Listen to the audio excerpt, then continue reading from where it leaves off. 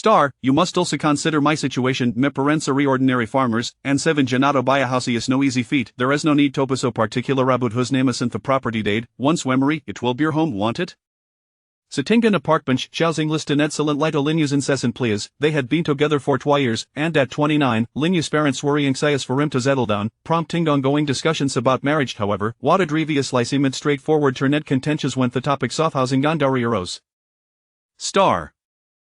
Xiaoxing lifted her head, interrupting him. Lin Yu, I contributed 200,000 for the house. Why should you your father's name be on the deed? Even Putin your name would be more acceptable. Are we already planning for a divorce before we're even married? Lin Yu was momentarily taken aback, hastily responding, how can you think that way? What does it matter whose name is in the deed? As long as we'll live well together, that's all that counts. Whether drain their life savings for the shows they just want some security. Why must you quibble with the elderly? Xiaoxing found this reasoning somewhat amusing. She looked at Lin Yu and thought, "They may feel secure, but what about what do we Antoya? Your entire family has contributed 300,000, while live up in 200,000. You went to put their name in the deed, and well have a mortgage to pay off after marriage. What then? You keep comparing a stuffy mass if it's thesame. Besides, they have no means to pay the mortgage. Don't worry about that. I will handle it. You just need to focus on being a good wife and taking care of your parents."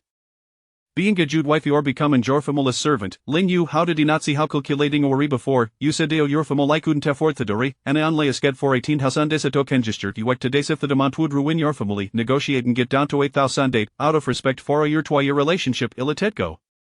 If each house did all my savings for the house as down payment, and now you want to our father's name on the deed, they expect to move in with us and want Meadow Kid my job to care for them? At this point, a bitter smiley crept onto Xiaoxing's lips. So, if sacrificed of everything just to offend Mijal Fat Ultima caretaker? She realized how blind she had been, mistaking Lin Yu's kindness as for genuine reliability. Now she understood that, for him, time was the least valuable currency. He complete to study her preferences, attending to every detail, showering her with affection to and her average. Yet, when it came to matters of interest, his true nature was laid bare. Xiaoxing felt as if her heart were being pricked by countless needles, an overwhelming pain that left her breathless.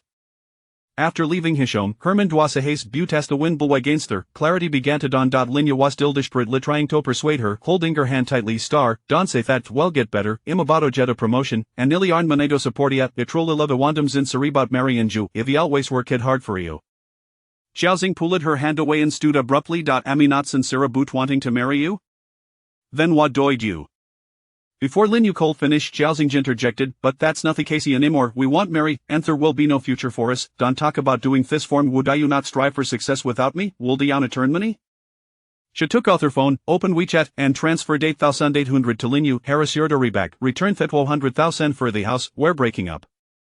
Lin Yu was taken aback, staring at Xiaoxing in disbelief. Ario serious, after tours together, you want to break up over the house? How have you become so materialistic? His words pierced Xiaoxing should like a knife. She swallowed her tears and replied, word by word, yes, I am materialistic. In Javinju a month to return me money, or we'll meet in court. Suppressing her emotions, Xiaoxing turned to leave, unwilling to spend another second with Lin Yu. However, Lin Yu kissed after her, grabbing her arm to prevent her from leaving. But we've already bought the house, or am I supposed to find the money? Please don't do this. This is your problem. I hand like we're already broken up. Xiaoxing shook him off again and walked off to park without looking back. Undeterred, Lin Yu pursued her, clinging to her. Xiaoxing gailed a taxi at the roadside, leaving him behind. As Lin Yu watched the taxi carry her away, Thormthania's face vanished, replaced by a fierce skull that contorted his features. Hatrola did not want to part with Xiaoxing, no toot of deep love, but because it was a bargain, other women demanded dowries and 300 soft house ends, yet she scared for none and was willing to invest their own money in purchasing a house for him. She was also beautiful, several years younger than him, and thrifty. Such a woman was hard to find these days. If Xiaoxing knew his current thoughts, she would be even more disillusioned, for everything his family had done was not to extinguish her hope. The 200,000 yuan she had contributed included half from her grandmother and the other half from her own frugal savings over the years. Little did she know that while she was wholeheartedly planning their future, Lin Yu was scamming against her. Xiaoxing closetteries, determined not to dwell in the chaotic thoughts were Lin in her mind. On her way home, she purchased some Afro-Witova's other neighbor, Grandpa Jean. Grandpa Kine was an elder limon living Golon, with his children abroad. When her grandmother was to live, Heathen visit at Thiromian brought treats for Xiaoxing, ho hekarishetierly. Now that their grandmother was gone, Heselden ventured out, and it was Xiaoxing whom a to point to visit them regularly. Upon arriving, she got out of the car with the fruit and headed straight for Grandpa Kin's apartment.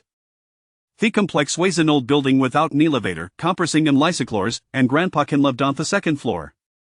Shek Nakaduntha Durand waited for over a minuta before Grandpa Kino Panita just a crack. Upon seeing Xiao Xing, his face immediate lilitup, and swung the door wide open. Star, you've come, the old man, leaning and Hiskane, gestured for her to enter. Come in, quickly. Xiao Xing smiled and nodded. A few days ago you mentioned Eliakin the bathroom pipe happened to have a meta me today, so I came to help you check it out. As he stepped inside and closed the door, she heard the sound of rushing water from the bathroom waste the leak that sever. But after a few seconds, the sound ceased. What caught Xiao Xing sat in Shinmoru's the woman in the living room, appearing to be in her 20s, with curly hair and meticulously applied makeup, dressed quite fashionably. Grandpa Chin de Ohaviagist, Xiao Xing felt some weight awkward to boot intruding further.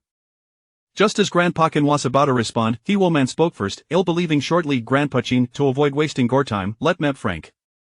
With a disdainful glance around the room, she continued, your grandson do Estevan have a house, ere we supposed to squeeze into this rundown place. See if we get married. If I were to marry him, it would have it before Broom apartment in Thesa Tysender, plus an additional 880,000 you an indori ifio can arrange that, we can discuss it further.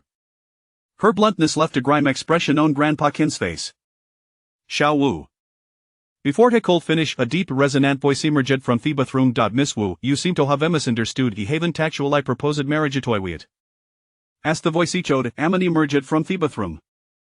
He was strikingly handsome, with well-defined features and a height of over 6 feet, dressed in a black shirt with the sleeves rolled up. His long fingers bore a tress of water.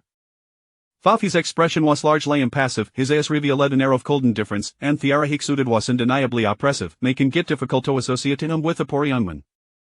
Themaman Xiao Xing ladies in him, she was taken aback by his stunning appearance. Thafsha felt a sense of familiarity.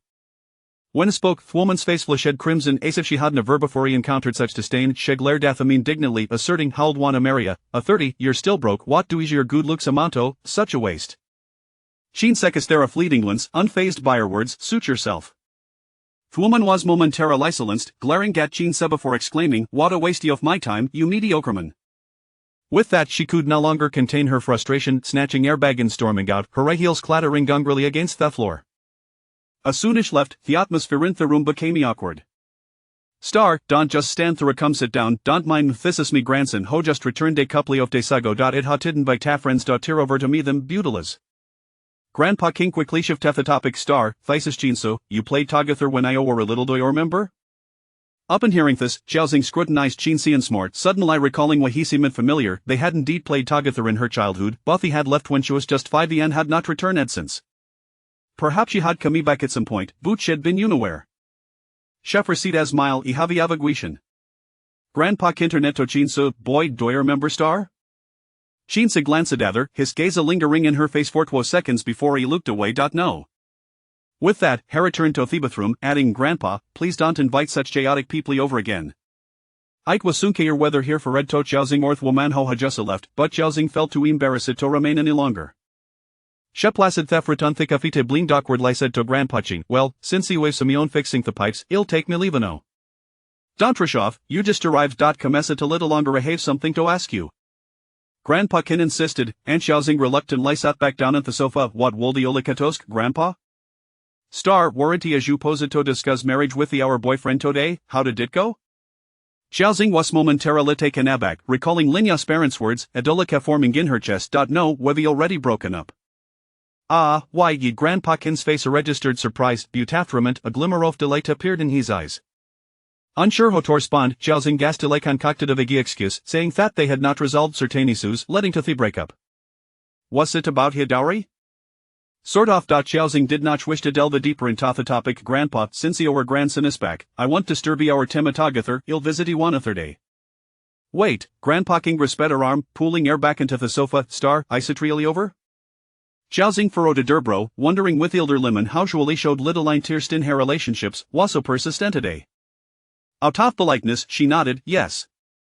Will he ever reconcile? Well, why are you asking this, Grandpa? She had already seen Linus through a colors and felt there was no possibility of reconciliation.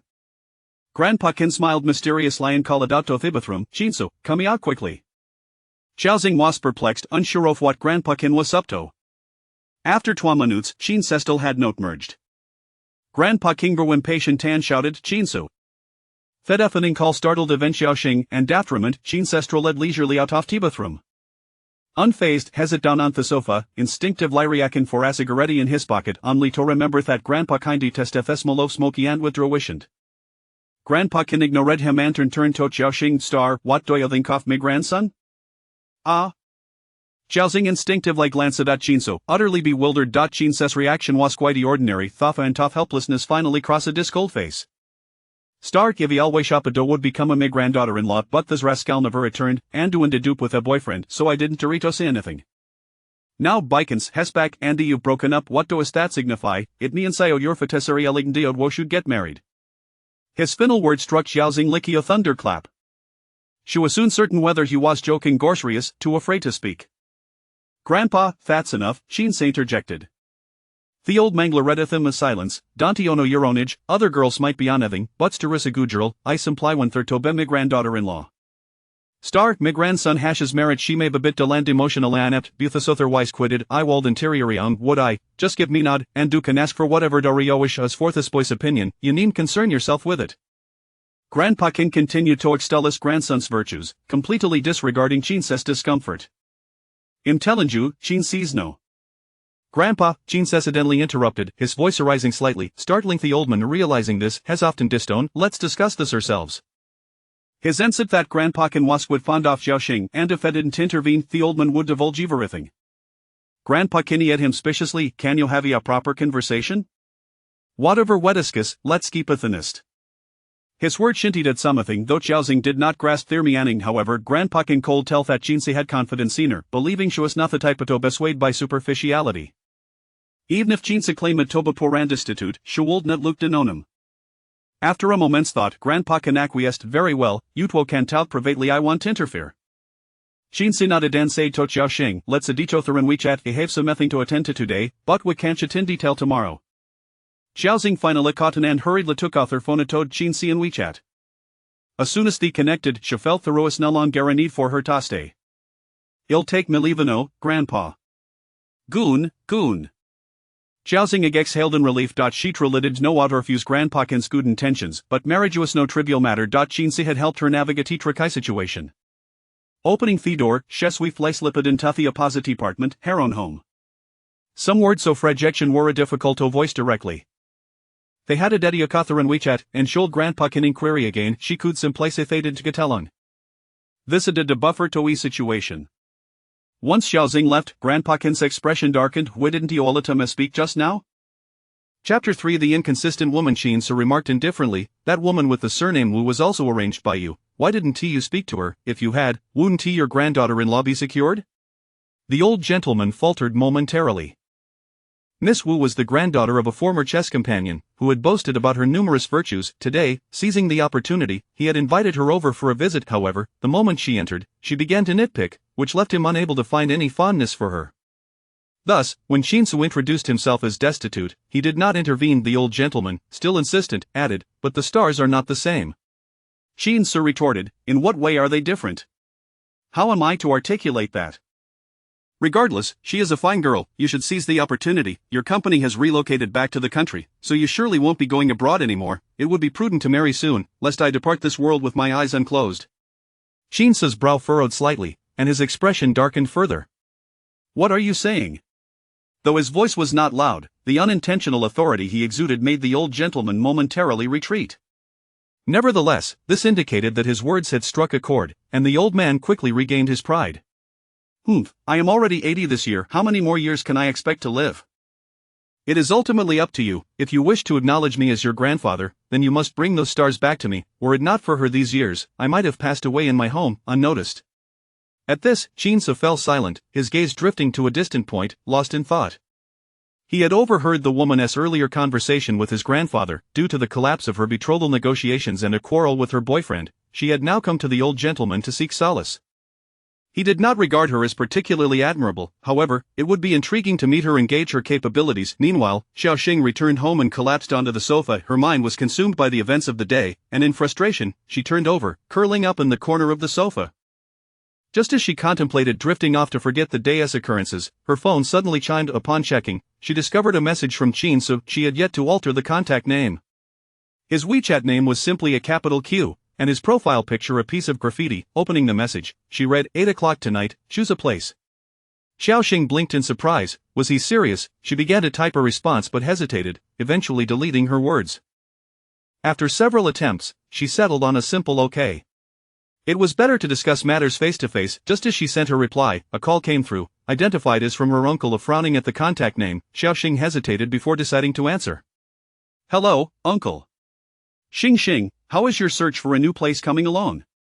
Your cousin is getting married next month, and while I wouldn't prevent you from living here, we need to sell this house to purchase a new one in the city center. So, Xiaoxing paused before responding. I understand.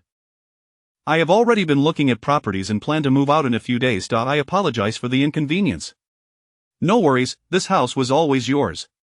After a brief silence, Xiaoxing inquired, by the way, uncle, how much do you expect to sell the house for? Ah, the old place isn't worth much. The most we could get is 500,000. 500,000. Not hearing that figure stirred something within Xiaoxing. She had lived here since childhood. After her parents divorced, no one wanted to care for her, and it was her grandmother who had raised her. This house held over 20 years of memories. Before her grandmother passed away, she had urged Xiaoxing not to let her uncle sell it, yet the house did not belong to her. She had no real say in the matter. Had she possessed the means, she could have purchased it herself. For some inexplicable reason, the old gentleman's words briefly flickered in her mind, but she quickly dismissed the thought. As the clock struck 8, Qin arrived punctually, knocking at the door. Xiaoxing preferred to remain indoors, so she had invited him to her home, as it was nearby. Upon hearing the knock, she hurried to open the door. Standing outside was Qin, and in close proximity, she noted how impressively tall he was. She had to look up to meet his gaze.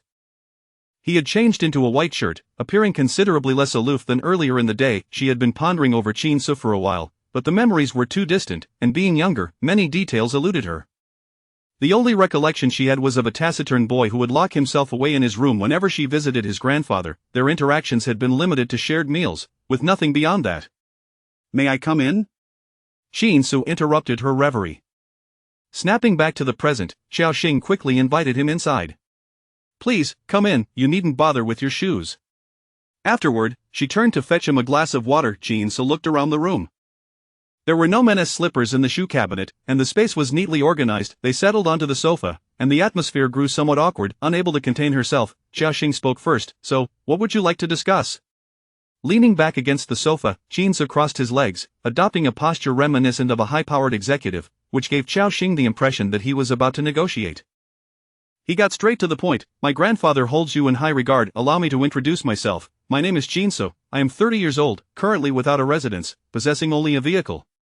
I plan to develop my career domestically, as I have yet to secure employment. My parents are divorced, and I have lived abroad with my mother for several years. She has remarried overseas and is unlikely to return to the country anytime soon.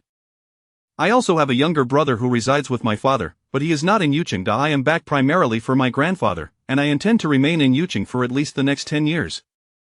Is there anything else you wish to know? After he finished speaking, Xiaoxing hesitated before replying. What are your thoughts on this matter? If it is solely for the sake of your grandfather, there is no need. Qin shook his head. It is not entirely that. Marriage is not a necessity for me. Marrying anyone would suffice. The primary concern is to bring joy to the elderly. My grandfather is correct. You need not consider my opinions, but rather your own. Xiaoxing felt somewhat conflicted.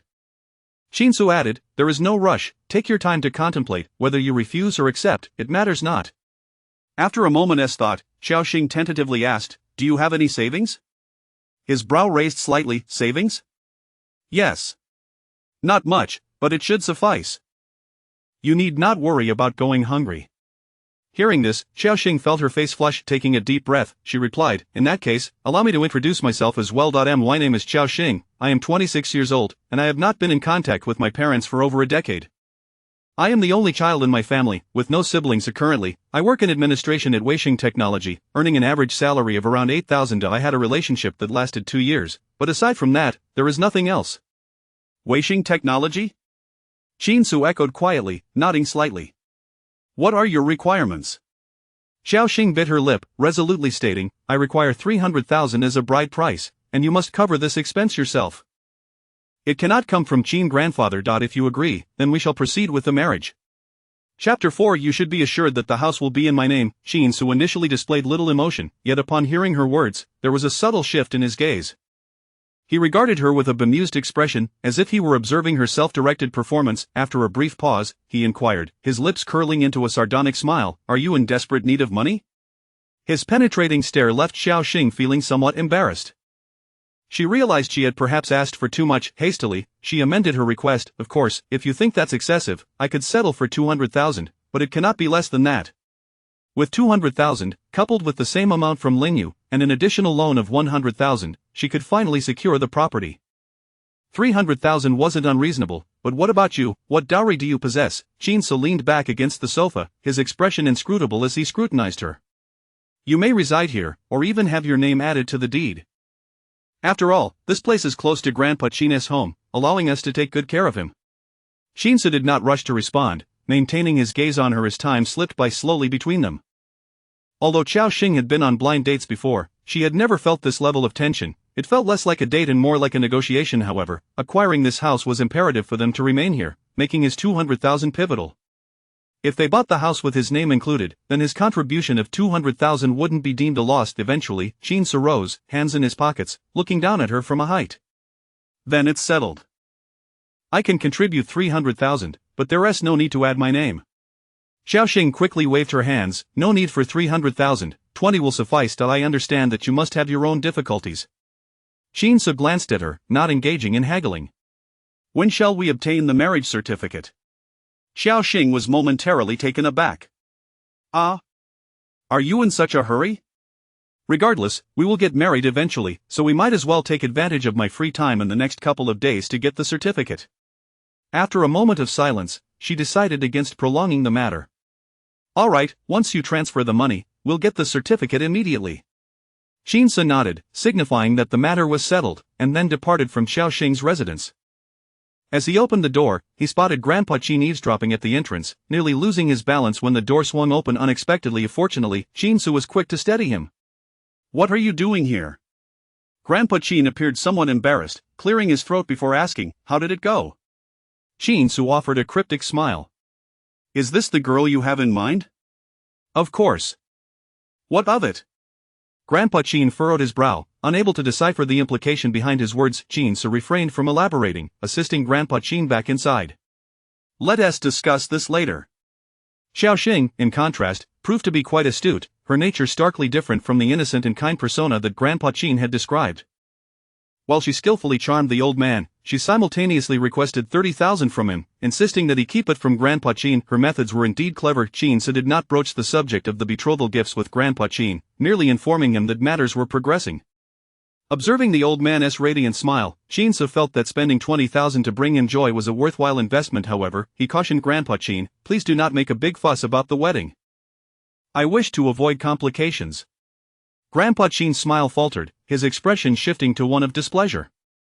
Why not? A wedding deserves a grand celebration, inviting relatives and friends to share in the joy. Once inside, Jinsu closed the door and settled Grandpa Chin onto the sofa, patiently explaining, the banquet can be held at any time. The essence of marriage lies in obtaining the certificate. Besides, I need some time to adjust to her, to understand her better. What if, in the future, we find ourselves incompatible and end up divorced? A grand celebration would make it difficult for her to remarry later, don't you think? You rascal! Grandpa Chin exclaimed, striking him lightly. You're already contemplating divorce before the wedding. Jinsu replied, anything is possible. Just because you like her doesn't mean everyone else will. I'm merely suggesting a hypothetical scenario, not an absolute. You're overthinking this. Listening to his reasoning, Grandpa Chin began to ponder. Very well, you may take the time to nurture your relationship. Once you're accustomed to her, we can arrange the banquet. After Jinsu departed, Xiao Xing downed the untouched glass of water in one go. Unsure if her decision was wise, she deemed Jinsu a decent person. Unlike Lingyu, who was all charm with little substance, he seemed grounded. If he could indeed provide 20,000, they could secure the house. Previously, she had never dared to entertain such thoughts, believing marriage was sacred and should not be intertwined with financial matters. Now, she realized how naive she had been. This was a society driven by monetary concerns, where even lovers calculated their worth. There was no such thing as pure love that night. Xiao Xing struggled to find sleep, tossing and turning until dawn approached. With a resigned sigh, she rose from her bed. It was Monday, and she had to go to work. After completing her morning routine, she noticed her phone buzzing on the table. It was a message from Jinsu, requesting her bank account number. Without hesitation, she sent it to him. As she boarded the bus, she received a text confirming the transfer. Staring at the stream of zeros, she finally grasped the enormity of her decision. Shinsa sent her a transfer receipt along with a succinct message, 2 to 30 p.m., bring your household registration book, see you at the Civil Affairs Bureau. Concise and direct, his words determined their future. Xiao Xing's fingers trembled slightly as she suppressed her complex emotions and replied, okay. After receiving the funds, she immediately called her uncle, but the call went unanswered, likely because he was at work. She had to let it go. Xiao Xing's job was relatively relaxed aside from the beginning and end of the month when things were busier. During her free time, she occasionally took on side projects online, writing short scripts and copy for others. On good months, she could earn 5 to 6,000. On slower months, about 1 to 2,000. This was how she had saved up her 100,000. The script she had taken on last week was now complete, and she sent it off after their morning meeting. As the workday drew to a close, she received a call from the front desk, informing her that Lin Yu had come to see her. Since he used to pick her up from work daily, he naturally knew where she worked. Xiao Xing was reluctant to see him but feared he might cause a scene at the office, so she decided to go. Upon reaching the front desk, she found Lin Yu waiting on a sofa in the lobby, holding a bouquet of roses. As soon as he spotted her, he rushed over. Xing, let us step outside to talk. Xiao Xing pulled him to the corridor outside the office, looking at him coldly and refusing to accept the roses. Let us just talk here. Lin Yu held the flowers awkwardly, glancing around. Noticing the corridor was relatively empty, he gently took her hand and whispered, are you still upset? Let us have a proper conversation. About what? I discussed it with my parents last night, and they agreed the house will be in my name. You should feel reassured now, right? Chapter 5 of The Indifferent Man. Xiao Xing cast a penetrating glance at him and inquired, what about my name? Lin Yu, somewhat embarrassed, replied in a gentle tone, oh, it's just a name. Does it really matter whose name is written? Yours is essentially mine. Let's not dwell on such trivialities, shall we? Xiao Xing shook him off, her voice icy as she retorted, Lin Yu, do you think this is merely a matter of the house? It is your attitude that is at fault. I am genuinely grateful to your parents for revealing your true nature to me. We are no longer possible, so return my money promptly and cease your entanglement with me. Xing, you should know when to stop. Is it truly necessary to bicker over whose name is inscribed? Does it amuse you? Have you ever considered a future together? Xiao Xing found her anger amusing. After 2 years, it seemed she was merely a character in his eyes. He had never once contemplated her perspective, only his own and that of his parents. This incident had completely shattered her illusions about love. She now felt that shedding a single tear for Lin Yu would be a disgrace for the 2 years she had invested. Yes, exactly as you think. So why do you persist in this entanglement? Do you not comprehend what breaking up signifies? Lin Yu was momentarily taken aback, realizing he had crossed a line. Softening his tone, he confessed, I was wrong, Xing. I was just too eager. I fear losing you. Please, let us not part ways. We can discuss the house issue further. There is nothing to discuss, Lin Yu. It is not that I am incapable of finding someone. In fact, I have already arranged to obtain a marriage certificate with someone else this afternoon. You would do well not to seek me out again, lest my husband misconstrue your intentions. Lin Yu was momentarily stunned, unable to believe Xiao Xing's words. How could she, such a traditionally minded person, casually marry another man? He remembered when they first met, competing to pay for their meal. In a moment of desperation, he had reached for her phone, accidentally grasping her hand instead. She had been so startled that she had let go of her phone, which fell to the ground, shattering its screen. It was precisely this incident that led Lin Yu to conclude she had never been in a relationship before, and thus he resolved to pursue her. As he had anticipated, she was indeed easy to court. All he needed to do was remember her preferences, treat her to her favorite foods, walk on her left side while crossing streets, pay attention to the little things, show her care, and provide her with a sense of security. Without even spending much money, he could win her heart. She was entirely oblivious to brand names. She could not tell the difference between the counterfeit gifts he had given her and genuine ones, often reciprocating with even more expensive presents. Apart from her excessive conservatism, she was the epitome of the perfect wife, economical and uncomplicated. Xing, please refrain from saying hurtful things. You know my parents sacrificed so much to raise me. I must consider their feelings. Don't put me in a difficult position. Let me negotiate with them again. You know how much I care for you. I genuinely wish to marry you. Xiao Xing had no desire to continue listening. I am not speaking out of anger. If you choose not to believe me, so be it. My stance remains unchanged. We have broken up, and I hope you will no longer pursue me. With that declaration, she entered the company. Lin Yu yearned to follow her inside and plead his case, but pride held him back, leaving him stranded at the reception desk. Moreover, considering that Xiao Xing's workplace housed many single women, the favorable image he had cultivated over the past 2 years could serve as a fallback should he be unable to win her back. The receptionist, noticing the roses in his hand that remained unpresented, teased, "What's the matter, had a quarrel?" Lin Yu managed a wry smile. "Yes, indeed, I am at a loss as to how to satisfy her." While his words sounded self-reproachful, they subtly pointed to Xiao Xing's unreasonable behavior. Unbeknownst to him, Xiao Xing had resolved not to look back. Now that she had accepted Qin's money, her focus should be on how to live well in the days to come. She searched online, discovering that the Civil Affairs Bureau was quite distant from her company, requiring an hour's bus ride, and she would also need to retrieve her household registration book.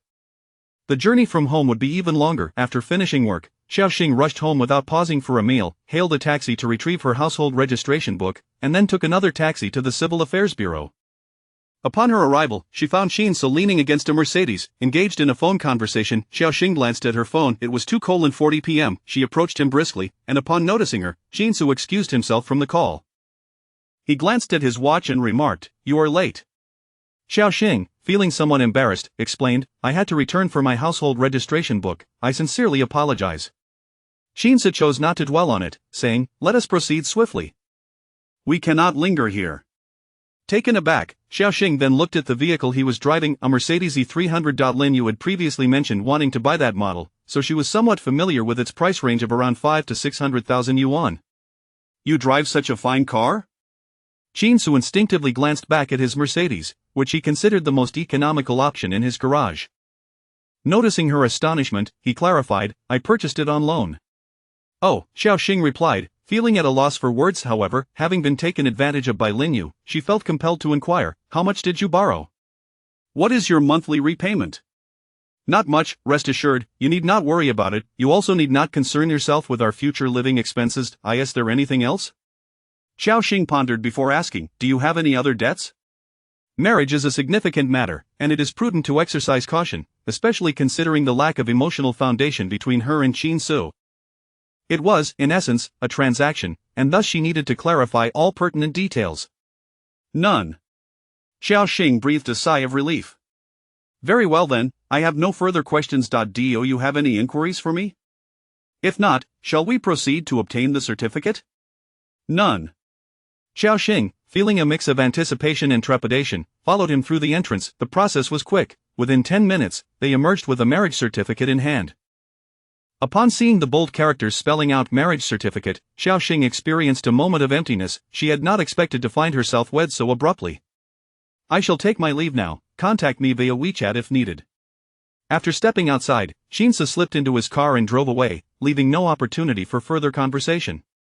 Xiao Xing touched her nose, glancing down at the marriage certificate in her hand. If it were not for those glaring golden characters, she would hardly have felt married at all. His demeanor was so cold that she harbored concerns about their future interactions. In the afternoon, Xiao Xing took a leave of absence, deciding not to return to the office. Instead, she visited a supermarket to purchase some daily necessities and ingredients. The house left by her grandmother consisted of 3 bedrooms, 2 of which had not been occupied for quite some time. In the past, when her grandmother was alive, her uncle's family would visit during the new year, but since her grandmother's passing, they had ceased to return. Xiao Xing replaced the bedding in all 3 rooms with new sets, contemplating how Qin would choose to sleep. The mere thought of sleeping arrangements that night made her feel the weight of the bedding in her hands.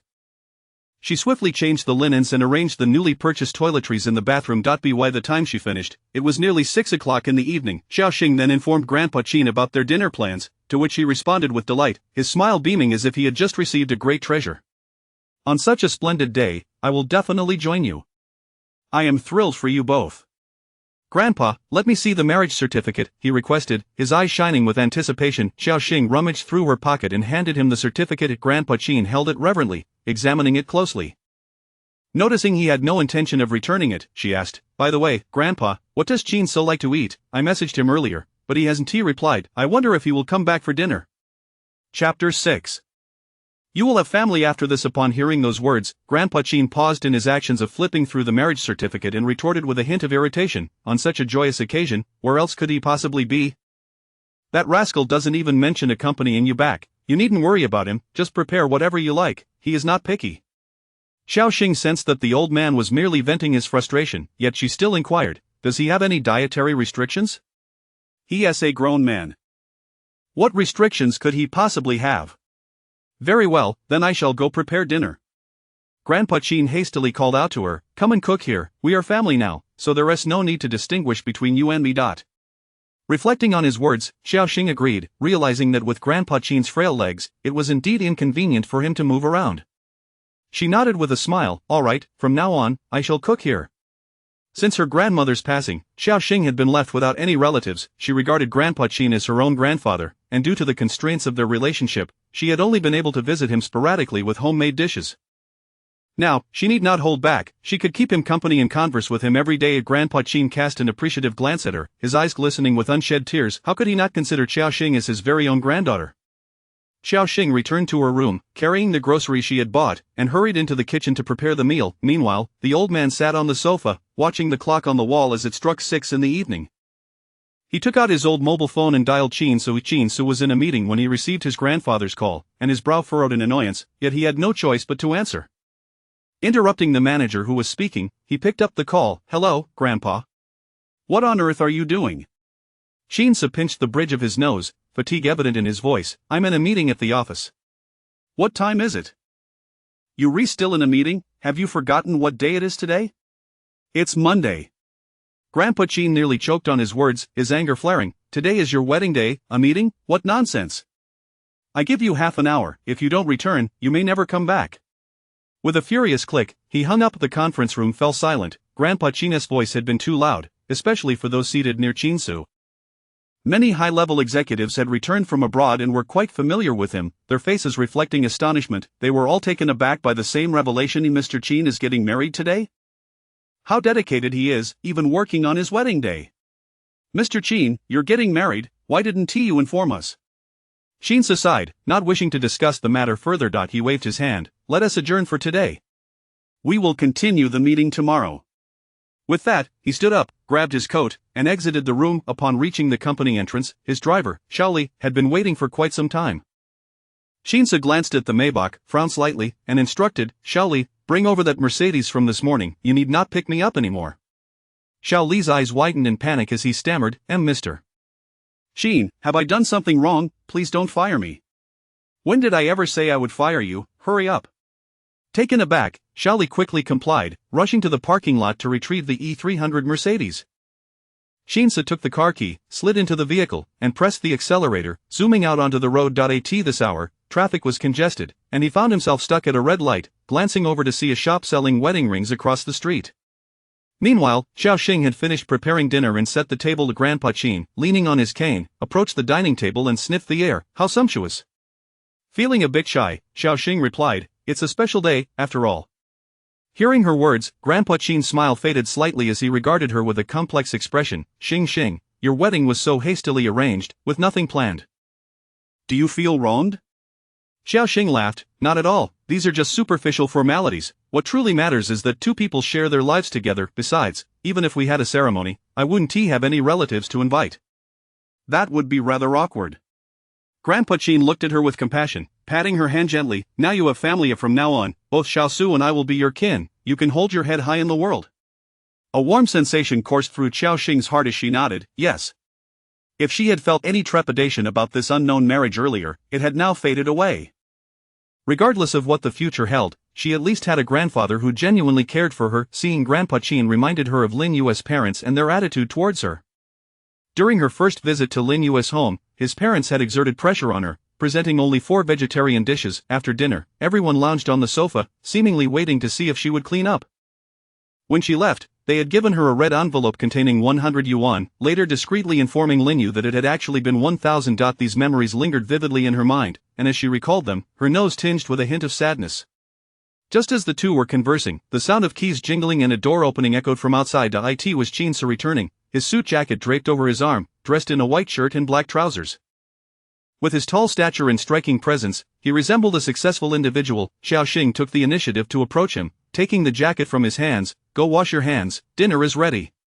As Qin Su observed her bustling figure, he found himself momentarily lost in thought, suddenly realizing that he was indeed married. After a brief pause, he changed his shoes and headed to the restroom. When he emerged, Xiaoxing had already dished out the food. The table was filled with homestyle dishes. Given the special occasion, Xiaoxing had even bought some seafood, including several large crabs. Yet, the atmosphere at the table felt somewhat awkward. Grandpa Qin cleared his throat and took the initiative to break the tension. Xiaosu, how's work coming along? Shinso lowered his head to eat, not lifting it as he replied, still searching. The food prepared by Xiao Xing was quite delectable. Having been busy all day, he had yet to take a single bite. Grandpa Chin's expression darkened slightly. Xiao Xing hurriedly interjected, "Grandpa, he just returned from abroad, finding a job won't be difficult. He probably just wants to compare a few companies before deciding where to work." Grandpa Chin opened his mouth, sighed, and decided not to pursue the matter further. After all, the wedding had taken place, and he was too weary to concern himself with it. Shinsu intended to assess Xiao Xing's character. He trusted her implicitly and had no fear of being tested. After finishing the meal, Xiao Xing cleared the dishes and took them to the kitchen. Outside, Grandpa Chin tapped the back of Chin's knee with his cane. "Aren't you going to help? Do you expect to be waited on like royalty?" The tap was rather forceful, causing Chinsu to stiffen momentarily. "Go on." Grandpa Chin glared at him. With no choice, Chinsu stood up and walked toward the kitchen. "I'll assist you." Xiao Xing was busy placing the clean dishes into the cupboard. "No need, I'll be done shortly." Feigning ignorance to her protest, Chinsu picked up a plate from the counter and moved to the other sink to wash it. Xiao Xing paused, intending to say something, when suddenly her phone rang. Wiping her hands on her apron, she took out her phone to find that it was Lin Yu calling. Instinctively, she glanced at Chinsu. Chapter 7. I am married. No joke. Chinsu remained engrossed in washing the dishes, his sleeves rolled up, revealing a portion of his arm as his slender fingers diligently scrubbed the plates.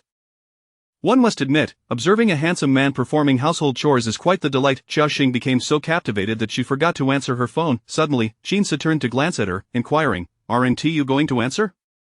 Startled, Xiao Xing hastily averted her gaze, ending the call with Lin Yu. Feeling somewhat guilty, it was just a telemarketing call. Little did she know, Lin Yu was undeterred and called back again.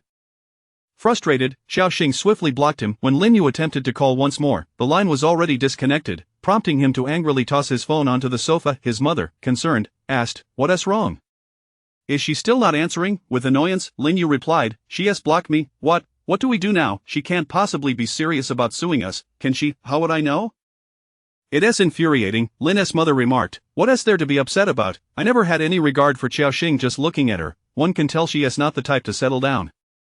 Just wait until you're truly married, who knows what kind of life you'll lead together. Besides, the money was her own, we didn't force her to give it. Honestly, it seems to me she is merely threatening you, wanting this apartment. Offering 20,000 for a house worth over $1 million, things don't work that way, son. Since she is ignoring your calls, just leave her be for a few days, she'll come crawling back." Lin Yu, with a sullen expression, hardly absorbed his mother's words. Xiao Xing, though appearing gentle, was quite stubborn. Once she made a decision, she would see it through to the end.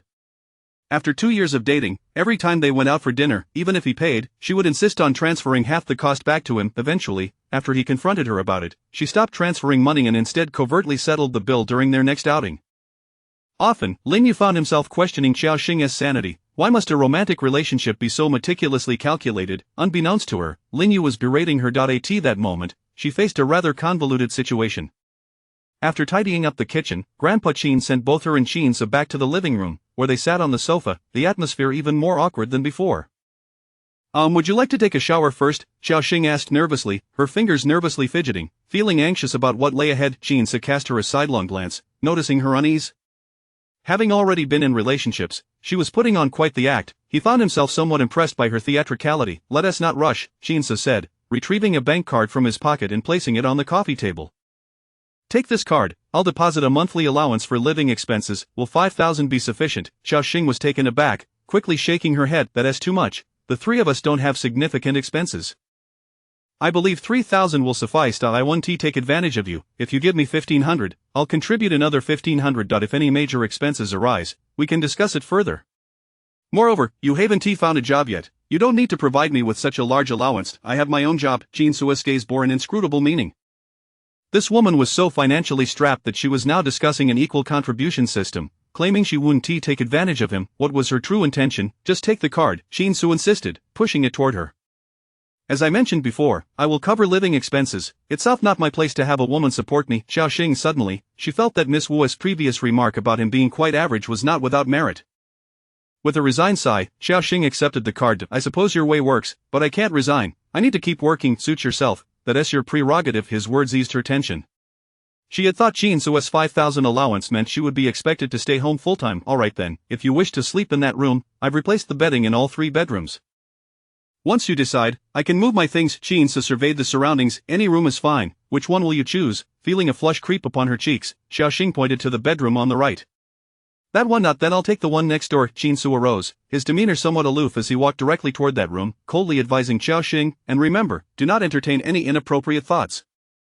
We are not yet at that stage with that. He slammed the door shut. Xiaoxing was momentarily stunned. It took her a while to comprehend the closing door. Infuriated, she exclaimed, who is entertaining inappropriate thoughts about you?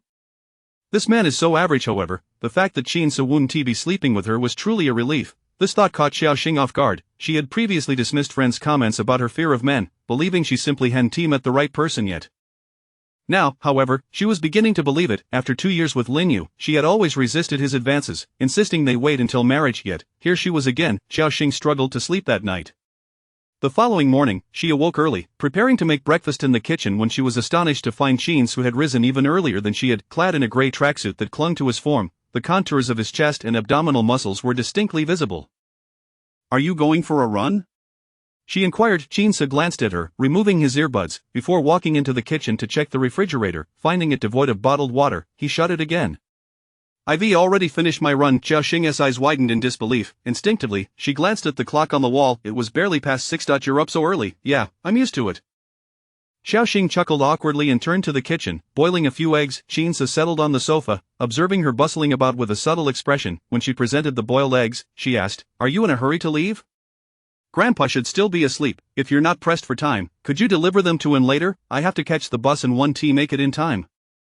Qinsu glanced at the sports watch on his wrist, nodding succinctly. Uncertain of what his response entailed, Xiaoxing took it as agreement. She grabbed her keys, removed her apron, and prepared to change her shoes for departure. To her surprise, Qinsu stood up and followed her out. Puzzled, Xiaoxing asked, "Are you going out too? I'm going to buy a case of water. Let us go." Xiaoxing grabbed her bag and accompanied him downstairs.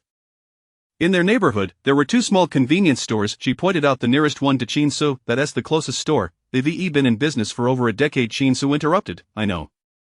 Xiaoxing paused, quickly realizing he had lived here before. Xing. A sudden voice called out, causing Xiaoxing to flinch, her heart sinking. Turning around, she was confronted by Lin Yu, who appeared seemingly out of nowhere. Xing, why did you block my calls and messages? Casting a sidelong glance at Qinsu, who exhibited little emotion, she replied to Lin Yu, "It's over between us. Please stop calling me. Are you still angry? I'm sorry. How about I take you out for hot pot at noon?" Lin Yu, I am married. I'm not joking. Only then did Lin Yu notice Qinsu standing beside her, his expression one of shock as he looked at Qinsu. Chapter 8, You will regret this eventually. Lin Yu was not particularly short, standing at a height of 178 centimeters, which, with shoes on, reached 180 centimeters. Yet, to his astonishment, he found himself outmatched in stature before this man. In terms of both looks and physique, he was completely dominated. Is this really him? Yes, it is indeed him. I have truly married, so please cease your pursuit. I cannot believe it. You must have hired an actor to deceive me. Lin Yu, upon observing the man's extraordinary demeanor, could not fathom how he could possibly be interested in Xiaoxing. Qinsu had no desire to witness their melodrama of unresolved feelings. He turned to head towards the convenience store, but Lin Yu abruptly called out to him, "Wait, do not leave just yet." Qinsu paused, casting a dismissive glance at Lin Yu, exuding an air of impatience as if to say, "Spit it out." Lin Yu scrutinized Qinsu from head to toe and inquired, "Are you truly married? What of it, whether true or false?" Qinsu retorted. His attitude infuriated Lin Yu, who pointed at him and exclaimed to Xiaoxing, "Is this the kind of man you choose? Can you not see that he does not care for you at all? And do you care for me?" Xiaoxing replied coolly, "Lin Yu, I do not wish to see you again. How many times must I repeat this?" Xing, I am merely concerned that you might be deceived. Do you truly know him? Are you aware of what kind of person he is? I can discern what kind of man my husband is. I do not require your interference. Upon hearing her refer to him as her husband, Qinsu momentarily froze, his ears tinged with a hint of redness, and he quickly diverted his gaze, relieved that Xiaoxing did not notice. Lin Yu, in a state of urgency, implored, Xing. Xiaoxing interrupted him, "Enough, I will be late for work. This conversation ends here." With that, she dismissed him and strode past Lin Yu without a second glance. Lin Yu stood there, dumbfounded. He had not anticipated such coldness from Xiaoxing, utterly disregarding their 2 years of relationship. His fingers clenched tightly in frustration. His gaze shifted suddenly to Qinsu, and he thought, "Brother, do you understand what kind of person Xiaoxing is?" "Oh, what kind of person?" Qinsu, who had intended to leave, redirected his attention to Lin Yu's face. Lin Yu, indignant, replied, "We were together for 2 years, and just a few days ago, we were discussing marriage." However, we had a falling out over whose name would be on the property deed. My parents worked hard to buy me a house, and she actually demanded that only her name be on it. As if that were not enough, she also insisted on a dowry of 280,000, which we simply cannot afford. She then threatened to break up with me. Such a woman, and you dare to marry her? How much dowry did you give her? Shinsa's expression shifted subtly, as his gaze lingered on Lin Yu's face. After a moment, Shinsa finally spoke. I do not know what kind of person she is, but the fact that you speak ill of her behind her back suggests that you are not particularly virtuous yourself. With that, Shinsa turned and walked away, leaving Lin Yu in a state of confusion. Fuming, Lin Yu shouted at Shinsa's retreating figure, "You will regret marrying her." Shinsa paid him no mind, offering Lin Yu only a cold shoulder as he departed. Lin Yu gritted his teeth in anger, utterly bewildered as to what Xiaoxing saw in this man, who was clearly just a pretty face devoid of substance. Were it not for that 200,000, Lin Yu would never have been so subservient in seeking out Xiaoxing. He feared that she might truly take legal action against him. Since Xiaoxing's workplace was quite distant, she had to leave an hour early to catch the bus. Upon arriving at the company, she sensed an unusual atmosphere. Aside from the cleaning staff, all other employees were busy tidying the office. Even the ceilings and light fixtures were not spared. "What are you all doing?" Xiaoxing asked, stopping one of her colleagues. The colleague glanced back at her and replied, "Did you not see the group message?" "Oh." She recalled that she had taken leave the previous afternoon and had not checked her phone that evening. Xiaoxing hurriedly retrieved her phone and opened the workgroup chat, where indeed the supervisor had sent a message stating that a very important client would be visiting today, requesting all employees to come in for a thorough cleaning, particularly to tidy their own workstations. What kind of prestigious client could this be? Xiaoxing mused, but she did not waste time, quickly organizing her workspace. "I'm not quite sure. I just heard it's some foreign company. Their president just returned from abroad and plans to expand their domestic operations significantly. I believe they are looking to collaborate with us." Xiaoxing's company specialized in software and various hardware devices, and while it was not small by any means, ranking among the top enterprises in the industry, the diligence of her colleagues suggested that the foreign company was indeed of considerable repute. Another colleague approached and added, "I heard a rumor that they previously attempted to acquire our company, but the acquisition did not go through at this time. They are likely here to discuss equity investment." The speaker, Zhang Shui, was also from the administrative department, and since their administrative and human resources teams shared the same office space, there were 7 people in total, including Xiaoxing. Zhang Shui was well acquainted with the HR manager, so she must have heard it from them. Another colleague chimed in, "What does that have to do with us? Will acquisitions or investments affect my 3,000 salary?" Zhang Shui replied, "Don't dismiss it. It actually could. If the company gets acquired, we might face layoffs. However, if they invest, we could possibly see a salary increase." Upon hearing the mention of a raise, Xiaoxing felt a flicker of hope. If there were indeed a salary increase, it would ease her burden of repaying the loan for her uncle's house. Yet, as she pondered the uncertainty surrounding the house, Xiaoxing sighed with worry. She feared her uncle might refuse her request, yet she also dreaded the possibility of him agreeing, as Qinsa would surely suspect her of entering a marriage of convenience. Thus, her only option was to earn more and minimize her debts. Xiaoxing wiped her desk half-heartedly. There was not much to tidy, as everyone maintained their spaces daily. After finishing, she headed to the restroom, and while washing her hands, her uncle's call came through. She quickly answered, "Hello, uncle." "Xing, I missed your call yesterday. I was busy. Is there something you need to discuss?" Xiaoxing replied, "Yes, I wanted to talk to you about the house." Her uncle, Wang Yu, paused for a moment before responding, Xing, I have already made arrangements with someone else regarding the house. Once we return, we will proceed with the transfer of ownership. There is truly nothing I can do." "No, uncle, what I meant to say is, could you sell the house to me?" "What? Sell it to you? Where would you get the money? Please do not engage in any illegal activities. That is none of your concern. Regardless, whether you sell it to me or someone else, I will pay you." Uncle Wang Yu sighed deeply and earnestly advised, Xing, you are a young woman who will eventually marry. Why buy a house? Isn't that a waste of money? It would be far better to save that money for your future. Once you are married, having your own finances will allow you to live more comfortably without relying on others. Chapter 9. The company's client is a handsome man. "Uncle, I have grown up in this house, and you have lived here for decades. How can you bear to sell it?" Wang Yu said with a bitter smile. "Even if I can't bear to part with it, there's no choice. Your cousin is getting married. Do you have any idea how much it costs to get married these days? Just the bride price alone demands 280,000, not to mention a house in the city center." A moderately decent 3-bedroom apartment costs $2 to $3 million. Look at your cousin, he's already 30-2. It's a rare occasion for him to find someone suitable, especially since she is a university graduate.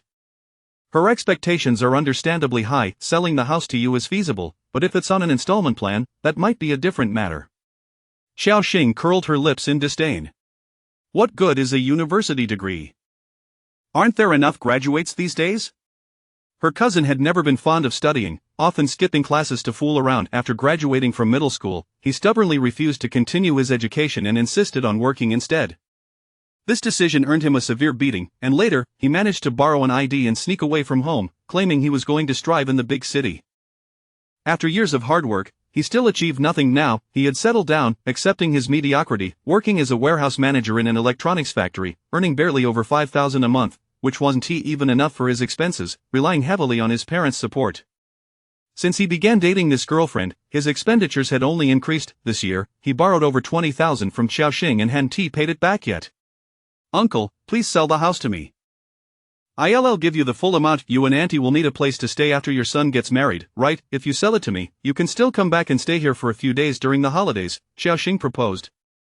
Yu felt a twinge of temptation at her words. He sighed and replied, you really have potential, Xing. If your cousin were even half as sensible as you, your aunt and I wouldn't have to worry so much.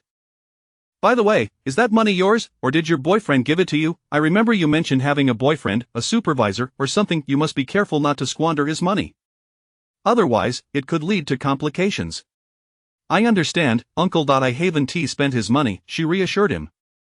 Alright, I'll discuss this with Auntie. If she has no objections, we can talk face to face when we return next month. Relieved by her uncle's response, Xiao Xing smiled and said, thank you, Uncle. After ending the call, she turned on the faucet to wash her face, her mind preoccupied with financial matters. It seemed she would have to visit the bank again in the afternoon to handle the loan process. Loan approvals take time, and disbursement is not instantaneous, especially since she had no fixed assets to use as collateral. There was no guarantee she would even qualify. With that thought, she retrieved Lin Yu's WeChat from her blacklist and sent him a message, please return the money to me as soon as possible, or I will be forced to take legal action. Once the message was sent, she promptly blacklisted him again.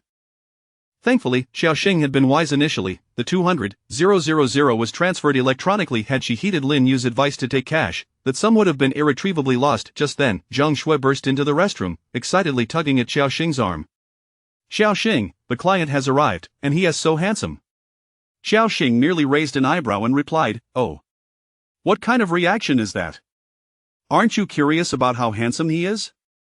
Not particularly, Xiao Xing shook her head. As a married woman, what was there for her to be curious about? Besides, her husband was already exceptionally good-looking. Could this client possibly be more attractive than Qin Su? Zhang Shui pouted, her excitement dissipating. How boring, I should have gone to greet him. I expected some old, portly gentleman, but he turned out to be a young man. I wonder if he has a girlfriend or is married. It would be great to add him on WeChat. Hearing her ramble, Xiao Xing couldn't help but burst her bubble. Wake up! A handsome and wealthy man like that certainly won't lack for female attention. By the time he notices you, you'll be old and gray.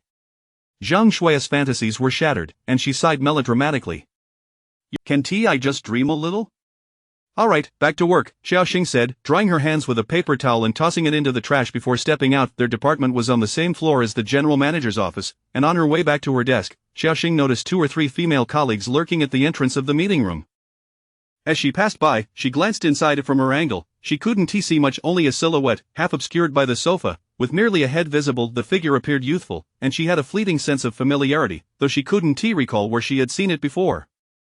Several people were seated inside, making it impossible to discern who the actual client was. Zhang Shui pointed excitedly at the one in the middle. Did you see? He is taller than the other 2 even while seated? Xiao Xing shot her a look of disbelief. You all are incredibly tedious. What can you possibly see from here? Before Zhang Shui could respond, a voice suddenly called from behind, are you all quite idle? The group instinctively turned to find their supervisor standing behind them, their faces draining of color. We were just passing by, Zhang Shui quickly pulled Xiao Xing away. Back in the office, Xiao Xing, unlike her infatuated colleagues, calmly opened her computer. Meanwhile, in the meeting room, Qin Su addressed the board. Mr. Qin, we've held several board meetings in the past few days. We are honored by your interest, however, the allocation of shares still seems to require further negotiation. Chin Su, seated on the sofa, gazed expressionlessly at the chairman across from him. I chose you because you happen to be based in Yuching, and your company's ecological chain is relatively mature. You have already reviewed the contract, and my conditions and intentions are clearly stated. As for the equity distribution, you can negotiate amongst yourselves, but my bottom line is 60%. I see no room for discussion on this matter. If you cannot come to a decision, my legal department is fully equipped to assist. His words sent cold sweat trickling down the chairman and general manager's backs. The man's appetite was insatiable. His message was crystal clear. If negotiations failed, he would resort to forceful means to acquire the company. The chairman cleared his throat, forcing a laugh. Mr. Chin, everything is negotiable. You young people are just a bit impatient. My intention is to collaborate with you, so how about this? Let us each take a step back. I'll find a way to negotiate the equity distribution, and in return, could you consider increasing your investment by 10%? This way, I can provide an explanation to the board. Chin Su raised an eyebrow slightly. Mr. Liao, you should understand that my investment is not motivated by interest in your company's stock, but rather in your products. Our collaboration will integrate your offerings with my company's operations, resulting in profits for you that far exceed my investment. With that, he brushed off non-existent dust from his shoulder, rising to his feet. However, it appears that such negotiations are no longer necessary. Chapter 10. My boyfriend is quite clingy. As Chin Su rose to take his leave, Mr. Liao hurriedly stepped forward to obstruct his path. Ah, Mr. Chin, what are you doing? We are merely discussing matters here. If you are reluctant, we can certainly deliberate further. After all, what you desire is absolute control, not merely a transaction akin to purchasing cabbages, correct? How can we finalize such an important matter so hastily? I prefer collaborating with sincere individuals. SC has already invested far beyond the stock's value. If I cannot secure absolute control, then in subsequent business expansions, SC will essentially be serving your interests. Given this, why should I engage in a commercial contract instead of simply investing in shares? The smile on Mr. Liao's face faltered slightly. Indeed, he had initially perceived Chin Su's intention to assimilate their company into SC's industrial chain, which would be entirely beneficial for him. However, who would ever turn away from more money? The future business prospects were uncertain and intangible. Only what is firmly in hand can be deemed real. Thus, he sought to persuade Chin Su to increase his investment further. He had underestimated Chin Su, thinking him young and naive, when in fact it was he who had been short-sighted. Mr. Liao gritted his teeth and, realizing Chin Su's earnestness, decided to drop the pretense. I can see that you genuinely wish to cooperate, Mr. Chin. Rest assured, I will handle the share allocation personally and provide you with a satisfactory response. Liao paused for a moment, reflecting. 3 days. I will give you an answer within 3 days. Very well. Mr. Chin, it's nearly noon. Shall we have lunch together? No, I have other matters to attend to. Perhaps next time, Chin Su replied, and with that, he exited the conference room, Mr. Liao diligently following at his side, attempting to forge a closer rapport. Mr. Chin, you must have lived in Yuching before, right? Our city boasts several unique attractions. You must take the opportunity to experience them. As Chin Su walked a few paces, he suddenly spotted a hurried figure emerging from an office not far away. A flicker of emotion crossed his previously impassive face. The person was none other than Xiao Xing, who was clutching documents and intently focused on them.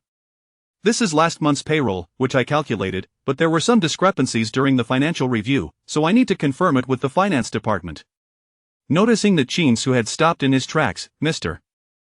Liao instinctively looked up, following his gaze. Dressed in professional attire consisting of a white blouse paired with a tailored suit and a knee-length pencil skirt, complemented by nude stockings that accentuated her long, slender legs, Xiao Xing was indeed a sight to behold. Mr. Liao wore an understanding smile. Her name is Xiao Xing, from the administrative department. She primarily handles documentation and logistics. Such a pity, though, she already has a boyfriend. As he spoke, Xiao Xing's silhouette vanished around a corner. One might think that a CEO of Mr. Liao's stature would hardly remember such a junior employee, yet in the administrative and HR departments, where beauty and charm abound, Xiao Xing stood out among her peers, and Mr. Liao had encountered her a few times, thus committing her image to memory. Chin Su said nothing, merely nodding as he proceeded towards the elevator. Just as Xiao Xing delivered her materials to the finance department and noticed 3 minutes left until closing, the finance team instructed her to return in the afternoon. All right then, I shall come back this afternoon.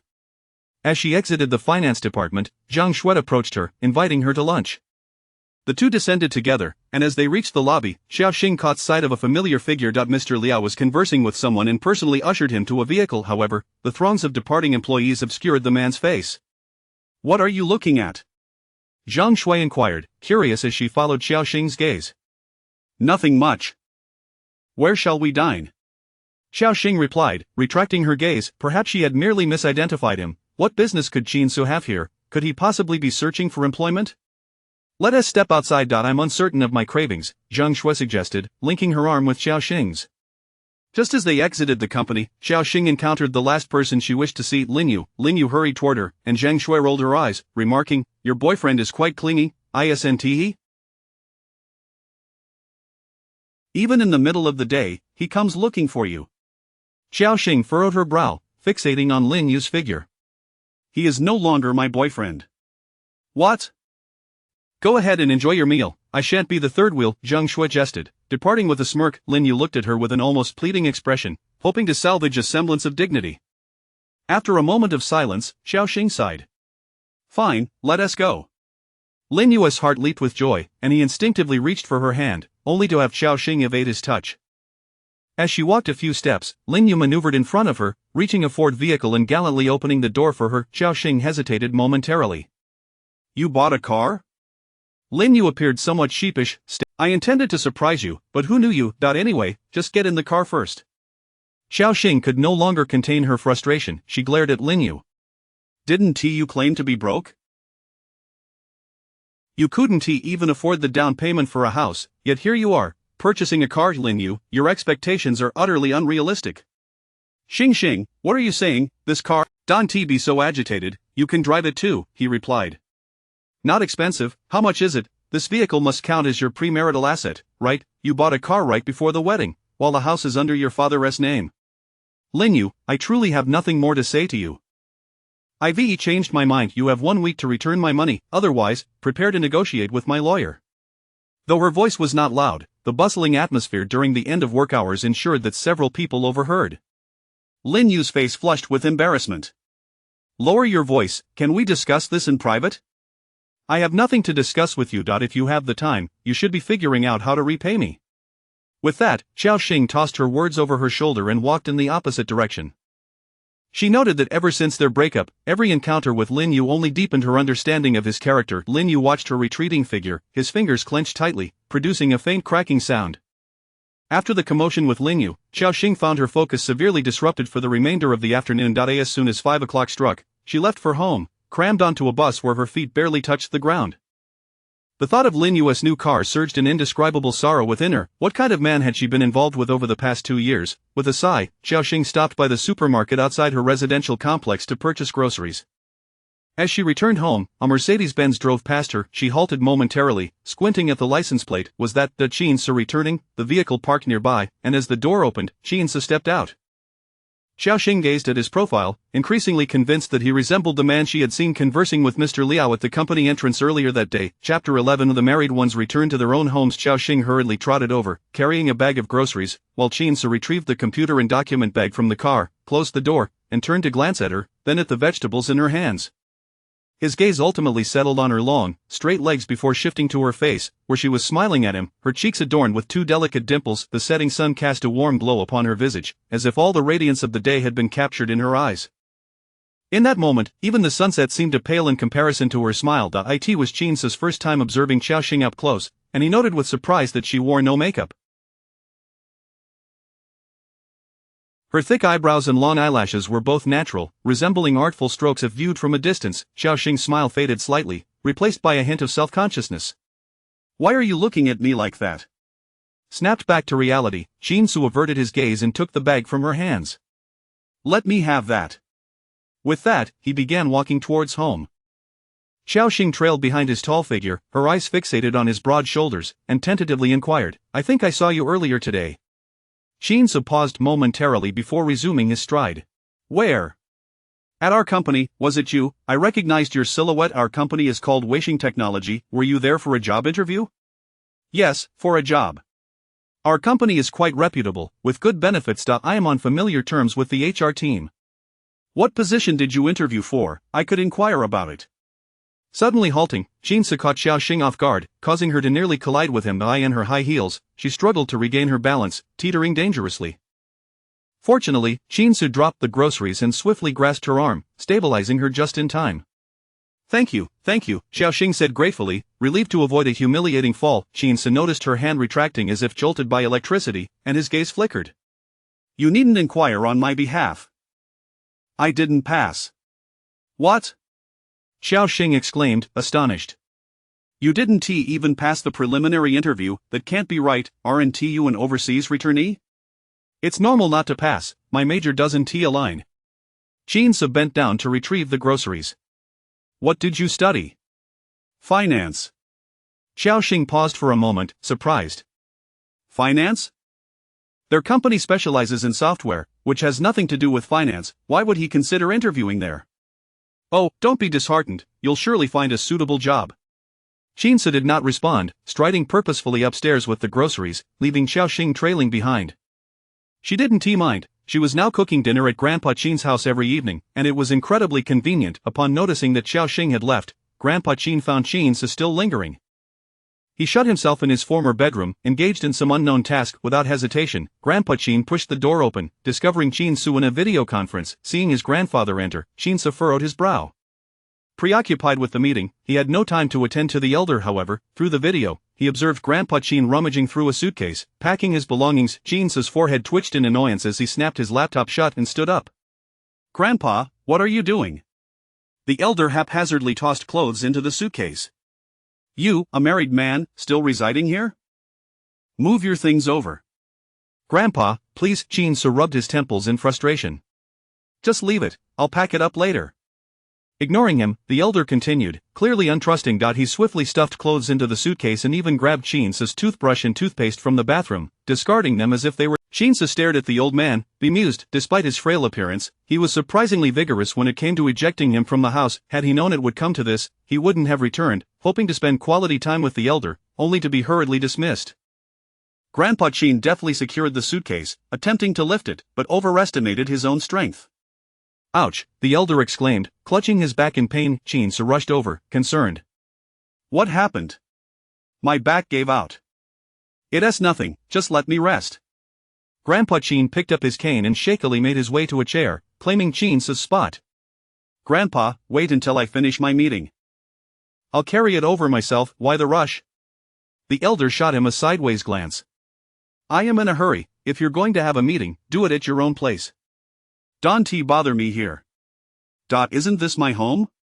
The communication had devolved completely. Qin Si was perplexed by what sort of enchantment Xiao Xing had cast upon the old man.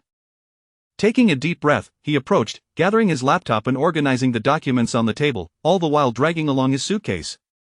I'm going now. Now that's more like it, the elder replied, satisfied. As Qin Si stepped out the door, Grandpa Qin promptly shut it behind him without a trace of reluctance. Meanwhile, Xiao Xing was in the restroom freshening up when she heard a knock at the door. She hurriedly opened it, only to find Qin Si standing there with a serious expression, carrying a computer and a pile of items, with a suitcase in tow. What's this? Qin Si entered the room with a stoic demeanor, placing the suitcase in the corner before retreating to the bedroom with his computer. Xiao Xing looked on in confusion. What had provoked him this time? His expression was so sour. Not bothering to dwell on it, Xiao Xing finished washing up and returned to her room. She lay on her bed, chatting online with a loan officer about her inquiries regarding a mortgage. Without fixed assets, it's difficult to get approval, the manager explained, suggesting she could try but that the chances were slim. With the next month fast approaching, if she couldn't gather the necessary funds, she would have no choice but to sell the house. Frustrated, Xiao Xing tossed her phone aside and pulled the blanket over her head, unable to sleep through the restless night. The following morning, Qin Si returned from his run just as she was waking up. He walked to the refrigerator for a bottle of water. Xiao Xing instinctively glanced at his chest. His athletic wear clung tightly, accentuating his muscular physique. As he swallowed, his Adam's apple bobbed, and Xiao Xing found herself involuntarily gulping. Suddenly, she felt parched as well. Qin Si turned to glance at her, prompting Xiao Xing to hastily lower her gaze and pour herself a glass of water, drinking it in a bid to hide her embarrassment. In her haste, she choked on the water, coughing uncontrollably. Qin Si watched her, an odd expression on his face. I'll go make breakfast, Xiao Xing stammered, her cheeks flushed as she dashed into the kitchen. After a while, she emerged with the prepared breakfast, and they sat facing each other. She noticed that Qin Si was still watching her. In her frantic attempt to drink earlier, water had spilled onto her shirt, leaving a large wet patch on her chest, revealing the outline and color of her undergarment beneath. Was this woman intentionally trying to seduce him? What are you staring at?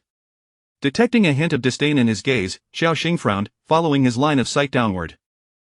Xiaoxing, Chapter 12 of the Depths of Human Shamelessness. Xiaoxing sprang to her feet, darting into the room to hastily change into a fresh shirt. The memory of Qin Sue's gaze haunted her. She buried her face in her hands, longing to find a hole to hide in. He must think she was trying to seduce him. After all, he had already suspected her of harboring ulterior motives the last time they had crossed paths, and now this. How could she possibly face anyone? Taking a deep breath, she glanced at the time and realized she was running late for work. Shaking her head, she resolved to forget this mortifying incident. With a furtive glance, she opened the door, only to find Qin so leisurely enjoying his breakfast. Oblivious to her presence, gritting her teeth, she feigned ignorance and walked past him. Change her shoes, step outside. Once she exited the community, Xiaoxing exhaled a long sigh of relief. Arriving at the office, she immediately sensed that something was amiss. Her colleagues regarded her with peculiar expressions. Since she often arrived just in time, she was unaware of the unfolding events. Approaching Zhang Shui's desk, she whispered, "Xiao Shui, has something happened?" Zhang Shui offered her a smile, but there was a noticeable distance in her demeanor, stirring an uneasy feeling within Xiaoxing. "Xiaoxing, your future mother-in-law visited just now." "What?" Xiaoxing's eyes widened in shock. Lin Yu's mother had come? What did she say? "Not much, but, Xiaoxing, I think Lin Yu is a decent guy. Why do you want to break up with him? If you both care for each other, why bother about material things?" Upon hearing Zhang Shui's words, Xiaoxing could piece together the rest. Lin Yu's mother had certainly spoken ill of her, or else her colleagues wouldn't be casting such looks her way. "Xiaoxing, could you come here for a moment?" The supervisor's voice cut through her thoughts as she rapped on Xiaoxing's desk, biting her lip. Xiaoxing followed Supervisor He into the office. Supervisor He, a woman in her 40s known for her irritable temperament, often became the subject of gossip regarding her supposed menopause. Noticing her stern expression, Xiaoxing mentally reviewed all her tasks for the week, hoping she hadn't overlooked anything. "What is it, Supervisor He?" she inquired without preamble. Supervisor He tossed a tablet onto her desk. A video played upon opening it. The voice of Lin Yu's mother filled the room. "It's a calamity. My son has fallen for such a woman. We're unable to provide the exorbitant betrothal gift she demands, and now she wants to break up. My husband and I have toiled our entire lives in the fields, and when she insisted on buying a house in the city, we sold our rural property without a second thought. She refused to live with us because she deemed our home unclean, yet she still demands a dowry of 200,000 yuan to be delivered within a month. Isn't this akin to asking for our very lives?" As Xiaoxing listened to the distorted truths, rage coursed through her veins. The woman, with her sun-weathered skin and deeply etched wrinkles, epitomized the struggles of a laboring farmer, evoking sympathy from anyone who beheld her. "My son adores her. He has humbly pleaded with her to marry him. He has been bedridden for days without food or drink, and I have laid aside my pride to beseech her. If she is at the company, call her out. I simply wish to ask her for an extension on the dowry." Submerged, elderly lady, she is not here right now. When she arrives, we'll inform her to leave as we need to work. Your presence is inappropriate. Xiaoxing had never fathomed that a person could sink to such depths of shamelessness. To evade repaying the 200,000 yuan, they were willing to sacrifice their dignity. Lin Yu had been humiliated, and now his mother sought to coerce her into submission through public opinion, forcing her to marry Lin Yu and thereby absolving themselves of the debt. Should she refuse, she would be branded as a gold digger, abandoning her boyfriend and tarnishing her reputation throughout the company. It was truly malicious. Suppressing her tumultuous emotions, Xiaoxing set the tablet down and declared to Supervisor He, "This is slander. The situation is not as she portrays it. I do not care how the matter unfolds. Xiaoxing, I remind you that personal issues should be resolved privately, not brought into the workplace. What would clients think if they witnessed this?" Supervisor He's icy gaze bore into her. "I do not wish to see this happen again. You must handle it yourself. If you cannot manage it, do not return to work until you have." The underlying threat was clear. A failure to resolve the issue meant her job was at stake, though Supervisor He delivered it with a veneer of politeness. Clenching her fists tightly, Xiaoxing replied, "Yes, I understand. Now, be on your way." As Xiaoxing turned to leave, Supervisor He called out, "Wait, what is it?" "Supervisor He, your arrival has flustered me so much that I almost forgot the real matter. Liao, the general manager, just emailed me, stating there is a client reception tonight. You and Xiao Shui are to handle it. The address will be sent to your email shortly. Please arrive early to make arrangements." Nodding, Xiaoxing responded, "All right." Once back at her desk, she discussed the arrangements with Zhang Shui. Zhang Shui would confirm details with the client, while Xiaoxing would book the hotel. She headed to the hotel that afternoon, reserving a private dining room and selecting the menu based on the information Zhang Shui provided. According to Zhang Shui, the client was the same one who had visited the day before, indicating that this was not a routine meeting but rather one to negotiate a contract. Xiaoxing dared not be negligent. After double-checking the menu items to ensure everything was in order, she sent Zhang Shui the address. By 6 in the evening, Zhang Shui arrived, visibly excited. She clung to Xiao Xing's arm as they stood outside the hotel. Xiao Xing, Liao has chosen us to host such a significant client. Doesn't this mean he thinks we are the most attractive in the company? Why can't it mean we are the most capable instead? Shouldn't he have chosen supervisor? Zhang Shui retorted, her pride evidently wounded. For reasons unknown, she preferred compliments about her beauty over acknowledgments of her professional competence. Xiao Xing found no counter-argument and allowed her to bask in her own allure. In truth, Liao had specifically arranged for the two of them due to the way Qin had looked at Xiao Xing the other day. When it came to business, one must cater to preferences. Zhang Shui was merely an added bonus, as Liao feared that inviting only Xiao Xing might raise eyebrows among others. Xiao Xing's legs felt weak as they waited at the entrance. Zhang Shui eagerly rushed to open the door for him. Mr. Liao, you finally arrived. As Liao stepped out, several other high-ranking company officials followed suit, but Zhang Shui scanned the area and did not see the much-anticipated client. Mr. Liao, has the client not arrived yet? Liao buttoned his suit jacket and glanced back. Should be here soon. No sooner had he spoken than a Bentley glided to a stop in front of the hotel. Zhang Shui leaned toward Xiao Xing and whispered, "They're here. This client is incredibly handsome. I assure you I'm not exaggerating." Curiosity piqued, Xiao Xing wondered just how striking this client could be to elicit such excitement from Zhang Shui, who held herself in high regard. Soon, the car doors opened, and two figures emerged. Chapter 13. Every account must be settled. A man in his 30s, adorned with gold-rimmed glasses and dressed in a tailored suit, exuded an air of maturity and composure, and he was indeed quite handsome. Another individual, somewhat older, perhaps in his 40s, sported a beer belly and was slightly balding. The excitement on Zhang Shui's face immediately diminished by half. How could this be? President Liao appeared somewhat taken aback, seemingly not anticipating that it would not be Qin who had arrived. The bespectacled gentleman strode forward, extending his hand towards President Liao. "Hello, President Liao, I am Han Yan, the Vice President of SC. Chairman Qin has instructed me to engage in discussions with your esteemed company." President Liao "Aren't you happy that the client has arrived?" Zhang Shui pouted, "He's not even my boss." Xiao Xing was astounded. This vice president was already quite handsome and, being young and successful, held a prestigious position. It was astonishing that Zhang Shui still found him lacking. One could not deny that Zhang Shui's taste was indeed remarkable. Even Han Yan was someone Xiao Xing could hardly even dream of. She was all too aware of her own worth. Zhang Shui's initial enthusiasm had waned. She was distracted during the reception and seized the opportunity to slip away for a drink. Left with no choice, Xiao Xing found herself alone, serving drinks to the guests at the table. As she approached Han Yan, he cast her a meaningful glance. When Xiao Xing met his gaze, she felt an indescribable sensation. It did not seem to stem from any inappropriate intentions. Rather, it felt like he was appraising her, or perhaps, merely curious. Confounded by the nature of his gaze, Xiao Xing lost her focus and accidentally spilled wine, the liquid cascading down the edge of the table and onto Han Yan's trousers. President Liao's voice rang out sharply, "Xiao Xing, what are you doing?" Startled, Xiao Xing hurriedly set the bottle down. I'm so sorry. She reached for a tissue from the table, but Han Yan raised his hand to stop her. "I can handle it myself." At that moment, Xiao Xing wished to disappear. She could not believe she had acted so ungracefully in such a setting. President Liao, visibly displeased, remarked, "If you can't manage such a trivial matter, what use do we have for you in the company?" Han Yan casually wiped his trousers, then looked up and said, "It's all right, I was the one who startled your employee. I sincerely apologize."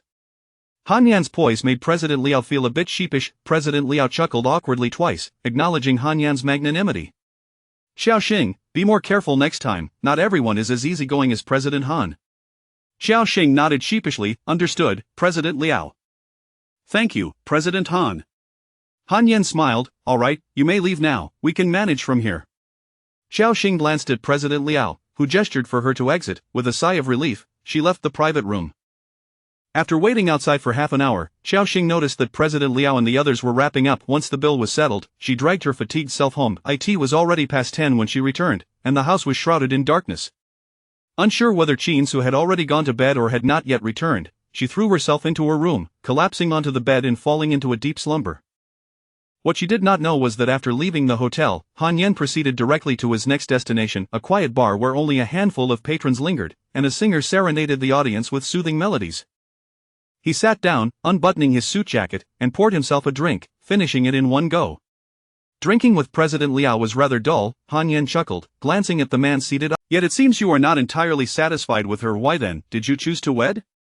Qin set down his drink, placing the glass back on the table. He glanced at his watch, indicating that it was time to depart. "You plan to leave just as I arrive?" Qin Su grabbed his coat, turning away without a backward glance, for the conversation had turned uninteresting. Han Yen was momentarily taken aback, then shook his head with a smile, realizing that Qin Su had likely discerned his next intentions and was hastily making his exit. The following day, when Xiaoxing arrived at the office, she noticed that her former colleagues no longer approached her for conversation. They distanced themselves as though she were a harbinger of calamity. This was likely a consequence of the previous day's events, but she was indifferent, for the majority of her co-workers were merely cordial facades without genuine friendships.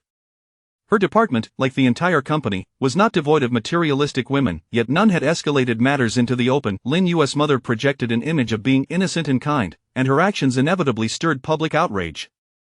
Many enjoyed standing atop their moral high ground, pointing fingers at others to illuminate their own virtue and greatness. The video went viral within the company's group chat, and many had seen it. Xiaoxing, possessing striking beauty, had garnered the affection of several male colleagues while simultaneously inciting jealousy among some women. Naturally, they seized this opportunity to strike within a mere day. The incident had spread throughout the company.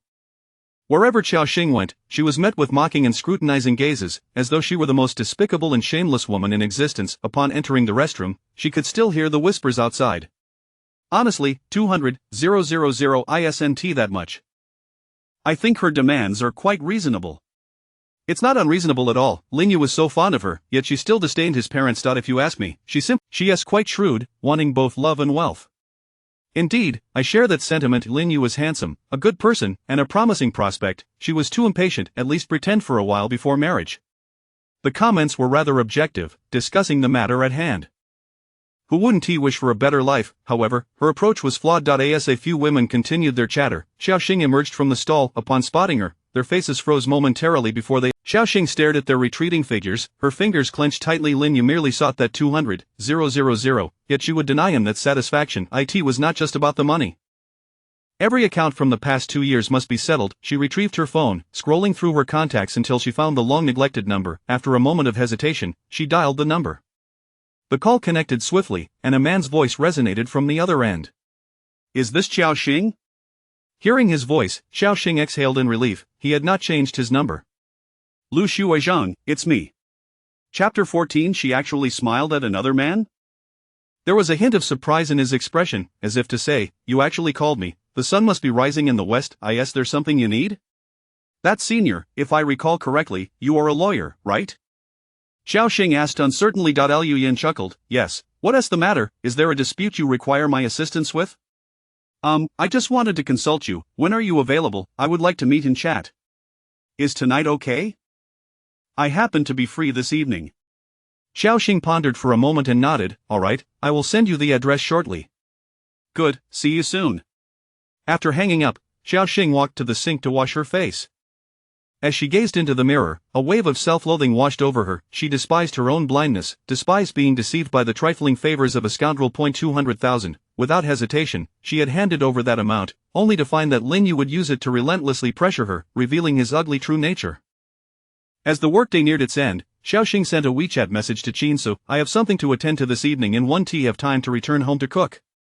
You and Grandpa Qin can manage on your own. The message, once sent, fell into a void. Qin Su did not reply. Xiaoxing paid it no mind as she gathered her belongings and left work. Just as Qin Su finished his tasks, he pulled out his phone and saw Xiaoxing's message. Something to do tonight? He glanced at it casually before donning his coat and stepping outside. She had sent the message at 5, and now it was already past 7. He would be driving home around 8 or 9, and she would likely be home by then, so there was no need to respond.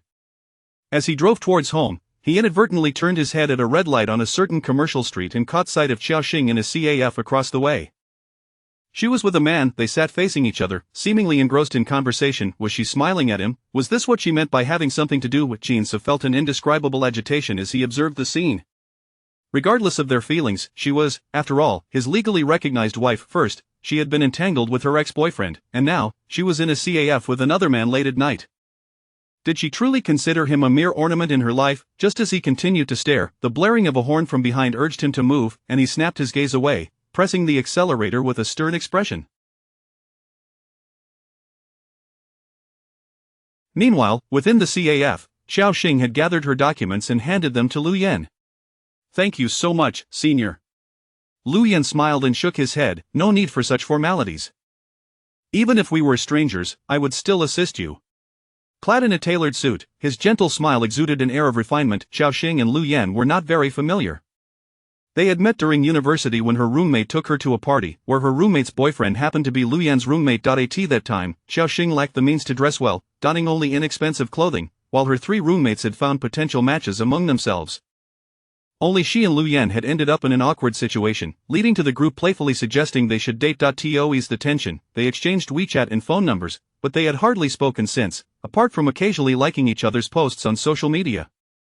They had met once more during graduation, after which Lu Yan entered the workforce, further diminishing their interactions. Returning to the present, Xiaoxing smiled, saying, "Gratitude is still in order. You have preserved these pieces of evidence quite thoroughly. Rest assured, even in a lawsuit, you are bound to prevail." As Lu Yan spoke, he glanced at the documents in his hand. "I just didn't expect you to be so well prepared, even keeping the receipts for the gifts." Xiaoxing tucked a stray strand of hair behind her ear, offering an embarrassed smile. "That is thanks to you, senior. You often share legal cases and insights on your social media, and I make it a point to read them. They have indeed been quite enlightening." Lu Yan was initially taken aback, then unable to suppress a laugh. "I thought you just casually liked them, but you actually read them." "Of course. You never know when they might come in handy. I didn't expect to actually use them." The smile on Lu Yan's face grew broader as he organized the documents. "Well, it seems my posts weren't in vain."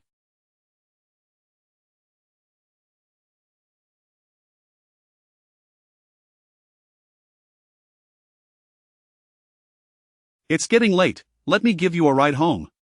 "Thank you, senior.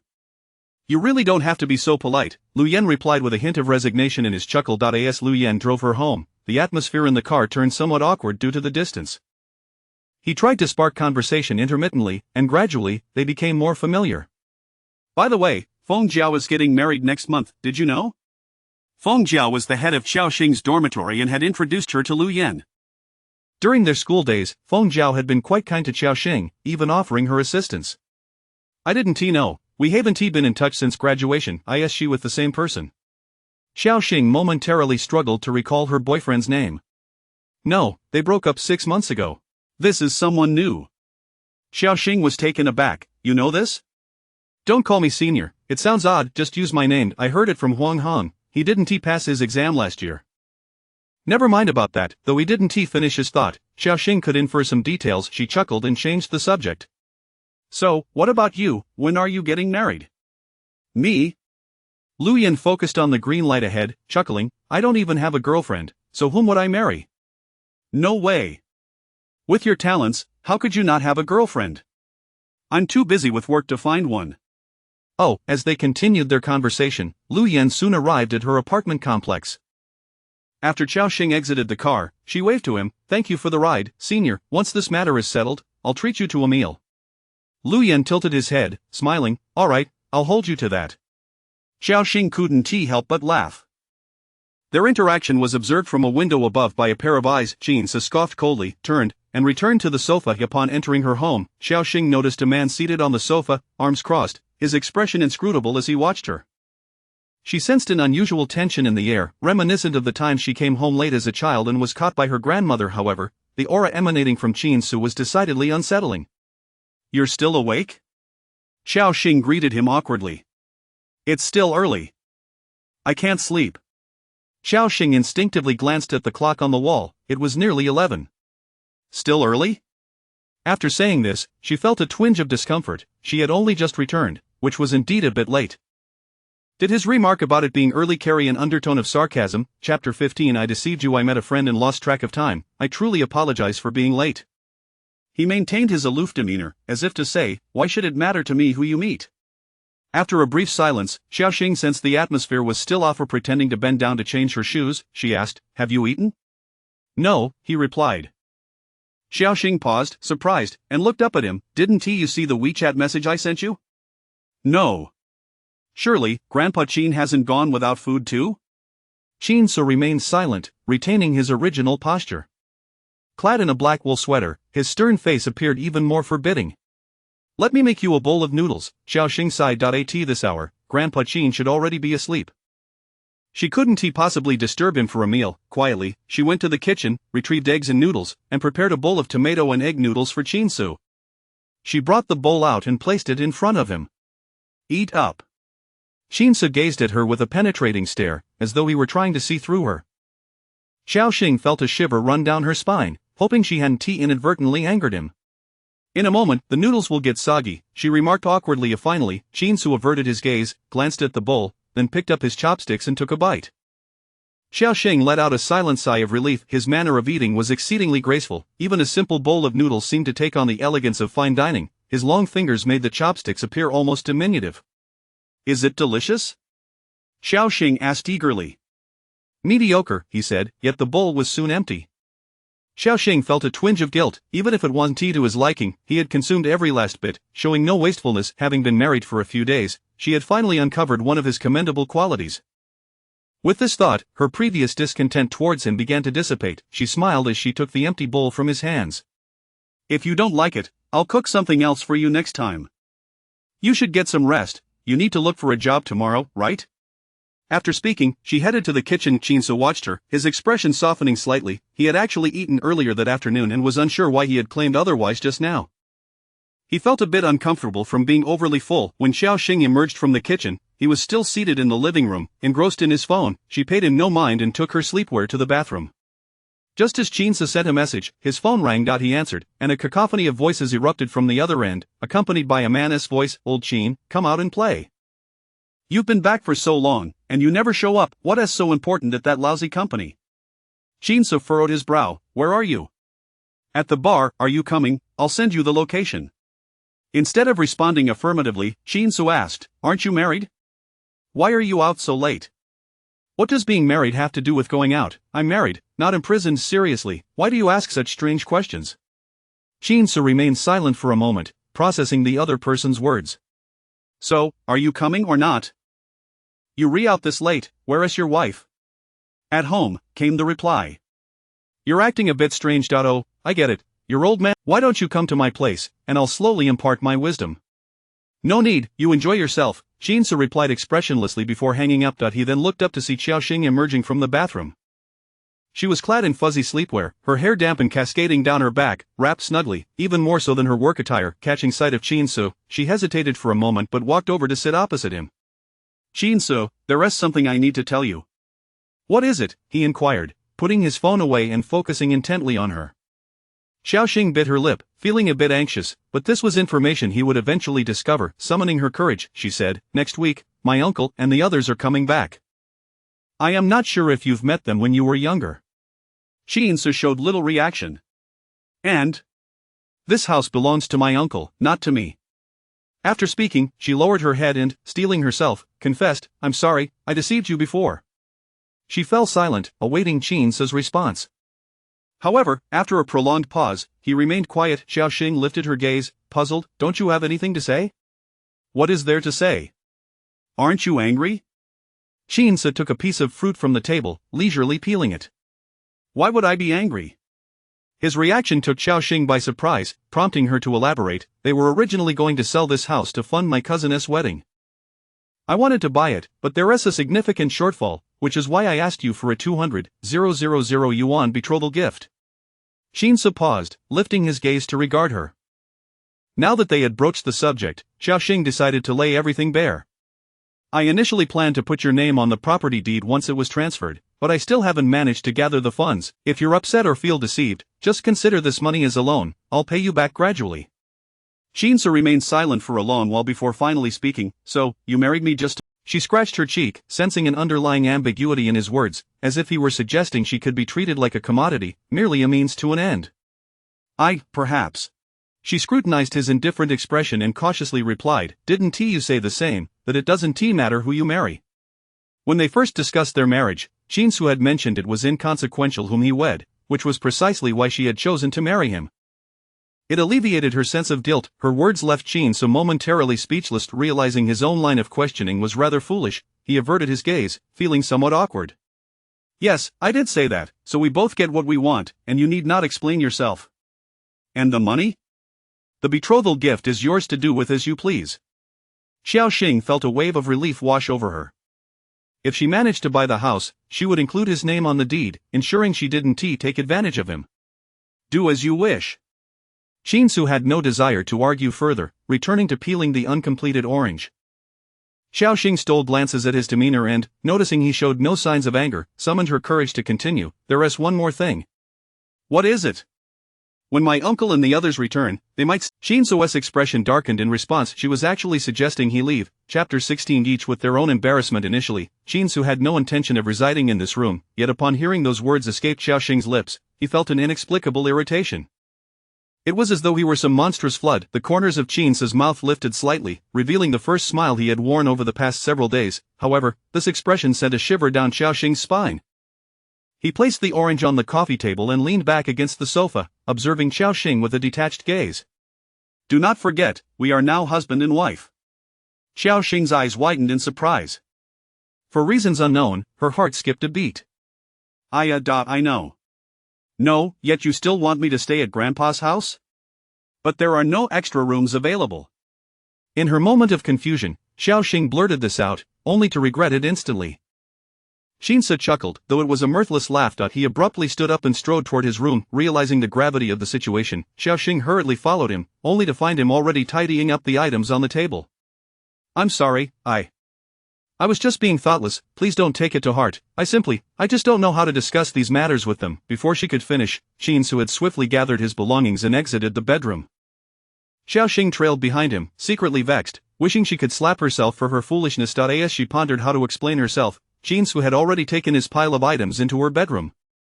Standing dazed at the doorway, all explanations fled from her mind. Shinsu set down his laptop and turned to her. What was that you just said? Xiaoxing blinked, mechanically shaking her head. And nothing. Then may I stay in this room? Why yes, of course.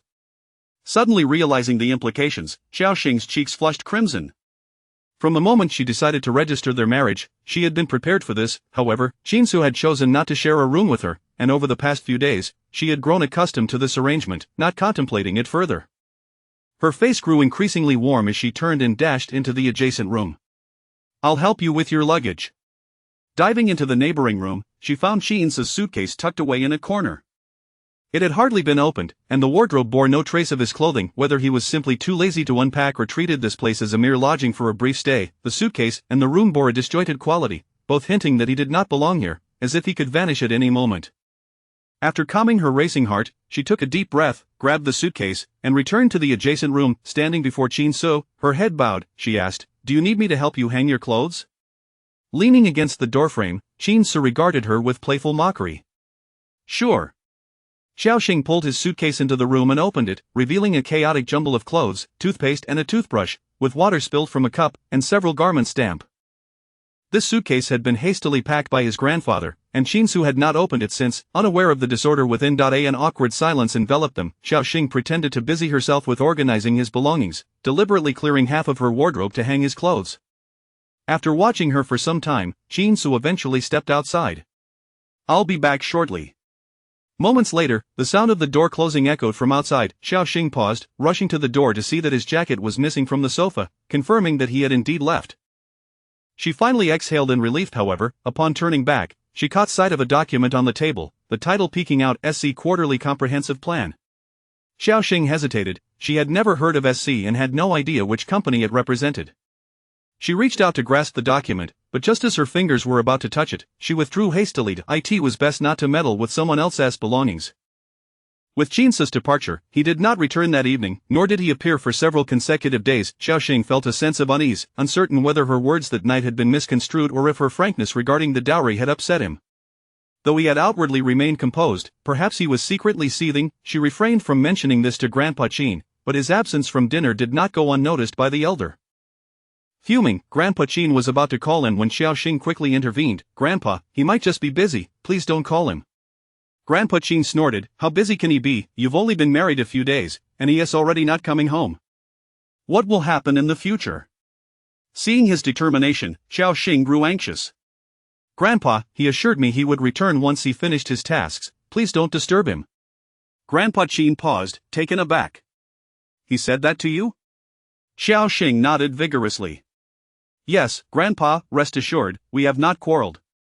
He was already irked about this matter.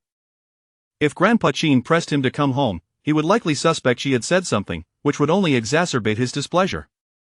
Very well, I shall trust you for now, but remember, if he mistreats you, you must tell me, understand?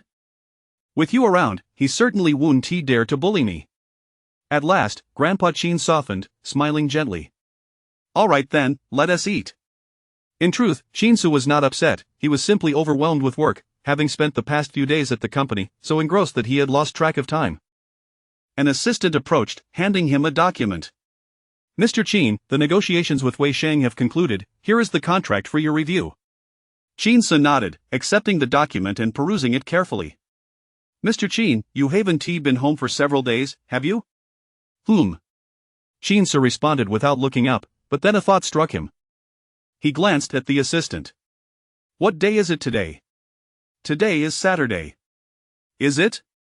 Chinsu glanced at the date displayed in the bottom right corner of his computer screen, astonished to realize it was already Saturday.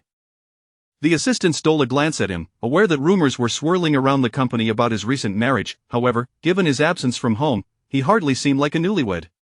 No problem. Chinsu closed the document and handed it back to the assistant. Proceed as originally planned. Understood. I'll have someone follow up on the subsequent processes. You should also head home and rest. You look like you haven't slept well these past few days. Chinsu nodded. It was indeed time for him to return, lest the old man begin to complain again. Oh, and one more thing, Mr.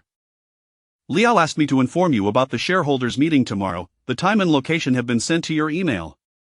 Chinsu donned his jacket, acknowledging, got it, you should head home and rest as well. As he drove back to Qinghai Community, Chinsu frowned, intending to drive past them, only for Lin Yu to suddenly hurl a bank card at Xiaoxing's face. The sound of the card striking her was loud enough for Chinsu to hear from inside the car. Chapter 17. You truly are a fool. Xiaoxing stood in stunned silence, taken aback as the card struck her, forcing her to retreat a couple of steps. Lin Yu had called her out, demanding the repayment, and she never anticipated such a manner of settlement. At that moment, Lin Yu's gaze bore none of the tenderness or flattery it once held. Instead, it was cold, filled with hatred and uncontainable fury. Is it merely 200,000? You actually sought legal counsel against me? Xiaoxing, I now see you for who you truly are, a heartless, ungrateful wretch. Xiaoxing stared at him in disbelief, unable to fathom that such words came from Lin Yu's lips.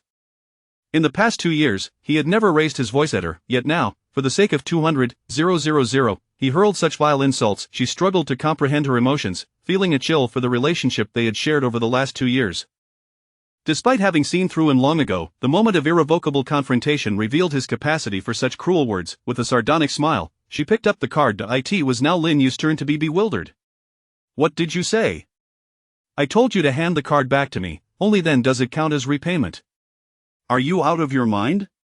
Lin Yu was beside himself with rage, pointing an accusatory finger at Xiaoxing. Xiaoxing, what are you trying to portray as some virtuous woman? You were with me for 2 years, pretending to be devoid of desires, and now look at you, you've turned your back and moved in with another man. I bet you were already involved with him while professing your desire to spend a lifetime with me. Ugh, even the thought of it makes me want to vomit.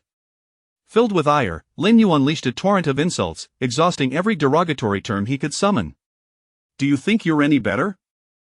You claim emotions cannot be measured in currency, yet here you are, with that man, simply because he possesses a dilapidated vehicle. It's utterly laughable. What pretense are you putting on? Currently vying for the position of financial supervisor, Lin Yu knew that if this matter escalated, his aspirations would be dashed. He had dedicated 6 or 7 years to this company since graduating, and he had finally glimpsed a glimmer of hope, only to risk losing it all over 200,000. In conversations with others, he had confidently introduced himself as a supervisor, and when visiting his hometown, he had boasted to relatives and friends about being a financial supervisor. Should he fail to secure this position, how could he reconcile the boastful claims he had made? Reluctantly, he knew he had no choice but to repay the 200,000. Yet, Xiaoxing had promptly dispatched a lawyer's letter, reflecting on the days he had humbly approached Xiaoxing, trying to appease her. The arrival of the lawyer's letter made him feel like a complete fool, inciting a rage that nearly drove him to violence.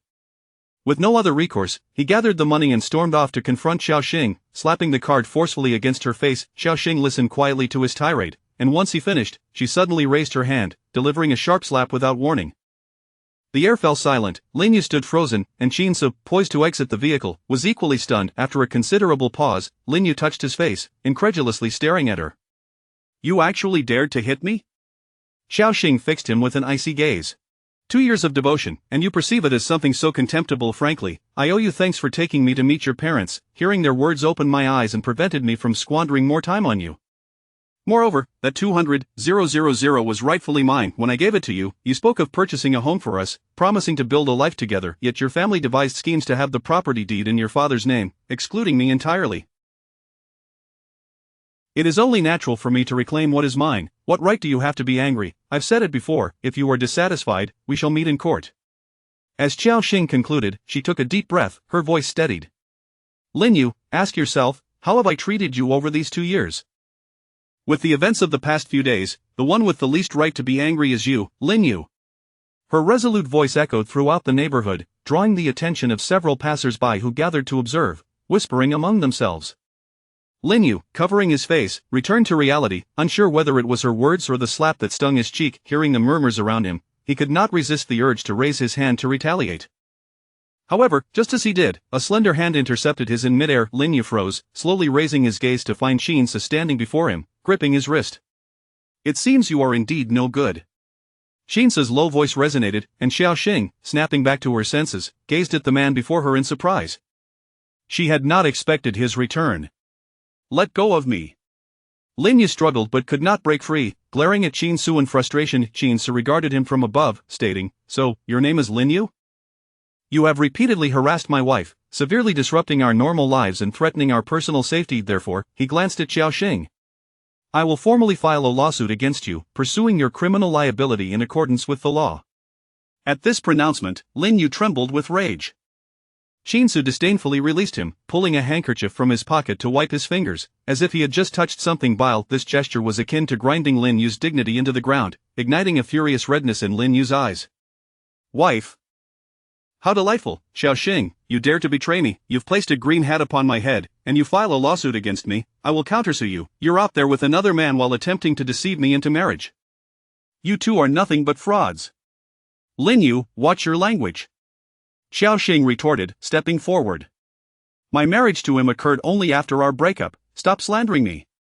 Everyone heard, right? She ended things with me and immediately wed someone else. If you two hadn't been entangled before, who would believe that? Xiao Xing, do you take me for a fool? Xiao Xing's face paled. The timing of her marriage was indeed unseemly. You truly are a fool, Qin Su interjected unexpectedly. Lin Yu shot him a glare. Who are you insulting?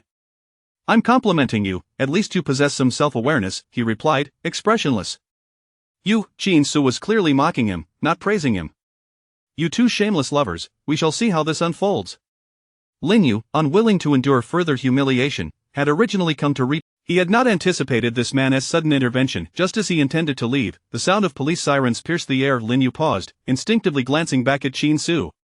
Qin Su answered his unspoken question, I called them. Chapter 18. Is this really happening? You're quite something. Lin Yu gritted his teeth and shot a glare at the two individuals before turning to flee. However, Qin Su would not allow him to escape so easily. He grasped Lin Yu's wrist and yanked him back. Let go of me.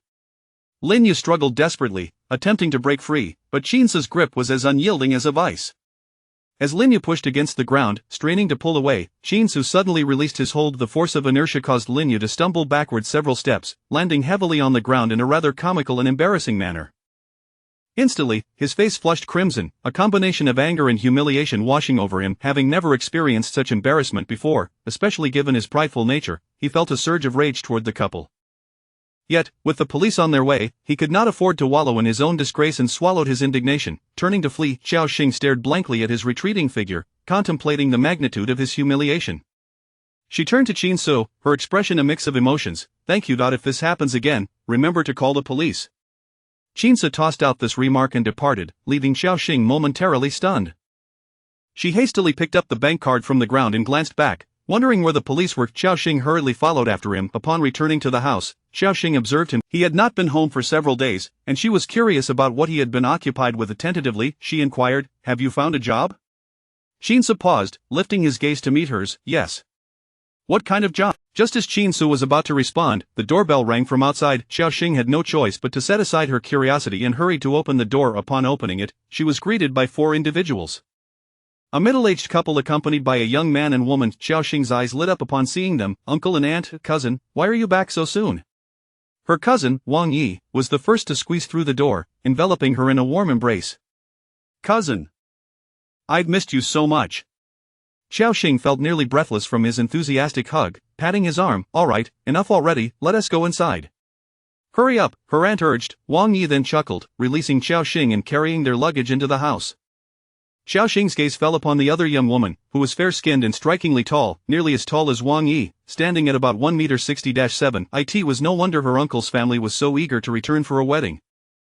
Given Wang Yi's limited education and modest salary, landing such an exceptional girlfriend was indeed a remarkable feat. Although her aunt had never been particularly fond of Xiaoxing, upon learning of her recent financial success, once they were all inside, they spotted Qin Su on the sofa, causing everyone to freeze. "Who is this?" her uncle asked. Xiaoxing rushed over to introduce him. "Uncle, this is," she glanced at Qin Su, who remained composed, feeling somewhat embarrassed as she stated, "He is my husband." "What?" Both Wang Yi and Wang Yu looked utterly bewildered. Wang Yi pulled Xiaoxing aside, whispering, "The picture you sent me didn't look like this. Did you get plastic surgery?" Xiaoxing pinched him. "No, he is Qin Su, don't you remember?" Wang Yi's mind seemed to stall, and after a moment of contemplation, Xiaoxing prompted, "He is the grandson of Grandpa Qin next door." Realization dawned on Wang Yi, and he smacked his thigh. "Oh, it's him. I completely forgot." Wang Yi, as if he had discovered a new continent, dashed over to sit beside Qin Su. "Qin Su, do you remember me? I'm Wang Yi, we attended the same elementary school." Qin Su frowned as Wang Yi chattered incessantly in his ear, disrupting his concentration. He closed the notebook and turned to face Wang Yi. Wang Yi had a dark complexion, yet his smile revealed bright white teeth, and he bore a resemblance to Xiaoxing in some aspects. "I remember. When we were children, you cornered me in an alley, forcing me to do your homework." Wang Yi replied. Xiaoxing exclaimed, "Is that true?" Wang Yi cleared his throat, chuckling awkwardly. "Oh, that was back when I was just a child and didn't know any better. But you were truly cunning. You pretended to agree to help me and then turned in my homework to your father, which got me in trouble." Her aunt chimed in, recalling the incident with a laugh. "I always thought this child was destined for greatness.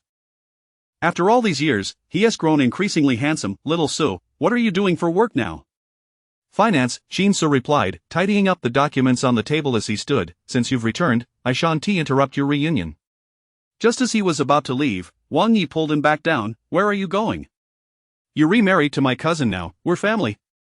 Yes, it's late, let us have dinner together," her aunt added. Qin Su initially intended to refuse, but upon noticing Xiaoxing's eager gaze, he hesitated. "I'll head to my room." Wang Yi finally released him. "You rascal, I thought you were going somewhere." As everyone busied themselves reminiscing, they failed to notice Lily's unwavering gaze fixed on Qin Su. When Xiaoxing turned around, she caught sight of Lily's stare, furrowing her brow but choosing to remain silent. Her aunt, eager to prepare a meal, left to buy groceries, while Xiaoxing accompanied her uncle to a room, discussing her plans to purchase a house. "Are you really going to buy?" her uncle questioned, somewhat disapproving. "Now that you're married, why not invest that money in the city? Young people these days are all rushing to the city, yet here you are, wanting to buy an old house." Xiaoxing smiled. "I think this place is quite lovely, and I've gotten used to living here. I have no desire to move to the city. If circumstances allow in the future, I might consider it then. My grandmother always said that leaves have roots, and we must not forget our origins. This place used to be rural, but it has developed over the years. The house was compensated for by the developers, and the Wang family has lived here for generations. Selling it now would be a shame." Her uncle sighed. "Well, just make sure you've thought it through. What about Qin Su? Does he agree to buy this old house as well? You two must discuss it to avoid any disagreements later." "I've already talked to him about it," Xiaoxing replied, appreciating how he was different from Linyu, who only sought her money while criticizing her. "As long as you've come to an agreement, that's what matters." Xiaoxing directly transferred the 20,000 to her uncle. As for the money in her card, it belonged to Linyu. She could not touch it and insisted he handle the transfer himself, ensuring there was proof, as withdrawing it without his consent could lead to unforeseen complications. Unbeknownst to them, the door to the room was ajar, and Lily had overheard their entire conversation. Turning around, she found herself face to face with Qin Su, caught in the act of eavesdropping. Chapter 19. You have the wrong person. Whether it was due to guilt or the piercing gaze of the man before her, she felt an unsettling sense of being seen through. However, Qin Su merely cast a fleeting glance in her direction before heading to the refrigerator for water. Lily's heart raced furiously. Inhaling deeply, she mustered a smile and approached him. "I heard from Wang Yi that your name is Qin Su?" Qin Su paid her no heed, shutting the refrigerator door and turning to walk away. Undeterred, Lily pursued him further. Actually, Wang Yi and I have only been dating for a little over 6 months. Qin paused momentarily, glancing back at her. And then? Lily's smile widened. Please don't misunderstand. I simply wish to express that I don't know much about him. I was quite intrigued by what you and Wang Yi discussed earlier regarding your childhood. I would love to hear your perspective on him. Qin found himself scrutinizing this woman anew. Her eloquence was remarkable. She cleverly utilized her curiosity about Wang Yi as a means to draw closer to him. Were it not for the shrewdness glimmering in her eyes, anyone else might have easily believed her words. You could ask his parents or me. You have the wrong person. Lily stepped forward once more, blocking his path, which caused Qin's brow to furrow in annoyance. His parents will undoubtedly speak in his favor. You seem quite upright.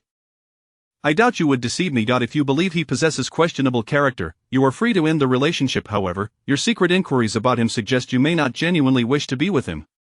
Lily blinked in surprise, about to retort, when Xiaoxing emerged from the adjoining room. Noticing the two engaged in conversation, Xiaoxing approached briskly, curiosity piqued. What are you discussing? Qin did not respond and instead retreated to his bedroom, closing the door behind him. Lily offered an awkward smile. Oh, it's nothing. I was just inquiring about his childhood with Wang Yi. What could they have possibly done as children? Xiaoxing mused, recalling that neither Wang Yi nor Qin had much camaraderie during their youth. Qin was the quiet, studious type, often a solitary figure, while Wang Yi was the mischievous, wild child. The two were unlikely companions. That is precisely what I was about to mention when you arrived. Lily's words inadvertently stirred tension between Xiaoxing and Qin. A typical woman might not voice her discontent at her husband conversing with his cousin about childhood antics, yet a seed of unease would surely take root in her heart. However, given that Xiaoxing and Qin had only recently married and had yet to develop a deep bond, Lily's comment only heightened her curiosity. Is that so? Was there an instance where my cousin bullied him as a child? From previous snippets Wang Yi had shared, Xiaoxing surmised that he must have teased Qin on more than one occasion. Was Qin, then, lamenting to Lily, this man certainly held grudges? I'm not sure, Lily replied, a thought crossing her mind. She affectionately linked her arm through Xiaoxing's. Cousin, as you know, I haven't been with Wang Yi long enough to truly understand him. Could you share a bit about what he was like as a child? Xiaoxing led her to the sofa, smiling as she spoke. My cousin was quite the troublemaker in his youth, but he had a good heart.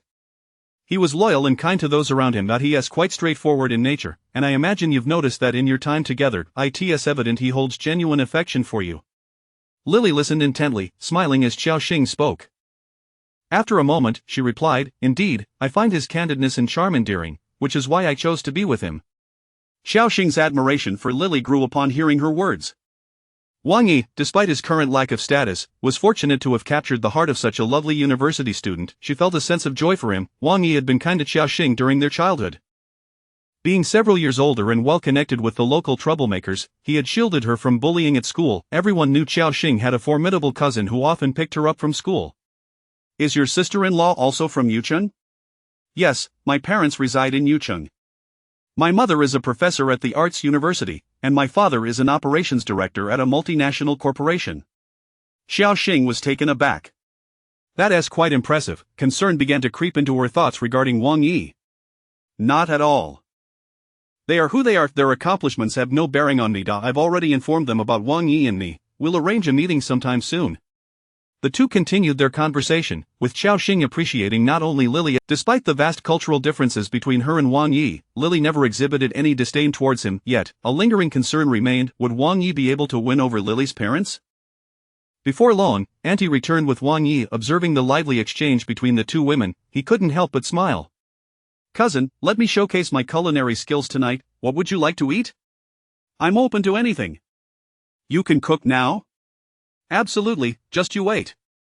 Wang Yi boasted as he headed to the kitchen with the ingredients. It was undeniable that Wang Yi had transformed considerably, even mastering the art of cooking.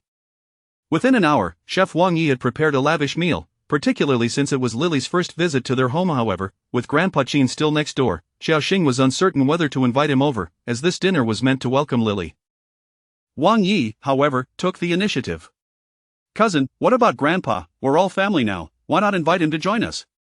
Uncle chimed in, Indeed, he lives alone, doesn't he? Go call him over.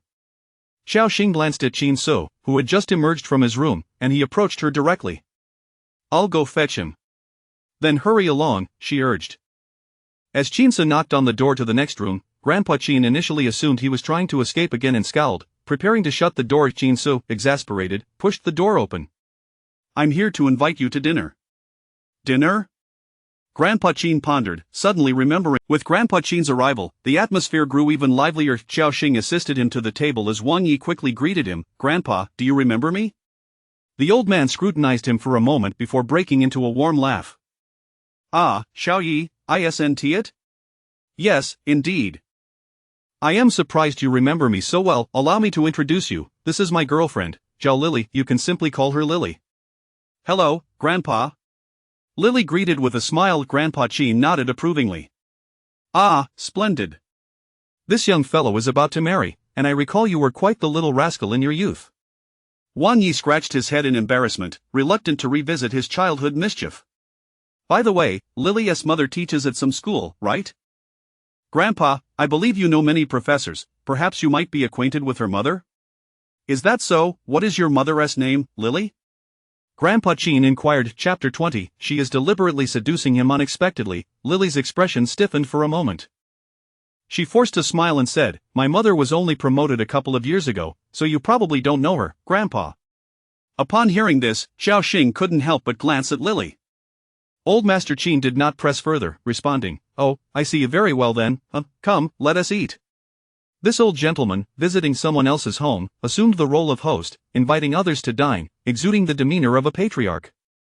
This caused Aunt's expression to darken slightly, though she concealed it well, maintaining a cheerful demeanor as she urged everyone to partake in the meal. Once the topic shifted, Lily secretly sighed in relief. She silently held her bowl and ate, but sensing something, she instinctively looked up and met Chin's probing gaze. A jolt ran through Lily's heart, and she quickly lowered her head, pretending to eat. For some inexplicable reason, this man instilled in her a sense of unwarranted pressure, causing her heart to race. After the meal, old Master Chin chatted with Wang Yu for a while before taking his leave. Chinsa returned to his room, and Xiao Xing, realizing they were now living together, instinctively hesitated to enter his room. Thus, she remained outside, conversing with Wang Yi and the others until 10 o'clock.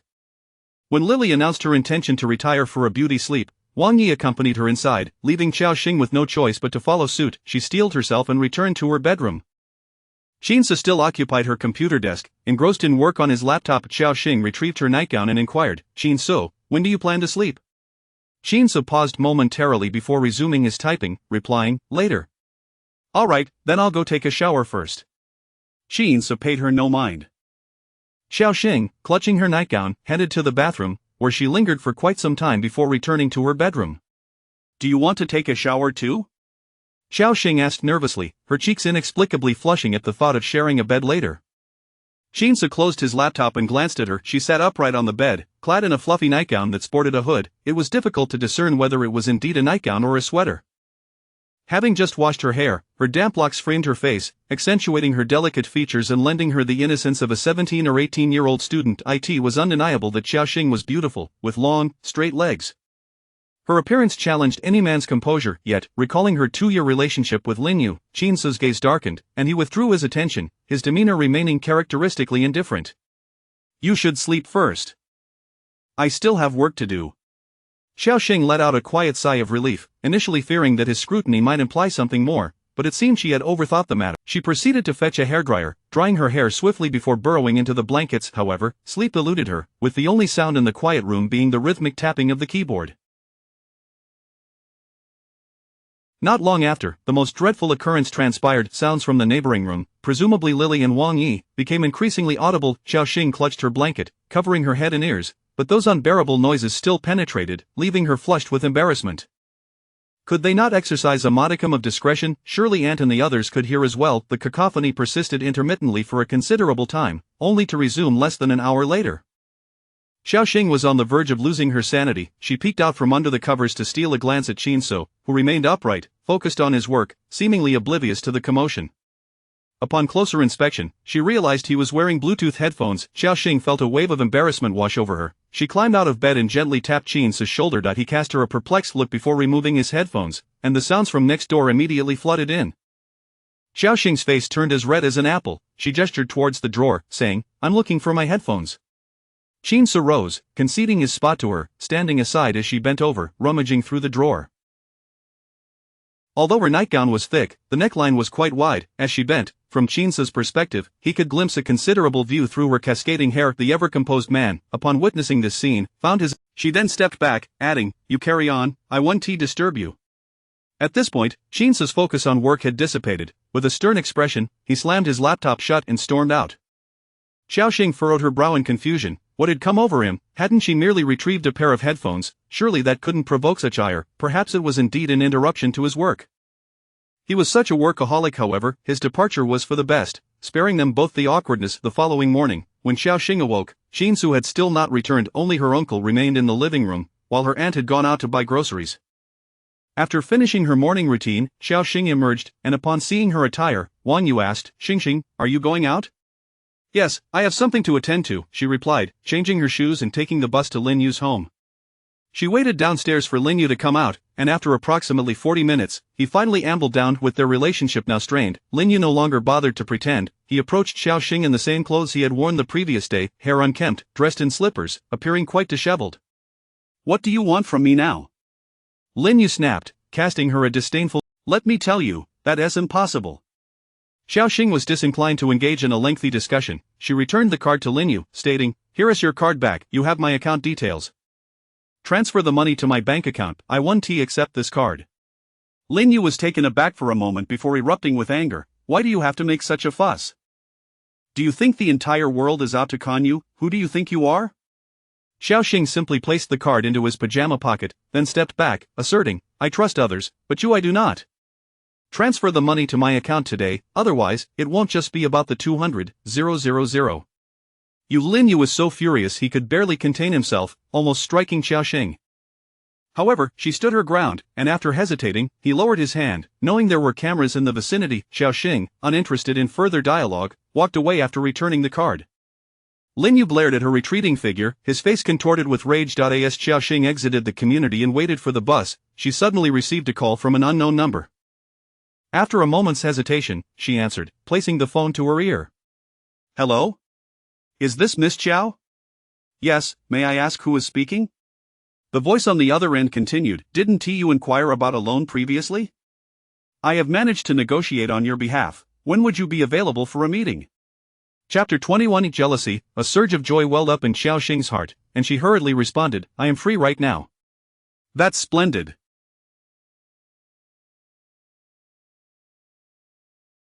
I shall send you the address. Come to our company for a discussion." "All right." Xiaoxing decided against taking the bus and opted for a taxi directly to the other party's company. Her mind was racing with thoughts of purchasing a house. Xiaoxing was eager to expedite the transfer of the property. Her uncle had gathered sufficient funds to secure a home, allowing the young couple to move to the city. The address provided by the business manager was not far, merely a half-hour drive. Upon arrival, she discovered it was indeed a loan company. She had not heard much about it, but the individual had mentioned that securing a bank loan was rather challenging for her, and she would only be eligible for this type of microloan, which carried a higher interest rate. Xiaoxing had previously researched online, and found that microloans typically bore significantly higher interest, peaking at 14, yet this individual quoted her a rate of 9. Welcoming Xiaoxing was a man in his 30s, tall and slender, with a somewhat familiar demeanor. After entering with him, he presented Xiaoxing with several loan package options. She examined them one by one, noting that if she had assets to pledge, the interest would generally be much lower, with the minimal rate comparable to that of banks. However, lacking any assets, she was left with but one option, a 10 interest rate, and a maximum loan of 50,000. "Well, Miss Chow, would you consider taking a loan, given your circumstances? To be frank, 50,000 is the utmost you can secure. Anything more would be unattainable, and at a bank, you might struggle to even obtain 10,000. Xiaoxing understood this reality. She calculated in her mind that with a 50,000 loan over a year, the 5,000 interest should be manageable with her current salary.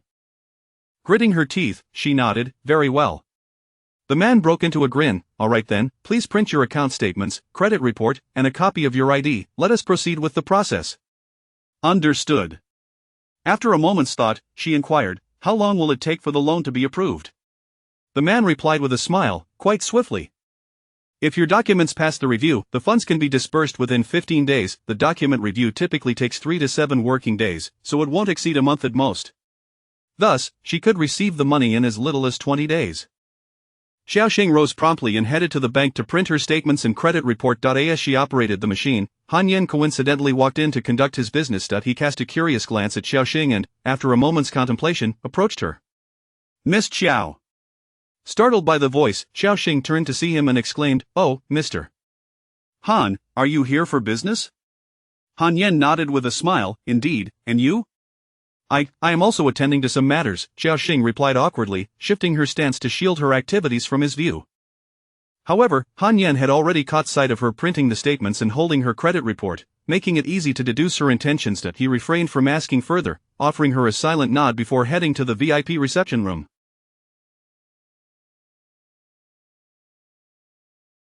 Watching him depart, Xiaoxing finally exhaled in relief. Once her documents were printed, she hurriedly exited the bank. When Han Yen completed his business and emerged, Xiaoxing had already vanished without a trace. He rubbed his chin thoughtfully and swiftly returned to his car. Driving to the company, he noticed the office was rather empty. It being the weekend, he made his way directly to the CEO's office, pushing the door open to find Shinsu inside, though rather than working, he was sprawled on the sofa, asleep. Shinsu lay on the couch, his head covered by his suit jacket, his long legs extending beyond the furniture, with one foot resting on the ground. Han Yen approached without hesitation, lifting the jacket from Shinsu's face. The glaring light flooded in, causing Shinsu to instinctively raise his hand to shield his eyes. "Where were you last night? Did you come here to sleep? Were you, perhaps, cast out by your wife?" Han Yen teased, settling beside him. After a moment of recovery, Shinsu propped himself up on the couch, a few strands of hair falling over his forehead as he glanced at Han Yen. "What brings you here?" Han Yen sized him up before responding. "Guess who I just saw at the bank?" "Not interested." Shinsu lit a cigarette, tilting his head to ignite it. The smoke wafted between them while the morning light streamed through the transparent floor-to-ceiling windows, transforming the thin veil of smoke into a golden hue. "It was Xiaoxing," Han Yen stated. Shinsu's hand paused, lifting his gaze to Han Yen once more. "You seem quite intrigued by her?" Han Yen unabashedly chuckled. "Of course, after all, she is the one who managed to capture your heart and send you to the company for a nap. Naturally, I find her all the more fascinating." Shinsu inhaled deeply, exhaling a thick cloud of smoke. "If you are so idle, you might as well return abroad. There are plenty." Han Yen continued, "I saw her at the bank printing statements and her credit report. Is it true you haven't been providing her with living expenses, compelling your wife to seek a loan? No wonder she kicked you out." "What did you say, alone?" "Indeed, otherwise, what purpose would there be in printing those documents? As a husband, are you truly that inept? If others were to find out, they would surely laugh uproariously." Shinsu, fingers pinching the cigarette, stared pensively at the ground, remaining silent. He had already given her 200,000 to purchase a home. Why then was she seeking a loan? Was it due to insufficient funds, or did she wish to assist her uncle?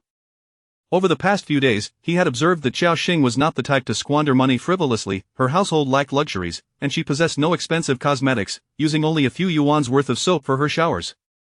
Thus, he did not believe her loan was for personal indulgence. His thoughts drifted to Lin Yu. Perhaps it was for some other man. The term other man startled Shinsu. He realized he had lumped every man who interacted with Xiaoxing, aside from himself, into that category. Yet, he felt this was a perfectly normal male sentiment. "Hey, President Qin, what are you pondering?" Han Yen nudged him abruptly. Shinsu stood up, grabbed his jacket, and strode out. Driving aimlessly, he passed by the CAF from last time, and on a whim, turned to glance inside. To his astonishment, he witnessed the same scene as before. Xiaoxing and Lu Yan were seated in the identical spot. This time, Xiaoxing had invited Lu Yan out not only to discuss Lin Yu but also to show him her loan contract. Lu Yan meticulously reviewed the document, his expression shifting to one of complexity as he glanced at Xiaoxing. A jolt of apprehension coursed through Xiaoxing's heart. "Senior, is there something wrong with this contract?" "Even if there is, it is of no consequence now." "You have already signed it. Why did you not invite me to accompany you?" Xiaoxing's complexion shifted. "Surely not. I merely wished to avoid troubling you. Had you not called me just now, I would have felt too embarrassed to show it to you." "But what, exactly, is the issue, senior?" Chapter 22.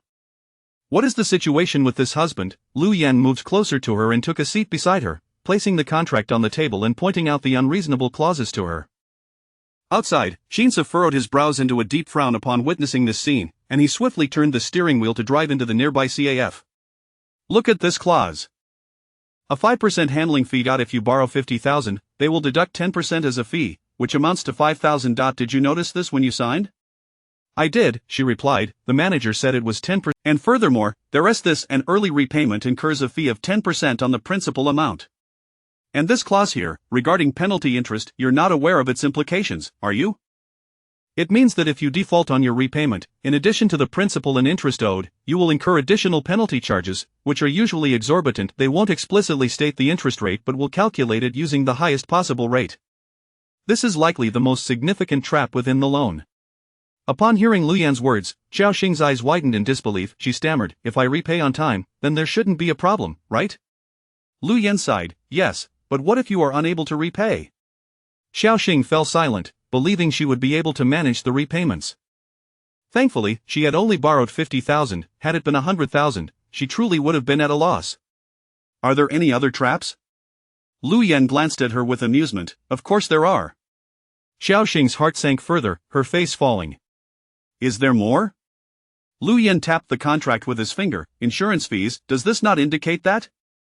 "It ensures that in the event the borrower encounters an accident or loses their ability to repay, there is coverage for repayments. The insurance fee is not specified either. Who knows how much they will deduct from you?"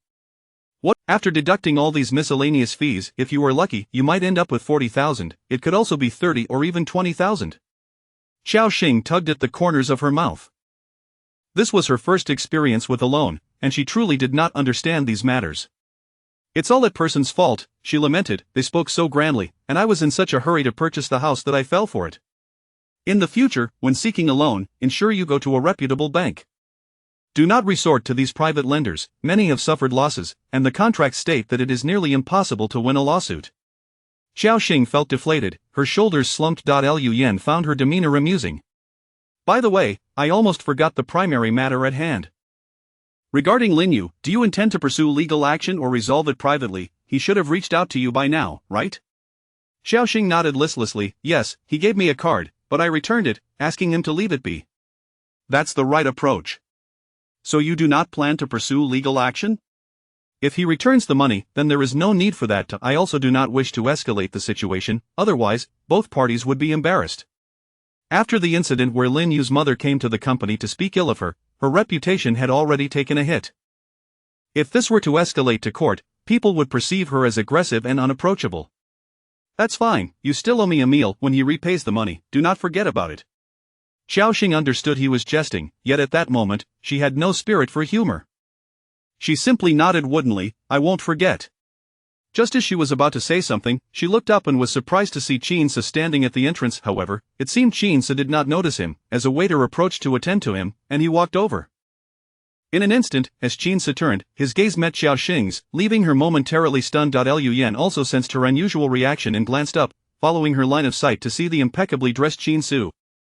The man was strikingly handsome, yet his features conveyed a sense of cold severity, particularly his deep-set eyes, exuding a formidable aura. "Do you know him?" Lu Yan inquired. Xiao Xing forced a laugh. "This is my senior, Lu Yan, he is a lawyer." She then introduced the bewildered Lu Yan. He is Qin Su, and also my—" Xiao Xing suddenly found herself at a loss for words. Qin Su raised an eyebrow, waiting for her to continue. Lu Yan, observing their reactions, speculated, "Your boyfriend?" "No. Not at all, he is my husband." Xiao Xing gritted her teeth, asserting her claim. Lu Yan appeared bewildered. Wasn't she still seeking legal assistance regarding her boyfriend's case? What was the situation with this husband? Moreover, Qin did not refute her statement, indicating that Xiao Xing was indeed telling the truth. A hint of hurt was clearly visible in Lu Yan's eyes. "I see," he said, forcing a smile. "Senior, this matter is somewhat lengthy to explain. I will share more when the opportunity arises."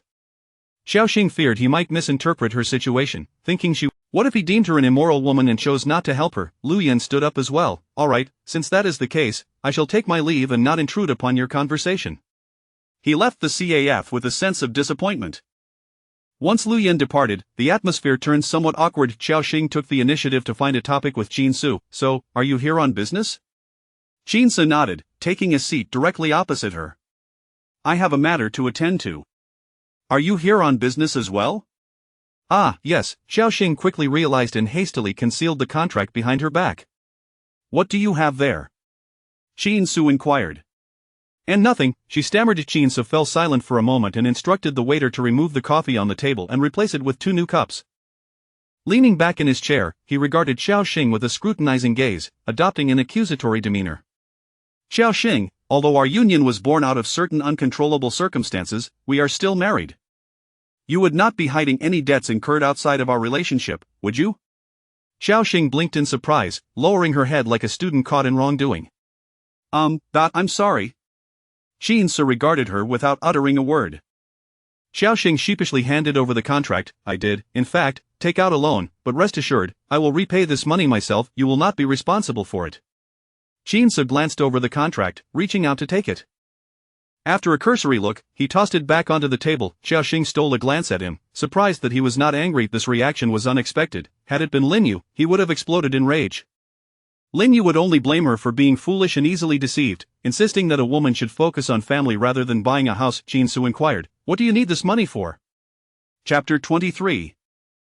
A most incompatible pair. Seeing that he was not angered, Xiao Xing let out a sigh of relief and settled onto the sofa. She spoke, "Remember I mentioned wanting to purchase my uncle's house? However, I still need an additional 100,000, so I intended to take out a loan, but I could only manage this much." "Do you truly desire that house?" Xiao Xing nodded. "Aside from the fact that it belonged to my grandmother, I yearn for a place to call my own. The city properties are beyond my reach, and the old house is still quite decent. Just think, if I had not come to my senses and married Lin Yu, and later found myself embroiled in quarrels or even a divorce, selling my uncle's house would leave me with nowhere to go. The same applies to my future with Jinsu. I am aware that he harbors no feelings for me. Should divorce arise, at least I would have a place to reside." Jinsu gazed at her intently, momentarily rendered speechless. Xiao Xing picked up the contract and continued, "Though this money is not something you need to repay, the funds I use for repayment also count as shared marital property. If this displeases you," she faltered, unable to conjure a more suitable solution at that moment, adding, "If you have any conditions, feel free to voice them.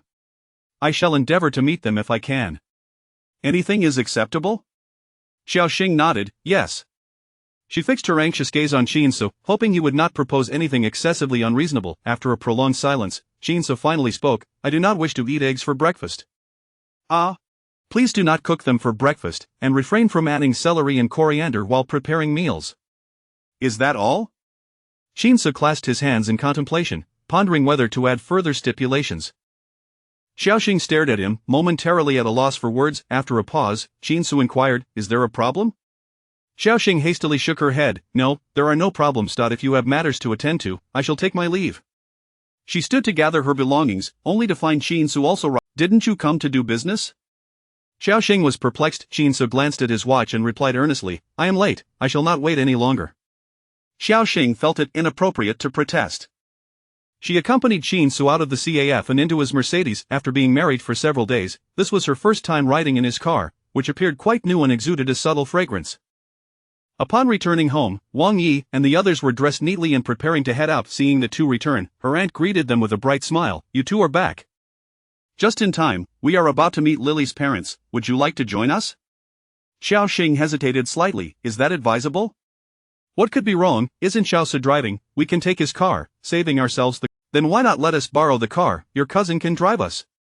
After all the discussion, it boiled down to borrowing the vehicle, primarily because Lily had mentioned her parents' impressive status, and they felt embarrassed to take a taxi when meeting the in-laws.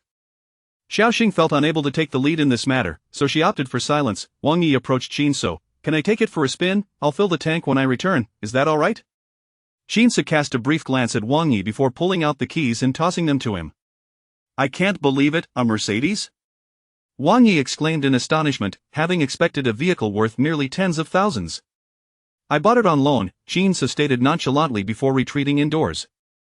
Noting his indifference, Xiao Xing cautioned Wang Yi to drive carefully, lest any mishap arise, which could lead to complications. Though she maintained a close relationship with her uncle's family, Jinsu was not familiar with them, and their marriage was merely a transaction. "Rest assured, I will drive carefully." "Thanks, Jinsu." Her aunt took the car, and the family departed with cheerful spirits, now feeling a sense of pride in driving it. Once inside, Xiao Xing addressed Jinsu, "Thank you." "For what?" She smiled, "Thank you for lending the car to my cousin. Otherwise, she would have been caught in an awkward position." If Jinsu had refused, her aunt would have remarked on how she had stayed with them for so long without even lending a car for a short drive. Jinsu remained silent, pulling out his notebook to continue working. Xiao Xing went out to buy groceries and prepare dinner, having noted Jinsu's dislike for coriander and celery, thus adding them to her blacklist and ignoring them while shopping. That evening, only she, Chin So, and Chin grandfather shared a meal. Chin grandfather, a gossip enthusiast, suddenly brought up Lily, stating, "I believe Lily and Wang Yi are utterly mismatched." Xiao Xing paused her eating. "Grandfather, why do you say that?" Chin grandfather cast a mysterious glance at Xiao Xing. "In my lifetime, I have encountered more people than you have had meals. I can discern the essence of a person at a glance." Upon hearing this, Chin So shot a glance at Xiao Xing, intrigued. "Is your judgment accurate?" Unaware of his gaze, Xiao Xing inquired, "What kind of person do you think Lily is?" Chin grandfather merely scoffed, his disdain palpable. Xiao Xing struggled to comprehend. She believed Lily was well educated and came from a good family, making her more than suitable for Wang Yi. How could she be deemed incompatible? Was it possible that grandfather was suggesting Wang Yi was unworthy of Lily? That seemed plausible. In truth, Xiao Xing somewhat shared that sentiment. But matters of the heart are unpredictable. External conditions cannot wholly determine the essence of a relationship. Ultimately, what truly matters is the genuine affection and compatibility between two individuals. Currently, Xiao Xing's thoughts revolved around hastening Lily and Wang Yi's marriage so that they could move to the city and cease creating such disturbances in the evenings, which greatly affected her rest and work. However, the thought of the remaining funds weighed heavily on her mind. Around 10 o'clock that night, Xiao Xing received a transfer notification of 200,000 from Linyu, marked as a repayment.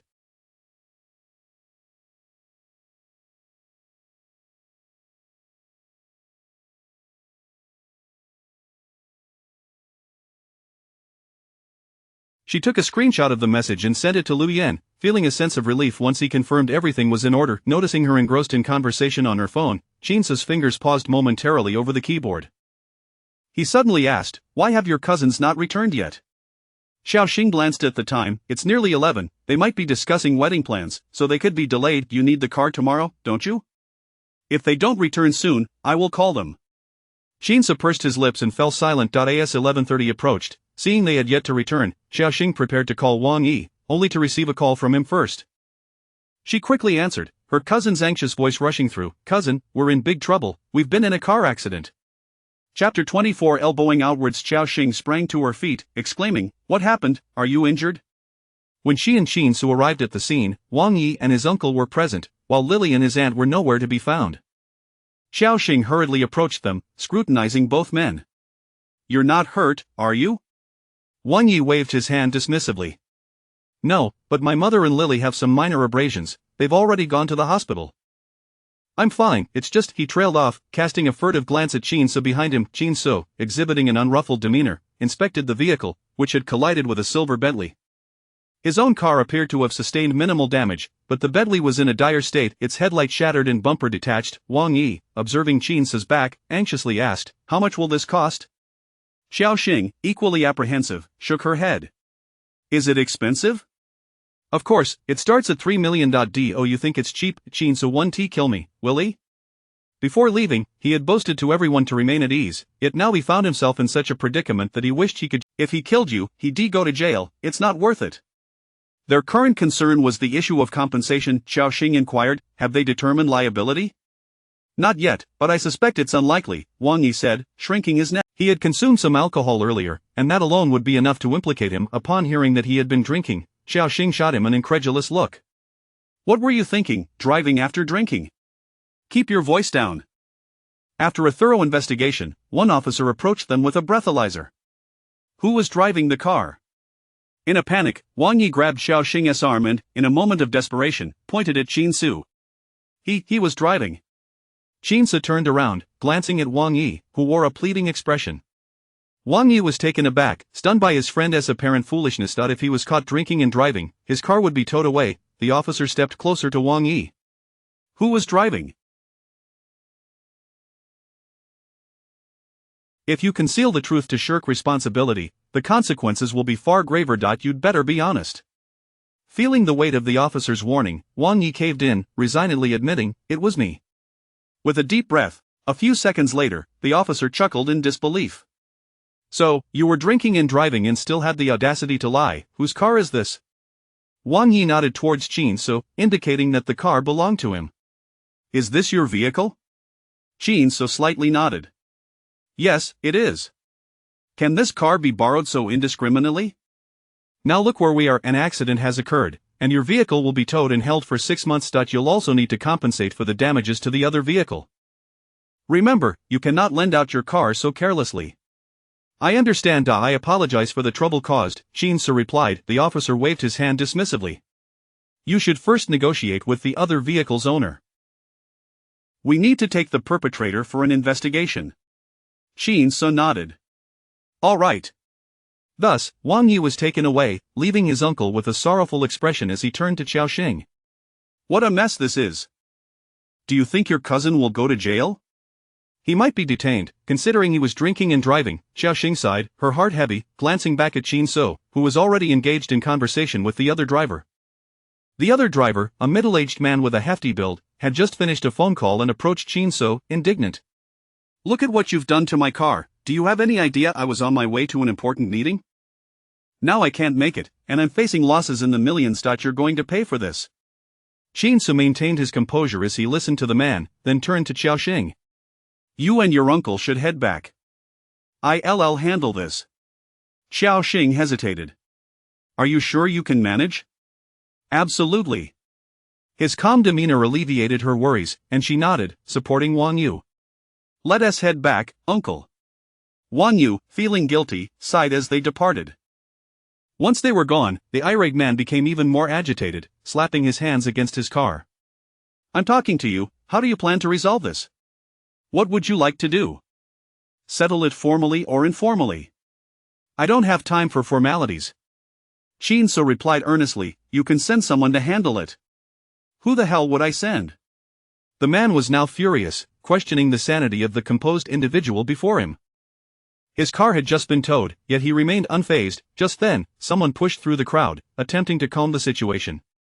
Let us all take a breath. I'll handle this. It was none other than Han Yen.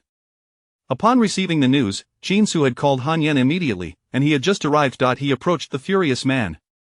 Brother, this is my boss, and I'll take care of the accident. You can speak directly to me. The man eyed Shin-soo with suspicion. Shin-soo said, I leave this in your capable hands, and now, give me your car keys. Han Yen paused for a moment before responding, you should have had. If you take the car, how will I get back? Shin-soo extended his hand. Keys, please. Han Yen sighed, realizing there was no other option. Reluctantly, he handed over his car keys. The man's eyes widened as he saw the keys belonged to a Rolls-Royce Cullinan. His anger dissipated significantly. If even his employee drove a Cullinan, how could his boss only afford a mere Mercedes? It was truly surreal. Meanwhile, Xiaoxing and her uncle visited the hospital to see her aunt. Fortunately, neither of them had sustained serious injuries. A little ointment and some bandaging would suffice. On the way back, her aunt was busy sweet-talking Lily, likely pleading for her not to inform her parents.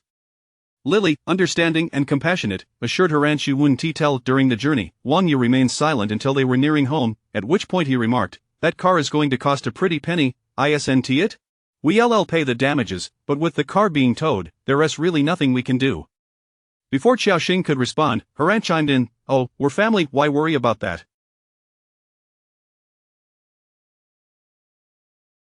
Xiaosu can afford a car worth over 600,000, he won't be troubled by this amount, right, Xing? Xiaoxing kept her head down, silent. Noticing her reticence, her aunt seized the opportunity to further her point. Xing, think about it. You've lived with us for so many years without paying rent. If we were to rent out this house, it would easily fetch over 100,000. You've been living here rent-free, and we didn't even bat an eye, right? Wang Yu tugged at his wife's sleeve. What's the point of bringing this up? His wife shot him an exasperated look. I'm just speaking the truth. My point is, we're family and shouldn't speak of such matters. Isn't Xiao Yi getting married soon? How much do you think he can afford to pay? As she concluded, she muttered under her breath, elbowing outwards. Though her voice was low, Xiaoxing heard her. Chapter 25. I fear you might suffer loss. After a brief conversation with her uncle, Xiaoxing returned to her room, tossing and turning in bed, unable to find slumber. Shin-soo had yet to return, and she was left wondering about the outcome of his day. Just as she pondered, the bedroom door was suddenly pushed open, and she sat upright with a start. It was Shin-soo, dressed in a striking black shirt that caught the light. You're back. How did it go? Shin-soo rolled up his sleeves and pulled out the chair from the desk, settling himself while fixating his gaze on Xiaoxing, exuding an air of negotiation.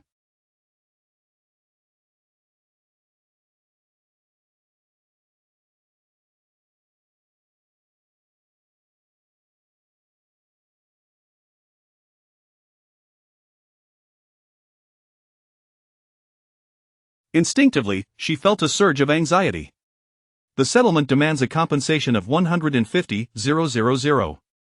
Such a large sum? Indeed. His expression remained largely, how am I to commute to work? Xiaoxing bit her lip, I'm sorry, had I known, I wouldn't have let you borrow the car. Discussing this now is futile, we need to resolve the matter at hand. He had previously mentioned that the vehicle was financed, and if another car were to suddenly surface, Xiaoxing would undoubtedly grow suspicious. What troubled Qin so most at the moment was the absence of a vehicle, rendering him unable to drive. The owner demands 150,000. Is there no room? Even with insurance, it would still amount to around 100,000. Rubbing her nose in contemplation, she suddenly found herself at a loss for what to do. After racking her brain for a moment, an idea struck her.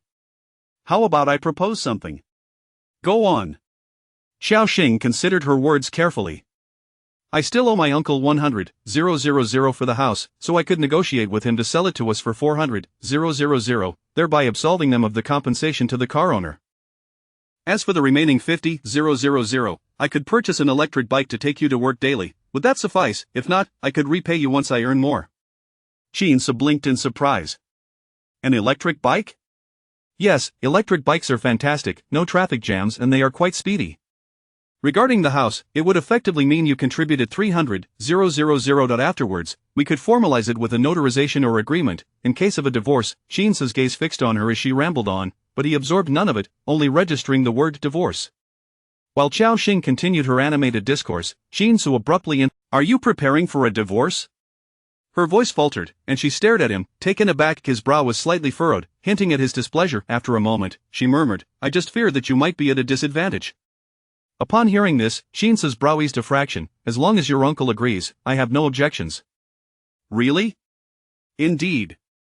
His demeanor remained rather subdued, and Xiaoxing felt a surge of relief. He wasn't angry even after the car had been towed. Thank you. By the way, is 150,000 enough to settle with the owner? I borrowed some from a friend, it should suffice. Your friend is quite generous. Rest assured, I will repay you together. Qin was struck by a thought. Was she naive? Earlier, she had calculated that he would be contributing 300,000. Did she truly misunderstand the numbers, or was she simply altruistic, wishing to shield him from loss while willingly incurring her own? To be honest, for the first time, Qin found himself questioning Xiaoxing's intentions. However, he also considered the possibility that she might have heard something about him from the old man and was merely playing the dutiful partner. It was no wonder he harbored doubts.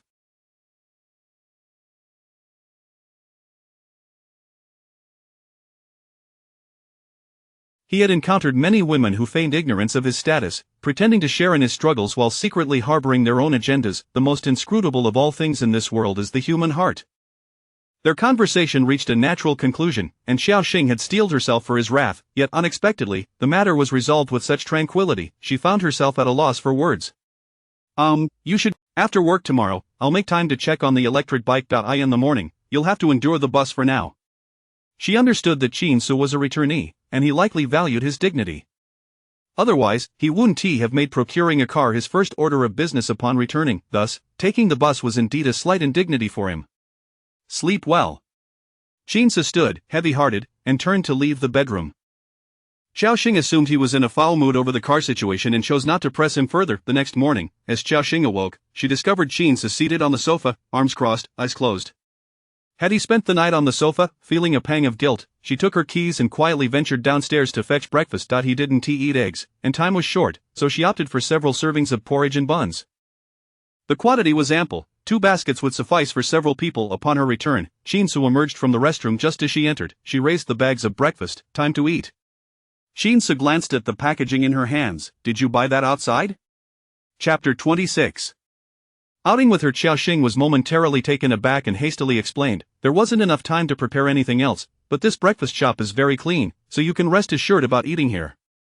I will prepare the ingredients in advance tonight and cook for you tomorrow. Qin said nothing in response and took a seat at the dining table. Xiaoxing laid out the breakfast, which included soy milk, porridge, and steamed buns. She used disposable chopsticks to pick up a bun for him. Try this. I used to frequent this place when I was alone. They've been in business for 7 or 8 years and have a stellar reputation. If you arrive late, the crab roe buns are often sold out. Qin kept his head down, quietly biting into the bun, while listening to her chatter on about inconsequential daily matters. In his presence, she seemed much less reserved, willing to share trivial details. However, what was most surprising was that Chinsu did not appear annoyed. Those familiar with him knew well that he despised listening to idle talk. "How is it?" Xiao Xing inquired. "Not bad," he replied tersely. Though it bore a distinctly technological flavor, it was indeed acceptable. After all, it wouldn't harm him. Xiao Xing couldn't help but chuckle, adding another bun to his bowl. "Then eat more. Once we finish, we shall head out."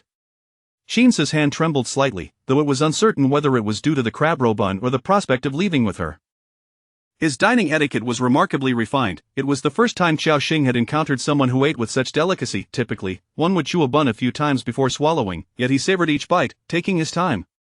Xiao Xing couldn't help but marvel at his demeanor, a testament to his time spent abroad. After nearly half an hour, he finally finished his breakfast, while Xiao Xing had been scrolling through videos for quite some time. "Are you done? Then let us go. I've already looked up the route for you. First, take the 135 bus to Changyan Street. On your right is the subway station. Take line 2, and after 8 stops, you'll be right across from your company." As she tidied the table, although they were not on the same bus route, Chinsu's bus arrived first. She urged, "You should get on, otherwise, you might not make it on the next one." Chinsu glanced at the overcrowded bus, his brows knitting together in discontent. "I'll wait for the next one. There will be even more people then." "You can still squeeze in now, hurry." Xiao Xing felt anxious for him, even resorting to a gentle push. "Don't dawdle, get on." However, Chinsu remained steadfastly in place, impervious to her attempts. By the time they lingered, the bus had already departed. Watching it fade into the distance, Xiao Xing let out a resigned sigh. "We'll have to wait for the next one. It should be about 20 minutes, I hope you manage to squeeze in." She caught sight of his gloomy expression, which struck her as rather amusing, though she refrained from laughing, aware that it was her cousin's fault that his car had been towed. Soon, her bus arrived. "My bus is here, you wait here by yourself. I'll head off first." Clutching her bag, Xiao Xing performed a skillful maneuver to board the bus amidst the crowd, slipping in with ease. However, the bus was packed, leaving her no choice but to stand by the door. She waved goodbye to Chinsu with a smile, and as the doors slowly closed, the morning sunlight illuminated the glass, casting a radiant reflection of her cheerful expression. Chinsu stared at the reflective glass, momentarily entranced. It was the first time he had seen someone look so joyous while navigating a crowded bus, yet, the sight of a girl amidst such a throng made his brows furrow once more. A few minutes later, a Maybach pulled up to the bus stop, and Xiaoli stepped out. "Mr. Qin, why are you waiting here?" Chinsu withdrew his gaze, glancing at Xiaoli before opening the car door and taking a seat. Xiaoli scratched his head and got back into the car, driving off. Upon arriving at the company, it seemed that the incident involving Lin Yu had subsided. Few in the office mentioned it anymore. It was unclear what Lu Yan had said to Lin Yu, but both he and his parents had been quiet in the past few days, not causing any trouble for her. Xiao Xing enjoyed the tranquility, as the office remained largely unchanged, with familiar faces exchanging greetings. Nearby, Zheng Shui rested her chin in her hand. Lost in thought, Xiao Xing poked her arm, asking, "Xiao Shui, what are you thinking about?" "This is the procurement application list from the sales department, can you handle it?" Zheng Shui snapped back to reality, sighing heavily. "I've been thinking about that client. It feels like I've just suffered a heartbreak." "You should finish your work before lamenting your love life." Zheng Shui shot her a glance. "You heartless creature, I've just gone through a breakup. I'm genuinely upset, you know?" She had only met the person once and didn't even know their name. How could that be considered a breakup? As she contemplated how to respond, a short-haired woman approached and placed several documents in front of her. "Xiao Xing, did you miscalculate my attendance from last? Where do you think the mistake lies?" Wu Yan pointed at the sheet. "Right here, I requested 2 hours off on the 17th, yet you recorded it as half a day. 2 hours do not affect full attendance, while half a day would." Their company had a unique policy regarding full attendance, which was calculated based on salary. If full attendance amounted to 10% of one's salary, meaning the higher the salary, the higher the attendance compensation. Wu Yun, being a business manager, earned an average salary of 50 to 60,000 a month, meaning her full attendance amounted to 5 to 6,000, a significant sum. Xiao Xing patiently explained, "Your leave request stated 2 hours, but the system shows your clock-in time as 2 in the afternoon. Attendance is based on the system as clock-in time." "I forgot to clock in," Wu Yan said, her expression somewhat uneasy. She leaned closer to Xiao Xing and whispered, "Can I submit a clock-in request to correct it? I'll treat you to a meal another day." They often exploited loopholes, requesting half-days off while only writing 2 hours on their leave forms, then submitting clock-in requests later. The higher the salary, the more likely they were to engage in such practices. Sometimes, Xiaoxing, not wanting to offend anyone, would occasionally help them out, but it had become a frequent occurrence. With reluctance, Xiaoxing replied, Sister Wu, you did the same thing last month, and I've already submitted the payroll to finance.to make changes, everything would need to be revised. How can I explain that to finance? Just tell her it was an oversight, Wu Yan pleaded, tugging at her arm and sweet-talking her. What she was implying was for Xiaoxing to shoulder the blame, preserving her own full attendance. Chapter 27 Your wife has come to pick you up from work. Xiaoxing furrowed her brow and shook her head, saying, I'm sorry, Yun Jia, but I cannot assist you this time. I assure you, this is the last time. I've been exceedingly busy lately and forgot to submit my clock-in form. Could you bear with me just this once? I shall treat you to dinner. Xiaoxing continued to shake her head, firmly stating, I truly cannot help you. Both salary and attendance must be signed off by Supervisor He, and I am utterly unable to assist you. Wu Yan's expression suddenly soured. After all the flattering words I've offered, you truly won't lend a hand? I genuinely cannot. If you don't want to help, then so be it. If I were earning only a few thousand a month like you, I wouldn't bother making the trip. As she spoke, she deliberately muttered, wielding a feather duster as if it were a command staff, truly believing herself to be a leader. It seemed she intended for Xiaoxing to hear her, and after finishing her words, she clicked away in her high heels. Having helped her numerous times in the past, the abrupt shift in Wu Yan's demeanor felt rather ironic to Xiaoxing. They had minimal interactions at work, and Xiaoxing was indifferent to Wu Yan's disdain. She simply marveled at how swiftly a person's countenance could change. Lin Yu was like this, and now Wu Yan was as well. When there are no benefits at stake, everyone can be good friends. Yet, once interests are involved, turning hostile is swifter than flipping a page. Xiaoxing couldn't help but think of Qin Ci in the future. When interests are at play, would he also behave in such a manner? In the afternoon, Xiaoxing finished work early. Instead of returning home, she ventured to a shop selling second-hand electric bikes. The second-hand options were affordable, many nearly brand new, and most importantly, they could be taken away immediately without any waiting. The shop owner was a man in his 40s, squatting at the entrance with a porcelain bowl in hand as he ate. After Xiaoxing explained her purpose, he nonchalantly gestured with his chin, indicating she could look around at her leisure. Nodding, Xiaoxing entered the garage filled to the brim with electric bikes, both new and old. She quickly spotted a nearly new electric bike, pink with a hint of yellow, clearly a model for women, and immediately inquired about the price. The owner glanced back and replied, If you want it, it's 1,500, no haggling, take it if you want. I'll take it. Xiaoxing promptly took out her phone to make the payment. 1,500 was indeed a reasonable price. Upon purchasing the bike, the owner gifted her 2 helmets, both pink, though she swapped one for a black one. After taking a brief ride, she noted that the battery was still at 50% and the bike seemed in good condition. With her navigation set, she headed to Qin's company, ready to pick him up for the first time after work. During rush hour, the advantages of her electric bike became evident as she smoothly arrived at the base of the SC building. Xiaoxing gazed at the towering structure before her, astonished to realize that the entire building belonged to SC. She had assumed it was merely a small company, or perhaps, like Wei Shang, only a few stories tall. So, Qinsu worked at such a large company. After parking, she took out her phone and messaged Qinsu, I've arrived. How much longer until you finish? When Qinsu saw the message, he raised an eyebrow. She had truly come to pick him up. A fleeting image of himself sitting behind her on the electric bike flashed through his mind, but he chose to ignore the message in silence. To his surprise, moments later, Xiaoxing called him again. Han Yan, sitting nearby, noticed the name on Qinsu's phone and chuckled, Your wife's calling, why don't you answer? Qinsu pressed his phone face down on the table and continued to browse through the documents in his hands. Han Yan, seemingly struck by a thought, walked to the window and looked down. Spotting Xiaoxing sitting on her electric bike below, unable to contain himself, he burst into laughter. Turning back, Han Yan said, President Qin, your wife is here to pick you up, shouldn't you hurry down? Shut up. Qinsu snapped the document shut, throwing a cold glare in Han Yan's direction. Han Yan was undeterred by the intimidation, continuing to smirk. If you wait any longer, everyone at the company will see your wife on that electric bike waiting for you. Xiaoxing called him twice without answer, and her heart began to race with uncertainty. Was he truly that busy? Perhaps it was just the beginning of the workday, and he had numerous tasks to handle.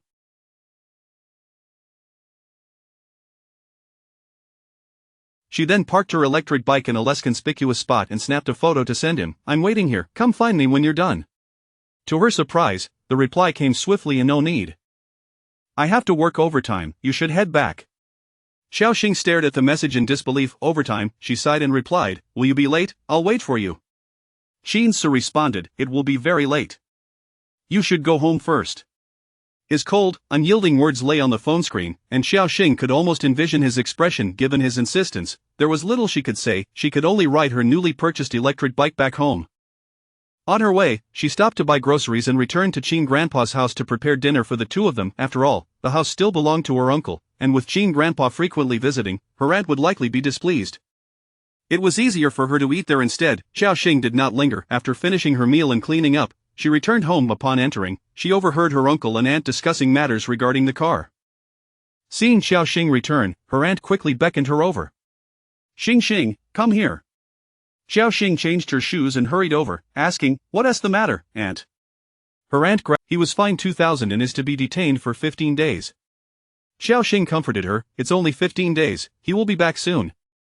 Her aunt wiped her eyes and then shifted the conversation. "Have the issues? How much do we owe?" At her words, Xiao Xing instinctively glanced at her uncle, who was peeling an orange with his head down. Avoiding her gaze, Xiao Xing withdrew her gaze and said to her aunt, "We need to compensate 150,000. Aunt, uncle, could you help share some of the burden? 150,000? Do we really have that much money?" her aunt asked. Clearly anxious, Xiao Xing replied, "Qin's just started his job, and my salary isn't high either. We truly can't come up with 150,000. Giving uncle 200,000 yesterday exhausted our entire savings." Her aunt chuckled awkwardly. "Why don't you think of something, perhaps borrow from friends?" Xiao Xing pondered for a moment and nodded. "We'll try our best, but we still need an additional 100,000 to buy this house." Seeing her aunt's demeanor, Xiao Xing guessed her thoughts and added, "Qin's car has already been towed. If you don't do something, it might reflect poorly on us, right?" Her aunt hesitated. "How about this? You contribute 100,000 for the compensation, and we can gather another 50,000 to pay the car owner. This way, it shows Qin our sincerity." Her aunt insisted, Xing, let us discuss this further. "Qin hasn't returned yet, has he?" Xiao Xing replied, "Aunt, Qin and I have only been married for a few days. If the car were mine, it would be a different matter, but this is Qin's. I hope you and uncle can consider my position as well." Chapter 28. His disdain was evident at this moment. Uncle spoke up, acknowledging that since it was Xiao Yi who was driving, they ought to consider Xing's feelings as well. Aunt shot him an irritated glance, displeased with his constant defense of Xiao Xing. After a moment of contemplation, she proposed, "Why don't you return the money to Xing, and we can seek out that previous buyer?" Isn't he also looking to purchase a house? Xiao Xing was taken aback. She had not anticipated Aunt would suggest such a thing. The calculations were staggering, as Aunt intended for Xiao Xing to return the funds, thereby incurring a loss herself, while she would subsequently sell the house for 500,000 without suffering any detriment. With a smile, Xiao Xing feigned ignorance and inquired, "Aunt, are you suggesting that we sell the house to someone else and then use that money to repay?" Aunt chuckled, "You mentioned you lacked sufficient funds, and we are in need of money as well. Thus, selling to another party seems to be our only option." Xing, "It's not that I'm saying this, but you claim to have money. We hurried back only to find you still short by 100,000. What do you propose we do?" Xiao Xing realized Aunt was aware of her desire for the house and was attempting to leverage that knowledge against her. With uncle present, she was reluctant to confront Aunt directly, fearing that Aunt might refuse to sell her the house altogether. After a brief pause, she replied, "Indeed, I presently do not have that much money. If Aunt is truly in a hurry to sell, then let us proceed with the sale. The car owner is also pressing for a resolution. You can compensate him, and Qin and I will look for other houses." Now, it was Aunt who was left stunned. Xiao Xing was not following the expected script. "You no longer wish for this house?" she probed. "Of course I do," Xiao Xing admitted, "but I simply lack the means. I can check if there are others selling in this community. My interest in this house primarily stems from its affordability. If I were as affluent as you, Aunt, I would have purchased something in the city already." Aunt chuckled awkwardly. Although she had subtly indicated that Xiao Xing and Qin should bear the costs themselves, she still wanted to maintain her dignity, and Xiao Xing's reticence left her at a loss for words. "You girl, we are all in need of money. What shall we do now?" Xiao Xing proposed, "Aunt, why not sell the house to me for 400,000? Last night, Qin was upset because his car was towed, and I even told him I would help cousin with 50,000, but he has been ignoring me today." Xiao Xing spoke with feigned innocence. If they sold the house for 400,000, then the 100,000 could cover the compensation for the car owner, and the remaining 50,000 could be pooled together with Qin. This way, it would also provide an explanation for Chinso, and they would not damage their relationship. Aunt hesitated. In her heart, she wished to incur no losses at all. At that moment, Lily interjected, Aunt, I believe Xiao Xing's suggestion is quite reasonable. We are all family, after all. While it is true that even brothers must keep accounts clear, there are times when mutual understanding is essential. That is indeed a valid point, Aunt conceded with a forced smile. Xiao Xing's lengthy discourse was rendered moot by Lily's succinct intervention. Given that Lily's family was well off, Aunt naturally wanted to present herself as magnanimous in her presence. Very well, let us proceed as Xingxing suggested. We shall sell the house to you for 400,000 as for the compensation to the car owner. We will not concern ourselves with that. Xiao Xing breathed a sigh of relief, her gratitude directed toward Lily, as she smiled brightly. Excellent, then let us arrange a time to transfer the property. I am agreeable. Uncle suddenly inquired, is that Xiao's car bought on loan? Has it been paid off yet? No, he purchased it shortly before returning. It has barely been a few days. The financial compensation was trivial in comparison. The fact that the owner had not pursued her for reparation was a small mercy. With the house agreement settled, Xiao Xing finally felt a sense of relief as they awaited the transfer. Chinsu indeed worked late, and since he had not returned home, Aunt assumed he was genuinely upset over the car incident, which had caused friction between the couple, hence her willingness to agree to the house transfer so readily. After acquiring the small electric scooter, Xiao Xing no longer had to endure crowded buses for her commute. Her previous hesitation stemmed from the inconvenience of charging, as there was no facility at the company, and at home, she would have to run a wire out the window to charge. After charging, she would have to retrieve the wire, which was quite a hassle. The next morning, after bringing the charger upstairs, just as she mounted the electric scooter to head to work, she spotted Chinsu returning. He was still dressed in a suit, holding a briefcase, striding towards her with his long legs. Chinsu? Xiao Xing removed her helmet and greeted him hastily. Are you off work now? Chinsu paused, turning to look at her, his gaze landing on her pink scooter without a hint of expression. I'm back to see the old man. Will you still need to go to the office later? I can give you a ride. Chinsu responded. But what's the matter? Nothing, you don't have to wait for me, I'll go later in the afternoon. Oh. Just as Xiao Xing prepared to leave, I have a 2-hour break. No need. Xiao Xing suddenly fell silent, her eyes fixed on Chinsu, a hint of disappointment in her expression. Are you upset because of the car? Chinsu furrowed his brow. Why do you say that? How had she discerned his irritation? Is it that you are disdainful of this electric scooter? Xiao Xing glanced at him again, recognizing that indeed, dressed in his tailored suit, he appeared somewhat out of place on such a vehicle. Chinsu remained silent. He indeed held a sense of disdain. Xiao Xing continued, but this is all I can afford at the moment. If you are worried about appearances, you might as well take the subway. Noticing her despondent demeanor, Chinsu unexpectedly said, I do have something to attend to, why don't you wait for me for a few minutes? Upon uttering this, he immediately regretted it, wondering why he was feeling soft-hearted. Yet, Xiao Xing beamed with joy. All right, I'll wait for you. After a brief silence, Chinsu turned and ascended the stairs. Xiao Xing quickly dismounted, wiping the back seat with a tissue before retrieving the black helmet, patiently waiting for him to return. After approximately 10 minutes, Chinsu finally emerged, seemingly having changed his attire. His black shirt had been replaced with a navy one, though overall, there was no significant change. Xiao Xing eagerly offered the black helmet. Please wear this. It is safer, and while on the road, no one will recognize you. If they can't see your face, you won't feel embarrassed. Chapter 29. The body cannot deceive. Chinsu remained silent as he accepted the helmet from her hand and placed it upon his own head. Come on, he urged. Xiao Xing straddled the electric scooter and turned to glance at Chinsu, who appeared somewhat stiff and reluctant. However, under her watchful gaze, he eventually swung his legs over and settled into place. Make sure you hold on tight, she advised before setting off on the scooter. The morning breeze carried a hint of moisture, and as the cool air enveloped them, the subtle fragrance emanating from Xiao Xing wafted towards him, a delicate scent reminiscent not of perfume, but rather of shampoo and laundry detergent.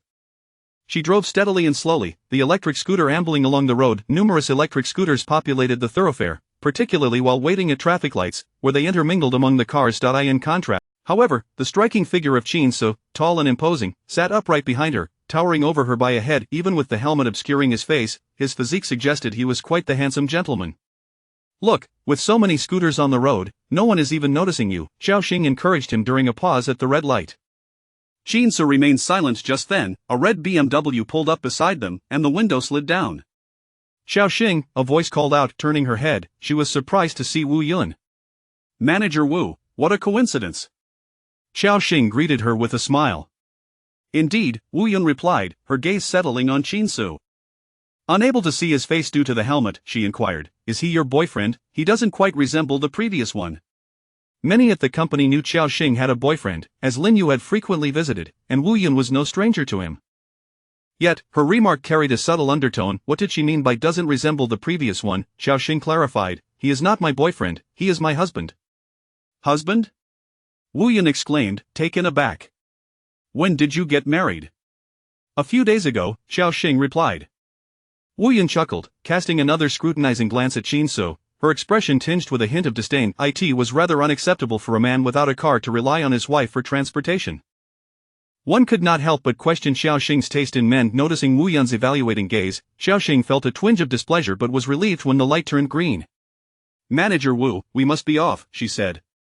Wu Yun nodded with a smile, one that emanated genuine warmth, often seen when one is pleased to see others in a lesser position. As Xiaoxing rode towards SC, she reassured Qinsu, don't worry.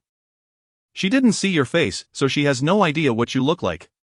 Qinsu continued to remain silent. As they ascended a slope, Xiaoxing suddenly accelerated. He instinctively leaned back, but quick as a flash, he grasped her waist. Xiaoxing's body tensed, his hands fit perfectly around her slender waist. Feeling the warmth radiating from his large hands, her heart raced, and her face, hidden beneath the helmet, flushed crimson. Taking a deep breath, she feigned calmness, gripping the handlebars firmly in an attempt to stabilize the scooter. Yet, her rigid form did not escape Qinsu's notice. He could distinctly sense her tension. While one might disguise their exterior, the body's reactions are undeniable, revealing her genuine nervousness, a stark contrast to someone who had been in a 2-year relationship. Lost in his thoughts, Qinsu did not withdraw his hands even as the ride smoothed out. Surprisingly, he found himself less averse to riding the electric scooter. Xiaoxing remained focused on her phone's navigation. They had just 500 meters left. However, traffic had come to a standstill. The road was nearly completely blocked, leaving no gaps for her to maneuver the scooter through, forcing her to crawl along with the rest of the vehicles. Unbeknownst to her, a car window beside them rolled down, revealing Han Yan inside, who reached out to pat Qinsu on the shoulder. Qinsu turned to see Han Yan wearing a smug expression. Han Yan even pulled out his phone to take a picture of him. Qinsu frowned, casting a warning glance, but it was futile. Han Yan unabashedly pressed the shutter. As Han Yan contemplated how to utilize the photo, Qinsu suddenly snatched the phone from his hand. Hey, that's my phone! Han Yan exclaimed. Xiaoxing turned at the sound, noticing Qinsu fiddling with someone else's phone while Han Yan leaned forward, eager to retrieve it. Manager Han? Han Yan blinked, momentarily taken aback, then smiled sheepishly. To spare Qinsu any embarrassment, she explained, I'm just dropping off a friend at work. A friend, you say? Han Yan remarked with a knowing grin, glancing at Qinsu. He works at SC, right? He seems a bit familiar, Han Yan continued, his tone laced with a veiled threat that only Qinsu could discern. Xiaoxing felt a flicker of doubt. Why would Qinsu snatch someone else's phone? Han Yan was a vice president. She hoped he wouldn't offend him. Qinsu said nothing, tossing the phone back into Han Yan's car before addressing Xiaoxing. You can drop me off here. I'll walk the rest of the way. It's still 300 meters, she protested. It's fine, I have time. Xiaoxing glanced at the clock. He had time, but she was running late. She hadn't anticipated such a traffic jam, having taken over 10 minutes to cover just 200 meters. All right then, I'll head off. Walking will be good exercise for you. Once Qinsu disembarked, Xiaoxing maneuvered the scooter to a nearby intersection where she could turn around, and the traffic thinned considerably. After she departed, Qinsu immediately climbed into Han Yan's car. Unable to contain his laughter any longer, Han Yan teased, so, how does it feel to ride a little electric scooter, Qin? Surprisingly, Qinsu did not retort but leaned back in the seat, eyes closed, and simply murmured, not bad. Han Yan raised an eyebrow, perhaps struck by a thought, and nodded in agreement. So, the experience of intimate contact isn't so bad, is it? Qinsu chose to ignore him. His mind was preoccupied with the memory of Xiaoxing's tense demeanor. From the moment his hand had rested on her waist, she had not relaxed. Had she truly been in a 2-year relationship with Lin Yu? Meanwhile, Xiaoxing was blissfully unaware of his thoughts, as she was late, 20 minutes late, to be exact. Upon arriving at her department, she found Supervisor He waiting at her workstation. Xiaoxing, this is unprecedented. He scrutinized her from head to toe. What held you up? Having rushed to her desk, Xiaoxing wiped the sweat from her forehead and replied, I'm sorry, the traffic was terrible. It must have been quite the ordeal for you, sending your husband to work. That round trip surely consumed a lot of time, Supervisor He. Please be understanding, Wu Yun chimed in from nowhere, her tone dripping with sarcasm. Chapter 30. Complying with the company's arrangement. While the statement seemed to assist Xiaoxing in clarifying her situation, it inadvertently exposed all her secrets. As anticipated, once those words were uttered, the other colleagues in the department turned their astonished gazes towards Xiaoxing. Husband, Xiaoxing, are you married to Lin Yu? Zhang Shui was the first to speak, for it was well known that she had a penchant for gossip. Wasn't the focus supposed to be on her sending her boyfriend to work? I don't quite understand, Xiaoxing, how did you manage that? Did you buy a car? When did you get married? How come we were completely unaware? The crowd bombarded her with questions, leaving Xiaoxing momentarily at a loss as to which query to address first. Supervisor He interjected, alright, this is work time. Let us focus on our duties. After speaking, she turned to Xiaoxing. I shouldn't interfere in your personal life, but should your personal affairs start to affect your work, don't blame me for not warning you. Xiaoxing quickly nodded in agreement. Yes, I assure you there won't be a next time. Once the two had left, Zhang Shui immediately slid her chair over. Xiaoxing, what is going on? Is it true that you're married? Xiaoxing nodded, aware of what Zhang Shui was about to inquire next. But not to Lin Yu. Come on, I heard Manager Wu mention that your current husband is not even as good as Lin Yu. At least Lin Yu used to pick you up from work, why are you the one sending him now? It was too convoluted to explain at the moment, better to focus on work first. Xiaoxing had no desire to discuss these matters with Zhang Shui, who merely sought to satiate her curiosity and did not genuinely care for her well-being. Meanwhile, after Wu Yun entered Supervisor He's office, the two closed the door, and Wu Yun sighed, alright, I'll be straightforward, this woman has gotten married, and the next step is undoubtedly to have children, right? Let us not delve into the issue of children for now. You aware of Xiaoxing's job duties. If she frequently arrives late or takes leave, she exploit her job convenience to manipulate her attendance records? Supervisor He was momentarily taken aback, suddenly looking at Wu Yun. She shouldn't be that kind of person. Wu Yun chuckled softly. Whether she is or not, don't jump to conclusions so early. You could check her attendance records. It wouldn't hurt to look into the attendance of 2 individuals from last month. Supervisor He stared at Wu Yun for a moment before bursting into laughter. Do you have a grudge against her? Wu Yun was slightly taken aback. What are you implying? I am merely trying to remind you, and you're questioning my motives. Supervisor He replied, I'm aware of the attendance matters, we're all just working here, and we both know how things operate. There is no need to put it on display. Haven't you ever engaged in such practices with her? Wu Yun was momentarily speechless. In truth, most people had exploited the 2-hour leave rule, especially those in higher positions, including Supervisor He. These were unspoken secrets among everyone. Moreover, even if the company were to discover it, they likely wouldn't say much. Considering it was merely 2 hours for a month, there was no need for excessive scrutiny. However, Wu Yun's timing in bringing this up clearly indicated a personal vendetta against Xiaoxing. Wu Yun sighed, dropping the act. Alright, old He, we've known each other for a long time, so I won't beat around the bush. I simply find her intolerable, a mere administrative staff member. Your department doesn't particularly need her, does it? Her intentions were clear. She wanted Supervisor He to find a way to dismiss Xiaoxing. Supervisor He took a sip of her coffee, contemplating for a moment. Although I don't know what issues you have with her, there is no justification for arbitrarily dismissing her. If you're seeking satisfaction, I can transfer her to your department. You can deal with it as you see fit. Wu Yun suddenly laughed. It's always you, never wanting to be the bad guy. Fine, transfer her to my department. I don't require any further involvement from you. While at work, Xiaoxing's eyelids twitched incessantly. She occasionally glanced towards Supervisor He's office. Given the attendance matter, Wu Yun must have harbored some resentment towards her. After approximately half an hour, Wu Yun finally emerged from the office, passing by Xiaoxing's workstation and offering her an enigmatic smile. Upon seeing that smile, Xiaoxing felt a chill run down her spine. As the afternoon drew near to the end of the workday, Supervisor He indeed summoned her. Xiaoxing, feeling apprehensive, entered Supervisor He's office, where she found her sifting through documents. Out of the corner of her eye, Xiaoxing noticed that she was holding attendance records. Supervisor He, you called for me? Supervisor He closed the file and greeted her with a formally polite smile. You're here. Please take a seat. Once Xiaoxing was seated, Supervisor He spoke earnestly. Xiaoxing, it's like this, the higher-ups have suggested that our department has become overstaffed, and you know how the company is faring these days. Upon hearing this, Xiaoxing felt a sinking sensation in her heart. Her ominous premonition was coming true. So, what does Supervisor He mean by that? Supervisor, he continued, I share the same sentiment. Our department doesn't necessarily have that much work to do. Point two people could easily handle everything, but I've been reluctant to let anyone go given how long everyone has been with me. Xiao Xing remained silent, patiently awaiting Supervisor He to finish her explanation. Therefore, I've discussed with other departments about reallocating some of our personnel. Xiao Xing understood immediately. It appeared Supervisor He intended to transfer her to another department. Which department do you plan to transfer me to? Supervisor He pondered for a moment before responding. They re quite short-staffed over there. It was an answer she had anticipated. The very first word Supervisor He uttered led Xiao Xing to deduce that she was neither being dismissed nor merely being shuffled to Wu Yun's department.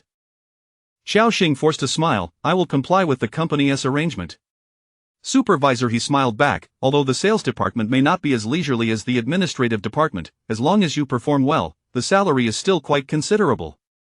So don't be disheartened. As a young person, you should strive and learn as much as possible. Listening to such official platitudes, Xiao Xing maintained her smile, nodding, I understand. I will certainly not disappoint Supervisor He's expectations. Chapter 31. Gossip is human nature. Supervisor He nodded in appreciation. Alright, you may go and tidy up a report to the sales department tomorrow morning. Xiao Xing nodded, turned, and exited the office. She was aware that Wu Yun was behind the mischief, but given Wu Yun's good rapport with Supervisor He, she felt utterly powerless. Although Xiao Xing could easily resign, doing so would play right into Wu Yun's hands. Thus, she chose to stay, eager to see what Wu Yun might attempt next. With this thought, Xiao Xing sighed and accelerated her electric scooter towards Jin's company. The route was less congested than during the morning rush, and she soon arrived at the foot of the building. She took out her phone and messaged Jinsu. Xiao Xing, I have arrived. Jinsu did not respond immediately. He was busy attending to work matters. After several minutes, he finally noticed her message. After some contemplation, he replied, I'll be there shortly. Xiao Xing, I've parked my scooter by the side of the road.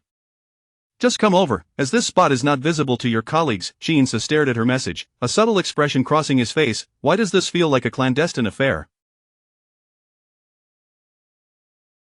At that moment, Han Yan entered with some documents. Noticing Jinsu preparing to leave with his clothes, he was taken aback. You're leaving so early today? Jinsu raised his wrist to check the time. It's nearly 7. Is that early? Han Yan was dumbfounded, his mouth agape, struggling to find words. This was hardly a statement one would expect from a workaholic. At this hour, he would typically lament, it's only 7. You're leaving already? Han Yan raised an eyebrow, scrutinizing Jinsu from head to toe. Something's off. Confess, is your wife here to pick you up? Jinsu shot him a glance but did not answer, gathering his belongings and departing. Upon exiting the company, he indeed spotted Xiao Xing's electric scooter parked nearby. She was wearing a helmet, glancing around furtively, resembling a spy. He approached her and called out from behind, Xiao Xing. Startled, Xiao Xing quickly dismounted and handed him the black helmet. You're here, take this. Jinsu accepted the helmet and expertly donned it. Regardless of the circumstances, once a first time occurs, a second is bound to follow. This time riding on the electric scooter, Jinsu adapted quickly, confidently mounting the vehicle. Xiao Xing hastily climbed back on, stabilizing herself. Let us go. He placed his hand once more on her waist, and predictably, she stiffened slightly. Yet she masked her reaction, acting as though nothing was amiss, assuming Jinsu had not noticed. At that moment, it was the end of the workday, and several executives, having heard that he had left mid-task, rushed to the windows to take a look. What they beheld was quite the spectacle of their president Jin, a man worth billions, seated on a pink electric scooter, ridden by a woman. Goodness, how does he look so at ease? What do you know, that's what they call the romance of the wealthy. Have you all seen what our president's wife looks like? I'm dying of curiosity. We should ask Han. He must have seen her. What are you all doing, lurking by the window like thieves, planning a mass jump? As if summoned by their discussion, Han Yan appeared behind them, bemused by the sight of these high-ranking executives, each of what would the other employees think? The moment Han Yan spoke, the crowd turned, encircling him. General Manager Han, please show us what the president's wife looks like. Indeed, satisfy our curiosity. Han Yan regarded them with an amused expression. Where was this enthusiasm during work hours? It was evident that gossip was an intrinsic part of human nature. Some individuals were not disinterested in gossip but merely lacked enticing subjects. Take these people, for instance. If presented with celebrity gossip, they might not give it a second glance. However, if offered a photograph of the president's wife, they would sprint like hares. Unbeknownst to Xiao Xing, who was entirely oblivious to the happenings within Jinsu's company, she was focused on taking him home. Midway, she suddenly inquired, what would you like to eat tonight? Anything is fine. Jinsu replied nonchalantly from the back, his large hand comfortably resting on her waist. Xiao Xing's waist was so slender that it felt as though he could easily break it with a little more pressure. The market is probably closed by now, But the supermarket should have some vegetables, though they are a bit pricier than the market. Then let us not complicate things, we'll just find a place to eat. Xiaoxing paused, taken aback. Eating out is quite expensive. 1 or 200 could buy us a week's worth of groceries, and we are currently in debt. We should save. Shinsu's lips twitched slightly.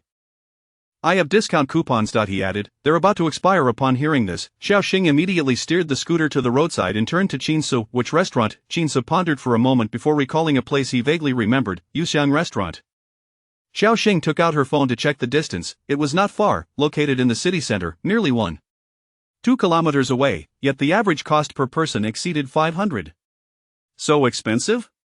Shinsu glanced at her phone and replied nonchalantly, I have an 890 discount coupon. Xiaoxing was momentarily taken aback. How could he possibly possess such an abundance of discount coupons? Let us hurry, or we'll arrive too late and find it closed, Shinsu urged, while subtly fiddling with his phone. Well, having over 800 in coupons does seem a bit wasteful, Xiaoxing mused. She had never dined at such an extravagant restaurant and had not anticipated that establishments could offer such substantial discounts. However, she was aware that certain coupons could indeed be accumulated.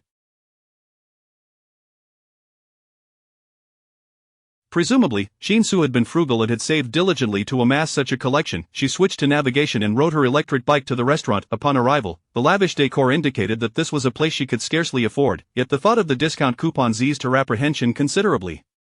Show me your coupons. Some accumulated ones cannot be used all at once. Shinsu stared at her for a few seconds. He had no coupons, merely trying to deceive her. Xiaoxing gazed back at him, her anticipation palpable. Clearing his throat, he awkwardly stated, their coupons are in tea and paper form. They must be checked in the system. You'll find out once you inquire. I see, then let us go inside and ask. Xiaoxing parked her bike in a spot across from the restaurant, as there were no designated areas for electric bikes at the entrance. The two crossed the street when suddenly, Shinsu grasped her arm, pulling her back. Be careful. As he uttered those words, a vehicle sped past her, and had Shinsu not intervened, she might have been struck. How could that person run a red light? She exclaimed. Quite normal. That car was a Lamborghini. Xiaoxing exhaled sharply, realizing that his hand still held hers. Her cheeks flushed slightly, and she discreetly withdrew her hand. This action momentarily startled Shinsu, who looked at her with a mixture of surprise and curiosity. Chapter 32. Lin Yu's new girlfriend. The pair arrived at the restaurant, where Xiaoxing approached the cashier to inquire, Hello, could we check on that coupon?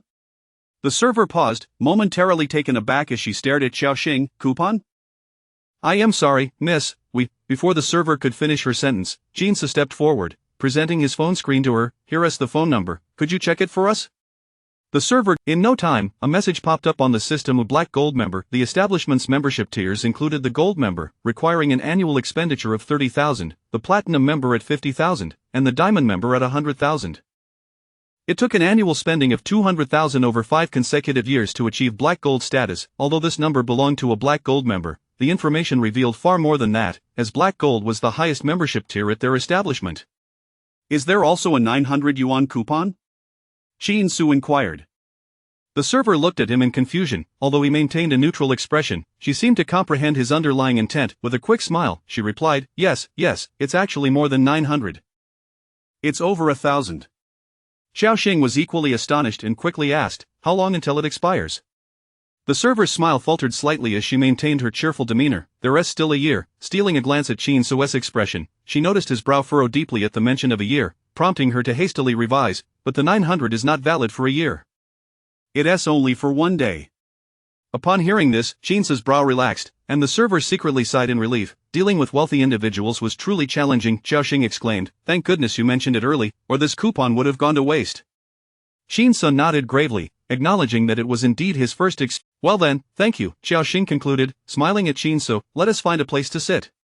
Sure, he replied. Xiaoxing chose a table by the window, surveying the surroundings and exclaiming, So this is what a high-end restaurant is like. The expenses justified. Previously, I visited a restaurant that offered vouchers with numerous restrictions. Indeed, Shinsu could say little more. Make sure to eat well so as not to waste the vouchers. Of course. I'll make the most of the free offerings and even pack a portion for my grandfather.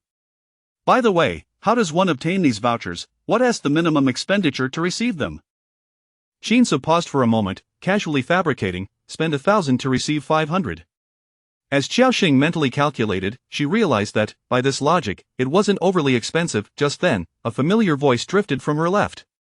Bride price and housing are negotiable. I believe that as long as the two individuals have a good relationship, material wealth is secondary. Following the sound, Xiaoxing was startled to discover Lin Yu seated with a woman whose appearance was obscured, but her fashionable attire and physique suggested she was quite stylish.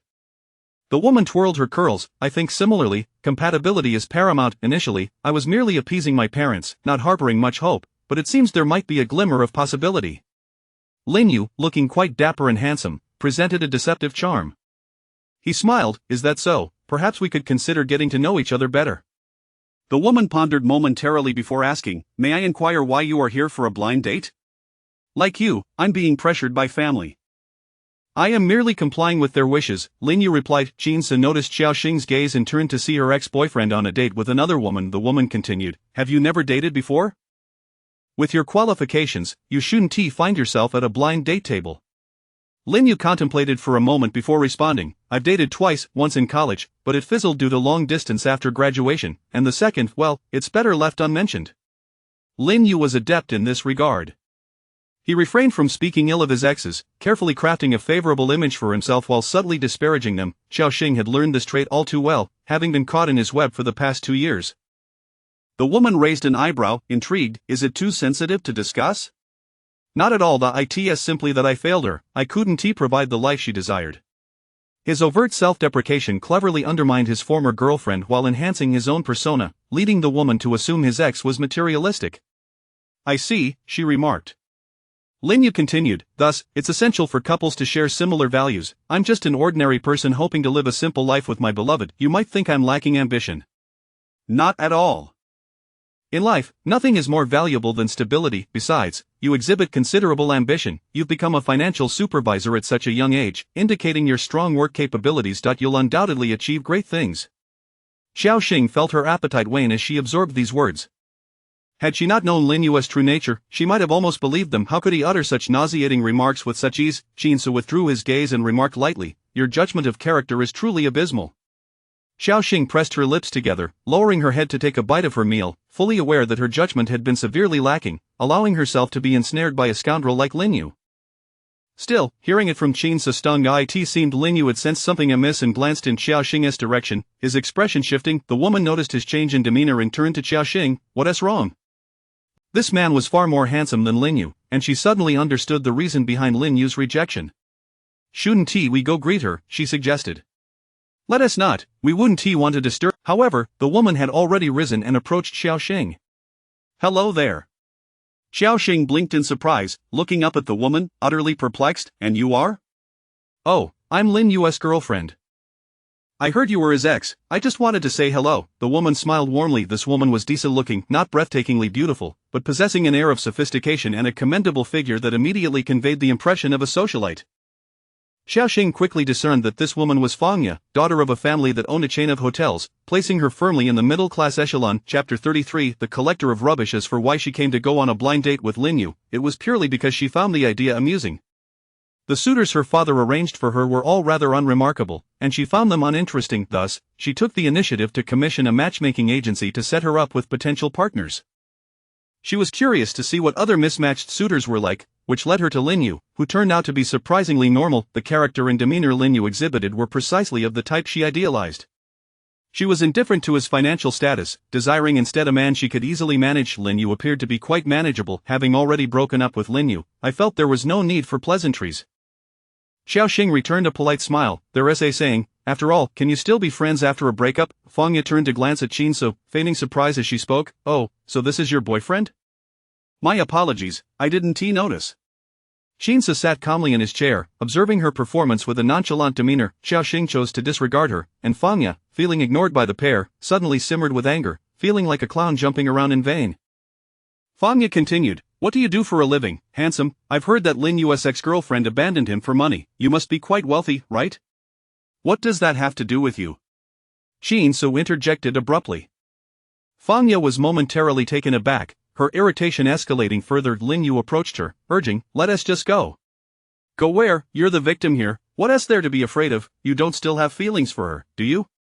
Lin Yu felt a pang of insecurity and, still feigning hurt, replied, "Let us not discuss this." This only ignited Fang Ye's competitive spirit, making her feel as though Lin Yu still harbored feelings for Xiaoxing. Suddenly, she was determined to win this man over. Unable to endure the situation any longer, Xiaoxing stood up, her gaze shifting between the two as she addressed Fang Ye. "Miss, Lin Yu and I have already broken up, and I am now married. You needn't target me here. If you fancy him, I wish you both a blissful union." Married? Fang Ye was momentarily stunned but quickly rationalized that Lin Yu was indeed correct. This woman was clearly fickle, having remarried so soon. "Yes, I am married. So, can you leave now?" Fang Ye gritted her teeth in frustration. Having always been pampered, she was unused to being treated in such a manner, let alone being asked to leave. Just as she was about to retort, two men suddenly entered the room and approached their table. "My goodness, Lao Qin." One of the casually dressed men approached and slapped Qin Su on the shoulder, exclaiming, "I knew you'd be here eating. I was just about to ask you to lend me, ouch." Before he could finish his sentence, Qin Su had seized his wrist, exerting such force that it nearly snapped, causing the man to cry out in pain, leaving his words unspoken. Qin Su released him, and the man clutched his wrist, glaring at Qin Su in pain. "What is wrong with you? Are you insane? Are you friends?" Xiaoxing inquired tentatively, noting the apparent camaraderie. Qin Su nodded. "Yes, this is Yang Han, his family collects rubbish."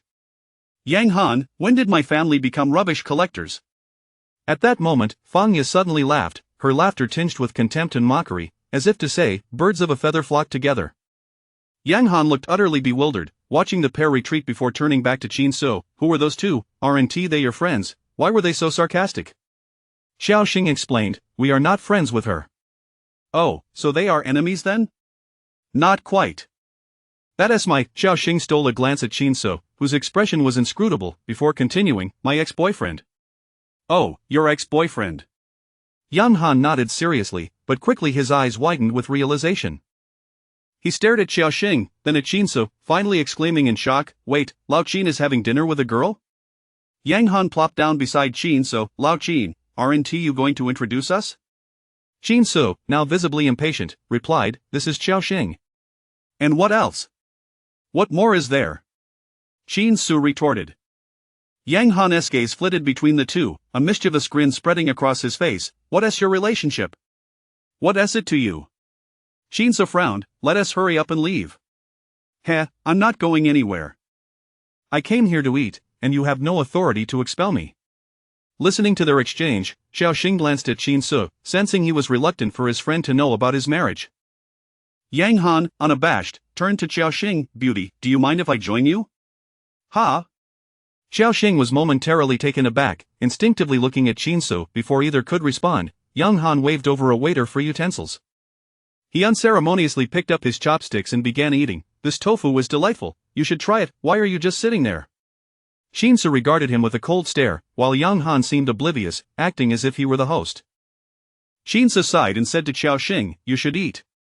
Xiaoxing nodded, quietly picking up her chopsticks to continue her meal. Yang Han, feeling particularly friendly, chatted with Qin Su after a few bites. "Lao Qin, why haven't you contacted me since you've returned? What have you been busy with?" Qin Su coughed, his fist against his lips, and replied quietly, "Looking for a job." Yang Han's smile faltered momentarily. "What?" He doubted he had heard correctly. Surely Qin Su couldn't. Yang Han, perceptive as he was, recalled how Qin Su had previously borrowed from him and had claimed to be a rubbish collector. Now he was saying he was job hunting. His true intentions were not hard to decipher. Thus, Yang Han couldn't help but glance at Xiaoxing a few more times. Noticing his gaze, Xiaoxing looked up, puzzled. "What is wrong?" Yang Han laughed heartily. "Oh, nothing, just feeling a bit full." "You hardly ate anything." "I still have to go collect rubbish later." "Overeating wouldn't be good for work," Yang Han jested, sticking out his tongue at Qin Su. "Is it difficult for you most of the time?" Yang Han waved his hand dismissively, forcing back laughter. "Absolutely. We lack education. Unlike Qin Su, who is a returnee from abroad, we can only do hard labor to make a living." Xiaoxing smiled gently. "All work is to earn a living. There is no hierarchy in that. Regardless of the job, it's challenging." Indeed, you truly are considerate, sister-in-law." The sudden address made Xiaoxing blush, prompting her to hastily change the subject. "How did you two meet?" Chapter 34. Mistakes do not diminish with time. Once, we were classmates throughout high school and university. However, this fellow left for abroad after just a year of college. Did you not know? Xiaoxing was taken aback.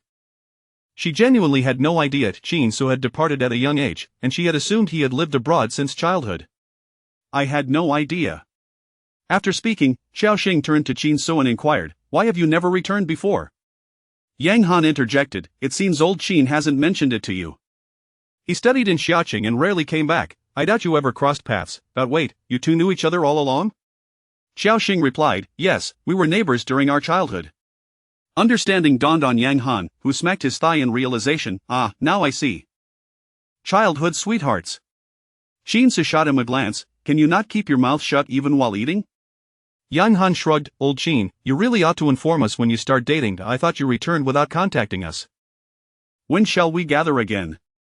"Another time," Qin Su replied, genuinely wishing to avoid further conversation with this garrulous individual. With every word Yang Han uttered, Qin Su felt a bead of sweat trickle down his spine, fearing that one slip of the tongue could expose too much. "You, who wouldn't even take my leftovers, came to dine with me." Qin Su disregarded him and pressed the service bell, summoning the waiter to settle the bill. The bill was brought by the lobby manager, who presented a plate of post-meal fruits and cheerfully asked, "How did you find the dishes today? Please feel free to share any suggestions." Yang Han waved his hand dismissively. "No, everything was delightful. I truly enjoy your establishment. How much is it?" The manager maintained his unwavering smile. "The total is 1,300. After applying your vouchers, you have 800 remaining. Would you like to order anything else?" The manager's words left both Xiaoxing and Yang Han momentarily stunned.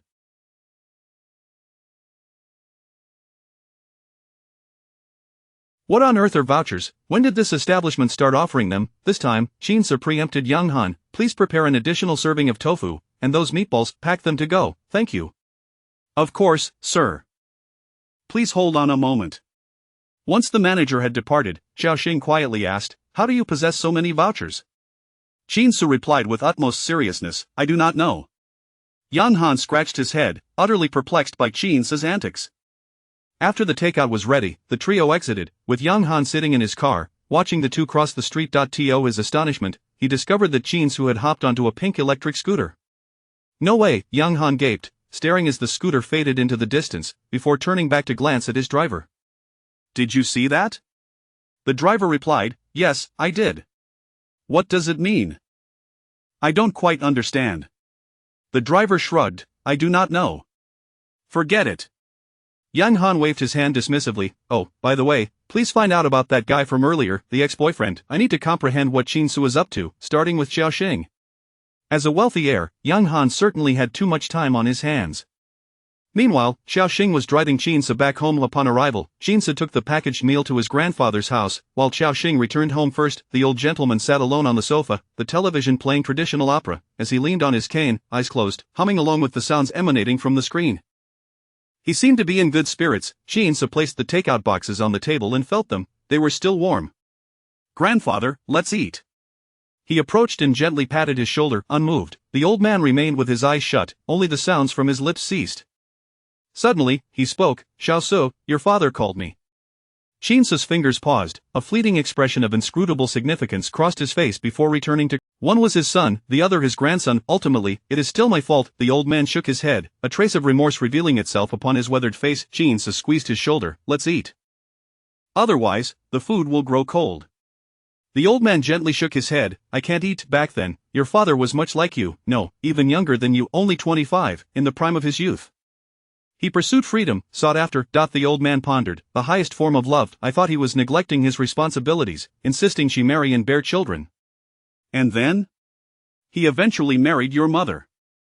Your mother was also strong-willed, and their life together was fraught with friction. Even back then, I realized I might have made a mistake, but it was too late. They had children, and regrets were futile. They seldom returned home, and when they did, it ended in arguments. Hence, I took Qin Su and distanced ourselves from that tumultuous place, living a quiet life in this small town. When Qin Su was 8, his mother came to take him away. By then, his parents had already divorced because his mother discovered his father was involved with another woman, lavishing money on her. Chinsa's mother, being strong-willed, confronted the woman, but in a moment of anger, Chinsa's father pushed her, causing her to lose the child she was carrying. That incident shattered her resolve completely, and she subsequently harbored resentment towards the old man, taking Chinsu away and never returning. The old man murmured, grasping Chinsa's hand, "Shasu, I fear that by the time you turn 30, you may still be unmarried. I worry that you will lose hope in marriage due to your parents' influence." Chinsa frowned. Why bring this up now? At my age, there are some things left unsaid that may never be said again. You're rambling again. The old man forced a bitter smile. Do not be alarmed. Everyone faces this state. I merely wish to convey that not all marriages are failures, both parties must contribute. If only one person bears the burden, even the finest relationship will wither away. Xiaoxing is a good girl, do not keep her in the dark for too long, or you will find yourself regretting it later. Chinsa remained silent, absorbing the words. You are different from your father. He sought to pursue his love, while you do not believe in love at all. What can I do, but urge you to marry? If only you had a girl you liked, I would not interfere. What exactly are you trying to say? Chinsa felt increasingly uneasy.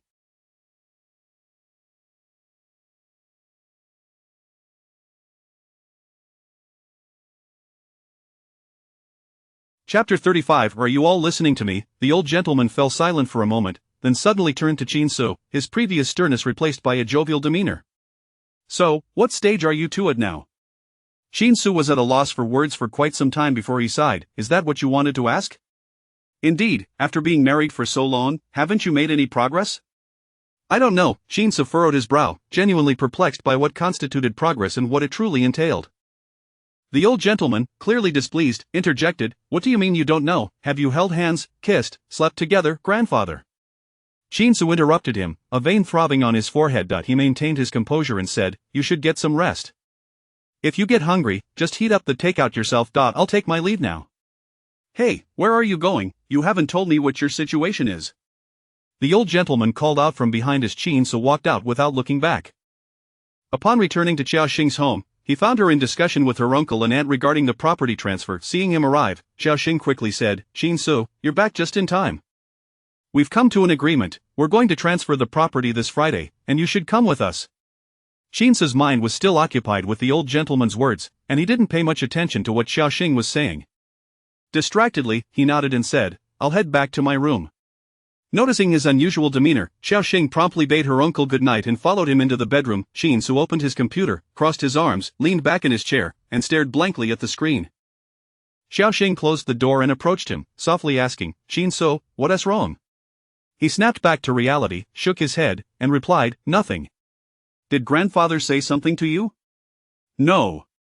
Though he maintained a neutral expression, there was an unmistakable air of concern about him. After a moment of silence, Xiaoxing suggested, Then allow me to discuss something with you. Chinsu turned to glance at her, inquiring, What is it?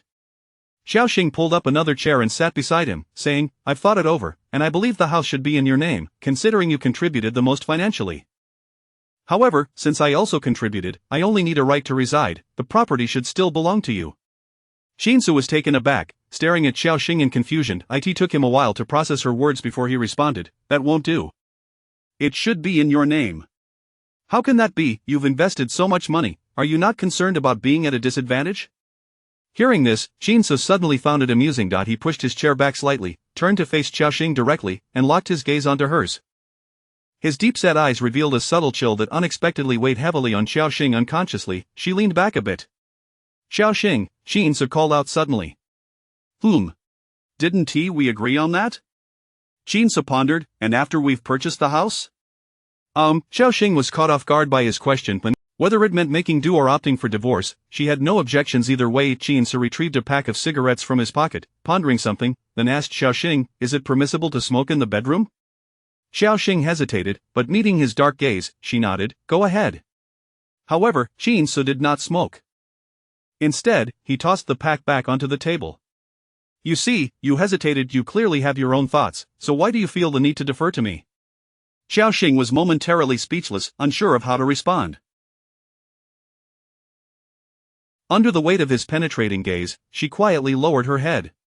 Xiaoxing, refrain from saying things like I'll listen to you, I wish to hear your most authentic thoughts specifically regarding your feelings about marrying me and your thoughts for the future. Xiaoxing bit her lip, bewildered by his sudden seriousness.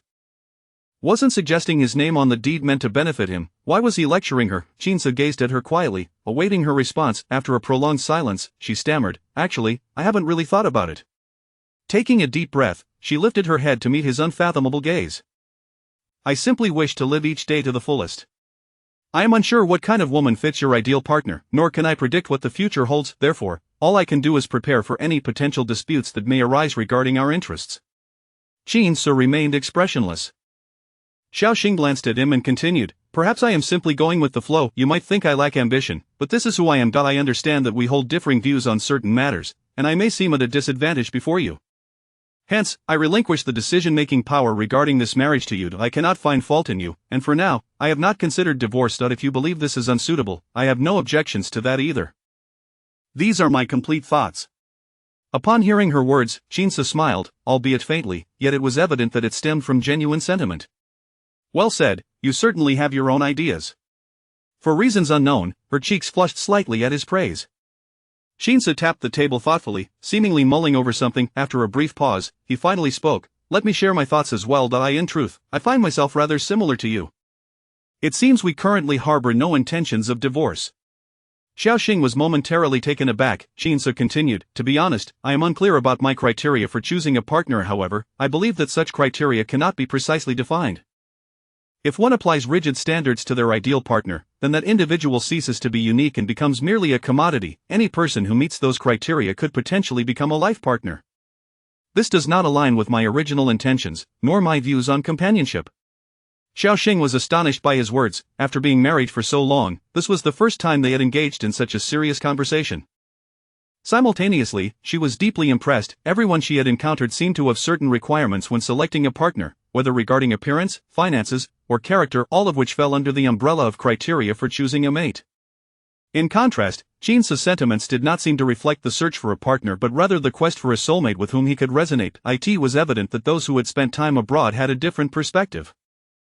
Xiaoxing chuckled awkwardly, managing to squeeze out that one remark. Jinsa opened his mouth, hesitating momentarily, but ultimately decided to proceed. Actually, there's something I would like to ask you. Chapter 36. Could it be a counterfeit? What is it? She asked. Jinsa diverted his gaze from her face and glanced elsewhere. If one day in the future you discover that I've concealed something from you, what would you do? Xiaoxing found herself momentarily at a loss for words. After careful consideration, she replied, that would depend on the nature of our relationship at that time and what it is that I might be kept in the dark about. As she said this, Xiaoxing added, isn't it a bit premature to discuss such matters now? Indeed, it is somewhat early, Jinsa remarked cryptically, as if hinting at something unspoken. He then steered the conversation back to the topic of the house. All right, let us return to the matter of the property. Xiaoxing nodded, instinctively sitting up straight, akin to a subordinate awaiting orders from a superior. You may proceed. Since we currently have no intention of divorce, we need not account for every little detail. If you wish to purchase this house, then let it be in your name. Jinsa continued, so, as long as neither of us harbors thoughts of parting ways, we shall interact as a normal married couple. You need not worry about whether I might be at a disadvantage. In marriage, there is no concept of one party suffering loss, and as a husband, it is only natural to provide for my wife.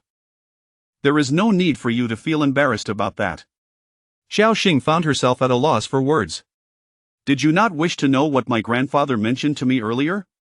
He told me that if either party in a marriage harbors selfish intentions, contemplating personal gain or loss, then regardless of the circumstances, the end of the marriage is imminent. For a moment, Xiaoxing struggled to process his words, ultimately agreeing, you are right.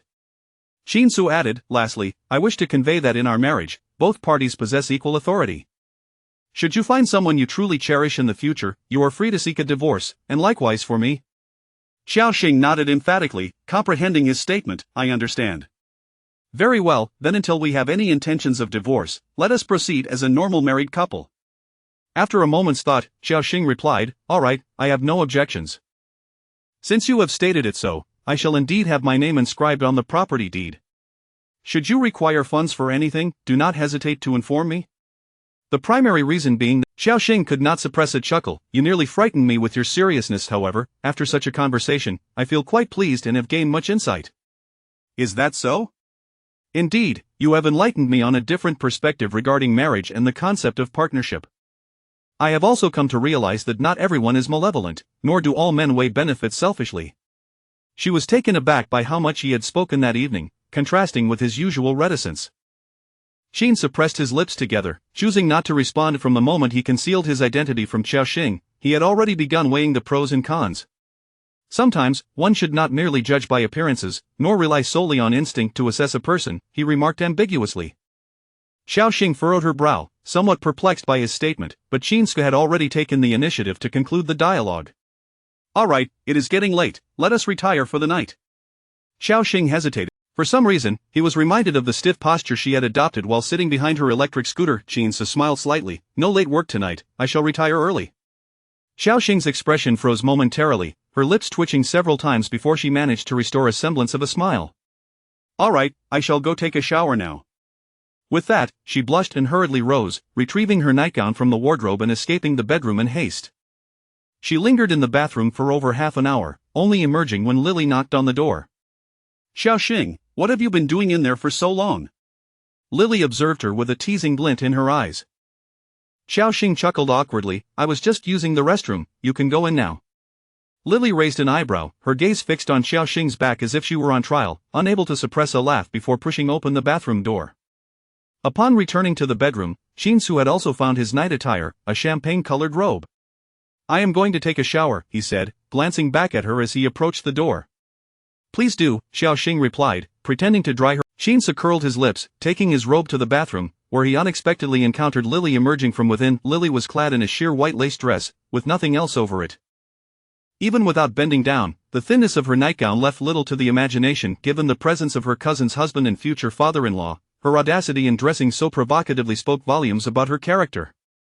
Moreover, upon seeing Qin, she straightened her posture, accentuating her figure further. Yet, Qin did not spare her a glance as he entered the bathroom. At the moment the door closed behind him, Lily abruptly grasped his wrist. Wait. So, is it a counterfeit or the genuine article? Qin chuckled coldly. Do you truly believe I could afford the genuine article? Lily raised an eyebrow. That is a valid point. If you could purchase the authentic item, you would not be residing here. Is your clothing also a counterfeit? Qin countered. Is your family not rather affluent? Can you not discern between the real and the fake? Lily's smile faltered slightly. Of course I can tell, I merely wanted to inquire. Qin ruthlessly withdrew his hand and shut the door behind him. Lily stared at the bathroom door, her smile vanishing as uncertainty crept into her mind. Even if one wished to purchase a fake for the sake of appearances, they would not opt for such a recognizable watch. Furthermore, why did Qin exhibit no guilt over claiming to wear a counterfeit, who would admit to wearing a fake when their intent was to impress? This was fundamentally contrary to the very purpose of pretension. Qin was indeed an enigma, shrouded in peculiarities. Inside the bathroom, he casually removed the watch, examining it briefly before stowing it in his suit pocket, deciding against wearing it any longer. Xiaoxing lay beneath the covers, biting her finger, feeling a flutter of anxiety about what might transpire next, her heart racing. As her thoughts spiraled, Qin entered the room, standing at the foot of the bed, asking, May I come up? Chapter 37. Unable to restrain herself taking a deep breath beneath the covers, Xiaoxing finally mustered the courage to emerge, her cheeks flushed as she feigned composure and uttered, Come in. Qin indeed complied, lifting the blanket to lie beside her. A subtle, refreshing fragrance emanated from him, an aroma that was distinctly cool and perfectly suited to his demeanor. In haste, Xiaoxing turned off the light, plunging the bedroom into darkness. The two lay closely together, while Xiaoxing's thick nightgown shielded her from any sensations. Qin's thin attire allowed her fluffy garment to brush against his chest, causing him to grow slightly restless. They both lay there, adhering to unspoken boundaries, with Xiaoxing scarcely daring to move. A minute passed, then 10 minutes, but even after half an hour, they maintained their positions, with Xiaoxing succumbing to drowsiness and drifting into a deep sleep. Qin, however, remained wide awake, his gaze fixed on the inky ceiling, and from the tension radiating from Xiaoxing, he had already confirmed much of what he had suspected. Just as he pondered this, he felt a sudden weight upon him. Xiaoxing's leg had draped over him. Not only that, but she also turned to embrace him like a pillow, holding him tightly. Indeed, she could no longer resist and had taken the initiative, despite her earlier pretense. How foolish he had been to feel even a hint of affection for her moments ago. Chinsa remained still, curious to see what antics Xiaoxing was up to, yet, in truth, she had already ventured into the realm of dreams, playing chess with the king of dreams. After 2 hours of waiting without her stirring, he reached a conclusion: she was sound asleep. She had truly fallen asleep. A vein throbbed on his forehead as he inhaled deeply, suppressing the surge of anger within him. However, a faint sigh of relief washed over him. What was this feeling? He turned over, presenting his back to Xiaoxing without her makeshift pillow. Xiaoxing let out a few soft sounds of discontent before also turning over, and they lay back to back. In the morning, still enveloped in slumber, Xiaoxing suddenly jolted awake, her eyes flying open as a thought struck her. She turned her head to find the bed beside her empty. Staring at the crumpled sheets, she was left in disbelief. Nothing had happened last night. She had actually slept through it. A wave of realization washed over her. She felt rather bold, shaking her head dismissively as she hurried to the kitchen to prepare breakfast. Chinsa must have gone out for a morning run, as he was not home. After washing up, she entered the kitchen, and just as she finished preparing breakfast, he returned. They ate in silence, with Xiaoxing stealing glances at him. His expression remained unchanged, offering no clues. They both tacitly agreed to act as though nothing had transpired. After breakfast, Xiaoxing accompanied him to work before returning to Wei Shang. She had packed everything and was ready to move directly to the sales department. Zhang Shui approached her stealthily, tugging at her sleeve. Xiaoxing, where are you moving to? Oh, I'm heading to the sales department. Zhang Shui paused, then whispered, isn't that on purpose by Wu Yun? Aren't you afraid she might make your life miserable? Xiaoxing chuckled lightly. I won't die, the worst that could happen is being forced out of the company. Don't worry. Zhang Shui pursed her lips. That's not certain.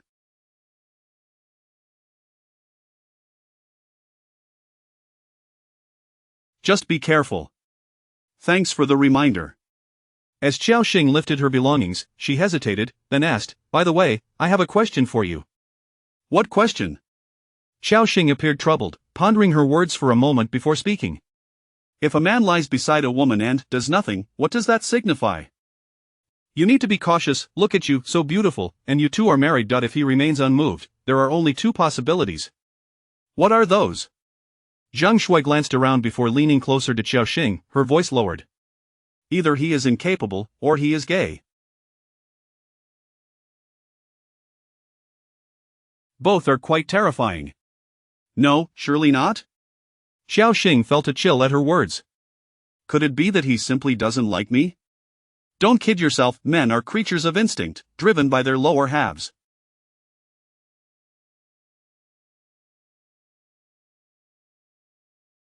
What does liking someone have to do with it? Even if he doesn't fancy you, if you lay together, wouldn't he have some reaction? I don't buy it.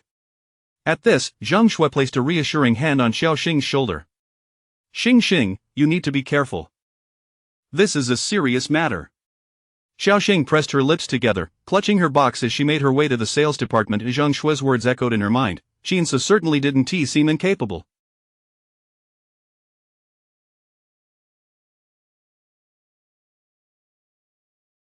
Could it be that he truly was gay? The thought sent a strange sensation through her, though she felt no significant disappointment. After all, their relationship was devoid of deep feelings. Last night, he had mentioned interacting like a normal couple, which she had assumed included the intimate aspects as well, something she was open to.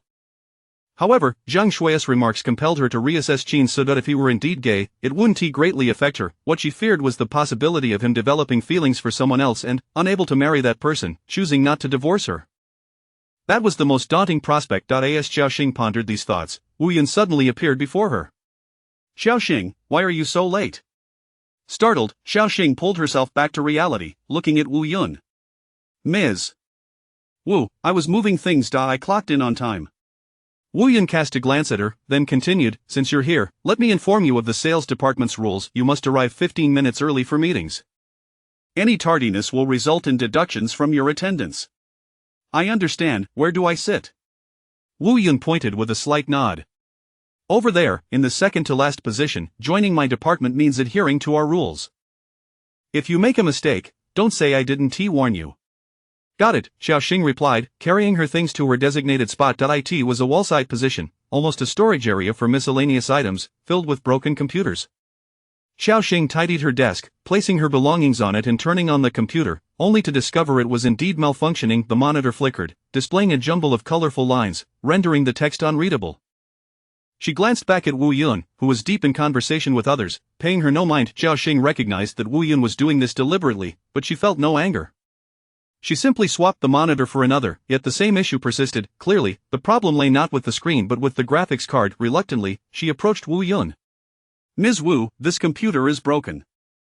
I can't work. What's wrong with it? The graphics card is defective. Wu Yun snapped irritably, why are you so troublesome? If the graphics card is broken, figure it out yourself. We're a tech company. If you can't even fix a computer, what are you doing here? Chapter 38. A stern introduction. Wu Yun anticipated that she, being an administrative staff member, lacked computer skills, and thus deliberately sought to complicate matters for her. As soon as Xiao Xing stepped into the sales department, she was met with a formidable challenge. Xiao Xing smiled gently, realizing that if she were to conduct her own repairs, would President Wu then accuse her of vandalizing company property? Wu Yun scoffed, stating, if you manage to fix it, then it doesn't count. If you fail, then you will be deemed a vandal.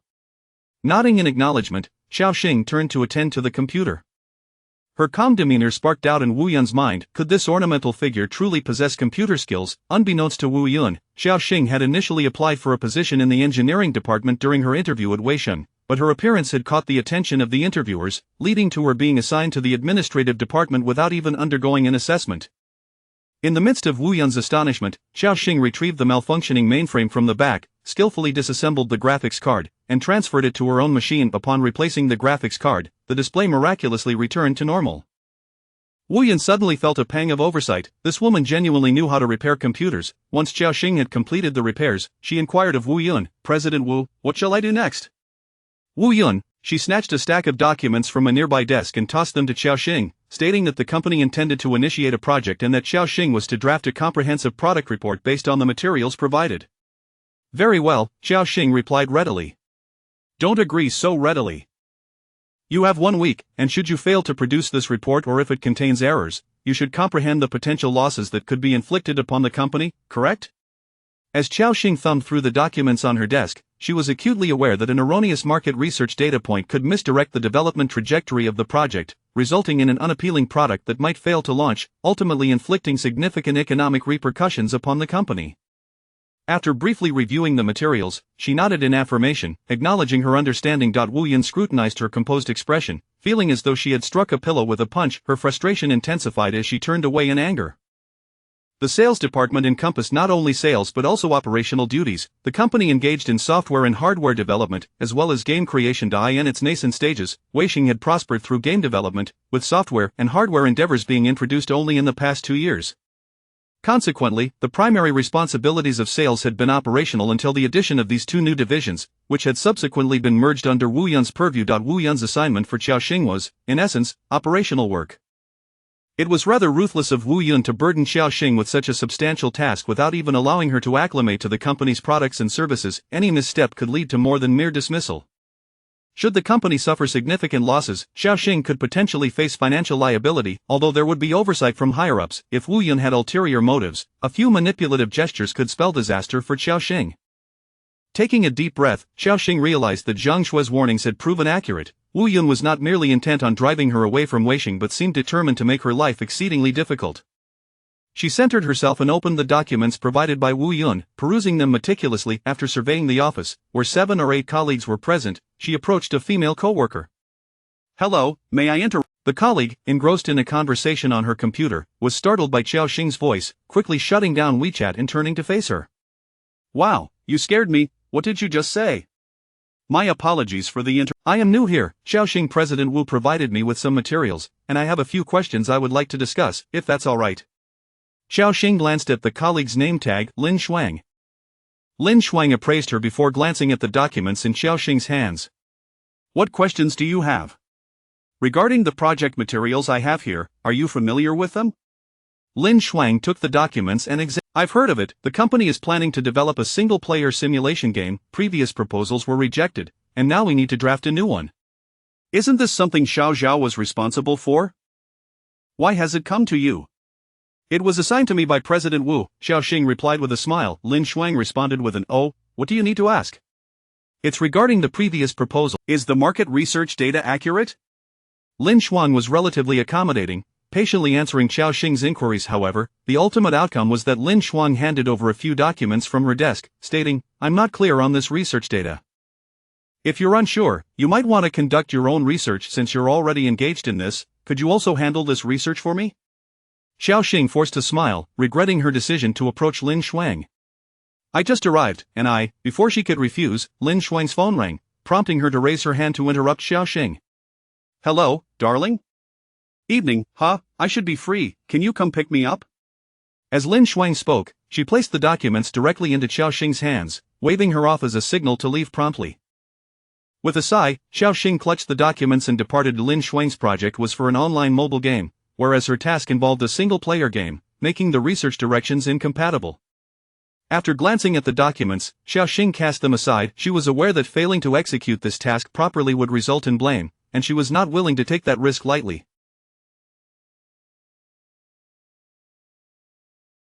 Having no prior experience in operations, Xiao Xing felt overwhelmed as she sifted through the materials without a clear starting point. By the time work hours concluded, she packed the documents to take home for further study. Arriving at the base of Qin's company, she messaged him, "I'm downstairs at your company, waiting at our usual spot." After a 10-minute wait, Qin emerged, clad in a white shirt with a jacket draped over his arm.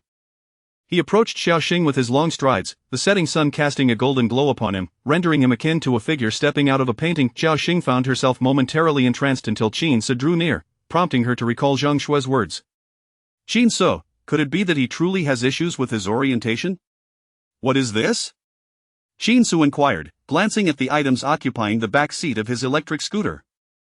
Xiao Xing hastily lifted the documents, tucking them under her arm. "Oh, these are company materials, please, take a seat."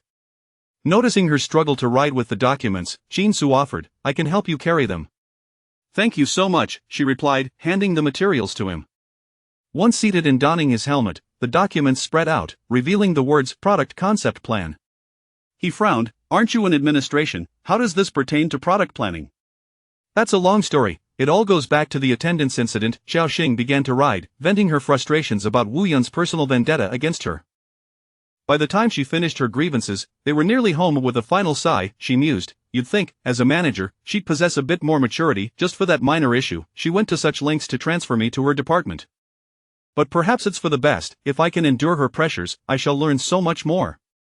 Chapter 39. She appeared radiantly happy as Qin listened to her words. He casually perused the documents before him. Before long, the two arrived at the vegetable market. Xiao Xing parked the car by the roadside and turned to him, asking, "I'm going to buy some groceries now. Are you heading back or coming with me?" If he chose to return, it was not far. A mere few minutes on foot would suffice. Qin, engrossed in her materials, did not lift his head and replied, "Either option works." Noticing his intense focus, He was examining the proposal that had previously been rejected. She had read it too, but she thought it wasn't as terrible as he claimed. "Aren't you in finance? How do you understand planning?" Qin closed the document and looked up at Xiao Xing, saying, "I know a thing or two." Xiao Xing's lips twitched slightly. "Really? Then why do you call others' proposals garbage?" "Indeed, they are garbage." Thank goodness it wasn't Xiao Xing who wrote it, otherwise, she would have been infuriated by his remarks. She decisively removed her helmet, exited the car, and regarded him with utmost seriousness. "Then tell me, what exactly is garbage about it?" Qin handed her the proposal and bluntly stated 4 words, "All of it is garbage." Suddenly, Xiao Xing recalled what Miss Wu had said about the average man. His current demeanor bore no difference from that description, as his words were rather irksome. Noticing her discontented expression, Qin inquired, "Did you write this?" Xiao Xing was momentarily at a loss, deflated, and replied, "Definitely not. If I were to write it, it would undoubtedly be worse than this. I took it back to study precisely because I didn't know how to write it. Never mind, I'll just go buy groceries." Qin also stepped out of the car, observing her sulky demeanor, and remarked, "The proposals you have in hand are written far too superficially. The market analysis lacks comprehensiveness, the technical implementation and budget do not align, the operational strategies lack detail, and there is no accurate assessment of market and competitive risks." Xiao Xing halted her steps. Qin continued, "At least in these proposals, I see no points that could meet the expected returns, hence they will naturally be rejected." Xiao Xing stared at him for a while before it dawned on her, he truly understood this. "So, how should it be written to get approved?" Qin glanced at the folder in her hand. "Do you know what the main issues with these proposals are?" "What are they?" "Cognition, specifically, the understanding of the game and technology." The individual who wrote this proposal clearly lacks knowledge of technology. the points mentioned in her product overview are indeed creative, but given your company's technical capabilities, they are impossible to realize. For instance, this rendering, do you have any idea how many floating point operations are required? Even if it could be achieved, typical computers would struggle to handle it. Moreover, since it's a nurturing game, pursuing high-quality graphics is essential. Operating at the lowest settings defeats the purpose of the game. Imagine buying a game only to find out your computer can't run it. Would you still be interested in playing? Xiaoxing shook her head, acknowledging that this would certainly dampen. No matter how excellent the game was, if it couldn't run, it would be futile. I can't just buy a computer solely for this game, can I? That's merely one issue. I won't delve into caching and computation. In short, it's quite poor. Xiaoxing wholeheartedly agreed with his assessment of the proposal's shortcomings. Little did she know, at his company, Shinsu would never waste time on proposals that were unfit. He would simply discard them without a second thought. He would never patiently explain the issues to anyone. The same held true for Xiaoxing's company. If they hired you, they expected you to know how to do your job. Thus, when proposals were rejected, it was merely that rejected, without any explanation of the shortcomings. This led to the proposal languishing for so long, prompting Wu Yun to pass the burden on to Xiaoxing. Now I have a general idea of where to begin, Xiaoxing said, nodding thoughtfully. With his pointers, she felt a sudden clarity. Upon closer inspection, she indeed recognized that these proposals were rather subpar. You truly live up to your education abroad. Impressive, she remarked. Shinsu showed no reaction to her compliment, merely responding, all right, let us go buy groceries. Okay. Xiaoxing beamed, her spirits lifted significantly. She hurried to lock the car and join Shinsu in heading to the market. This was Shinsu's first visit to a vegetable market, which could only be described in 4 words, chaotic and smoky. Given that it was after work hours, the market was bustling with shoppers, and the mingling scents were overwhelmingly unpleasant. Xiaoxing approached a stall, picked up a stalk of asparagus, and asked, "Boss, how much is this per pound?" $2.50. Today it's cheaper by 20 cents, she noted, taking several more stalks and asking the vendor to pack them up. She also purchased some lotus root and tomatoes, finally requesting a few scallions as a complimentary addition. Turning to Shinsu, she said, "Here, when you buy groceries, the vendor, since you don't like cilantro, you can ask for more scallions." Shinsu nodded, saying little, but he accepted the vegetables from her hands. He watched Xiaoxing navigate through the market, his gaze momentarily unfocused. Amidst the cacophony of voices, it felt as though his world was split apart, granting him a glimpse into another realm beyond the glimmering city skyscrapers. This was a world brimming with everyday life.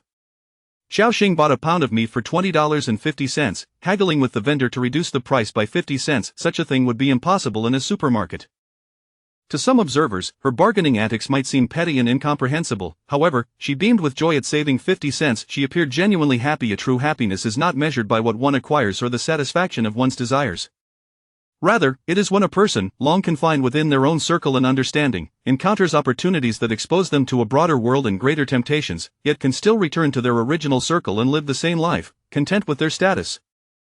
That is true happiness. Shinsu could not ascertain whether Xiaoxing was genuinely happy, but at least in that moment, she appeared to be. As they exited the market, Xiaoxing cheerfully told him, "Today, we spent $56 on groceries, enough for 3 days of meals."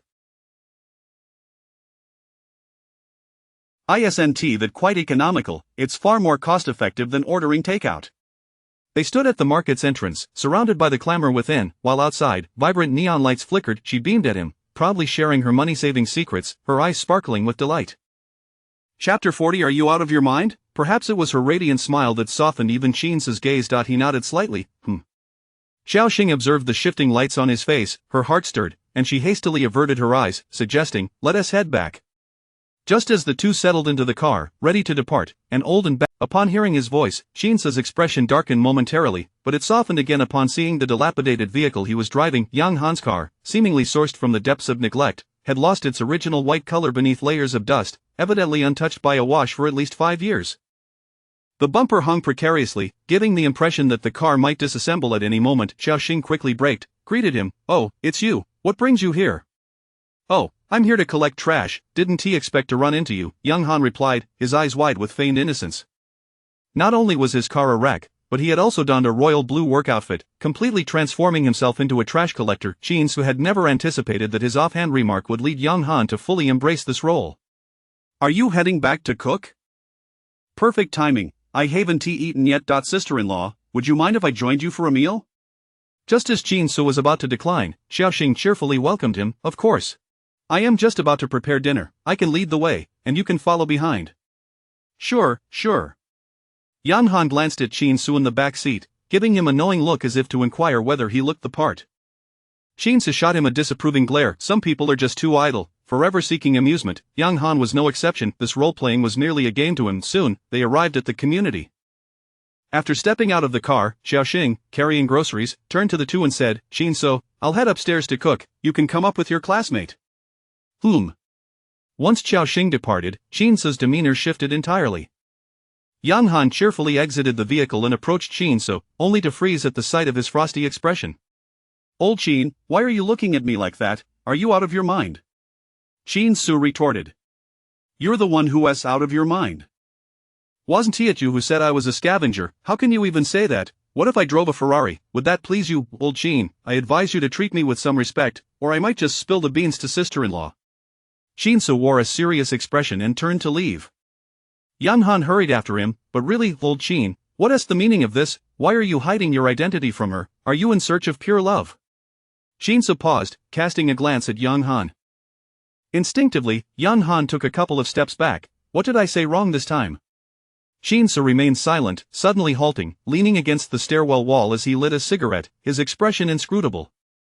Initially, he had merely been concerned that Xiaoxing was a superficial woman, that the old man was being completely taken in by her charm, and he did not wish for such a woman to take advantage. However, over time, although he did not fully understand Xiaoxing, he sensed a vague, indistinct divergence in their thoughts. Yang Han's earlier words brought to mind the image of Xiaoxing buying vegetables at the market. They inhabited different worlds. She was like a lotus blooming from muddy waters, destined to thrive in a pond, unfettered and radiant. If the lotus were to be placed in a pool of wine and meat, it would appear utterly out of place, perhaps even wither away. Qin Su sensed that if he were to confess his truth at this moment, she would either be elated, confirming her superficial nature, or while she wouldn't blame him for deceiving her, she would certainly distance herself from him. At the very least, she would no longer come to pick him up from work, nor would she share those trivial, mundane conversations with him. Contemplating this, Qin Su paused, realizing perhaps he actually enjoyed her picking him up and listening to her chatter. Impossible, what am I thinking? Yang Han waved his hand in front of his eyes. Qin Su snapped back to reality, flicking the cigarette butt to the ground and extinguishing it with his toe. It's nothing, let us head upstairs. Yang Han Meanwhile, Xiaoxing was busy cooking at Grandpa Qin's house. After all, with guests present, it was inappropriate to return to her uncle's home, as it might upset her aunt. Grandpa Qin did not know Yang Han but greeted him warmly. Once the meal was prepared, Xiaoxing brought out the dishes and called, "Dinner is ready." Yang Han, with his lively personality, kept Grandpa Qin entertained during their conversation, leaving the old man in fits of laughter. The four of them gathered around the table, and Yang Han eagerly stood up to pour drinks for everyone. It's been a while since old Qin has had a proper meal like this.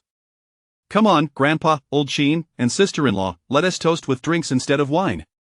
The old man chuckled. This young fellow is quite amiable. I'm curious, how did you manage to become friends with this taciturn Qin Su? Yang Han took a sip of his drink, grabbing chopsticks to serve himself some food. We share the same dormitory, but you might be mistaken, Grandpa. Old Qin is not taciturn at all, he is quite sharp-tongued. Many female classmates have confessed to him, only to be left in tears by his biting remarks. Sister-in-law, your cooking is exceptional. This stir-fried lettuce with meat is filled with the taste of home. Xiaoxing paused in her movements, not because of Yang Han's compliment, but rather at the mention of how many female classmates had confessed to Qin Su. She cautiously inquired, confessed, did those female classmates all get rejected? Indeed, honestly, if I didn't know you two were married, I would have thought he was gay, Yang Han remarked. Xiaoxing's heart sank. She was well aware that her marriage to Qin Su was not rooted in love. Stealing a glance at Qin Su, who was focused on his meal and adhering to the principle of silence while eating, she was reluctant to believe that Qin Su was gay, so she probed further. Does he perhaps get along better with the guys? Yang Han tilted his head and thought, yes, he does. I am a prime example. If it were a girl clinging to him like this, he would have scolded her to tears long ago. Oh, by the way, we have a few good friends. We should introduce them to old Qin sometime. Xiaoxing suddenly found the food tasteless. She fiddled with her chopsticks, stirring the rice in her bowl, appearing deep in thought. Sister-in-law, why aren't you eating? You all should help yourselves. Well then, I won't hold back. Sister-in-law, your cooking is truly delicious. Can I come often in the future? Of course, you're welcome anytime if you enjoy it. The old man chimed in, indeed, just come over to my place. While I may not cook, I'm sure we'll have plenty to talk about, right? Yang Han laughed heartily, standing up to serve the old man more food. If I come every day, you better not find me annoying. This remark brought laughter to the old man as well. In her heart, Xiaoxing silently resolved to have a serious discussion with Qin. So later, chapter 41, not a proper man. After finishing dinner, Xiaoxing returned to her uncle's house. It seemed they had gone out, and with no one around, she retreated to her own room, retrieved her computer, and began organizing her documents. It was past 10 when Qin returned from outside, appearing to have work to handle as well. Xiaoxing, holding her laptop, stood up to offer him her seat. Please, take a seat, she said. Qin glanced at her, removed his coat, and Xiaoxing, displaying her perceptiveness, stepped forward to take it and hung it up for him. He seated himself without hesitation, opening his computer to commence his tasks. Xiaoxing sat beside him, hesitating before speaking. Qin, there is something I wish to discuss with you. Go ahead, Qin replied, logging into his email and receiving. Xiaoxing paused, carefully choosing her words. After a moment, she finally said, well, yesterday you mentioned that if either of us finds someone we like, we could end this marriage. Qin's fingers stilled over the keyboard, a shadow flickering in his eyes. Just don't hide anything from me for any reason. I'm quite open-minded, I can handle anything, and whatever your plans may be, we can discuss it. Qin felt there was more to her words than met the eye, but even he could not decipher what Xiaoxing was trying to convey. After a moment of contemplation, he uncertainly asked, are you worried that I might be seeing someone else without telling you? Xiaoxing's expression turned slightly awkward as she sheepishly touched her nose, kind of. I don't oppose you being with someone else, as long as you inform me so I can prepare myself. Why the sudden inquiry? Of course, it's just a precaution. What if your marriage is merely a means to pursue a relationship with another man? Wouldn't that make me an unwitting accomplice? This was a thought she dared not voice aloud. Clearing her throat, she closed her laptop. I was just making conversation. I'll go take a shower now. Having learned that he was most likely homosexual, Xiaoxing felt considerably more at ease. After her shower, she no longer felt shy in front of him. Dressed in her sleepwear, she lay in bed, engaging in her usual activities, playing on her phone, binge-watching shows, and reviewing materials, without a hint of tension.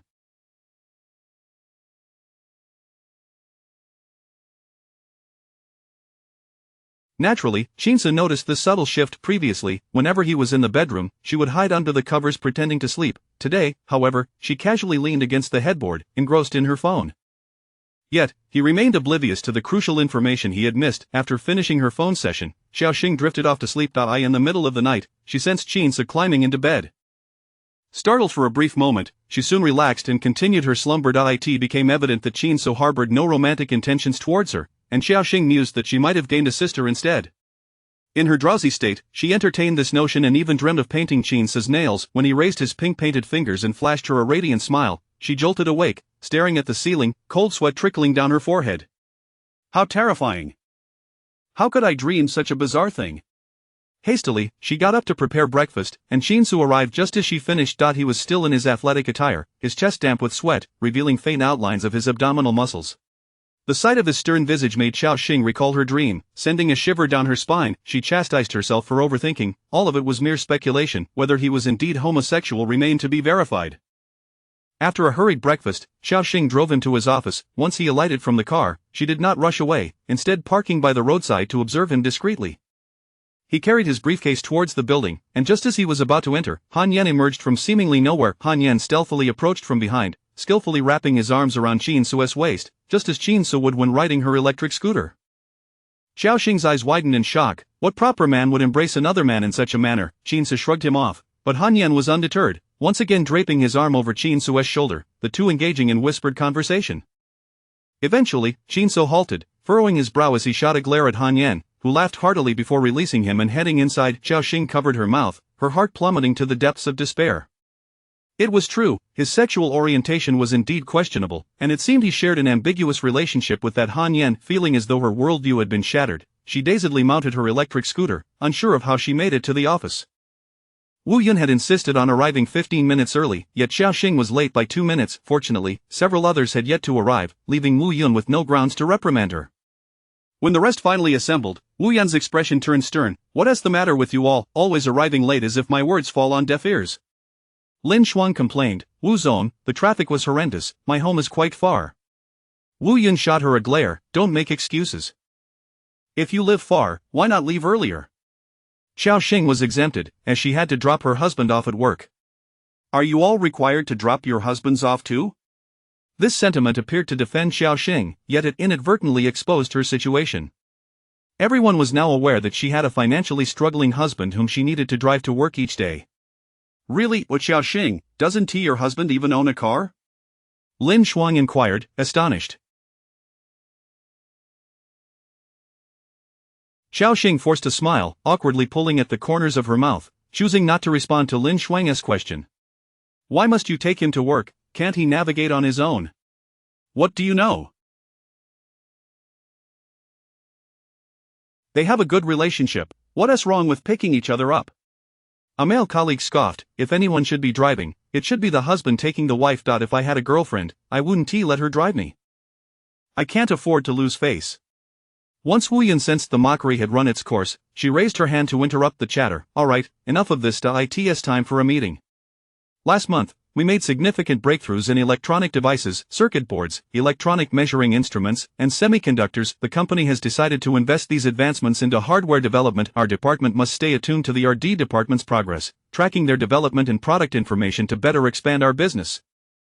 Additionally, I have another announcement. Our company has now partnered with SC. I won't disclose specifics, but they will be sending representatives to make adjustments within our company, resulting in a series of changes in positions and operations. Chapter 42.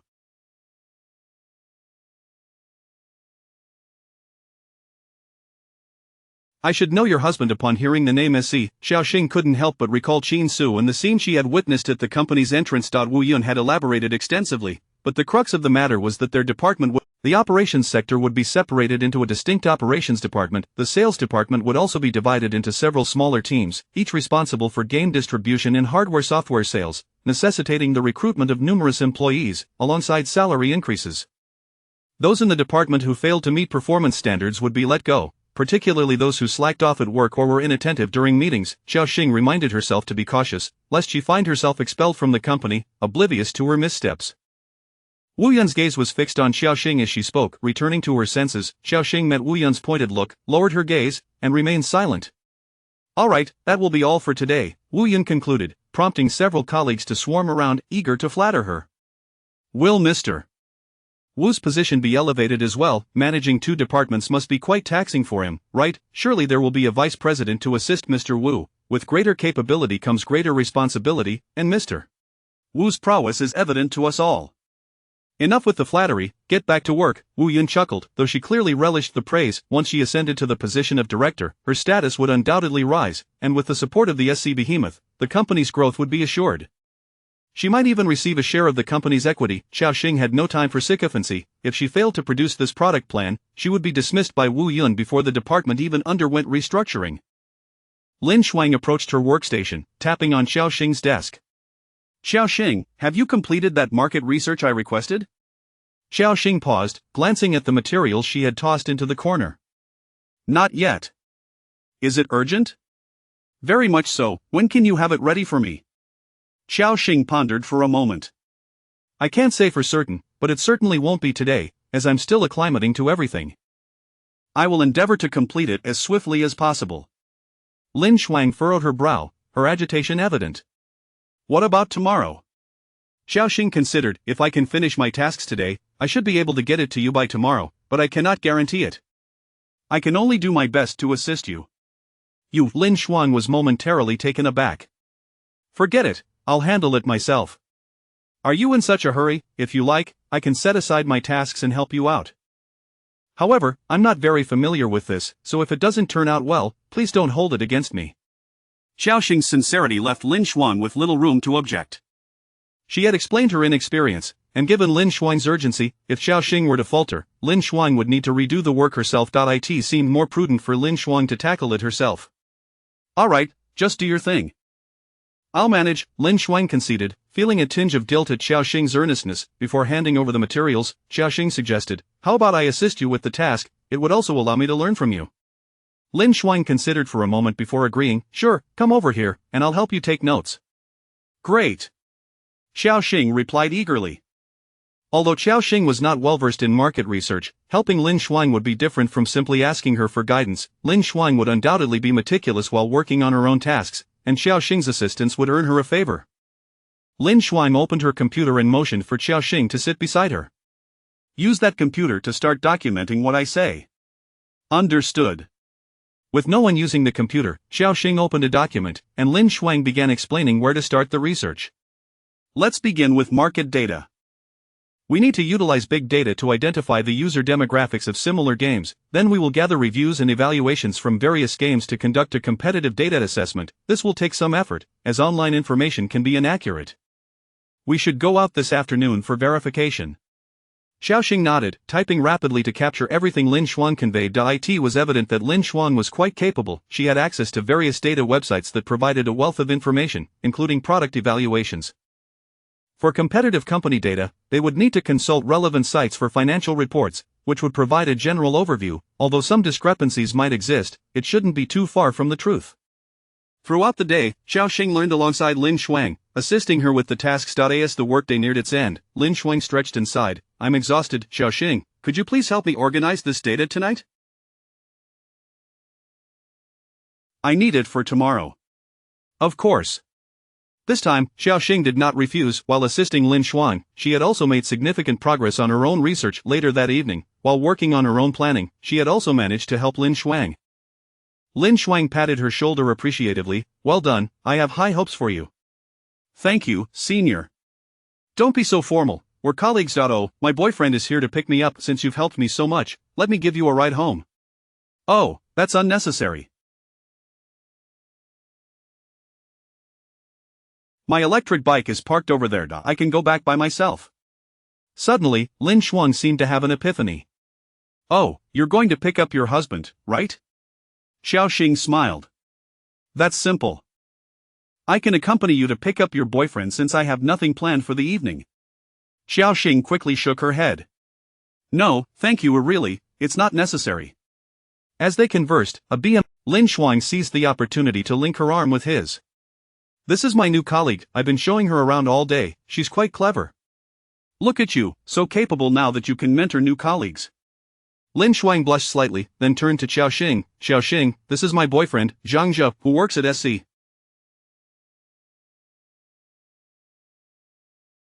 You should know about SC, right? I do. It's the foreign group collaborating with our company. Foreign group, more like a multinational corporation. Their headquarters relocated to Yucheng earlier this year, poaching many elite talents from various companies. Zhang Zhe was one of those recruited. Though Lin Shuang's introduction was casual, a hint of pride was evident in her tone. Your boyfriend is truly impressive, Xiaoxing praised. And where does your husband work? What does he do? He's in finance, I believe. Zhang Zhe's interest piqued. Finance, I should know him. I often go to the finance department for reimbursements. What's his name? Chapter 43. Stealing the spotlight. Xiaoxing was somewhat taken aback. Perhaps Zhang Zhe truly might recognize him, she inquired. His name is Qin Su. Are you familiar with him? Zhang Zhe hesitated for a moment, pondering deeply. Qin Su, I haven't heard of him. I'm only well acquainted with the financial director. Perhaps there are simply too many people in the finance department. If it's alright, I could inquire tomorrow. Xiaoxing quickly waved her hands, insisting, No, he is just a junior staff member who only recently joined, so it's understandable that you don't know him. Lin Shuang chuckled, saying, since everyone seems to share such a fortuitous connection, if you have the chance, do take care of her boyfriend. Zhang Zhe laughed in agreement. I'm from the planning department, so we aren't in the same division. However, I shall certainly do my utmost where I can. He was merely a team leader in the planning department, with little interaction with finance. His promise to look after was merely a courteous remark. Alright then, let us not linger here. Xiaoxing, are you truly certain you don't want us to see you off? Really, it's unnecessary. Thank you for your kind intentions. Seeing her resolute demeanor, Lin Shuang ceased her insistence and waved her hand. Goodbye.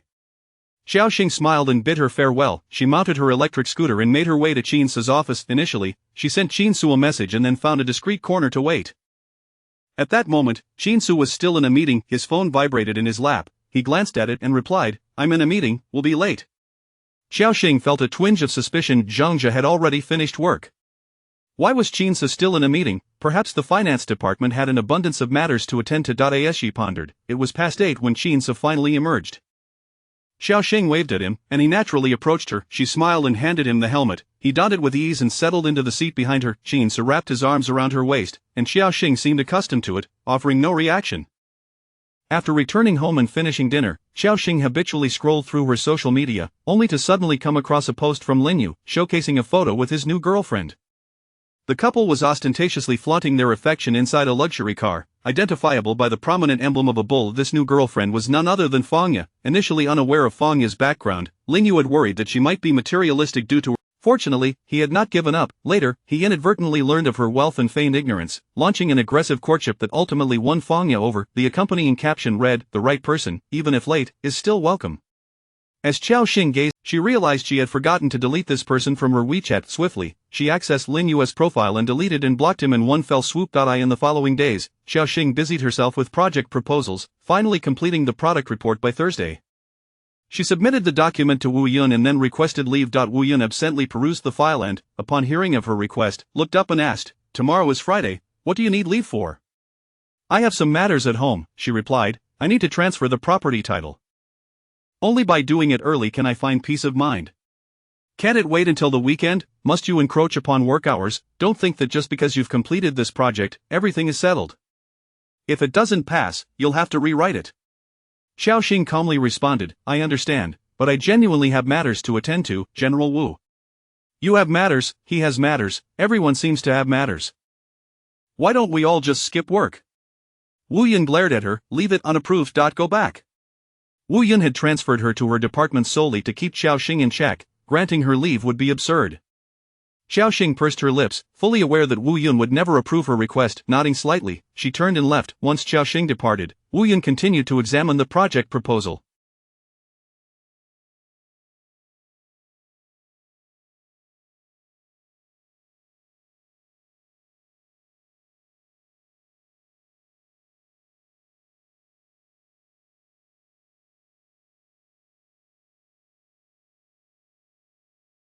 Xiaoxing had worked diligently, producing over 10 pages, which included detailed budget forecasts and risk assessments, along with appendices elucidating the specifics of game design, technical implementation, and operational strategies. As Wu Yun reviewed the document, she suddenly sat up straight, unable to believe that Xiaoxing had produced such a proposal in such a brief period. After contemplating, she opened her computer and meticulously transcribed Xiaoxing's entire proposal, then discarded the version bearing Xiaoxing's signature into the shredder. As the shredder whirred, Xiaoxing's proposal was instantly reduced to confetti. Wu Yun printed her transcribed version, signed her name, and took it to the product department. The product department manager was also the company's vice president. Any project proposal had to pass through his hands. Once he approved it, the rest would be smooth sailing. Wu Yun knocked on the door and entered, presenting the proposal. "Mr. Chen, I've revised the product plan for the game you mentioned last time. Please take a look." Mr. Chen, in his 40s, donned glasses with a receding hairline, yet his mature and wise demeanor remained unblemished. He took the document, casually flipping through it, and remarked, "Didn't we say to put this project on hold for now?" Wu Yun smiled. "It didn't take much time. I believe you were right last time. The market for single-player games is still substantial. However, the gameplay of most single-player games on the market has become rather monotonous, with only a couple of titles gaining traction each year." Chen appeared to have spotted something of interest. He straightened in his seat, exclaiming, "This proposal isn't just an ordinary single-player game." Wu Yun blinked in surprise and quickly glanced down. "This." Wu Yun's smile faltered, momentarily at a loss for words. Yet, Mr. Chen became animated. "How did I not think of this? We are currently collaborating with SC, whose primary focus is XR technology. Technically, we can definitely enlist their assistance. XR is a significant trend for the future, and our nurturing game could serve as an excellent test case. If successful, this game will have boundless potential. XR technology, in simple terms, enhances our sensory experience through digitization, merging the physical and digital realms, akin to what is depicted in science fiction films, allowing players to truly feel immersed while gaming. This concept, referred to as the metaverse, is far beyond the capabilities of VR. Wu Yun, momentarily stunned, exhaled in relief and then smiled. "Yes, that was indeed my intention. Xiao Wu, this proposal of yours is truly impressive.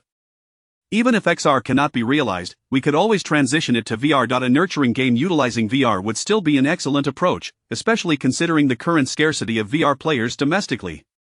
Mr. Chen meticulously reviewed the proposal once more, nodding in approval. Impressive, you've even conducted a thorough gameplay analysis for similar VR games. Clearly, you have invested considerable effort into this proposal. Chapter 44. A cast aside. Upon hearing the praise from President Chen, Wu Yun felt a surge of joy, yet simultaneously, a flicker of apprehension towards the newcomer, Xiaoxing. This woman, after all, was merely a decorative figure in the administrative department. How could she possibly possess knowledge of XR technology? It was she who had crafted the very first proposal for this department, without any prior guidance. During the last meeting, President Chen had casually mentioned single-player development games, prompting everyone to attempt a preliminary proposal to assess its viability for development. Their company had previously ventured into console games, but last year, a domestically produced console game had experienced immense success, rekindling the company's interest. Wu Yun had sought to curry favor with President Chen by continuously pushing for this proposal, yet none had been approved, and she was on the verge of giving up. To her astonishment, Xiaoxing succeeded, and judging by President Chen's reaction, he seemed quite pleased with the proposal. The president, who had initially appeared indifferent, now scrutinized the entire document word for word. Ultimately, he turned to Wu Yun and remarked, "Well written, but you, Xiao Wu, must exert yourself further. Please draft a detailed gameplay proposal, ideally, 2 versions, one utilizing XR technology, and the other as a backup. Ensure that the gameplay and technology do not differ significantly, so that when we pivot to VR, we can maximize efficiency in terms of time and costs." Wu Yun nodded, acknowledging, "I understand, President Chen. However, this proposal is not solely my accomplishment. I owe much to the collaboration of several colleagues in the department. Regardless, it is a testament to your adept leadership. Very well, you may leave now and expedite the submission of the..." It was rumored that the department would soon be divided into groups, yet she was uncertain which one she would be assigned to. Xiaoxing felt it premature to dwell on such matters. The most pressing concern was to secure her position, driven by the prospect of a salary increase and the opportunity to learn new skills. There was still much to grasp in operations. Out of the corner of her eye, she noticed Wu Yun returning, but rather than approaching her, Wu Yun retreated to her own office. Wu Yun intended to let Xiaoxing remain in suspense for a few days before assigning her any tasks. Meanwhile, on Zhang Zhe's side, Lin Shuang had instructed him that morning to inquire about Xiaoxing's husband, as she appeared quite eager for Zhang Zhe to be introduced to Qin Su. However, only Lin Shuang was aware of the unspoken rivalry that often exists among women. Xiaoxing was new, and her husband worked at the same company as Lin Shuang's boyfriend, naturally piquing her interest.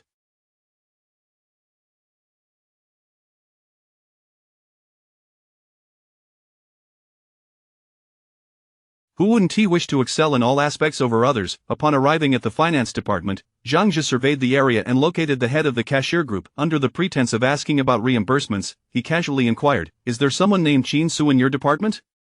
The group leader paused, looking at Zhang Zhe with confusion. "No, why do you ask?" "Oh, a friend of mine mentioned that her boyfriend started working in finance here, so I thought I'd check." The group leader shook her head. "There is no one by that name, not even anyone with the surname Qin." "You must be referring to our president, right?" Upon hearing this, Zhang Zhe felt as though a stone had dropped from the sky, plummeting his heart into despair. "Isn't our president named Cedric?" The group leader couldn't help but chuckle, rolling her eyes. "That's his English name." "You surely know our president's Chinese name, right?"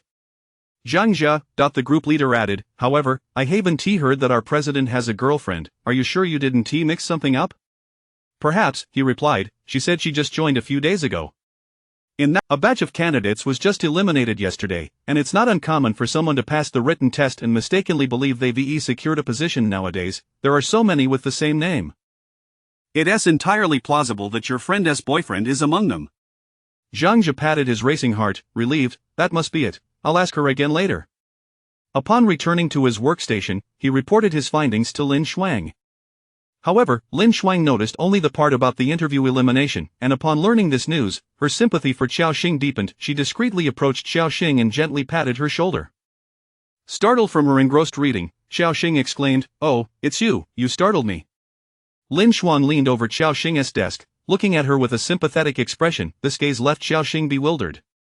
She feared she was about to be dismissed and grew anxious. "What's wrong?" "Xiaoxing, my boyfriend just went to their finance department to inquire." Xiaoxing exhaled in relief. "I thought something serious happened." "So, did he see my, husband?"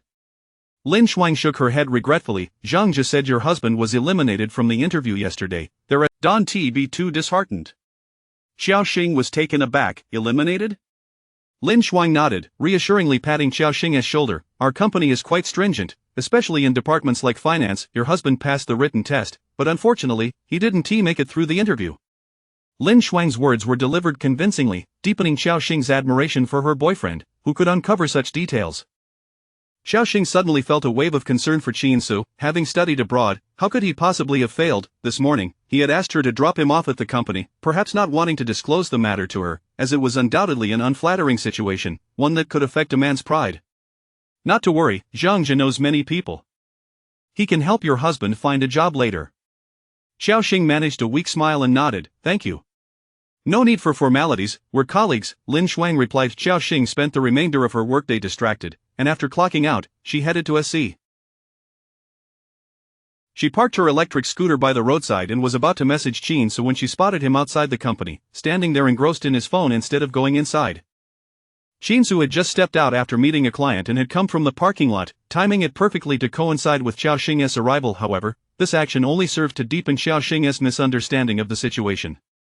She thought he had been eliminated but was too proud to inform her, pretending to still be employed at SC. A pang of sympathy for him surged within her. She resolved to feign ignorance and message him as she had previously. Upon receiving her message, Qinsu immediately approached Xiaoxing. She gazed intently at him, noting the formal attire he wore, realizing he too was burdened by unspoken pressures, much like most people. Suddenly, she recalled the day Han Yan had made advances toward him. Could it be that Qinsu had rejected Han Yan's advances, leading to his dismissal? Observing the myriad emotions flickering in her eyes, Qinsu felt an inexplicable chill run down his spine, though he could not fathom her thoughts. Xiaoxing sighed, stepped closer, and embraced him. Qinsu stood frozen in astonishment. Chapter 45. That is equivalent to her monthly salary. For a brief moment, Xiaoxing embraced him, then released Qinsu, offering him a radiant smile as she said, "Shall we head home?" Qinsu stared at her in a daze for a while before snapping back to reality and asking, "What's wrong?" Nothing at all.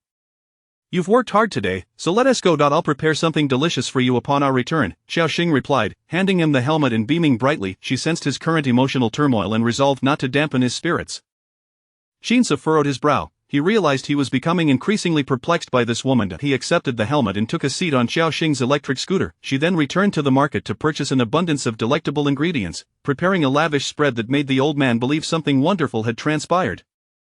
While Qinsu was in the restroom, the old man pulled Xiaoxing aside, his eyes twinkling with curiosity. "Star, why such a sumptuous dinner tonight? Is there good news to celebrate?"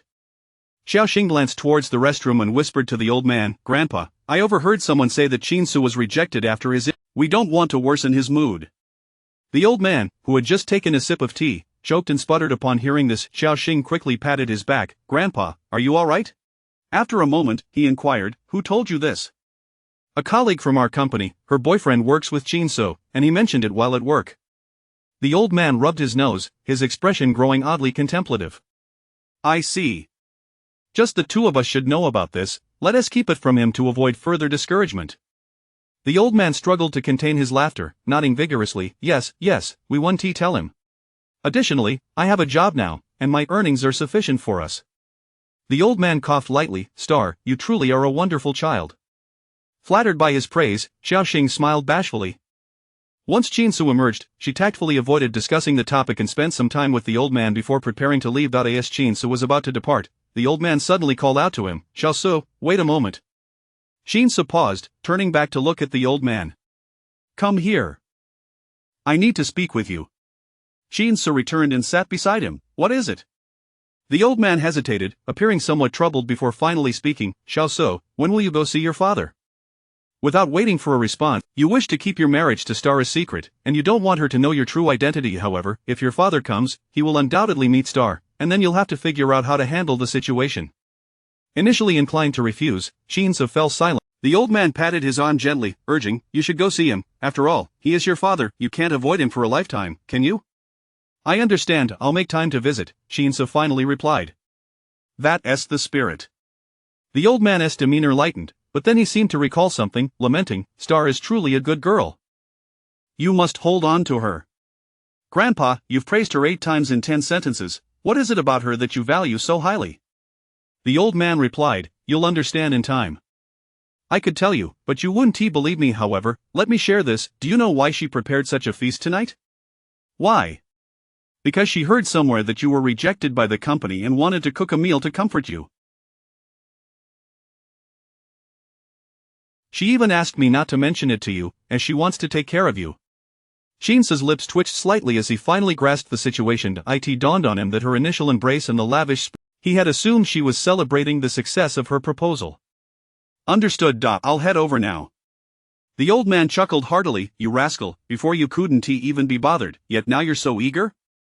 Shinsa paused, lost in thought for a moment, before returning to the adjacent room. Just as he was about to enter, Lily returned, appearing as though she had been shopping, her arms laden with bags. I'm exhausted, she exclaimed, tossing the bags onto the floor before collapsing onto the sofa.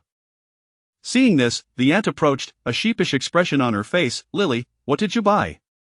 Lily flashed a smile at her aunt, gathering the items and placing them on the table. I got a few pieces of clothing. Winter is approaching. After all, what do you think of this one? She held up a brown coat against herself. Quite lovely. It's rather expensive, isn't it? Not at all, just over 3,000, she replied, showcasing another item. What about this one? Lily was too engrossed in flaunting her purchases to notice her aunt's pale expression. A garment costing several thousand was a significant expense, considering her aunt's monthly salary was just over 4,000. Lily, who perceived 3,000 as a modest amount, was oblivious to the financial strain it posed for her aunt, who worked menial jobs alongside her uncle at a construction site, earning just over 4,000 monthly when times were good. After showcasing all her new clothes, all of which were for herself, not a single piece for her aunt, Xiaoxing sat nearby, holding a cup of water, stealing glances at her aunt's expression. The aunt maintained an awkward smile, though she felt disgruntled by Lily's behavior, yet, she refrained from voicing her discontent, considering Lily was a university student, while her own son, now in his 30s, remained unmarried and unsuccessful. All those items combined must cost around 20,000, right? Lily, where did you get so much money? Lily paused momentarily, chuckling. Of course, it's from my dad, he's just being generous. What's the matter? Oh, nothing. They're lovely clothes, her aunt replied, turning away with a wistful sigh. Lily noticed Xiaoxing and beckoned her over. Cousin, come here. Xiaoxing promptly set down her cup and approached. What's up, cousin? What do you think of the clothes I bought? They're quite beautiful and stylish, Xiaoxing complimented. Lily grinned. Then could you do me a favor and help me take them back to my room? I still have to go out again later. Xiaoxing was taken aback. You're going out this late? It's barely late. The night is just beginning. Would you like to join me? I can introduce you to some friends, Lily invited enthusiastically. Xiaoxing's smile faltered slightly as she sensed something amiss about Lily's plans. Where exactly are you going? To a bar. You've been there before, right? Chapter 46, Contemplating a Life Together. Xiaoxing was momentarily taken aback. She had indeed never been to a bar. Let us go together, Lily said, linking her arm with Xiaoxing's. Lily rolled her eyes, glancing at Qin Su, an annoying smile crept onto her face. Are you afraid of your husband? Xiaoxing forced a chuckle. Lily playfully punched her arm. Come on, why be afraid of your husband? A woman should live her life to the fullest. Xiaoxing found this sentiment somewhat off-putting. After all, Lily was on the verge of marrying her cousin, who was currently in a detention center. How could she still entertain thoughts of going to a bar? Does your fiancé like going to bars? Xiaoxing inquired. Him? Lily scoffed. With his meager salary, he can barely cover the minimum spending at a bar. But I didn't tell you that. Lily continued with a grin. He usually goes to karaoke bars, that's his hobby. We don't interfere with each other's interests. Those places weren't too costly, a group of 7 or 8 could spend just over 800 in a night. I see, she murmured. Although respecting each other's hobbies was commendable, she couldn't shake the feeling that something felt amiss. Stealing a glance at her watch, Lily stood up. Oh dear, I'm running late. I'll be off now. Could you please help me take these things inside? With that, she hurriedly departed. Sighing, Xiaoxing gathered Lily's clothes and stuffed them into a bag, heading toward the room she shared with her cousin. For the past few days, Lily had been living alone, and upon entering, Xiaoxing was met with a chaotic scene. Unmade beds, clothes strewn everywhere, and an array of cosmetics cluttering the vanity, many of which were left uncapped. Xiaoxing found it hard to reconcile this disheveled room with the image of her glamorous sister-in-law. As she took a few steps, her foot landed on a pair of women's underwear. Unable to tolerate the mess any longer, Xiaoxing picked up the scattered clothes, piling them together, and neatly folded the blankets for Lily. Previously, she had thought Wang Yi was quite untidy, but it seemed he had found someone even messier. Though he was averse to folding blankets, at least he didn't leave his clothes lying around. After tidying up the room a bit, ignoring the cosmetics, she exited Lily's room. As she stepped out, she overheard her uncle and aunt murmuring inside. Her aunt was complaining about Lily's extravagant spending and expressing concerns for the future, while her uncle believed that as a young couple, they shouldn't worry too much and should simply live their own lives. Xiaoxing pursed her lips and retreated to her own bedroom. In the following week, Xiaoxing immersed herself in drafting the game proposal. Wu Yun was picky, and after several revisions, still found it unsatisfactory. She wished to take a leave for the property transfer, but Wu Yun refused to approve it. Wang Yi was released, yet the property had still not been transferred. 3 nights prior, Jinsu had mentioned he had some matters to attend to and would be away for a few days.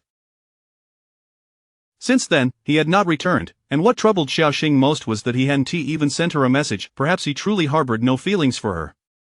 The day Wang Yi was released fell on a weekend, and Xiaoxing accompanied her uncle to pick him up. After spending half a month inside, Wang Yi appeared significantly haggard, with stubble adorning his chin.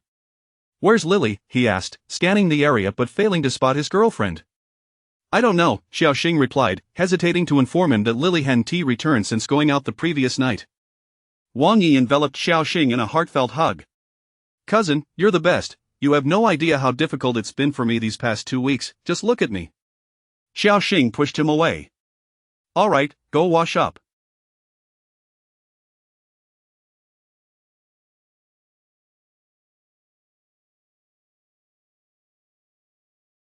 "You reek." Wang Yi scratched his head, offering an embarrassed smile.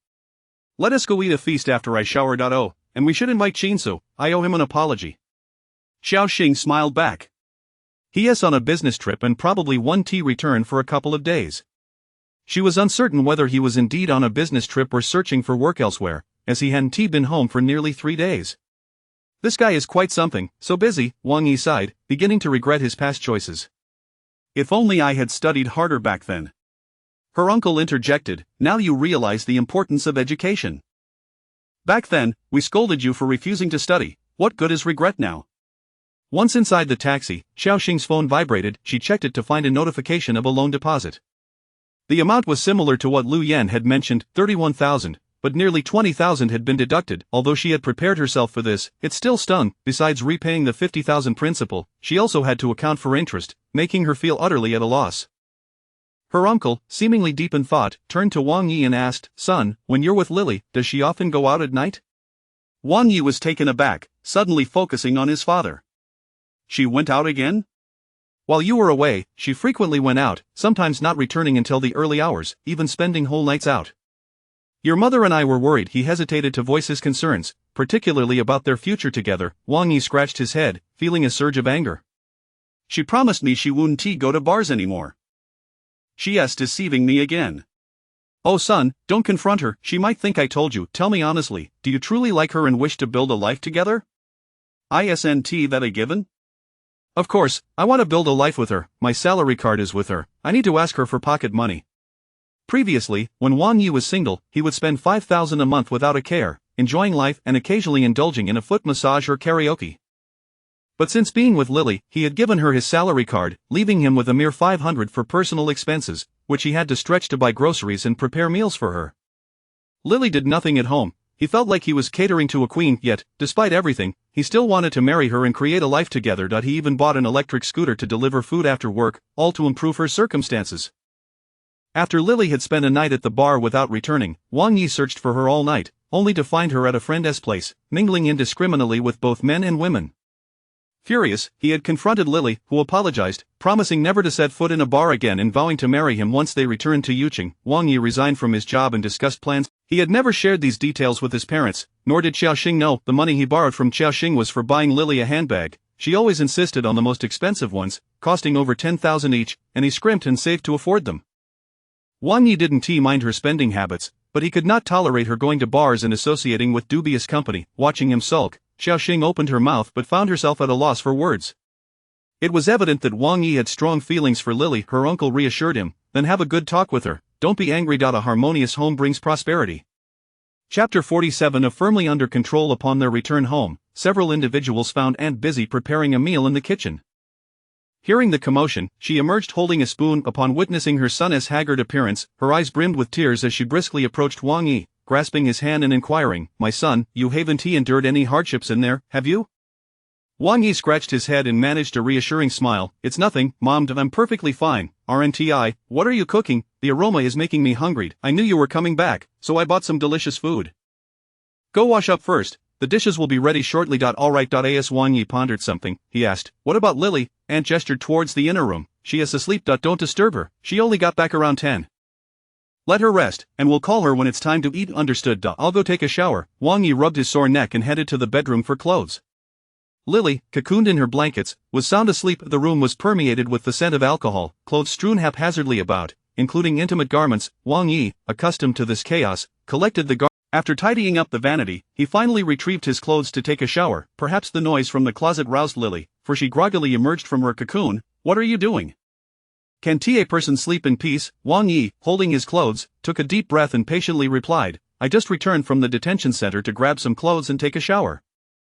You really don't care at all, do you? Lily buried herself back under the covers. So you went to a detention center. It's not like you were imprisoned. What's there to discuss?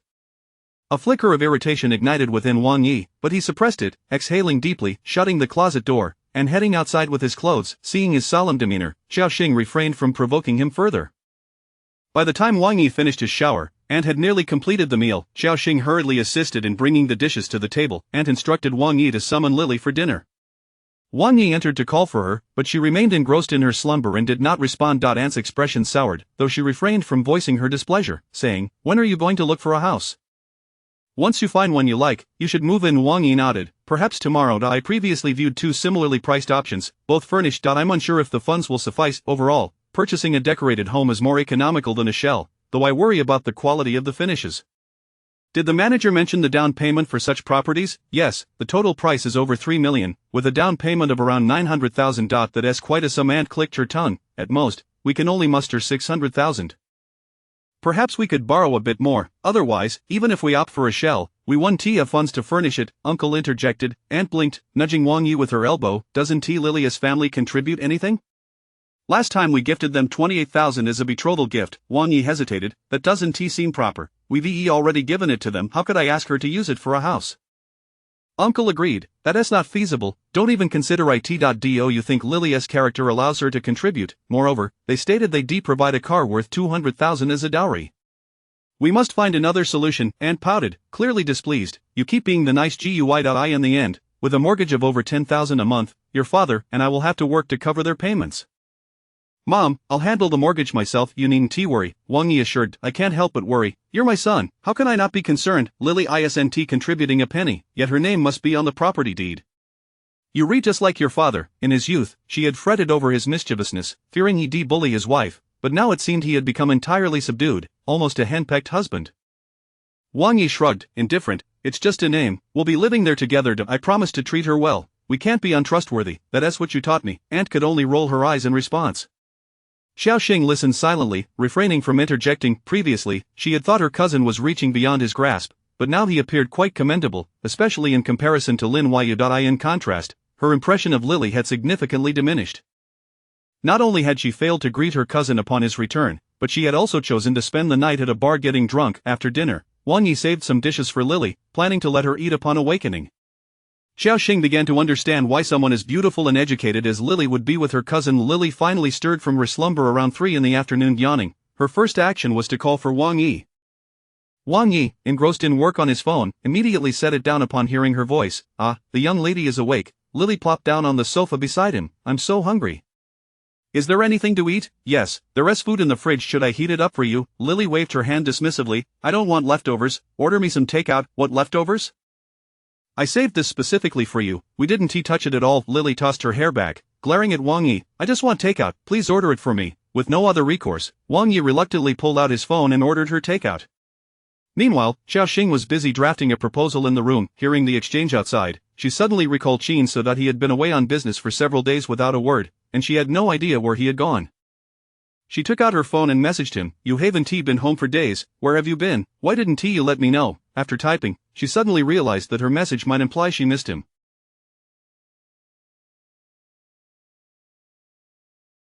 Quickly, she deleted it and rephrased, what are you up to? At that moment, Shinsu was seated in the grand living room of a villa, surrounded by several individuals. He took out his phone to respond to Xiaoxing's message. Busy.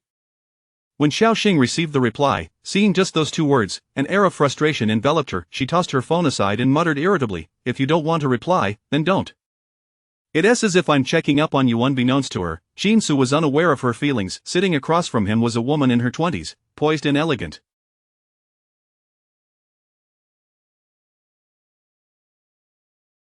To his right sat his father, Qi Liang, alongside his stepmother, while to his left was his younger brother, Qin Yi, whom he hadn't seen in nearly 2 decades. The stepmother had also borne 2 more children, the younger of whom was in high school, while the elder had just graduated from college. Upon Qin Su's return, Qin Liang had summoned all 3 children.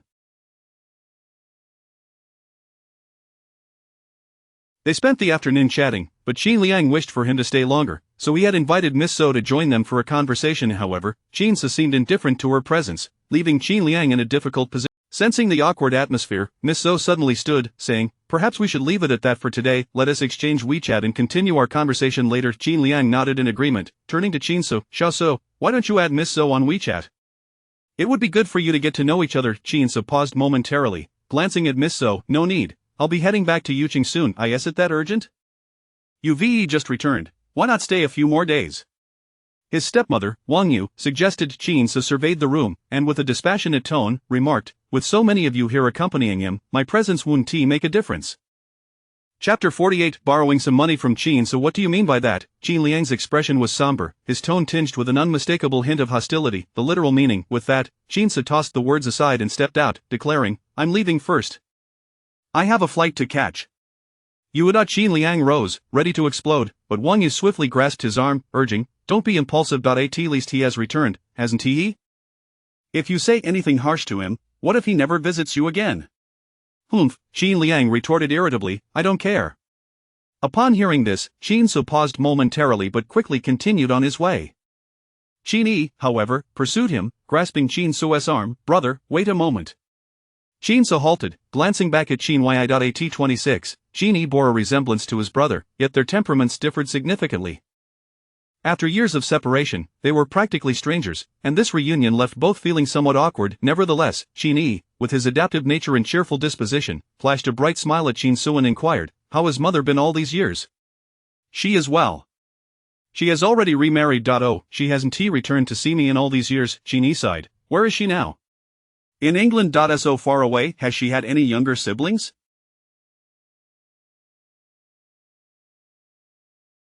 "2 younger sisters, the eldest is 16 now." A shadow darkened Qin Yi's gaze as he recalled the day their mother left, how desperately he had chased after her, only to be abandoned.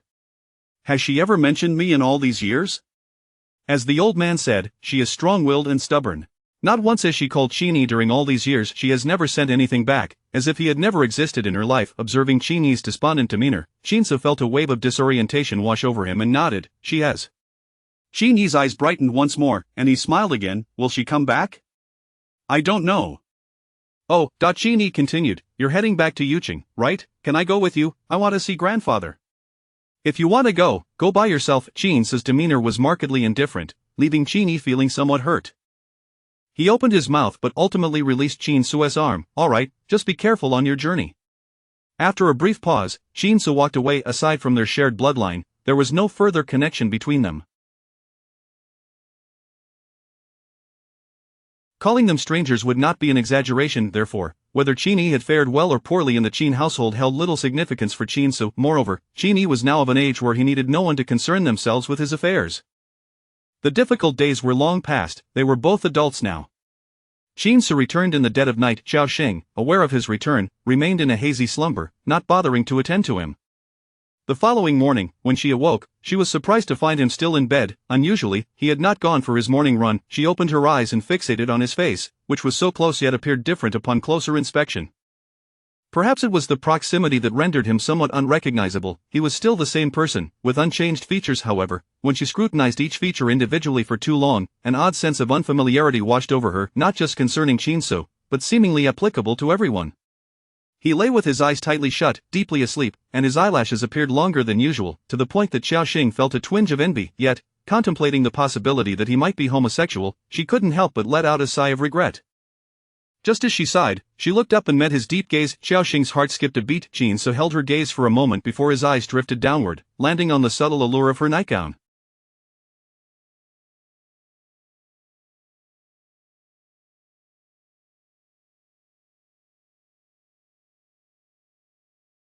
Feeling somewhat uneasy under his scrutiny, Xiaoxing attempted to rise. The rustling of the blanket caused Qin Su to furrow his brow, and he murmured, "Don't move." Xiaoxing paused mid-rise, stiffly glancing back at him. "What's wrong?" His expression appeared abnormal, as if he were suppressing some form of discomfort. Concerned, Xiaoxing asked softly, "Are you all right?"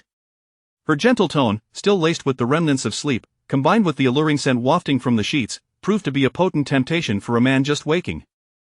He closed his eyes for a moment, calming himself before replying, "I'm fine." Xiaoxing responded with an "oh," before lifting the covers and heading to the kitchen. "I'll go make breakfast." Only when she heard the door, he could not bear to stay in this house for even a moment longer. It was the weekend, and his uncle and the others had left early to view properties, leaving the house empty. After Xiaoxing prepared breakfast, she waited a considerable time without seeing Qin Su emerge. This was unprecedented. He was unusually lazy today, which was unlike him, yet, upon reflection, he might be feeling disheartened due to his job loss, which explained his lethargy.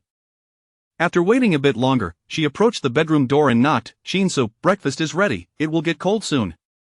As soon as she finished speaking, Qin Su emerged from within, clad in casual attire, his brow furrowed with fatigue. After they finished breakfast, Qin Su stepped out, leaving Xiaoxing alone in the house. In the afternoon, her uncle and the others returned, their expressions somber. Xiaoxing's keen eyes noted that Lily was absent. She inquired, "Uncle, did you find a suitable house?" Wang Yi flopped onto the sofa, exuding a sense of defeat. "Not at all."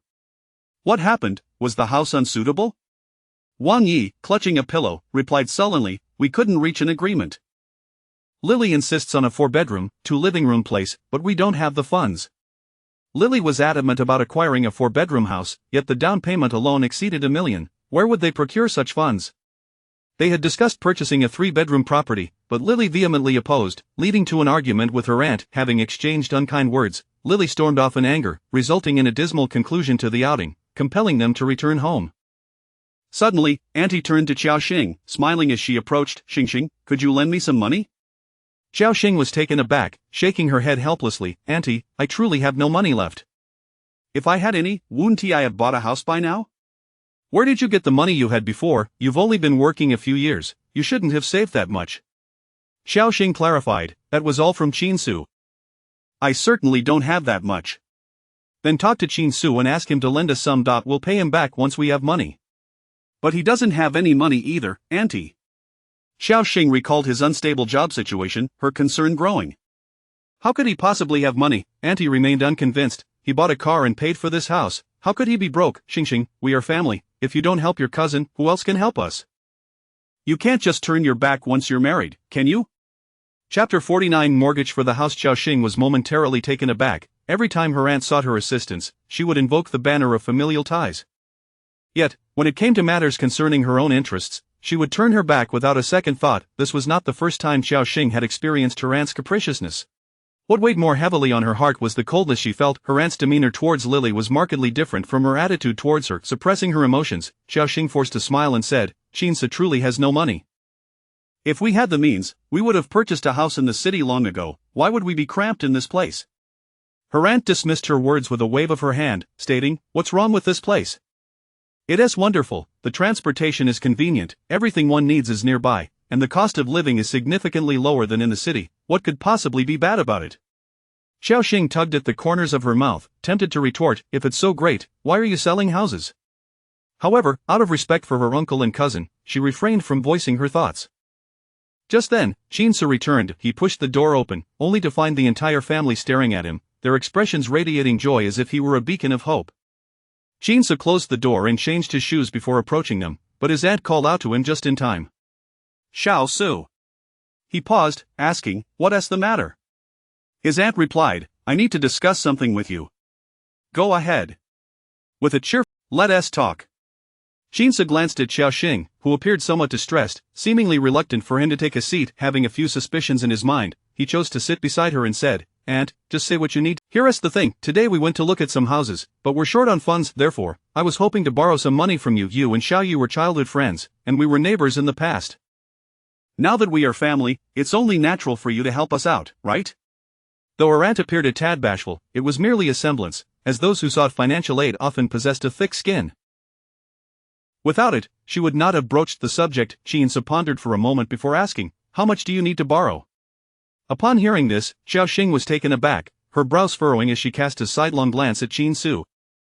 Though she knew he was concerned about appearances, there was no need for him to put on a facade. Her aunt, on the other hand, was pleasantly surprised by Chin Su's willingness to engage, thinking that had she known he would be so accommodating, she would have approached him directly instead. We're short by 400,000 for the down payment. If you can't manage that, even 20,000 would suffice.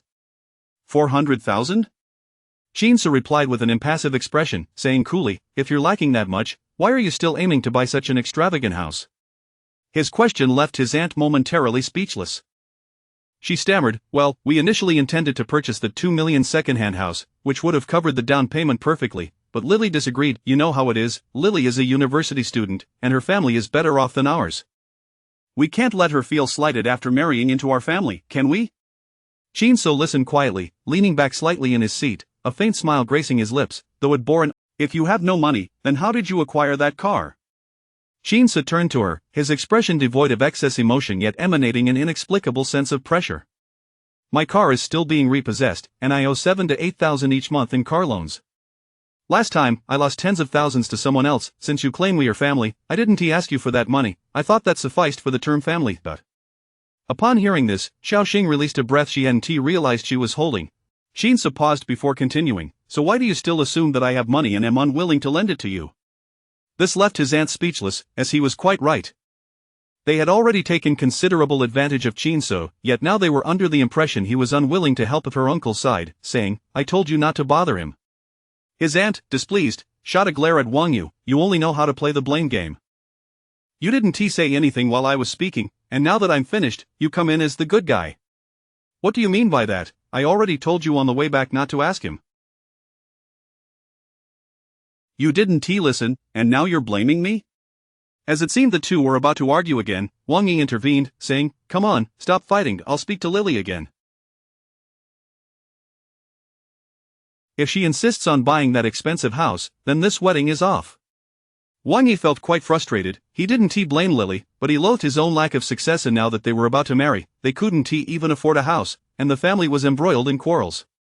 How can that be? You and Lily have been together for nearly a year. Are you really going to call off the wedding just like that? Where will you find another girl as exceptional as her? His aunt had her sights set on Lily's status as a university student. None of their family members had attended college, and with Lily being a student, she could help with their children's education in the future. Otherwise, had it been anyone else who went out dancing every night, she would have protested vehemently and would never have agreed to such a marriage. However, simply because she was a university student, her actions were deemed normal, merely the indulgences of youth. Wang Yi retorted, the house she wants has a down payment of over 120,000, and we're still short by 60,000.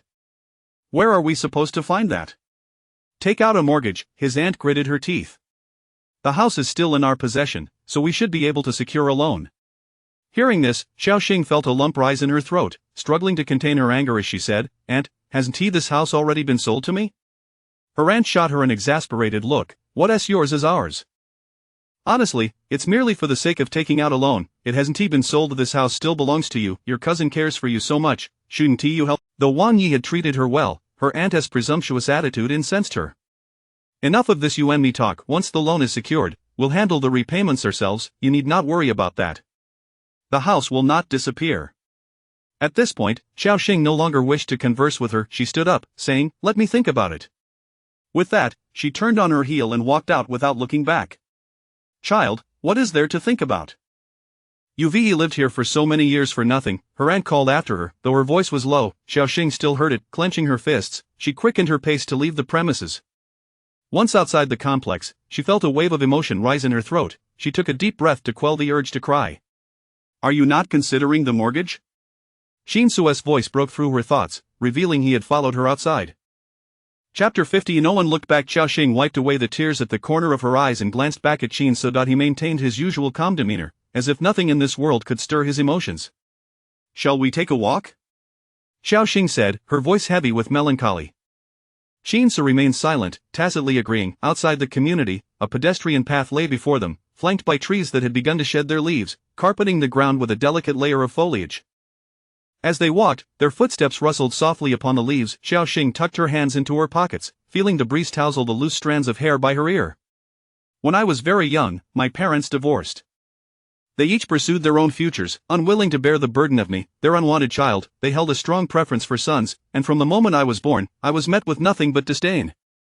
After their separation, I stood in the middle of the road, watching them walk away on two entirely divergent paths. Neither of them looked back. I remained there, rooted in place, as they grew more distant until they vanished from sight altogether.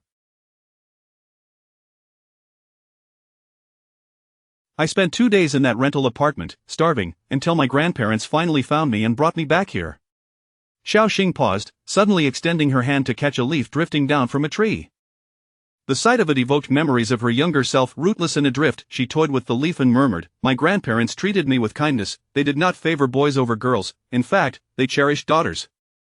My uncle was also very good to me, having maintained a close bond with my mother since childhood. Back then, my aunt was even more materialistic than she is now, but with my uncle and grandparents protecting me, she rarely mistreated me, though occasionally, when alone, she would scold me in secret. As a child, I desperately sought to fit into this family. I was diligent, taking on all household chores, cooking meals and doing laundry after school, only then turning to my homework. Later, when my aunt and uncle went out to work, it was just Wang Yi and me playing together, which significantly improved my days. My grandmother would insist that he help with the chores as well.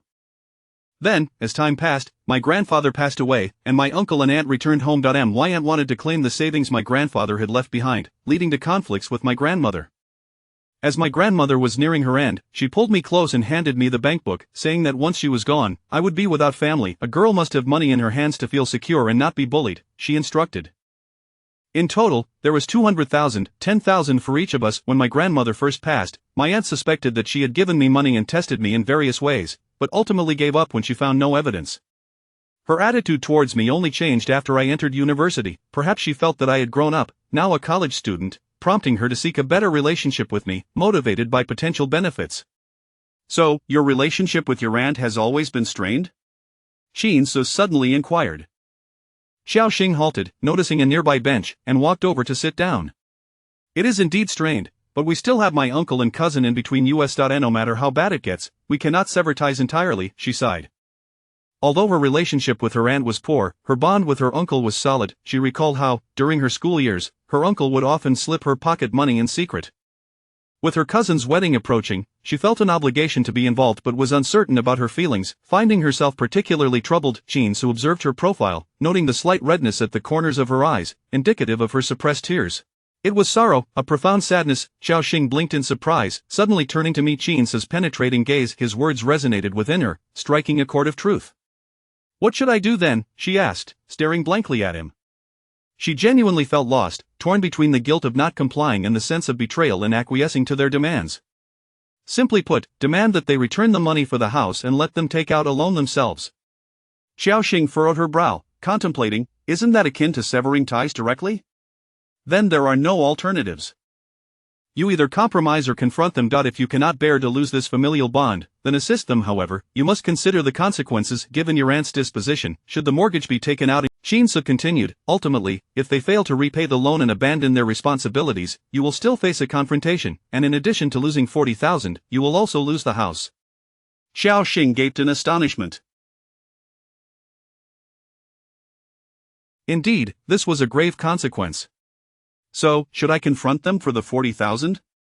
That would be the wisest course of action. Withdraw while you can and mitigate your losses, otherwise, you might find yourself with nothing and still face. She yearned for a home, yet no one seemed willing to provide her with one. Everyone in this world was calculating, weighing advantages and disadvantages, with self-interest prevailing above all else. She lowered her head in silence, contemplating for a long while. So, we must leave here. Should we rent a place, or stay at Grandpa Qin's house? Qin Su glanced at her. While he might compromise for his grandson, it would still be unfair to him. Had circumstances not escalated to this point, she would not wish to abandon this house. There is nothing inappropriate about it. Living together would make it easier to care for him. Besides, considering the fallout with your uncle, remaining in that place where you'd constantly run into each other would be quite awkward, wouldn't it? Qin Su spoke the truth. Even the thought of such a scenario sent shivers down her spine. Her aunt was one thing, but if she were to encounter her uncle and Wang Yi, how would she face them? Well then, let us discuss it with Grandpa, but we must not pressure him. Qin Su nodded slightly.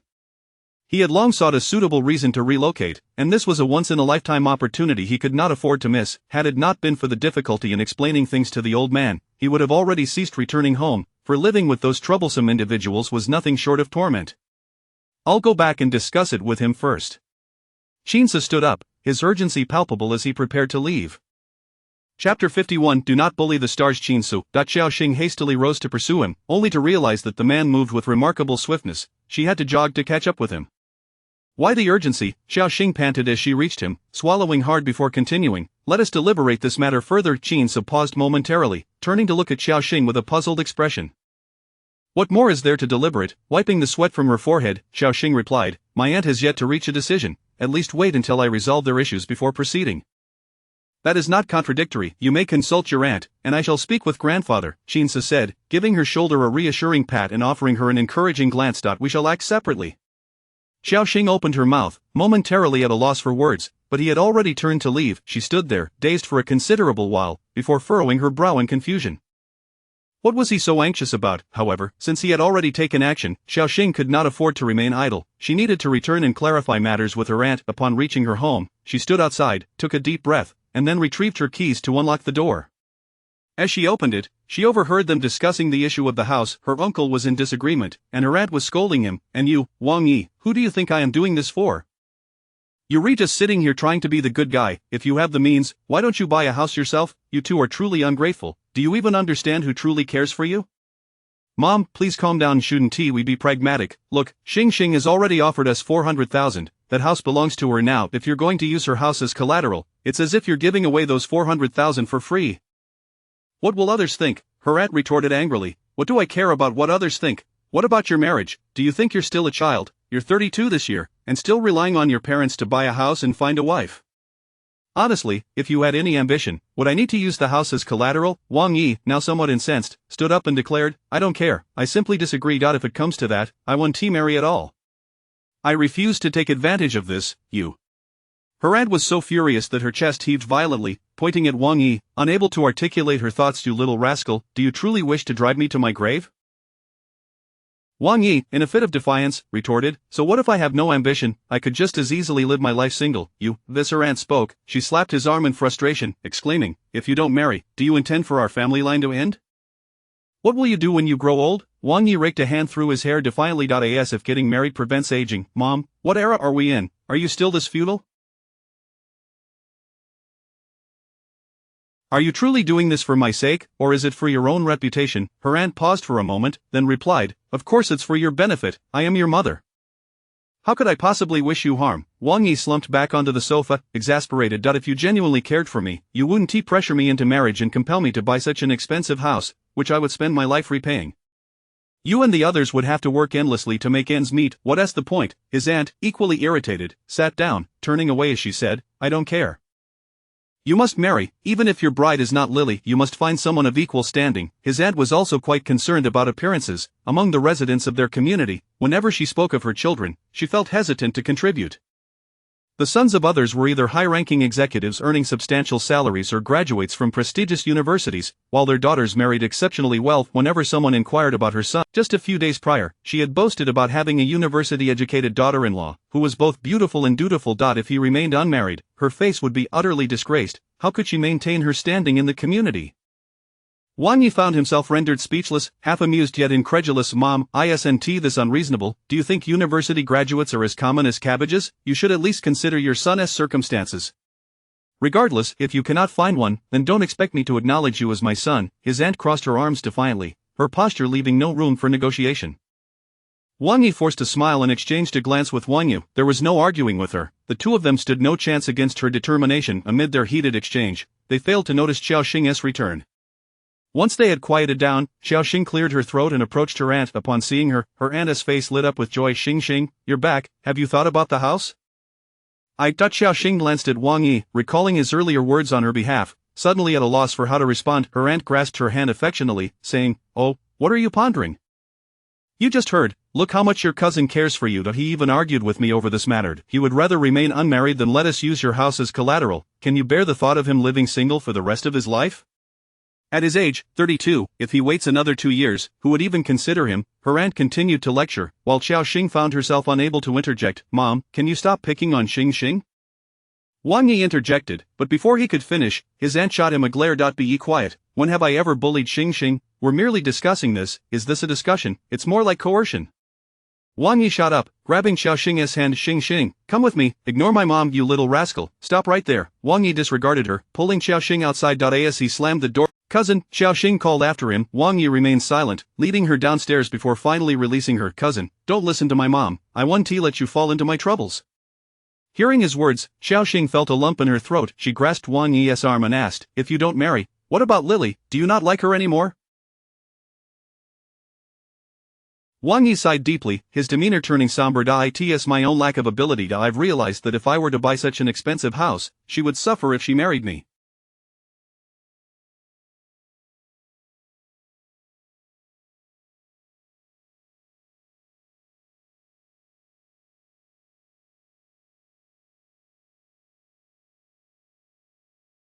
With her character, she cannot endure hardship. Pausing for a moment, he continued with a hint of melancholy, she deserves someone better. Xiaoxing opened her mouth, unsure of how to console him. It seemed Lily was resolute about purchasing that house, and from Xiaoxing's perspective, she had never considered Wang Yi's feelings. Conversely, Wang Yi was always thinking of Lily. Xiaoxing found herself questioning whether Lily truly had feelings for Wang Yi at all. Chapter 52. Most likely a fraud. However, if she does not harbor any affection for him, given the disparity between the two, how could she possibly be with Wang Yi? Lily is a university student. The differences in consumer perspectives, values, and personalities between Lily and Wang Yi are stark. It is difficult to fathom how these two individuals could ever come together. After all, in a relationship, what matters is happiness. There is no need to cling to material possessions. Wang Yi responded with a sardonic smile. Do you think I haven't tried talking to her? I poured out all my good intentions this morning, but she wouldn't listen at all. I truly find myself at a loss now. His voice was laden with helplessness and bitterness. The more he reached this impasse, the more he loathed his own lack of ambition. He believed his mother was correct, he was indeed lacking in drive. If he were more accomplished, they wouldn't be quarreling over such trivial matters. Where does she live? I could go speak with her, he suggested. Wang Yi paused in surprise, glancing at Xiaoxing. You want to talk to her? She disregards everything I say. Do you think your words will have any effect? Let's give it a try. We have no other options left. You can't truly sever ties with your parents, can you? Wang Yi fell silent for a moment, contemplating. To be honest, he would rather remain in the detention center. Having just returned 2 days ago, he felt stifled by the weight of his circumstances. Fine, I'll send you her address, but don't mention any extraneous matters. If her attitude remains resolute, just come back, understood? Xiaoxing nodded in agreement, assuring him, logically, considering that Lily's mother was a university professor, it seemed improbable that Lily would move in with Wang Yi immediately upon her return, neglecting her own home. Would her mother truly allow such behavior? The more Xiaoxing pondered, the more perplexed she became. After Wang Yi sent her the address, she hailed a taxi and headed straight for the community where Lily resided. On the way, she messaged Qin to inform him of the situation. Upon reading her message, Qin furrowed his brows. What's wrong? The elderly man inquired, noticing Qin's troubled expression. She went to find that Lily. The elderly man paused, surprised. Wasn't she supposed to return and clarify things with her uncle and aunt? Why is she seeking out Lily instead? Who knows? Qin replied with a slight smirk, I suppose she has softened her heart. It seemed like a predictable outcome. This thought momentarily bewildered Qin. Why did he feel it was so foreseeable? He realized he didn't know much about Xiaoxing. The elderly man observed the shifting expressions on Qin's face and couldn't help but chuckle. What is it? Worried about Xing? Qin hesitated, then quickly masked his concern. Of course not, I'm just going to check on her. Alright, hurry along then. Don't let her come to any harm out there. After Qin relayed, bullying her like that.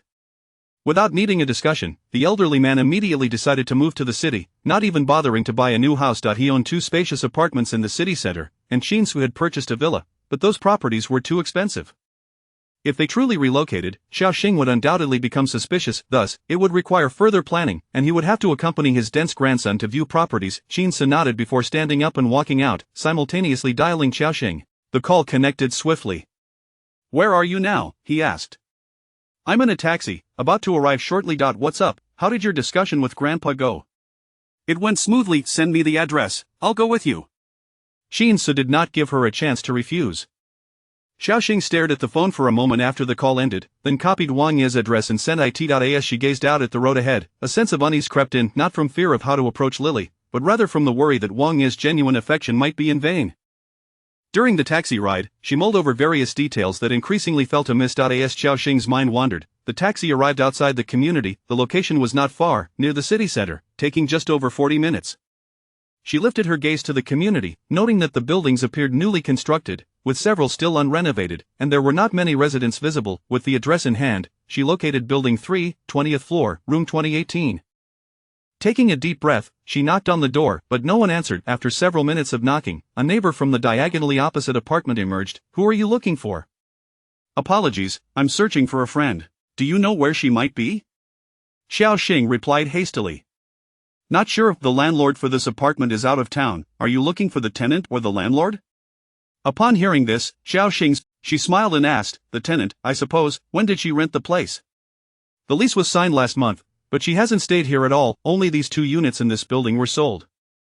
The landlord told me to keep an eye on things, saying the tenant only paid a deposit and hasn't returned since." Xiaoxing frowned. "That can't be." "Why not? Who are you to them?" "The landlord called me a few days ago, claiming she changed the access code." "And who was renting the place?"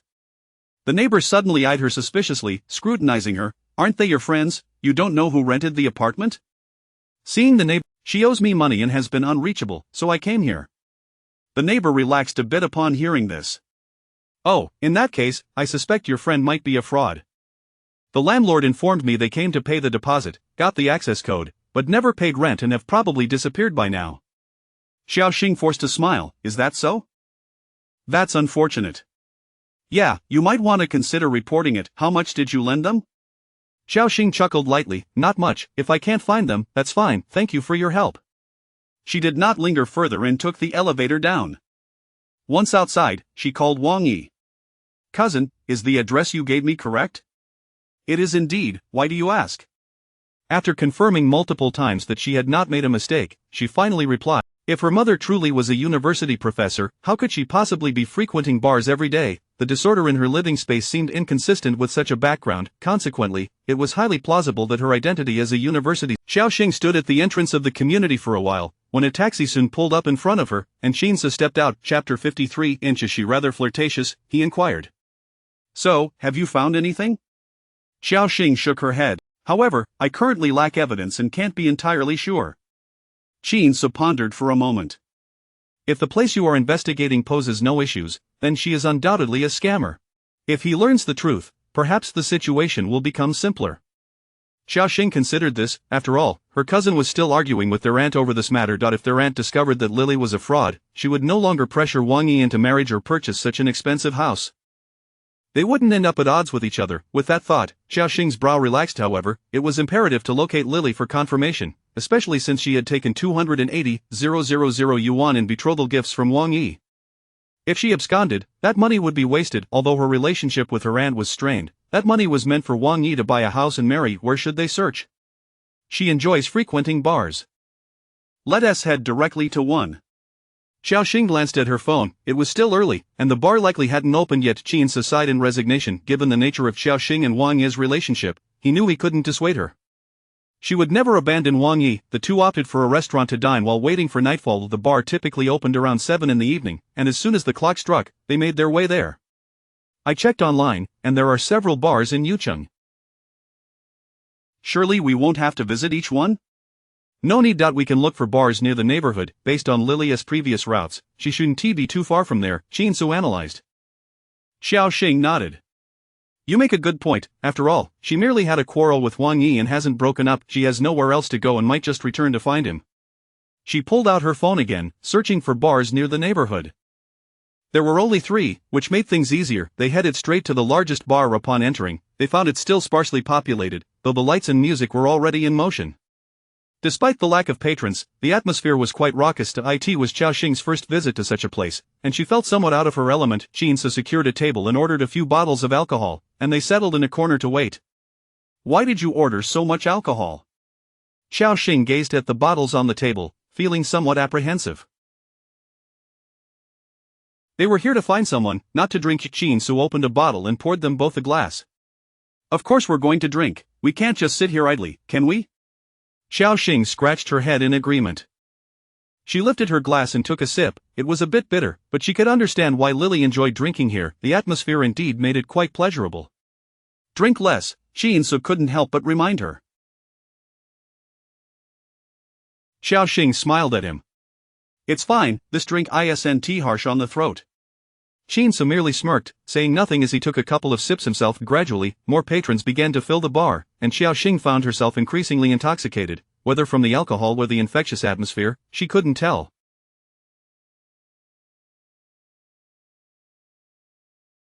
She nestled her drink beside Shin-su, clinking glasses with him. Cheers! Shin-su's lips tightened as he stared intently at her, the kaleidoscopic lights dancing across her features, casting shadows and highlights that rendered her face flush. Drink, why are you staring at me? Xiaoxing said. Shin-su smirked and downed his drink in one go. He once again reminded her, we're here to find someone. Yes, I know, but we can't just sit here, can we? She countered his statement, leaving Shin-su momentarily speechless. He surveyed the crowd, which continued to swell, yet Lily remained absent. Though they hadn't found her, Xiaoxing appeared to be quite inebriated. With her chin resting on his shoulder, she continued to pour herself more drinks. Shin-su grasped her wrist gently and whispered, "Stop drinking." Xiaoxing blinked, lifting her head to meet his gaze. He turned to face her, and they were close enough to distinctly inhale each other's breath laced with the faint scent of alcohol. "Shin-su, may I ask you a question?" she said, her eyes glimmering with It seemed she had genuinely had too much to drink to pose such a question. He studied her dreamy eyes and smirked, feeling a playful urge rising within him. What do you think? Xiaoxing was momentarily taken aback. What does that have to do with me? Oh, she suddenly realized he couldn't possibly think she was a fangirl obsessed with ships, could he? Her gaze flitted across his handsome, chiseled features, standing tall with a well-defined physique. After contemplating for a moment, she declared, "I think you should be above." Shin-su's brow furrowed slightly. How could she utter such words so brazenly?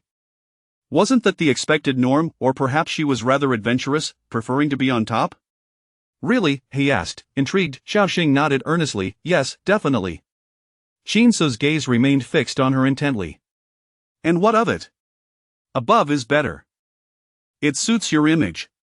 Then what do you prefer? He pressed further. I don't know, she replied with a pout, taking advantage of his distraction to down another glass. Shin-su glanced at his. It was already 10:30. This woman had been drinking for 3 hours, and it seemed Lily had no intention of arriving at this bar. Moreover, even if she did show up, in her current state, she wouldn't be able to inquire about anything. Fortunately, he had accompanied her. Had she been alone, who knew what might have transpired? In truth, Xiaoxing had a decent tolerance for alcohol, but she had indeed overindulged this evening, especially. He set her down once more and called Xiaoli to come pick them up. 40 minutes later, Xiaoli arrived, and Shin-su carried Xiaoxing out of the bar, placing her in the back seat. Xiaoli craned his neck to glimpse the appearance of his boss's lady, but saw nothing in the dark. Where to, Mr. Qin? Shin-su glanced at Xiaoxing, who was nestled against him, and after a brief silence, replied, to the hotel. Xiaoli was momentarily taken aback, his mind racing with speculation. Why the hotel? Did this mean that this woman was not merely a lady? He dared not question or voice his thoughts, silently driving them to their destination. Chapter 54. Have you struck it rich? Shin-su cradled Xiaoxing in his arms as he carried her into the hotel, gently placing her on the bed. She was fast asleep, lost in a profound slumber. He sat at the edge of the bed, gazing at her serene visage, his expression somewhat dazed.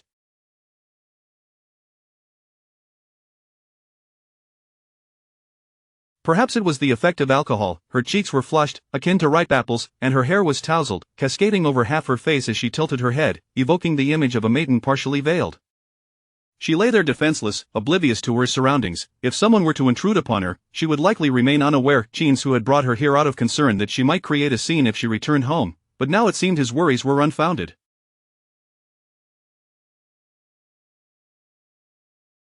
Though her mind was clouded, Xiaoxing was not truly asleep. Her eyelids felt excessively heavy, rendering her unable to open her eyes. Yet, she floated in a dreamlike state, unable to distinguish between the illusory and the real. She was enveloped in a deep slumber. When she finally roused, it was to the insistent ringing of her phone. Groggily, she reached out to grasp it, her eyes still closed, bringing the device to her ear. President Qin. Hello? The two spoke in unison, and the voice on the other end was clearly taken aback, the remaining words caught in their throat. After waiting in vain for a response, Xiaoxing finally opened her eyes to find the call had disconnected without her realizing. With an exasperated toss, she flung the phone aside and turned over to continue her slumber, completely unaware that the person on the other end was left speechless. Han Yan sheepishly returned his phone to his pocket and coughed discreetly into his hand. President Qin has some matters to attend to and may not arrive until later this morning. Let us proceed with a brief morning meeting, and we shall discuss the rest once he arrives, he informed the others in the conference room. Though he maintained a calm exterior, his mind was rife with indignation. This newlywed was so enraptured in his bliss that he had entirely forsaken his responsibilities. As Han Yan fumed over Qin's negligence, Qin Su emerged from the bathroom, his clothes reeking of alcohol from the previous night, rendering them unsuitable for the office. He had called for some fresh attire, which had yet to arrive. Casting a glance at the woman soundly asleep on the bed, he sighed and made his way to the sofa by the window, resorting to using his own phone for work. Xiaoxing had barely closed her eyes for a few minutes before her phone rang once more. Sleepily, she answered the call, impatience creeping into her voice. Who is it? Xiaoxing, what do you mean by this? Are you planning to skip work entirely?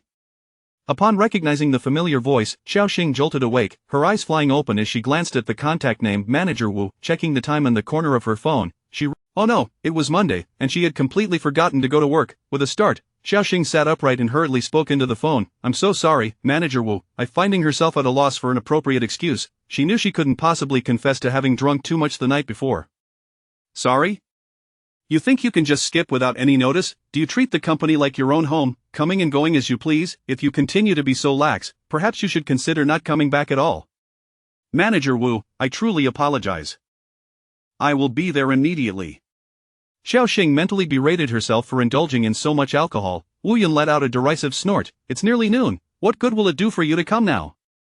You might as well consider it a half-day deduction from your pay. Please, Manager Wu. Before Xiaoxing could finish her plea, the call was abruptly terminated. She placed her hand on her forehead, realizing the gravity of her self-inflicted predicament. Wu Yun had never held her in high regard, and now that she had provided him with a reason to reprimand her, he would surely take advantage of it. 3 days' salary would be docked for her absence, and she was still uncertain of her pay grade after being transferred to the sales department. From what she had gleaned, the base salary for new employees in sales was a mere 4,000. If they deducted 3 days' pay from that, she would scarcely be able to make ends meet. Initially, Wu Yun had considered using this situation as a pretext to terminate Xiaoxing's employment altogether. However, since she was still needed to draft proposals, he deemed it sufficient to only dock her 3 days' wages, feeling rather magnanimous in doing so. From his vantage point by the window, Qin Su heard the commotion and turned to look at Xiaoxing, who was now sitting on the bed, tugging at her hair in frustration. Are you hungry? Qin Su inquired suddenly, startling her. She turned to see him, and her breath caught in her throat. He stood clad only in a towel around his waist, the bed curtains drawn back just enough to let the light stream through, illuminating him as if he were glowing.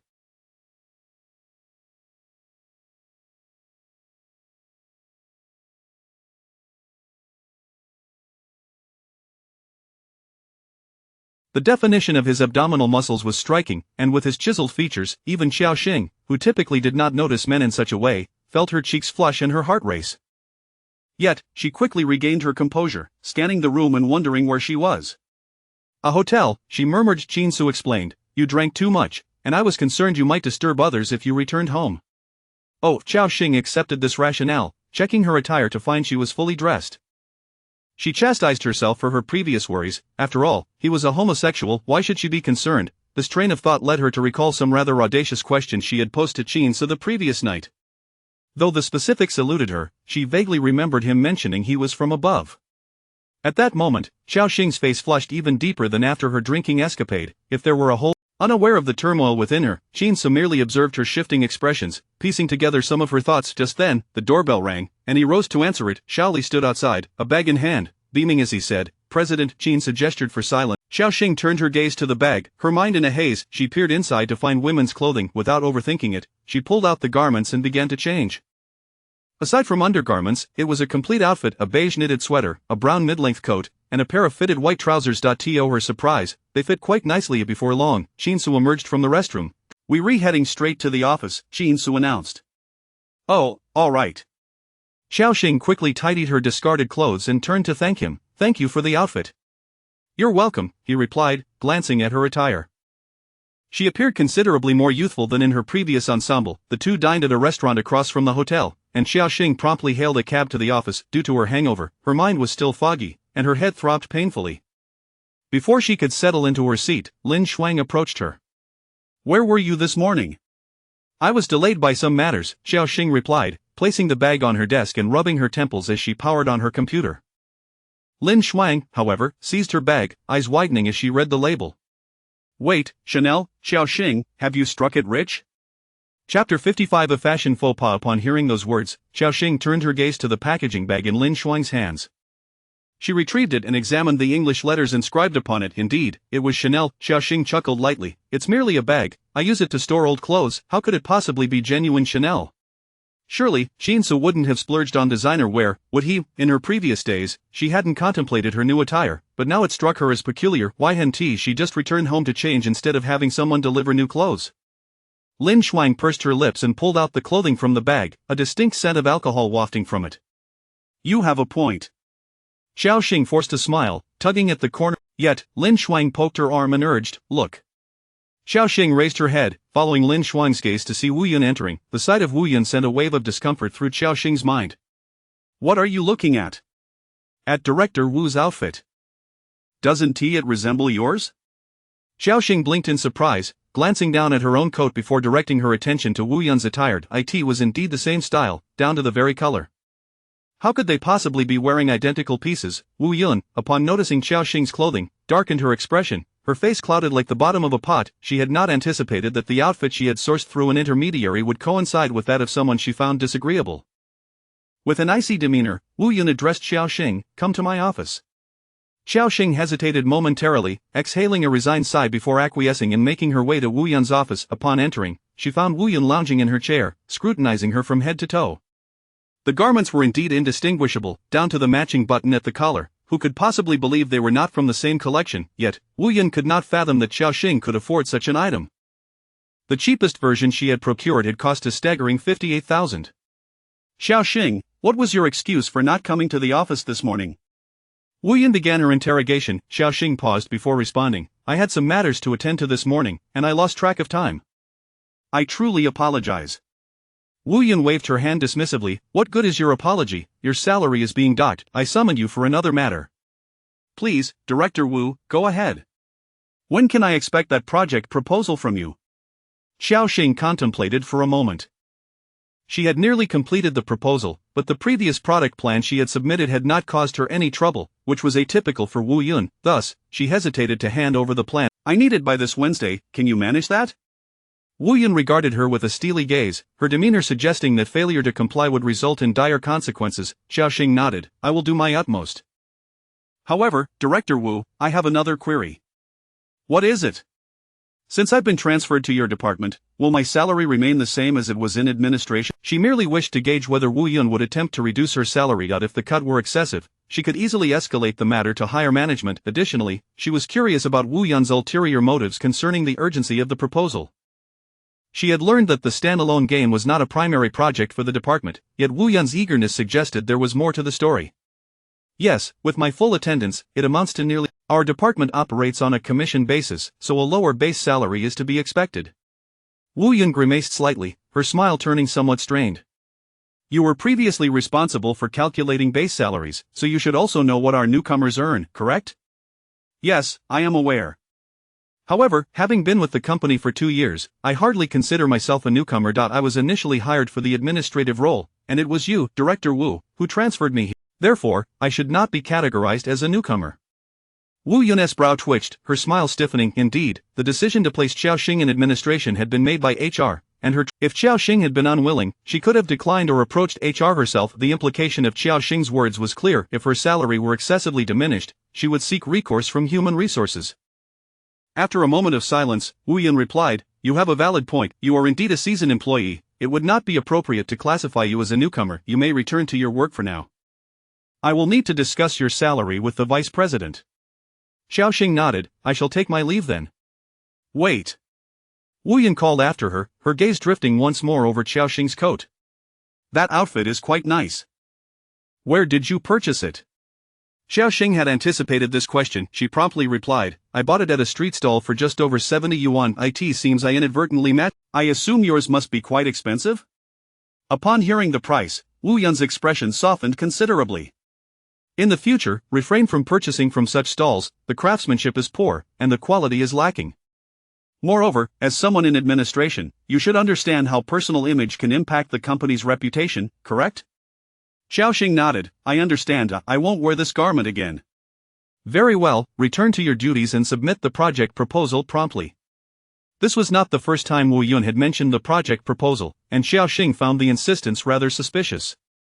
However, she chose not to confront it and simply acquiesced before exiting the office. Lin Shuang, ever the gossip, approached her eagerly. So, what happened? Did Wu Yun question you about the outfit? No, it was a work-related matter. Lin Shuang rolled her eyes. Do you expect me to believe that? I've known Wu Yun long enough to know she harbors a petty nature. Immediately, Lin Shuang clamped her hand over her mouth, realizing the impropriety of speaking ill of a superior in the workplace. I was just joking. You didn't hear anything.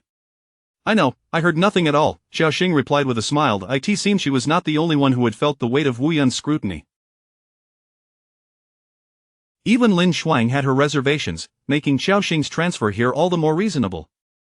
I heard that the people from SC are coming today. Wu Yun made quite an effort to dress up, only to have you. They were supposed to come in the morning, but for some reason, they didn't show. Perhaps their plans have changed. Chapter 56, The Low-Cost Things. Xiaoxing found these matters rather uninteresting and merely responded with an "Oh." Were the individuals sent from over there to work? I'm not entirely certain. Didn't General Manager Wu mention a restructuring last time? Perhaps they are akin to consultants. Lin Shuang speculated. Xiaoxing was solely preoccupied with her salary, showing no interest in anything else. She had spent the entire day drafting a plan at the office, which was due on Wednesday, but had completed it today, though she had no intention of submitting it to Wu Yun just yet. Since she had taken a taxi in the morning, she was unable to pick up Qinsu. However, Qinsu likely did not wish to see her either. After all, if she were to expose him, he would undoubtedly feel embarrassed. Xiaoxing sent a message to Qinsu before heading home. To her surprise, upon entering, she encountered Lily. Xiaoxing was astonished. Lily had returned. However, the atmosphere in the room was tense, with Lily clutching a suitcase, yet blocked by her aunt. Her aunt remarked, "Let us not discuss anything else, since you intend to break up with Xiaoyi. Shouldn't we return your betrothal gifts?" Lily retorted, "I've been with him for so long. Is 280,000 not worth it? You won't even compensate me for the youth I've lost?" "Oh dear, child." Her aunt was both amused and exasperated by Lily's words. "We never asked you to live with Xiaoyi. When you returned, it was your own choice to come stay with us, wasn't it? Your youth is yours alone, but my son's youth is not. You think you can just take the betrothal gifts and leave? What do you take us for?" Lily replied, "Am I comparable to him? For a mere warehouse manager to find a girlfriend like me is already a stroke of luck from his previous life. My being with him for this long is his fortune. How can you still have the audacity to demand the betrothal gifts back?" After enduring for so long, her aunt finally lost her patience, exchanging harsh words with Lily. At that moment, Wang Yi stood up to intervene. "Enough, what are you two arguing about?" "Son," his mother attempted to speak, but Wang Yi interrupted. "Mom, this is between Lily and me. Can you let us handle it ourselves? She is already pulling her luggage to leave. What more is there to discuss? Does she look like she wants to have a proper conversation?" Wang Yi opened his mouth, glancing at Lily, who maintained her proud demeanor, as if believing she could easily find someone better than Wang Yi. Ultimately, he said nothing. He snatched the luggage from his aunt's hands and handed it to Lily. "Just go." His aunt became agitated. "That is 280,000. How many years will it take you to earn that? Are you out of your mind? That money is your father's and mine, the fruits of our labor. How can you just give it away?" "I will find a way to repay you," Wang Yi said, running a hand through his hair in frustration. Seeing Wang Yi's desolate expression, Lily's demeanor shifted slightly. She wanted to say something but merely curled her lips and turned to leave. Dragging her suitcase, she swayed gracefully out of the dilapidated house. As she passed by Xiaoxing, she glanced at her but said nothing. Xiaoxing watched her walk away, then turned back to Wang Yi and quickly chased after Lily. "Lily!" Xiaoxing called out to her. Lily paused, looking back with a hint of annoyance. "What is it?" Xiaoxing hesitated before speaking. "I came to your house looking for you yesterday." Lily's expression changed momentarily before she forced a smile. "So what if you did?" "I am moving out anyway." "Are you truly moving out, or have you never actually lived there?" "What do you mean?" Lily's expression darkened, a flicker of panic flashing in her eyes, quickly concealed. "You know exactly what I mean. If I were to report this to the police now, do you think you could simply walk away?" Anger flared in Lily's eyes as she retorted, "Go ahead, the 280,000 was given to me by Wang Yi as a breakup fee.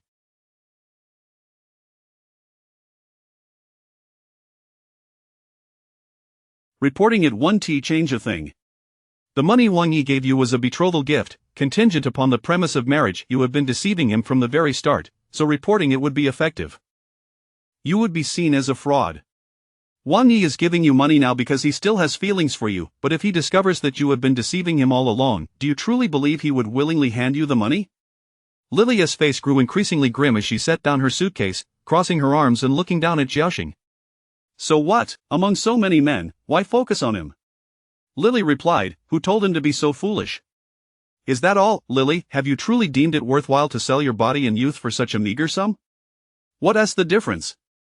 You go to work every day, tirelessly earning a meager salary. Aren't you also selling your body? I simply chose a different method, and I have paid my dues as well. We merely offer different things, so you needn't lecture me. I know what I'm doing and what I want. Xiaoxing smiled softly. I never intended to lecture you. Wang Yi is my cousin. If it were someone else, I wouldn't concern myself. I cannot stand by and watch him be deceived emotionally and financially. Lily's impatience grew. Is it just about the money? Don't you need it too? How about this? I'll give you 100,000, and you can pretend this never happened. Xiaoxing shook her head. That's impossible. Return the money to Wang Yi, and I won't expose you. Let us part ways with some dignity, otherwise, I will go to the police. You. Lily was left speechless. Are you out of your mind? Am I supposed to spend a year with him and walk away with nothing? You've not worked this past year and have relied entirely on Wang Yi for support, receiving countless gifts. He has treated you better than he has cared for his own parents, and yet you still desire more? So what? Anyone could do that. Wang Yi has nothing, all he can offer are these low-cost gifts. If he wants to make me happy, it's simple, it must be money. Let me tell you, a man treating you well means nothing. If he has wealth and treats you well, then he truly likes you. The kindness of the poor is worthless. Xiaoxing listened to her words in silence, rendered speechless, and found herself at a loss for a rebuttal. Undeniably, Lily's argument held some merit, yet it could not justify her deception. This is an entirely different matter. You have deceived him, but if you had genuinely liked him from the beginning and wished to be with him, I would think nothing of you taking the 280,000. But the crux of the issue is that you have been deceiving him from the very start. Chapter 57. As Jinsu alighted from the Maybach, Lily chuckled with irritation. So, what do you intend to do? If you insist on breaking up with Wang Yi, then return the money to him. Dream on, that's simply impossible. With that, Lily turned to leave, dismissing Xiaoxing entirely. Once the money was in her possession, how could she ever consider parting with it? Seeing Lily attempt to walk away, Xiaoxing hurried after her, blocking her path. Aren't you afraid I'll call the police? Lily, emboldened, cast a sidelong glance at her and replied coldly, Go ahead, if you wish. I have no time to indulge in your games. Xiaoxing was momentarily at a loss for words. Step aside. As their gazes locked, the atmosphere between them grew increasingly tense. Xiaoxing, this matter concerns Wang Yi and me. It would be wise for you to refrain from meddling, understood? Xiaoxing remained silent, contemplating that this was indeed not her place to intervene. At most, she could inform Wang Yi of the truth, allowing him to handle the situation himself. However, her concern lay in the possibility that once Lily left this community, she would vanish from Yu City, making it impossible for Wang Yi to find her. In a world so vast, locating a single individual would be akin to searching for a needle in a haystack. After a brief pause, Xiaoxing reluctantly stepped aside, allowing Lily to pass. With a smirk, Lily dragged her suitcase away without a backward glance, yet, as she reached the entrance of the community, she suddenly spotted Jinsu emerging from a nearby Maybach.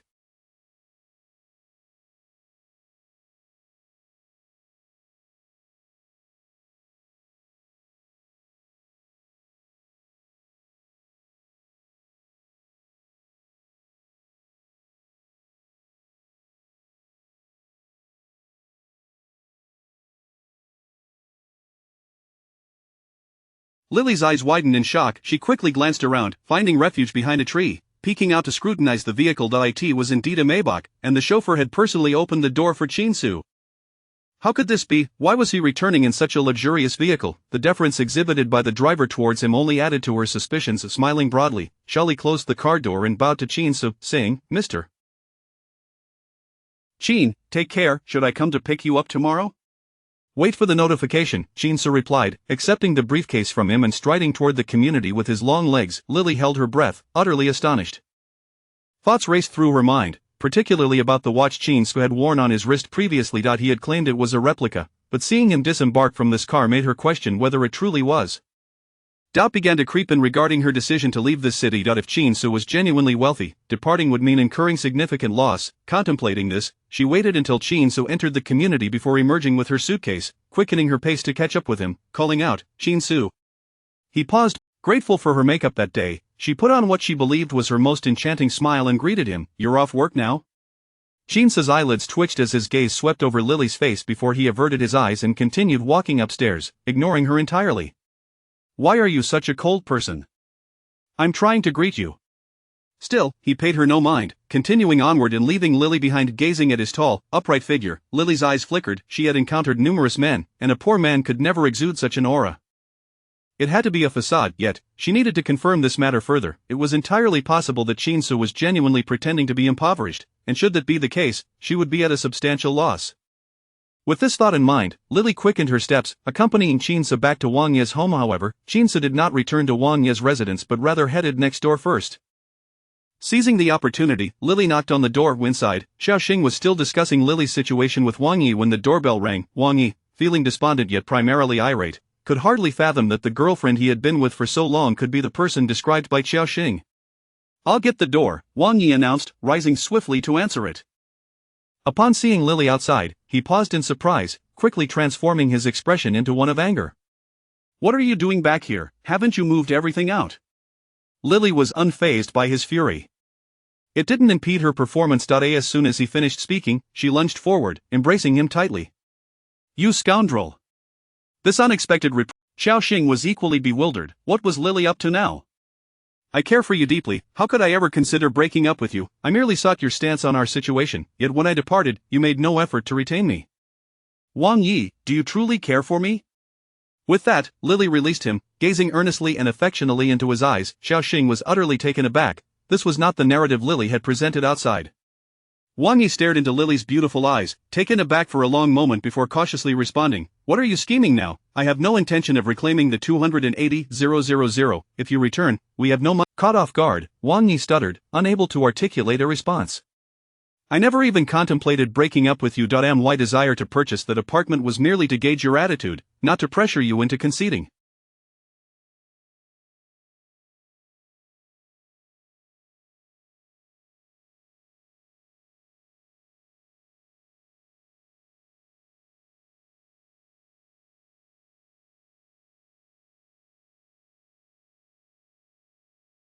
"Even if you had said you would strive for a larger home in the future, I wouldn't have been angry, you know?" Lily's words flowed eloquently, leaving Wang Yi utterly perplexed. After a considerable pause, the gloom on Wang Yi's face dissipated, replaced with a look of joy. "Really? Of course, it's true. Why else would I return?" As Lily stated this, her tone shifted again. "However, I wonder how life will be after marriage." At this moment, Auntie, who had just emerged from the kitchen, changed her expression upon hearing these words. This time, Auntie refrained from rushing to argue and chose to observe quietly. Wang Yi explained, You know how my mother is. That 280,000 is their hard-earned money. Naturally, she would be upset if you took it, but her anger stems from a desire for you to stay."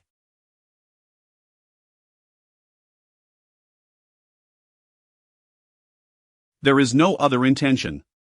Lily shot him a sidelong glance. "Is that so?" "Indeed, it's wonderful that you've returned, but..." Wang Yi glanced back at Xiaoxing on the sofa, his expression becoming somewhat awkward. "When did you move out? I wasn't even aware." Chapter 58. Moving out on our own. Wang Yi spoke with a degree of tact. Considering that Lily had returned, he did not wish to inadvertently drive her away without fully grasping the situation. Lily cast a glance at Xiaoxing, seemingly unconcerned, as she entered the room, wheeling her suitcase and taking a seat right beside Xiaoxing. "Xiaoxing, the things I said earlier were uttered in a moment of anger.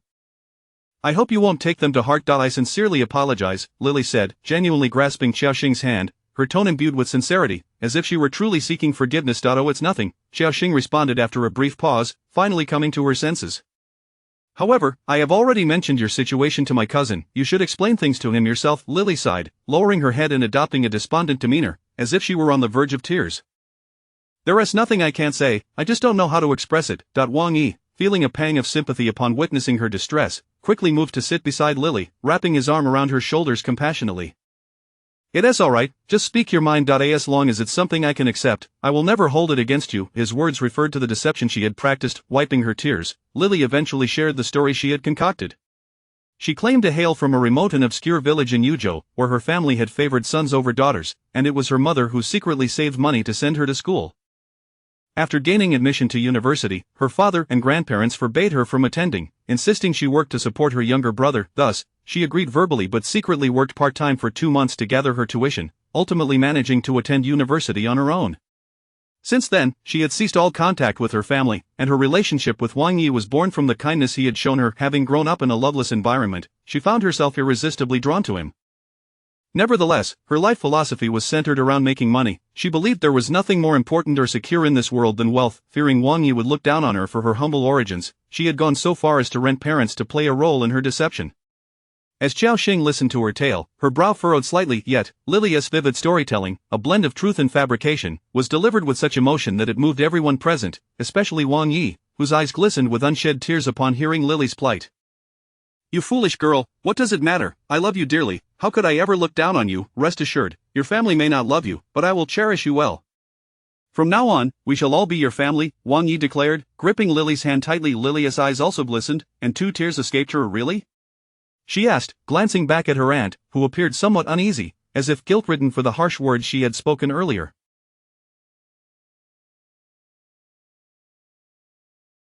Her aunt stepped forward, awkwardly stating, "Yes, dear, I may have spoken too harshly, but it was out of concern for you. I didn't want you to leave her. From now on, we will be your family, and we will take good care of you."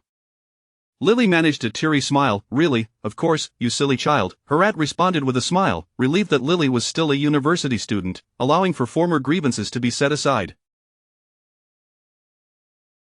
However, when the topic of the house arose, her aunt's expression shifted slightly, hesitating as she regarded Lily. Since Lily had returned, the initiative was now in her hands. Lily smiled and said, "Auntie, I truly don't mind about the house. As long as we can all live together in peace, everything else is secondary." This, she shifted her tone, "I genuinely hope our family can live together, even in this house." Upon hearing this, everyone present exchanged bewildered glances, wondering how a brief absence had seemingly transformed her into a different person. "What do you mean?" her aunt inquired tentatively. "Why don't we just live here?" Lily suggested, blinking innocently as she turned to Xiao Xing. "Wouldn't it be lively if you joined us?" To be honest, Xiao Xing did not find the prospect lively, especially during those late-night exercises the couple engaged in, which left her feeling quite awkward. Moreover, sharing space with her aunt could often feel stifling. When Xiao Xing had initially sought a loan to marry Qin Su and cover the bride price, it was to facilitate their move into a home of their own. Now, with Lily requesting to stay together, it seemed entirely implausible. Having already contributed financially, it felt as though they would be residing in her house. Forcing a smile, Xiao Xing replied, "I think it's fine, but you all can stay here."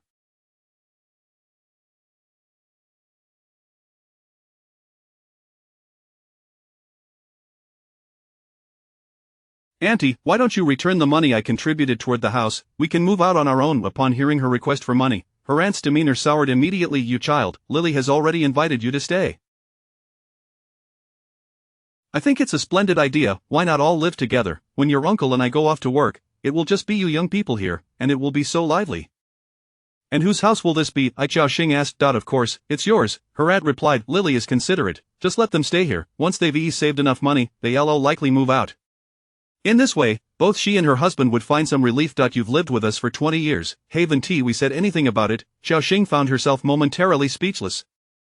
With that statement, she had no further arguments. Just then, as Qin Su returned, he overheard the conversation and his expression darkened. He had already discussed with the elder about where to purchase a house, and now this unexpected development had arisen.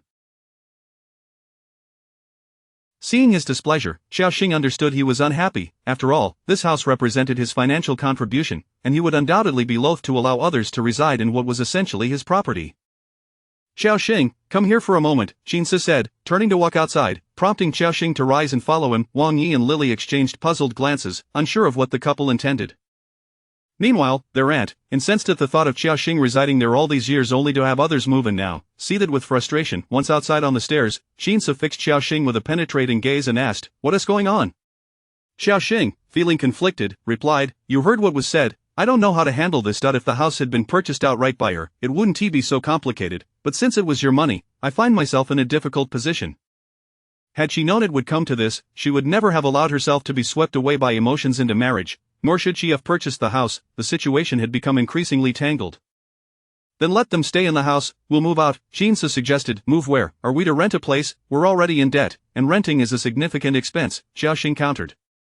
Shinsu opened his mouth, intending to propose a solution for purchasing a place, but upon hearing the word rent, he swallowed his words. No need, he said. Yang Han has extra properties. He can rent one to us at a favorable rate. Chapter 59. He truly is just adding a little, thought Xiaoxing, momentarily taken aback. Does Yang Han possess an abundance of properties? He isn't, this Xiaoxing pondered. It occurred to her that Yang Han might not be the type to collect garbage with a tricycle. It is quite possible he deals with scrap from factories.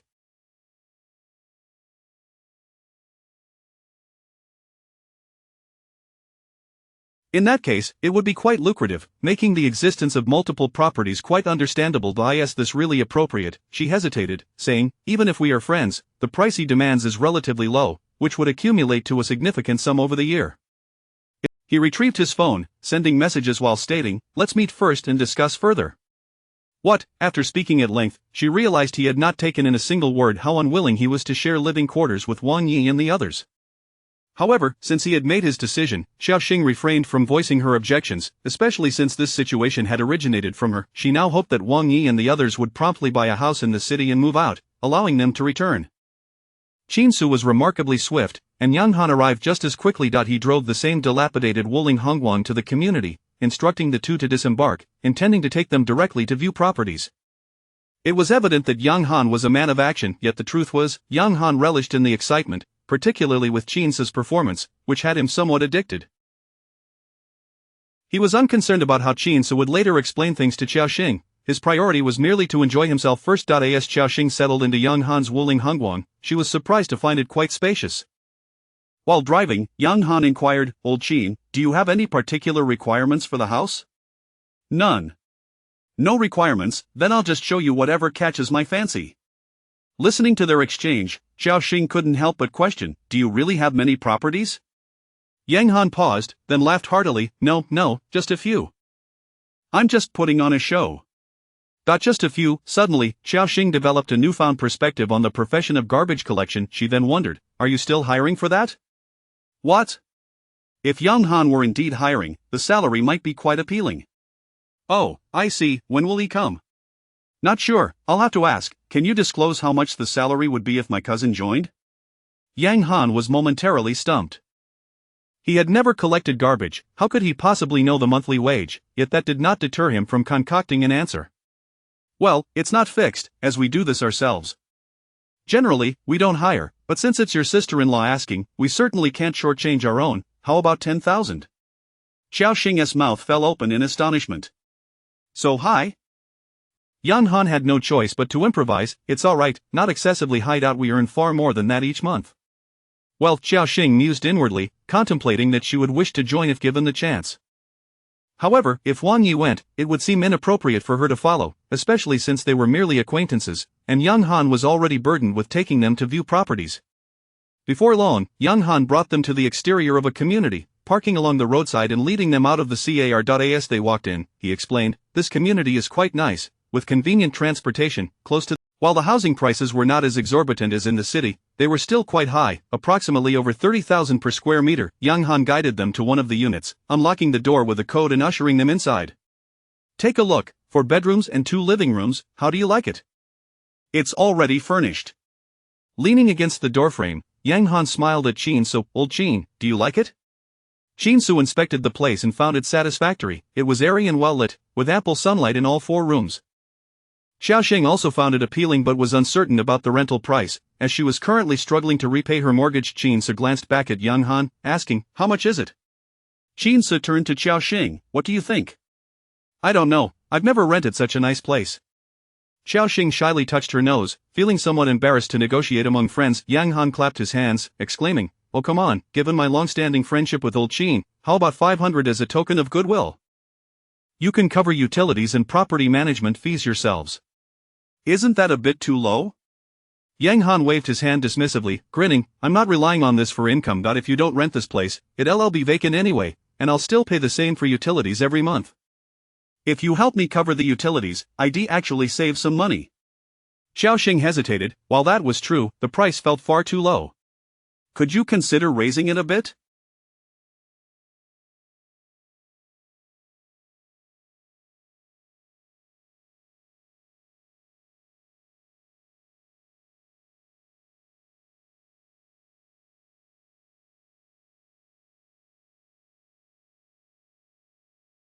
Otherwise, we wouldn't feel comfortable living here. Yang Han glanced at Qin Su. Shall I raise it then? Qin Su nodded. Let us increase it a bit, 600. Xiaoxing, he really did just add a little.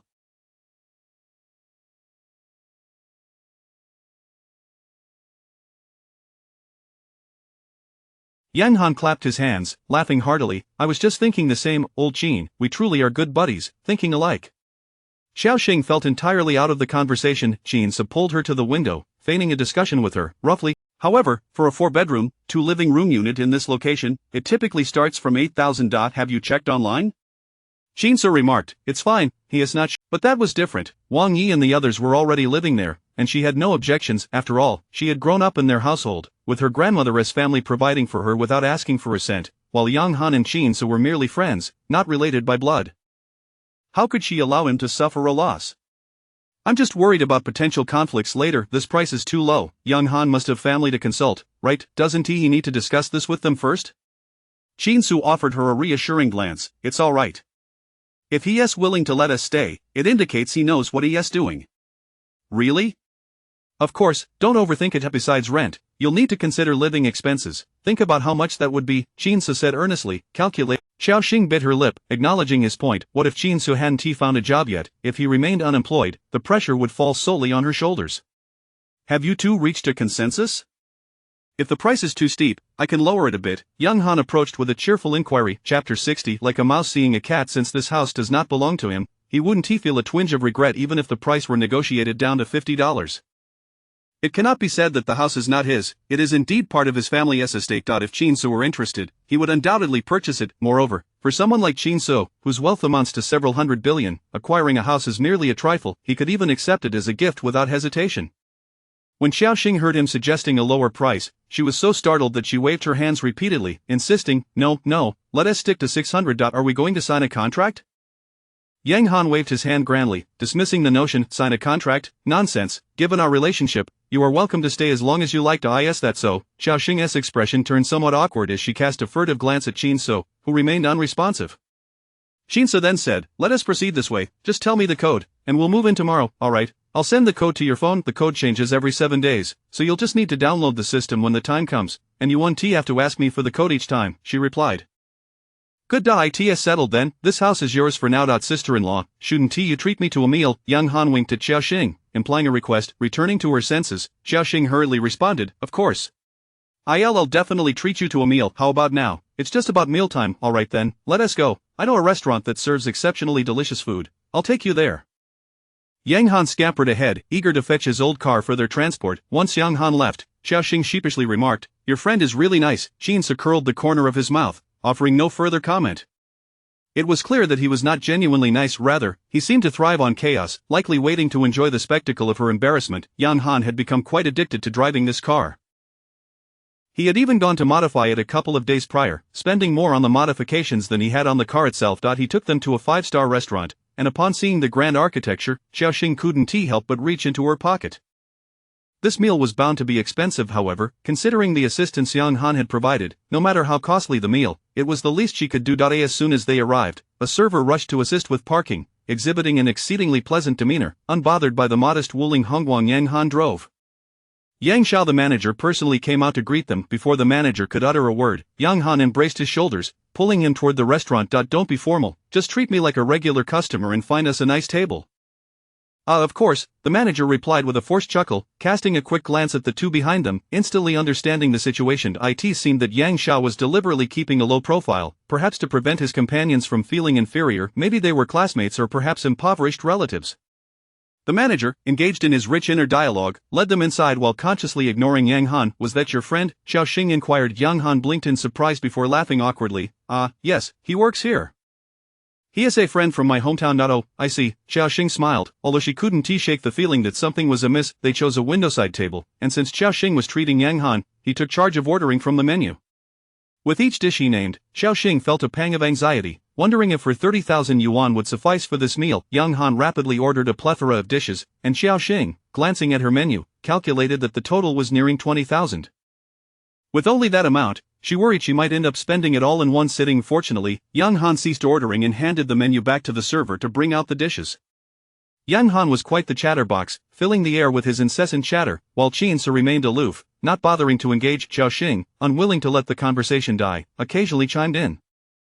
Yet, Yang Han suddenly caught sight of something at the entrance, his expression shifting dramatically. Before Xiaoxing could react, he dove beneath the table. Yang Han, what is wrong? She asked, peering under the table in confusion. He gestured for silence. Don't say a word. Xiaoxing was even more perplexed. She looked at Qin Su, silently inquiring what was happening. Qin Su subtly nodded his chin, indicating that she should look back. Turning her head, Xiaoxing saw several women entering, one of whom she recognized as Fangya. Leading the group was a woman in a qipao, her figure elegantly accentuated by the tailored garment.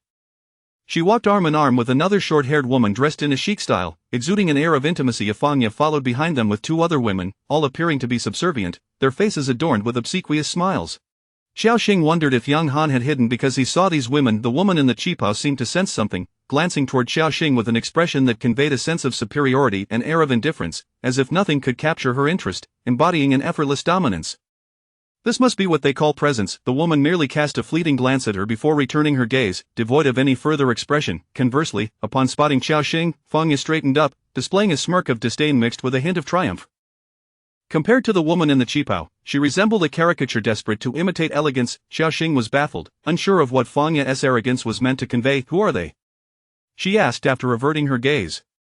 Qin Su lifted his glass of water and took a sip, remaining silent. Realizing something was off, Xiaoxing pondered again. How could he know who those people were without turning around?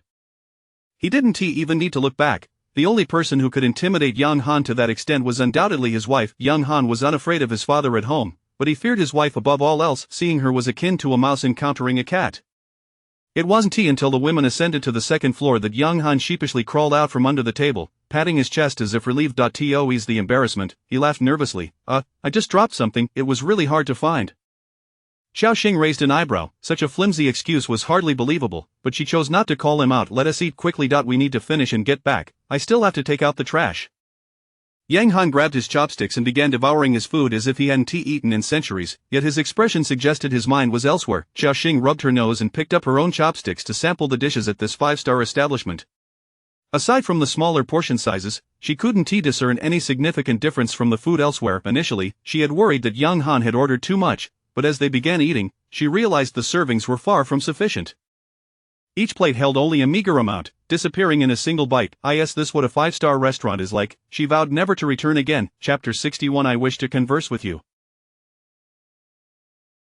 As they were halfway through their meal, Yang Han abruptly left. The remaining dishes were entirely left for Xiaoxing and Qin Su, who found themselves surrounded by a plethora of dishes yet still unsated. Are you still hungry? Let us order a few more dishes, suggested Qin Su. Xiaoxing, feeling a bit bashful, hesitated before replying. I don't have that much money left. Let us not order any more. We can just go back. When Xiaoxing called the waiter to settle the bill, she was informed that it had already been paid. Surprised, Xiaoxing glanced at Qin Su. Did Yang Han settle the bill? Most likely, he responded. Xiaoxing sighed. Your friend is quite generous. Although we agreed that we would treat him, he went ahead and paid the bill secretly, and even rented us the house at such a low price. I feel increasingly guilty about it. There is no need to feel guilty. Let us go. It's time to head back, Qin Su said, taking her hand and leading her out of the restaurant. If Yang Han were to hear this, he would likely be amused to the point of laughter. However, they indeed had not eaten enough, so they returned to Grandpa Qin's place to prepare some noodles. Though aged, Grandpa Qin was still capable of taking care of himself and could cook for himself. By the time they arrived, he had already eaten, but upon seeing Xiaoxing prepare the noodles, he couldn't resist having a bowl. Grandpa Qin seized the opportunity to inquire about the house. Have you made any decisions? Where do you plan to buy a place? Xiaoxing paused, casting a glance at Qin Su, unsure of how to explain to the old man. Qin Su, however, remained unfazed and calmly replied, We plan to rent a house. We've found one. Would you like to move over there with us? Grandpa Qin looked at Qin Su with a perplexed expression, as if questioning what kind of game he was playing. Are you addicted to acting? Grandpa, this is all my fault, Xiaoxing briefly explained the situation. After listening, Grandpa Qin fell into silence. This matter was indeed difficult to evaluate. If Xiaoxing had never lived in Wang Yu's house, it would have been simpler, but having stayed there for so many years made things complicated. If they were to move now, and she opposed it, it would seem unreasonable. She might be branded an ingrate by her aunt. After some contemplation, Grandpa Qin remarked, "Well, I see that Lily is not the type to compromise easily. She'd probably want to stay there long before deciding to buy her own place in the city. Renting a house outside is also a viable option, sparing us from the daily drama with that family."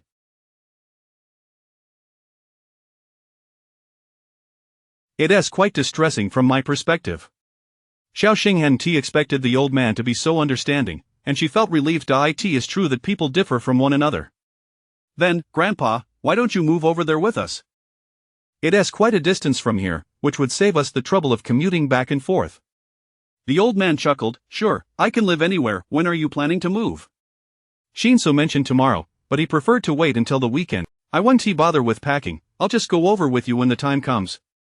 Xiaoxing nodded in agreement, and after confirming with her grandfather, she and Shinso returned home. Upon their return, Lily and Wang Yi were still awake, engaged in conversation while watching television on the sofa. Xiaoxing overheard Lily saying, "I have no particular requirements for where we live. I just prefer a lively atmosphere." "Being lively is great, I enjoy that too," Wang Yi responded, noticing Xiaoxing and Shinso entering, and hurriedly greeted them. "Xing, you arrived just in time. Lily and I were discussing what furniture to add to the house. Do you have any suggestions?"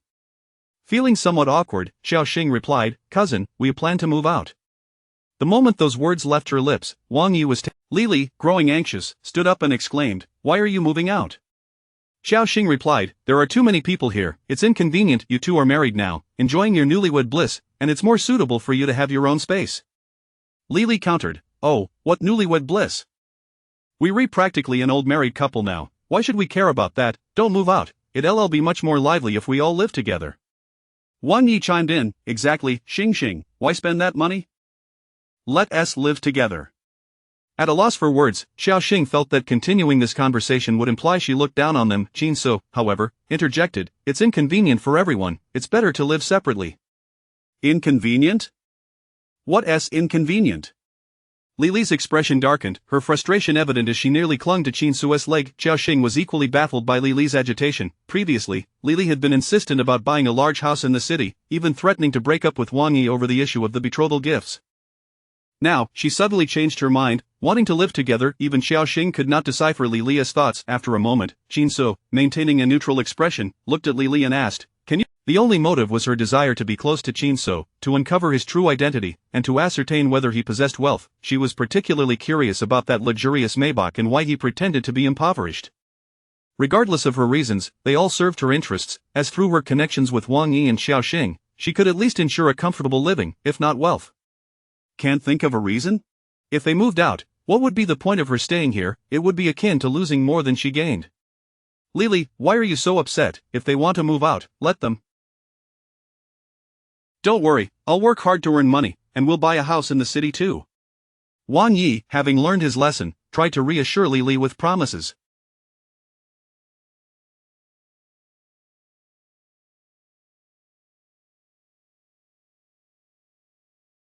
This was something she had taught him. He didn't quite understand why women were so fond of hearing promises. Lily shot him a fierce glare, turned, and stormed back to her room, slamming the door behind her.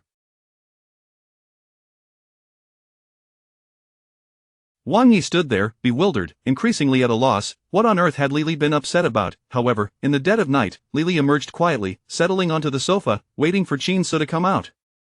She didn't dare knock on the door, so she opted to wait. She didn't believe he wouldn't come out for a bathroom break. Eventually, around 1 or 2 in the morning, Shinso did indeed emerge. He was still in his shirt, having not changed, tall and imposing, with an air of aloofness surrounding him. "Shinso," Lily suddenly called out to him. He paused, turning to look at her. This woman was wearing a rather revealing nightgown, almost as if she were entirely unclothed. She seemed utterly unconcerned about the presence of others in the house, including her future in-laws. A flicker of disdain crossed Shinso's eyes as he intended to ignore her and proceed towards the bathroom. Lily abruptly stood up, declaring, "I need to talk to you." "We have nothing to discuss," Shinso retorted before slamming the bathroom door shut. As he approached the toilet, just as he was about to relieve himself, he caught sight of a shadow beyond the frosted glass door, causing his expression to darken instantly. After a moment of silence, he refastened his belt, turned, and pulled open the bathroom door. Chapter 62. I help you. Chinsu swung open the bathroom door, his eyes radiating an icy disdain, a barely contained urge stealing her nerves. She continued with a calm demeanor, I saw you. Chinsu regarded her with an inscrutable expression, offering no immediate response, patiently awaiting her to elaborate. Noticing his silence, Lily suddenly felt as though she were conversing with herself, yet she pressed on, I saw you step up. If you intend to use this matter as leverage against me, then you have miscalculated, he retorted, momentarily taken aback. Lily found herself at a loss as Chinsu defied her expectations. She opened her mouth, yet no words emerged. After a brief pause, she ventured, why do you lie? Does it concern you? Chinsu, weary of her prattle, shut the bathroom door once more. However, this time, Lily seized the door, swiftly slipping inside, his face darkened ominously, revealing his unabashed disdain for her presence. Lily closed the door, undeterred by his evident loathing, and smiled at him. If you refuse to speak the truth, I shall raise my voice, and when they emerge, they will witness how you explain yourself. In the dead of night, with both of them confined to the bathroom, her outcry would leave Chinsu utterly speechless. Yet, he showed no sign of concern. Instead, a smirk curled at the corners of his mouth. Noticing his smile, Lily found herself unable to reciprocate. I help you. In an instant, Chinsu grasped her arm and forcefully flung her out of the bathroom. Indeed, it was a toss. Lily barely registered what had transpired before she stumbled and fell to the ground, a sharp cry escaping her lips. Though not particularly loud, it was sufficient to rouse the inhabitants of the house at this hour of 2 a.m. Within moments, Wang Yi, her uncle, and even Xiao Xing emerged, all eyes landing on Lily sprawled on the floor. Particularly affected was Uncle Wang Yu, who, upon seeing his daughter-in-law dressed so scantily, was left flustered and averted his gaze. What on earth is going on at this hour? Wang Yu, generally of mild temperament, could no longer suppress his annoyance. How could one dress like that? Aunt's expression soured as well. She nearly admonished Lily several times but refrained, remembering the couple had yet to marry. Wang Yi rushed over to assist Lily, asking, what happened? Lily stammered, her earlier bravado faltering. Though she had threatened to shout in front of Chinsu, it was merely a tactic. If she truly intended to frame him, there was no way he would still be living with them. Thus, she blushed and explained, I got up to use the restroom and, half asleep, thought I saw someone inside, and I got scared, causing me to fall. Upon returning inside, she shook off Wang Yu's hand and huffed, this Lily, honestly, how can she dress like that? She has no sense of modesty. Young people these days, why should we concern ourselves with their attire? Aunt retorted, we are still here as elders. She should at least show some discretion. In our day, such behavior would have resulted in a severe reprimand. All right, why fuss over it? Outside, Wang Yi continued to console Lily. As his words left his lips, Chinsu emerged from the restroom. Lily stole a glance at him and felt a chill at the coldness in his gaze. Suddenly, she felt a sense of recklessness wash over her. Xiao Xing, still in a daze, watched as Chinsu approached her. Why are you out here? Snapping back to reality, Xiao Xing forced a smile. I heard Lily scream and thought something was wrong, so I came out to check. Nothing's amiss.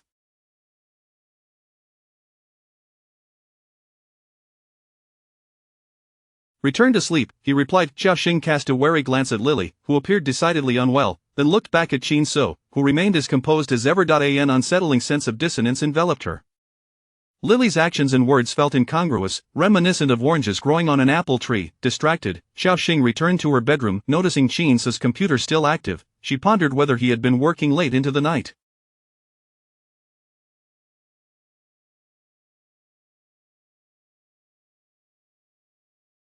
But wait, hadn't he mentioned he wasn't working? What could he possibly be doing at this hour? Now, she found herself equally perplexed by Chinsu as she was by Lily. Chinsu lifted his gaze and caught Xiao Xing staring intently at him, causing an uneasy sensation to creep over him. Why do you ask? Xiao Xing's eyelids fluttered. Oh, has work been going well for you recently? Fairly well. Xiao Xing hesitated to pry further, opting for a different approach. Very well, Xiao Xing decided not to press further. Perhaps Lin Shuang had been mistaken, and Chinsu indeed had not been dismissed. She nestled back into her covers, grateful for the rare tranquility of the night, allowing her to finally rest. The following morning, Xiao Xing mounted her electric scooter, ferrying Chinsu to work. Lily had risen unusually early, standing by the window, intently watching as Xiao Xing and Chinsu departed.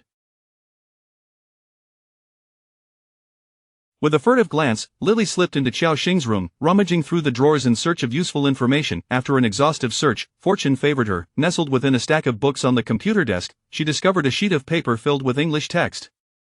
Her grasp of English was limited, and she struggled to recognize more than half the words. However, it posed no insurmountable challenge. She quickly pulled out her phone to scan and translate the text, which soon appeared in English on her device.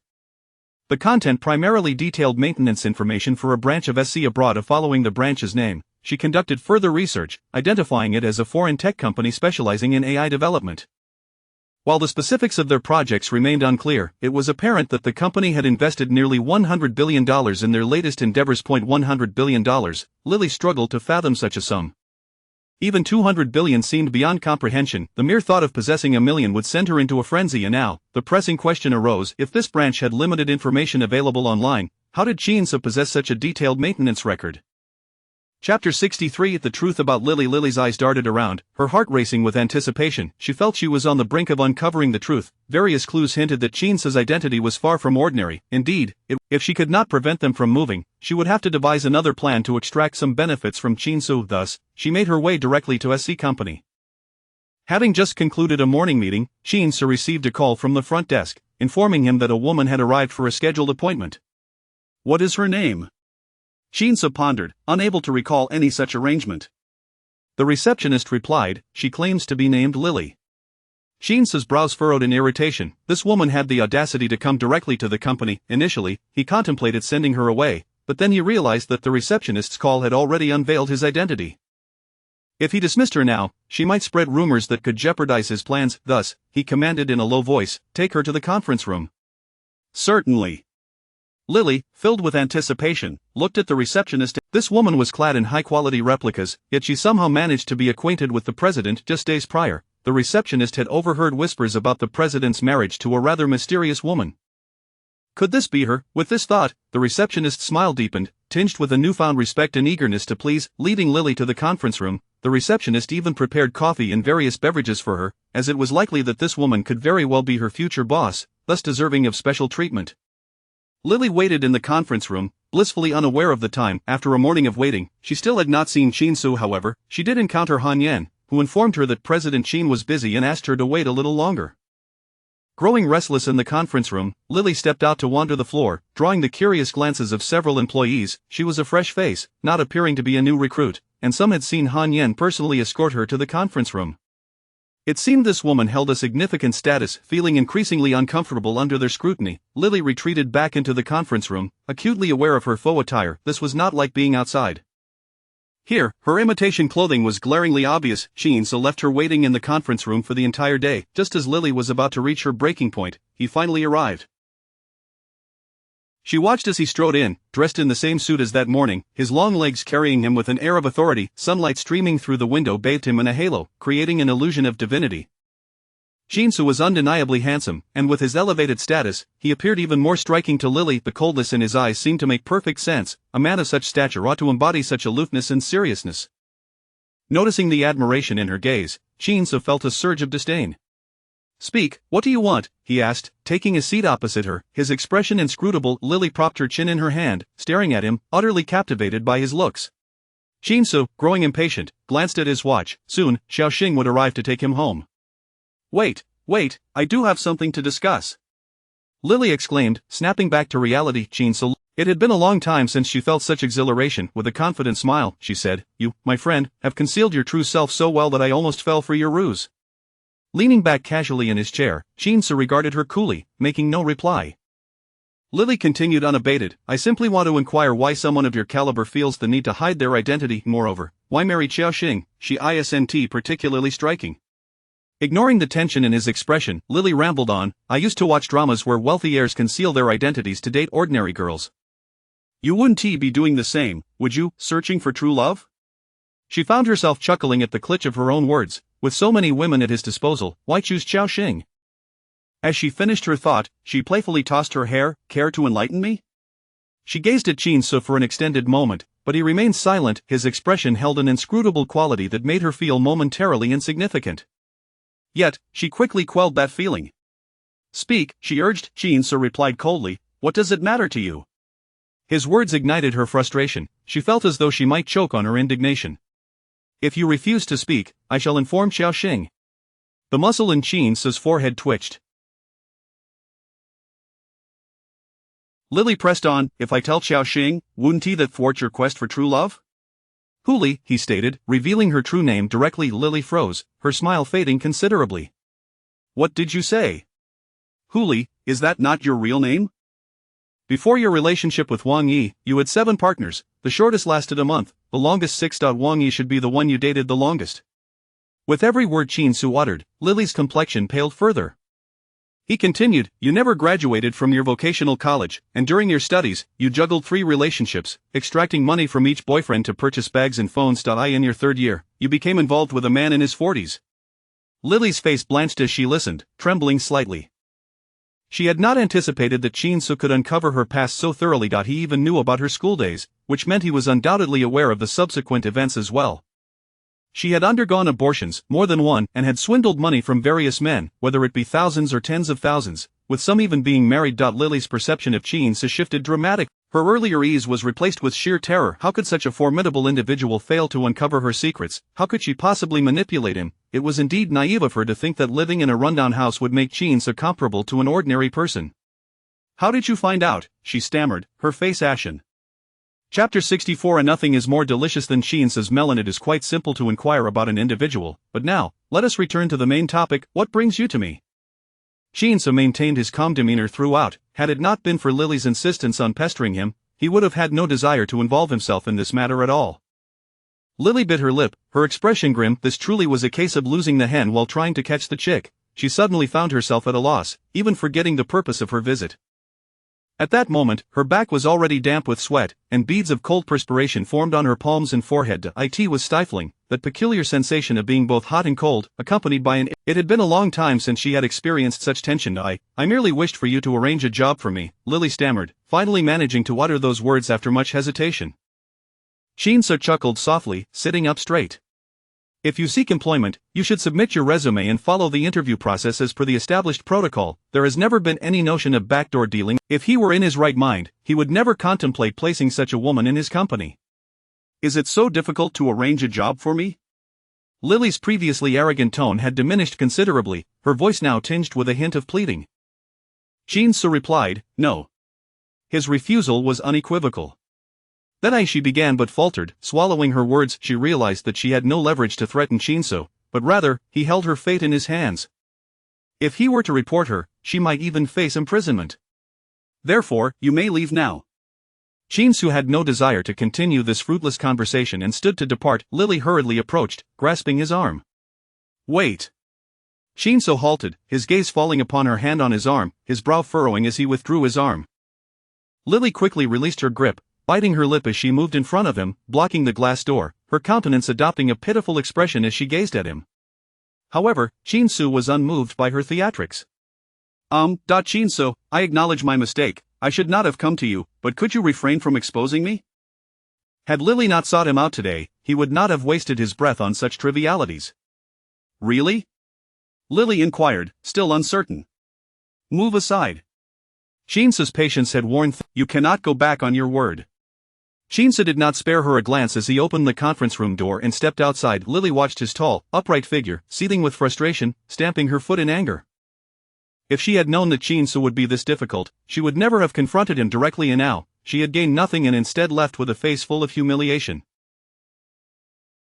Upon returning to the office, Han Yan arrived at the appointed time, eager for gossip. What's happening? Love troubles? Qin Su shot him a sidelong glance.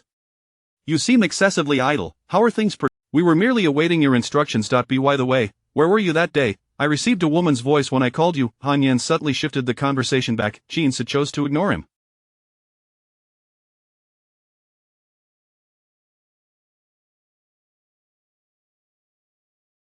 However, the more aloof Qin Su became, the more Han Yan's curiosity intensified. Nothing was more delectable than the gossip surrounding Qin Su. That woman named Lily was clearly not a reputable character, yet Qin Su had still met with her.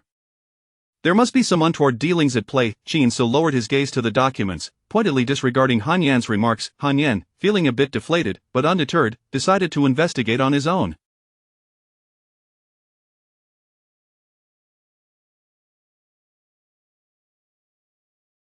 However, Xiaoxing was unable to leave work on time today, as personnel from SE had arrived, and the sales department was the first to undergo restructuring due to chaotic operations. Employees were now, their department had been divided into 3 operations, sales, and planning, each with its own distinct responsibilities. Although Xiaoxing had reached the end of her workday, she was still laboriously moving items.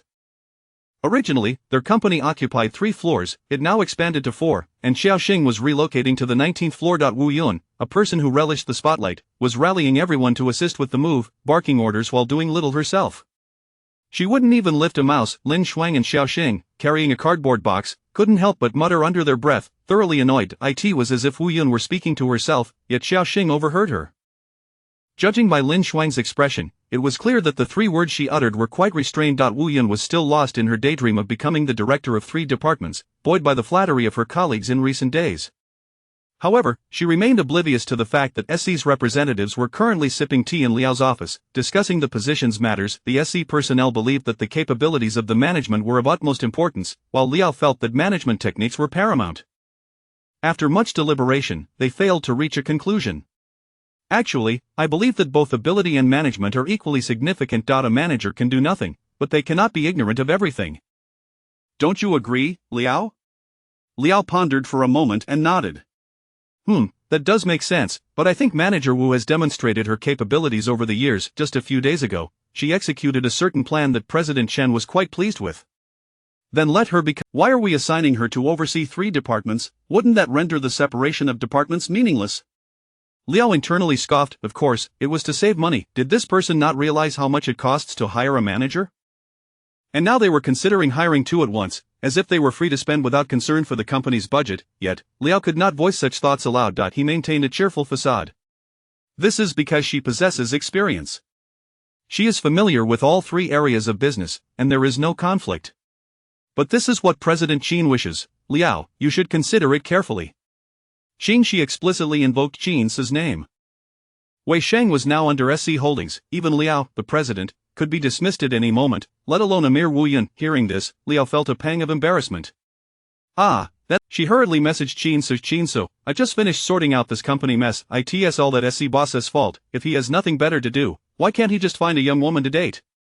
Why must he fixate on our company? I've been moving things all day, I'm about to be driven mad. Just as she sent the message, Wu Yun approached. Thank you all for your hard work today. Let us have dinner together tonight. After all, we've been working together for quite some time, and who knows what the future holds. I'll send the address in the group. Feel free to bring your families along. Chapter 65 The Face of Deceit. Can family members join? That's wonderful! Lin Shuang exclaimed, her excitement palpable as she swiftly retrieved her phone to message her boyfriend.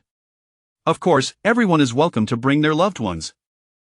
Hurry and call your respective family members, but be quick, otherwise, the restaurant will close soon, Wu Yun cheerfully advised, turning her gaze towards Xiaoxing, who remained still. Wu Yun prodded, Xiaoxing, why aren't you calling your husband? Xiaoxing forced a smile, her lips twitching slightly. I think I'll pass. I have matters to attend to at home. What could possibly be so urgent at this hour? Don't be a wet blanket, quickly invite your husband. Look at everyone else, they've all called for their family members. Wu Yun urged. Xiaoxing opened her mouth to decline, yet the curious stares from those around her, coupled with their encouragement, made her hesitate. Wu Yun chimed in, your husband is quite handsome, what is there to worry about? If anyone should be concerned, it's the others. Her words ignited a wave of indignation among the gathered crowd. What did she mean that others should be worried? Were their partners so unpresentable? Curiosity surged as everyone began to wonder just how extraordinarily handsome Xiaoxing's husband could be to elicit such a remark from Manager Wu. If he turned out to be less than attractive, they would certainly be in for some teasing. Indeed, Xiaoxing, I have yet to see what your husband looks like. Hurry and call him over, let us feast our eyes. Lin Shuang interjected, linking her arm with Xiaoxing's in a friendly manner. Xiaoxing understood that Wu Yun's intentions were not genuine. Perhaps it's best not to bother him. What kind of work is he doing at this hour? Lin Shuang questioned, her skepticism evident. Didn't he just get turned down for a job? Has he found a new one? Enough with the procrastination, let's get going. Wu Yun declared, her impatience growing. Xiaoxing, do call your husband. Before Xiaoxing could respond, Wu Yun had already ushered the department members away.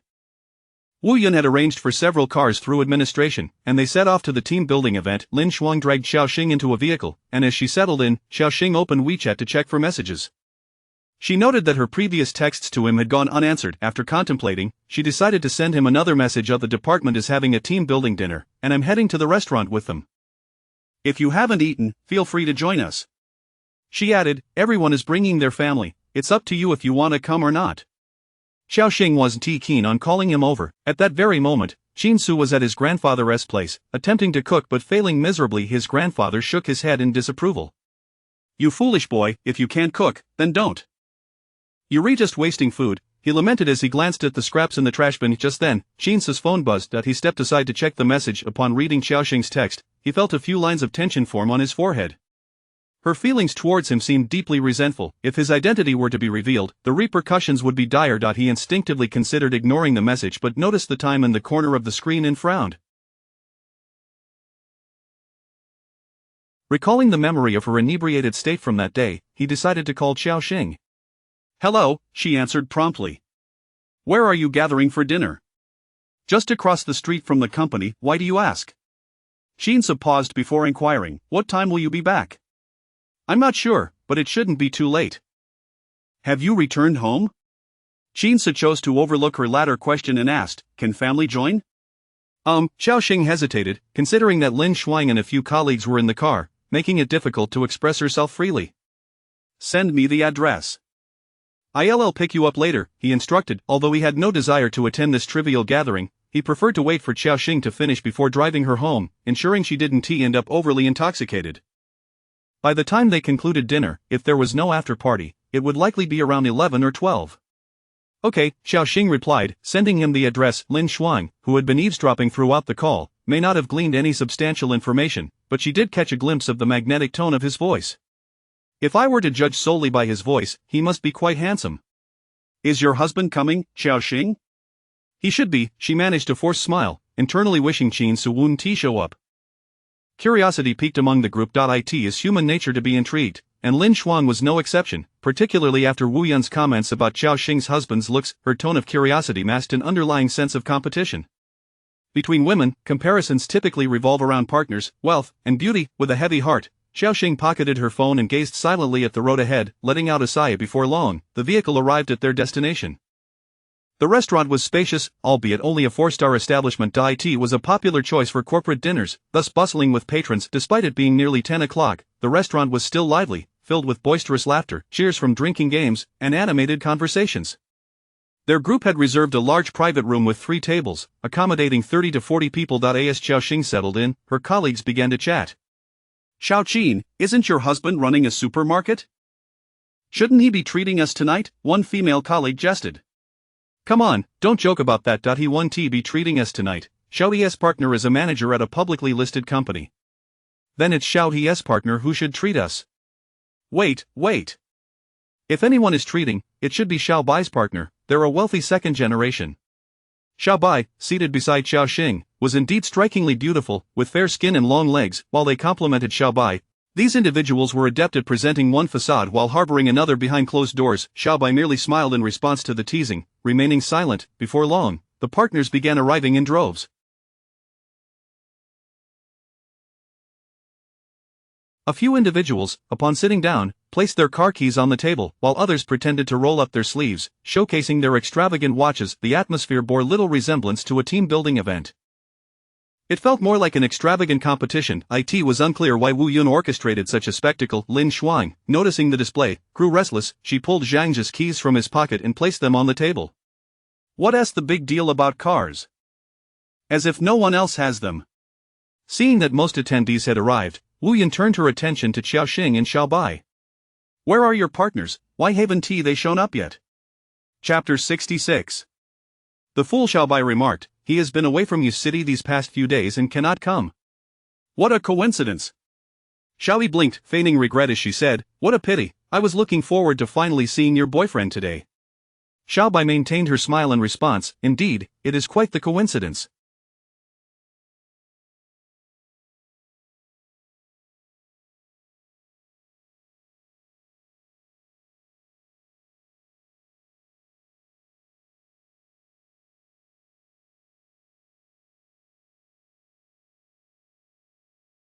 There is nothing I can do. I can't possibly have him fly back right now, can I? Xiao He paused, her expression darkening. And what about you, Xiao Xing, didn't your partner say he would come? Wu Yun inquired again. Oh, he may have been delayed by some matters. There's no need to wait for him, Xiao Xing replied, recalling that he had mentioned picking her up, which meant he likely wouldn't attend this gathering, allowing her to breathe a sigh of relief. Otherwise, given the current atmosphere, she genuinely worried whether he would be able to leave unscathed. Your partners are both rather mysterious, Xiao He teased with a smile. At 33, Wu Yun remained unmarried, yet that did not hinder her from pursuing romantic relationships. She had a preference for attractive men and had switched partners frequently, having dated two universities. Of course, she held little interest in Xiao Xing's husband at present. She merely wished to see what he looked like, for after all, everyone enjoys gazing upon handsome individuals. Asa manager, Wu Yun couldn't appear overly. Thus, she conceded, let us not wait any longer, let the waitstaff serve the dishes. Immediately, a sycophant stood up, volunteering to summon the waitstaff. Before long, the dishes began to arrive, while the male colleagues and their companions scarcely touched their food, instead indulging in alcohol. The female colleagues and their partners focused intently on their meals. Xiao Xing glanced at Xiao Bai beside her, who was also absorbed in her food, showing little interest in the lively discussions at the table. Having only recently arrived, Xiao Xing was still unfamiliar with the department personnel, though she had some recollection of Xiao Bai. After all, Xiao Bai never wore the same outfit twice, always dressing fashionably, earning her the nickname Flower Peacock among her colleagues. Xiao Xing was unaware of her full name. She simply sat next to her, frequently absent from her workstation, presumably engaged in business-related activities. As the evening progressed and drinks flowed, the men began to indulge in boastful banter, discussing various topics, including business. Zhang Jie found himself somewhat sidelined, as their conversations revolved around domestic affairs. Despite Lin Shuang's subtle hints, he struggled to find a way to integrate into their discussions. As soon, the topic shifted to SC, especially since Weisheng had recently received investment from SC, prompting a keen interest in its future trajectory. SC is indeed making waves. Now that they have moved to U City, our local electronic tech companies must learn to survive in this competitive environment. Naturally, they were formidable even abroad. The robot they developed with another major company seemed impressively intelligent, albeit still a work in progress. Once perfected, the tech industry may undergo a significant transformation. By the way, Lin Shuang, doesn't your partner work at SC? Finally being addressed, Zhang Jie hastily set down his chopsticks. I've heard SC has very stringent hiring standards. They are known for poaching talent from other companies, not just locally but even from other cities. Did you go there on your own accord, or were you headhunted? Zhang Jie cleared his throat, modestly responding, SC reached out to me for a discussion. I never expected to actually secure a position. This implied that SC had indeed recruited him, and suddenly, the way others viewed him shifted. He was now recognized as a genuine talent. As SC was just beginning its operations domestically, joining now would make him a founding member once it became established, with salaries rising and ample opportunities for advancement. Hearing that Zhang Jie was a talent poached by SC, the previously boastful men quieted significantly. In matters of electronic technology, none could rival Zhang Jie's knowledge. Lin Shuang, having endured some frustration earlier. At that moment, Xiao Bai suddenly stood up, her action startling everyone into silence as they turned to look at her. Realizing her breach of etiquette, she apologized. I'm sorry, my boyfriend has arrived, and I need to step out to greet him. Everyone's eyes lit up. Her wealthy boyfriend. Thoughts raced around the table, some eager to meet the affluent heir, others anticipating a spectacle, and some simply curious. Regardless of his character, being a rich second-generation individual signified a connection to the upper echelons of society. Mingling with him would undoubtedly elevate their social circles. Go on, don't linger, we're nearly done eating. Wu Yun waved her hand, urging her to hurry. Wu Yun's enthusiasm had waned significantly compared to earlier. After all, age had made her less tolerant of late nights, and she yearned to return home for a beauty sleep. Xiao Bai nodded and briskly exited. Outside the restaurant, a Ferrari sped towards them, executing a flawless drift before coming to a halt at the entrance, exuding an air. However, the driver seemed oblivious, nearly colliding with someone standing at the door. Fortunately, Jinsu reacted swiftly, otherwise, he would have been sent flying by the Ferrari. Jinsu scrutinized the license plate, his brow furrowing in recognition. Wasn't this the same car that had recklessly swerved through traffic, nearly hitting Xiao Xing last time? The Ferrari parked steadily at the entrance, indifferent to obstructing other vehicles, as its driver alighted. Upon stepping out, he spotted Jinsu. Why is there someone standing here? Jinsu stared at him for a moment, unable to place him. Hey, what are you doing standing there? If it weren't for my driving skills, you'd be a pancake right now, Zhang Wang remarked with a mocking smile, his tone lacking any semblance of concern and instead laced with contempt. Qin Su regarded him coldly, replying flatly, I enjoy it. His tone provoked Jiang Wang. Enjoy what? Enjoy getting hit? Qin Su had no intention of engaging further, shifting his gaze away and entirely dismissing the man.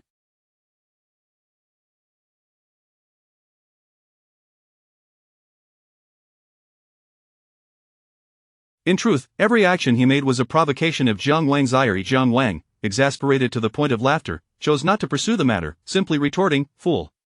After saying that, he turned to Qin Su suddenly called out, what did you say? Jiang Wang paused, bemused as he assessed Qin Su. I said fool. Can't you comprehend? You truly are a fool. Chapter 67. Is this too cool? Jiang Wang looked at Qin Su with disdain. According to past experiences, he would typically relish the sight of his adversary's suppressed fury, basking in the pleasure of his elevated position while oppressing others. However, to his dismay, Qin Su merely regarded him with an indifferent gaze, his expression unaltered. This only fueled Jiang Wang's anger further. Just as he was about to provoke Qin Su once more, a sharp pain struck his abdomen. Before he could comprehend what was happening, he collided forcefully with his own car. The pain was excruciating, akin to being crushed between two hard surfaces, and he doubled over, clutching his stomach, unable to utter a single word. Jiang Wang glared intensely at Qin Su, who stood calmly before him, looking down with a frigid demeanor. What did you just say? Qin Su's tone was icy. Jiang Wang took several deep breaths before straightening himself. Throughout his life, no one had ever dared to lay a hand on him. Qin Su's kick had effectively rubbed his face in the dirt.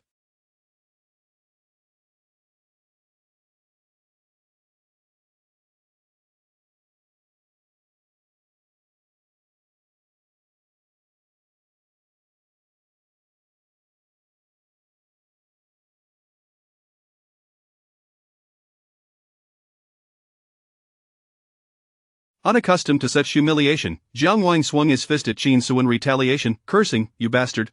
Yet, mid-swing, Qin Su intercepted his fist and swiftly delivered a kick. He lay there, unable to rise for an extended moment, overwhelmed by pain. The commotion attracted a crowd, and as Jiang Wang noticed the onlookers, some even recording videos on their phones, he felt a wave of humiliation wash over him. He had never felt so embarrassed in his life. Jiang Wang's glare at Qin Su transformed from pure rage to a glimmer of murderous intent. At that moment, his singular thought was to annihilate Qin Su. Staggering to his feet, he flung open the car door and retrieved a dagger from within. To hell with you! Jiang Wang shouted, brandishing the knife and lunging toward Qin Su's chest. Simultaneously, screams erupted from the crowd as people hastily retreated. Fearing for their safety, Qin Su remained unfazed, fixated on the blade in Jiang Wang's hand. Just as the tip of the knife was about to make contact, Qin Su seized Jiang Wang's wrist with a vice-like grip. If I were to kill you now, it would be deemed self-defense. Upon uttering this, he exerted a forceful grip, eliciting a pained scream from Jiang Wang as the dagger slipped from his grasp, landing effortlessly in Qin Su's possession. The knife now rested against Jiang Wang's neck as Qin Su coldly inquired, what did you just say? With an expression devoid of warmth, his eyes brimming with contempt, it seemed as though Qin Su sought to strip Jiang Wang of his last vestiges of reason. I said your mother. Predictably, before he could finish, a resounding slap met his face. What did you say? Qin Su's tone remained calm, as if engaging in a casual conversation among friends. Your mother! Slap! Jiang Wang, seething with rage, shouted, ready to charge at Qin Su, only to be kicked away once more.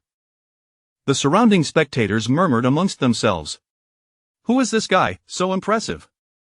I know him, his name is Jiang Wang, from a very wealthy family. This guy is incredibly bold to dare strike Jiang Wang.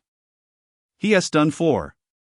This time, Qin Su's kick landed squarely on Jiang Wang's chest, leaving him sprawled on the ground, utterly devoid of fight. Reluctantly, he acknowledged that he could not match Qin Su's strength. Jiang Wang felt as if he were on the brink of death, his chest convulsing painfully. At that moment, Xiaobai rushed out, horrified at the sight of Jiang Wang's disheveled state on the ground. She nearly cried out but composed herself and approached to help him up. Jiang Xiao, are you all right? Jiang Wang, unable to take out his frustrations on Qin Su, redirected his ire toward Xiaobai. He backhandedly struck her, fuming, what kind of wretched place did you bring me to? Xiaobai's head jerked to the side from the slap, a clear imprint of his hand appearing on her face. Biting her lip, tears welled in her eyes, but she managed to hold them back after a moment, turning to Jiang Wang to say, I'm sorry. What good is your apology? You've made me look like a fool. Get out of my sight, don't expect to receive another penny from me. Xiaobai's face blanched as she disregarded the onlooker's judgment and fervently pleaded, Jiang Xiao, I'm sorry, it's my fault. Please, take your anger out on me. Get lost. Jiang Wang pushed her away, causing her to stumble and fall to the ground, her hair cascading over half her face. Jiang Wang then glared at Qin Si, pointing a finger at him. You, just wait. Qin Si remained unperturbed, replying with a single word, all right. Jiang Wang was infuriated further, but knowing he could not prevail against Qin Si, he angrily opened the car door and climbed inside, slamming the accelerator down and careening away. The crowd scattered in all directions, though a few slow runners were knocked down by the vehicle. This fellow was truly audacious. The chaos at the entrance had escalated to such an extent that even Xiaoxing and her companions in the private room were aware of it. As they rushed out, they caught sight of Jiang Wang speeding away in his car. Xiaoxing, spotting Qin Si, felt a jolt of surprise. Could it be that he had been embroiled in a conflict with that wealthy heir? She hurried to Qin Si's side, tugging at his sleeve. What happened? Qin Si glanced at her, gently shaking his head, offering a reassuring look. It's nothing, don't worry. How could I not worry? That person is so arrogant. He is clearly a second-generation rich kid. Getting involved with someone like that is trouble. Xiaobai, why are you sitting on the ground? Are you all right? Wu Yun approached, helping Xiaobai up with a concerned expression. Yet, upon closer inspection, one could discern a flicker of disdain in Wu Yun's eyes. Xiaobai, with her head lowered, concealing her expression, shook her head, her voice thick with emotion. I'm fine, thank you for your concern, Wu Zong. I'll send you the money for the gathering when I get back. With that, she walked to the roadside, hailed a taxi, and disappeared inside. The onlookers exchanged glances, most of them reveling in schadenfreude or eagerly anticipating the unfolding drama. Everyone was aware that Xiaobai had a wealthy boyfriend, and they finally witnessed the dynamics of their relationship firsthand. Lin Xuan, her eyes darting, suddenly focused on Qin Si's face, her expression one of astonishment. She had speculated on how handsome Xiaoxing's husband could be, yet seeing him in person exceeded her expectations. Is this too handsome? Xiaoxing, is this your husband?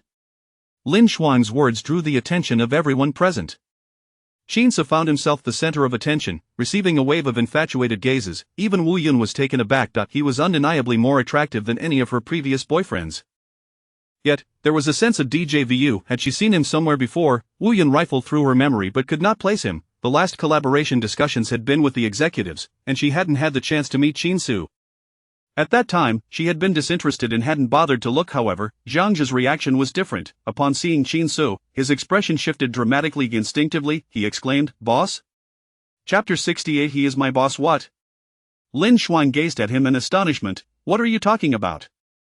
Zhang Zhe turned to Qin Si, who slightly furrowed his brows and then subtly shook his head. Receiving the warning glint from Qin Si's eyes, Zhang Zhe shivered in fright. I still haven't defeated the boss in the game. I had made plans with someone to go play. Zhang Zhe explained with a forced bravado, noticing that Qin Si's expression had indeed softened. It was no wonder he was a high-paying talent. Just a glance from Qin Si communicated everything he needed to say. Zhang Zhe wished he could sprout 8 brains to quickly replay the previous events in his mind. When he first met Xiaoxing, she had no idea what her husband did for a living. Now, with Qin Si standing here, without even driving a car, it was evident he was deliberately concealing his identity. Zhang Zhe inwardly lamented how close he had come to losing his job. It was truly a close call. Lin Xuan rolled her eyes. All you think about is gaming. Zhang Zhe's sudden shout of boss caught Lin Xuan off guard. Internally, she felt a twinge of anxiety, although most people wouldn't think along those lines sometimes. Until the truth is revealed, individuals only wish to believe what they are willing to accept. Wu Yun withdrew her starry-eyed gaze and cleared her throat, stepping forward to inquire, "So you are Xiaoxing's husband? I've heard her mention you before. It's nice to finally meet you in person. Why didn't you go over just now?" Qin Si cast a disinterested glance in her direction, lacking any interest. Wu Yun choked on her words, cursing inwardly, what a show-off. However, she maintained a smile. It seems you are not one for social gatherings, but what just transpired? It looked like you were about to have a scuffle with Xiaobai's boyfriend? He brought it upon himself. Ha! Wu Yun's laughter was tinged with awkwardness. You have quite the audacity. He's the nephew of the richest man in your city. You just struck him. This could lead to serious consequences, so be careful. Qin Si nodded slightly and turned back to Xiaoxing, asking, "Are we done here?" Xiaoxing numbly nodded, her mind swirling with Wu Yun's revelation of how significant of a mess had Qin Si gotten himself into. Then let's head back, Qin Si concluded, taking Xiaoxing's hand and leading her to the roadside to hail a taxi. The group watched the taxi depart, exchanging puzzled glances. One man couldn't help but comment, where did this fool come from? Who knows, the youth today, brimming with bravado, fearlessly reckless, it's quite normal. Those without shoes fear nothing. Everyone was flaunting their superiority and experiences, except for Zhang Zhe, whose face had turned pale and remained silent. Shuang Shuang, let's leave as well. Lin Shuang cast a suspicious glance at him. She knew her boyfriend well enough to sense something was off once in the car. Lin Shuang hesitated before asking, Aja, do you know that Qin so? Ugh, why are you sighing? Speak up. Lin Shuang was growing anxious. I'll tell you later, but you mustn't mention it outside, especially not to your colleague Xiaoxing. It could cost me my job, Zhang Jia warned, his expression serious. Lin Shuang's heart sank, suddenly feeling tense. What do you mean? He is, Zhang Jia bit his lip, feeling uneasy. He is my boss. Lin Shuang's eyes widened in disbelief. She thought she had misheard. What did you say? He is my boss, SC's boss.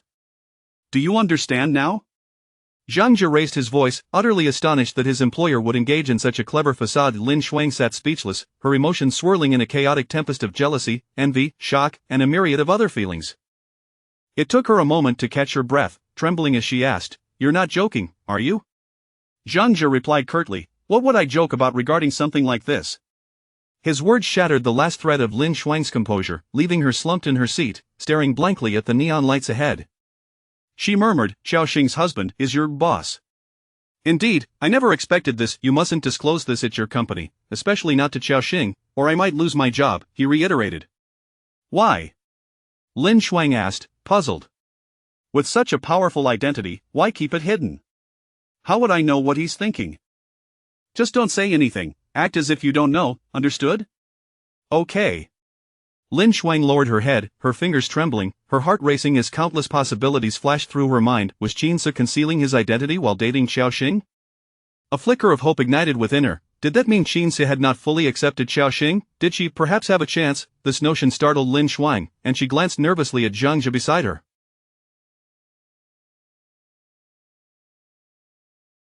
Zhang Jia had a certain charm, yet now, looking at him, she felt an unexpected aversion. Observing his thinning hair and the deep lines etched on his face, she couldn't help but feel repulsed. And then there was Qin So, who had stood tall and composed, exuding an aura of authority. Wasn't he the quintessential domineering CEO, the epitome of high status? Moreover, he wasn't just any high achiever. He had the capability and talent to manage a colossal company, with a net worth in the billions. Lin Shuang shook her head, her thoughts spiraling further into absurdity.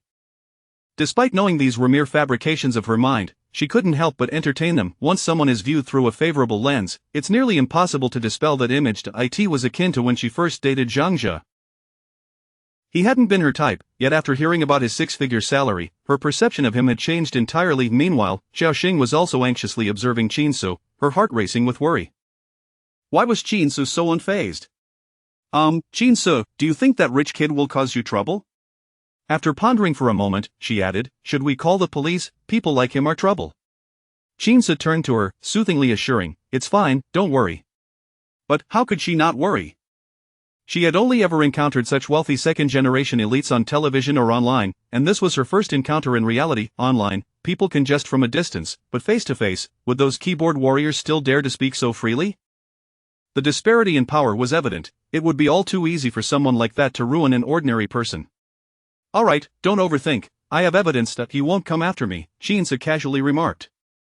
However, he knew he needed to address this matter. He wasn't concerned about Jiang Wang confronting him, he feared that Jiang Wang might resort to underhanded tactics against those around him, such as Xiaoxing.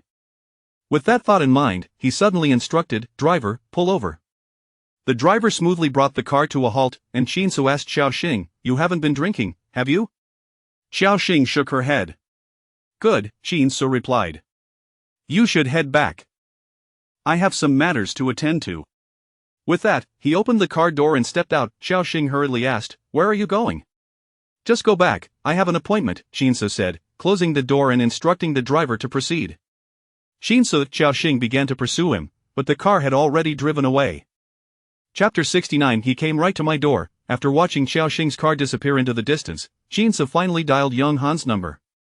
Hey, Lao Qin, what is going on at this late hour? Yang Han's voice was somewhat. Qin So replied, step outside for a moment, I need to discuss something with you. Yang Han hesitated, I can't, Shaolin has returned, and well, you understand. There was a hint of embarrassment in his tone, a stark contrast to his usual brash demeanor. Last time, someone had the audacity to claim that marriage was not akin to imprisonment, and yet here he was, meekly declining an invitation to drink with Qin So. Shaolin was Yang Han's wife, a union arranged since childhood, and she was a workaholic, a formidable woman. As the sole daughter of the Xiao family, she managed the family business, which would eventually be handed over to her. If Yang Han dared to argue with Xiao Lin, his father-in-law and parents would swiftly show up, ready to dismember him. The crux of the matter was that Xiao Lin had little interest in him. Her heart was set solely on her career, displaying no inclination towards romantic entanglements. In her presence, Yang Han resembled a hapless husky, wagging his tail in vain. Yet, she remained indifferent to him, making even the most basic of intimacies feel like a mere formality. Despite this, Yang Han was utterly terrified of her, never daring to oppose her will. Whether one is a man or a woman, there exists an innate fear towards those who are beyond one's control, a feeling not so much of fear but of being in a subordinate position. Are you coming or not? If not, I'll just head to your place. Then come on over, don't hesitate, Yang Han replied, his spirits lifted. He welcomed Qin Su's arrival, eager for his presence. If it were any other acquaintance, he might have hesitated, but Qin Su was different. He was a genuine man, one whom Xiao Lin would not disdain.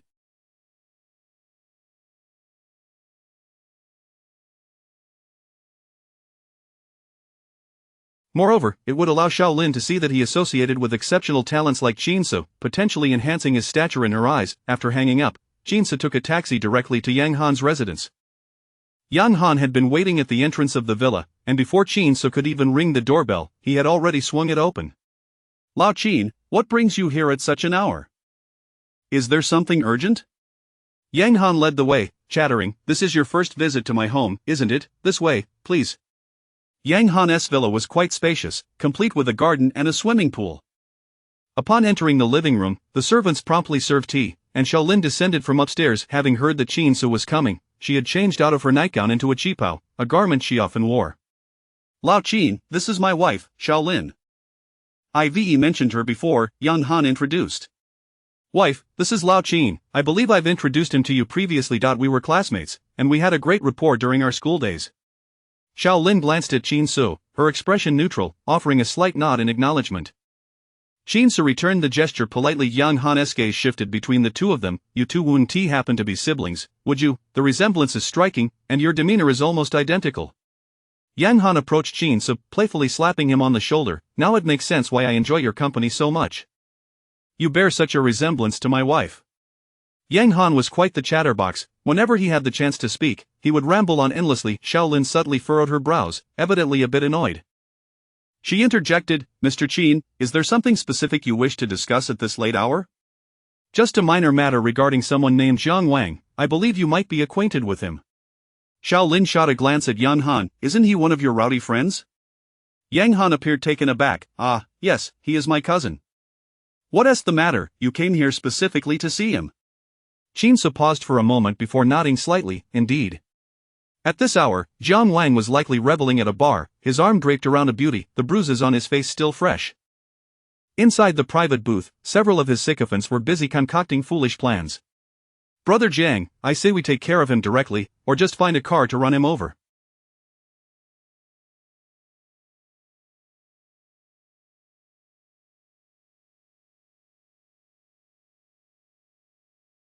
He is just a pathetic loser. He won't stir up any trouble. Are you daft? He just had a spat with Brother Jiang tonight. If anything were to happen to him, the police would immediately suspect Jiang. And so what? With Brother Jiang's status, who would dare lay a finger on him? Zhang Wang, feeling agitated, slammed his bottle down. Shut your mouths. With a loud crash, the bottle shattered, liquor splattering everywhere.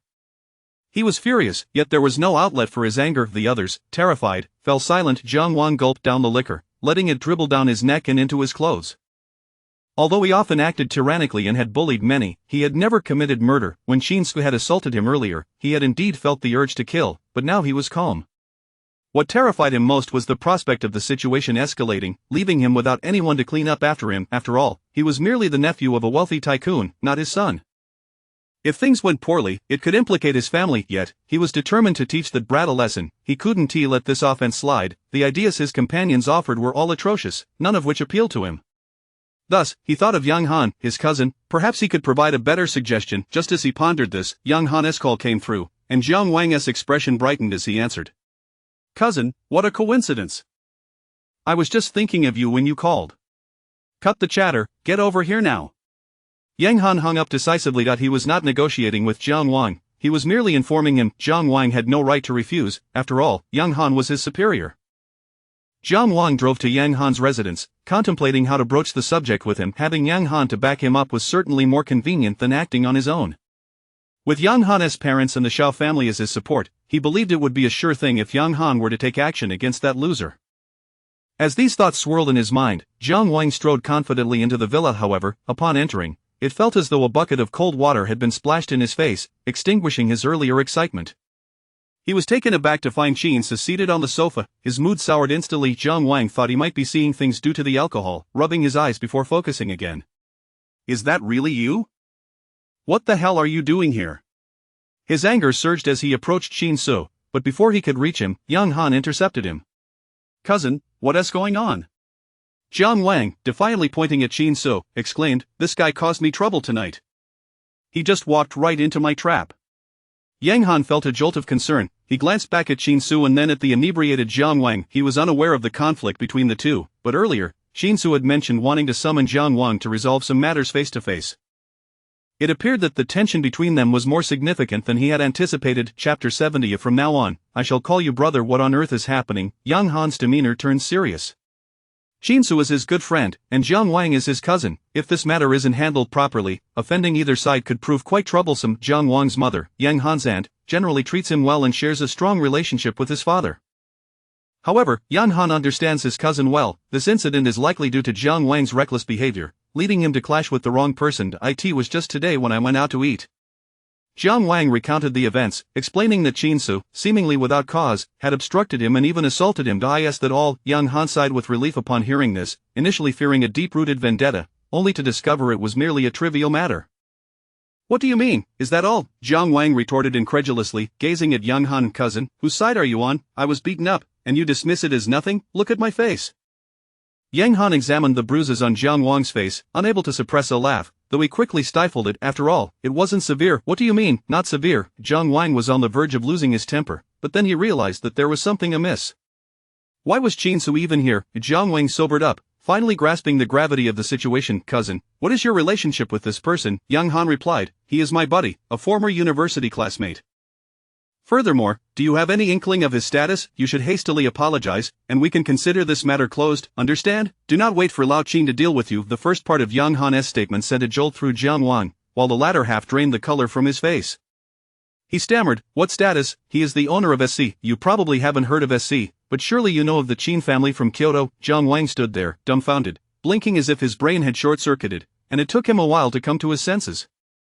Is that Qin family? Yang Han nodded, affirmatively. Jiang Wang glanced at Qin Su, who lounged on the sofa, indifferent and leisurely sipping tea. Yang Han shot him a series of urgent glances, clearly indicating that a wise man knows when to yield.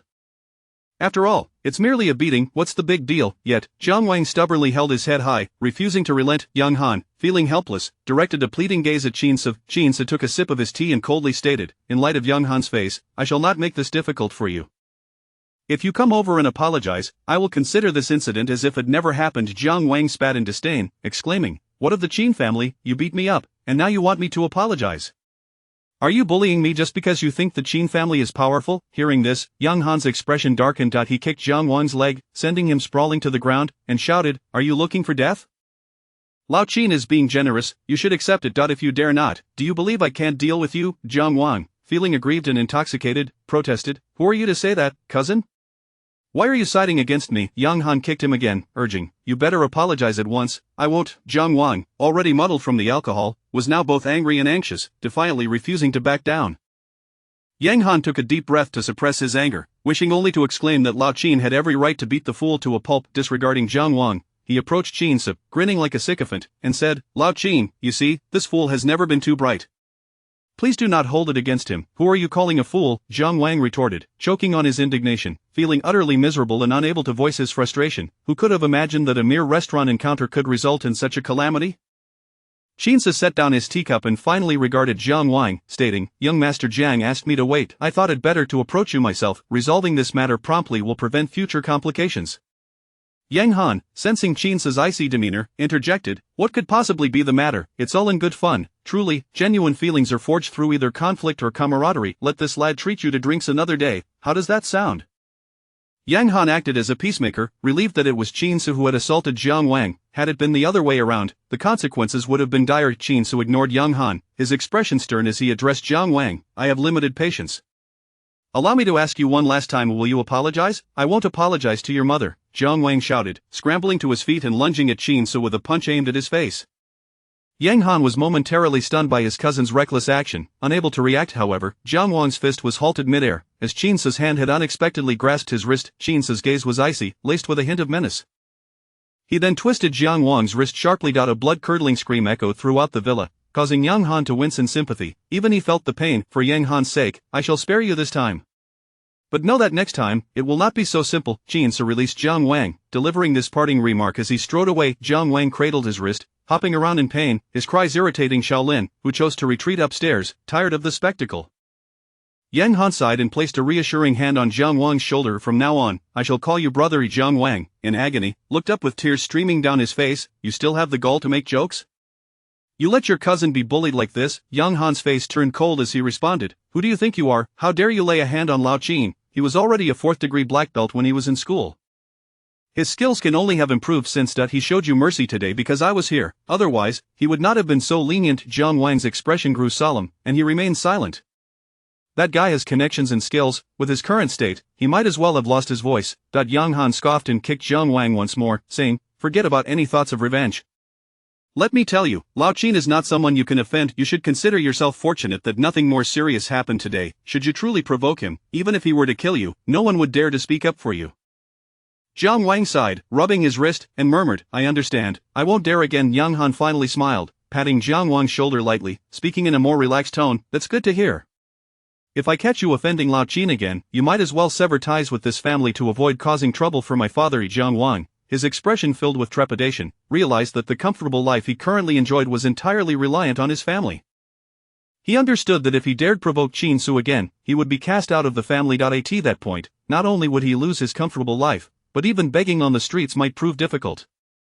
Realizing this, Jiang Wang was genuinely frightened, quickly assuring, I absolutely will not. From now on, he is my brother. Chapter 71. Are you really scared, stupid? Jiao Xing had been waiting at home for quite some time, her eyes fixed on the ticking clock on her phone, pondering what Qin Su could possibly be doing, as he had yet to return at such a late hour. A nagging feeling stirred within her. She suspected that Qin Su was not out on a date, for why would he wait until he was already in the car to suddenly remember an engagement?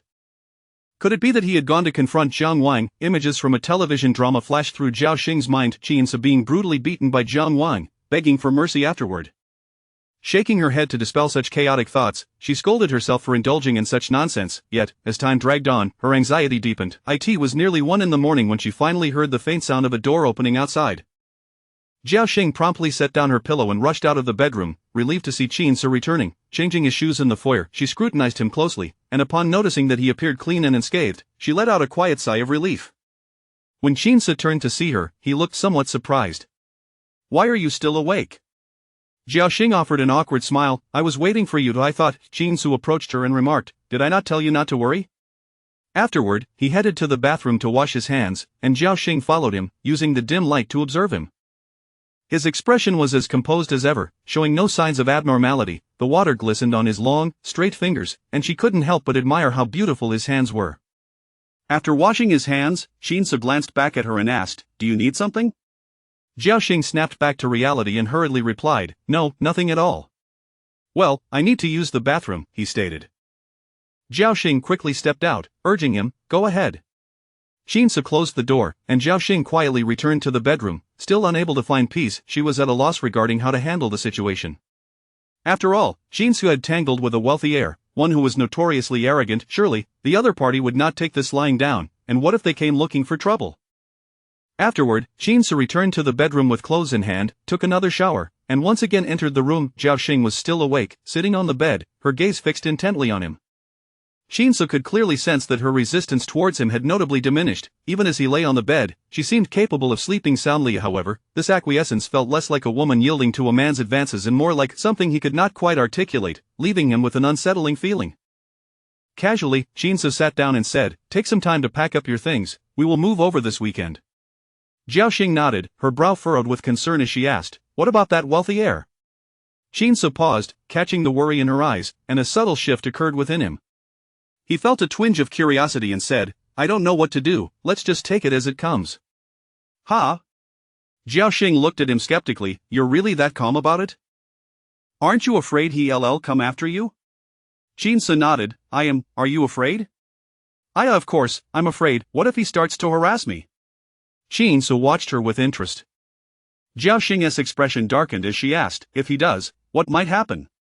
It's hard to say, he might end up with a few broken bones, or worse, lose his life, who knows, you could get dragged into it as well, Qin Si replied earnestly. Jiao Xing's face paled at his words. Could we not report it to the police? But he hasn't inflicted any substantial harm on me yet, what good would reporting him do?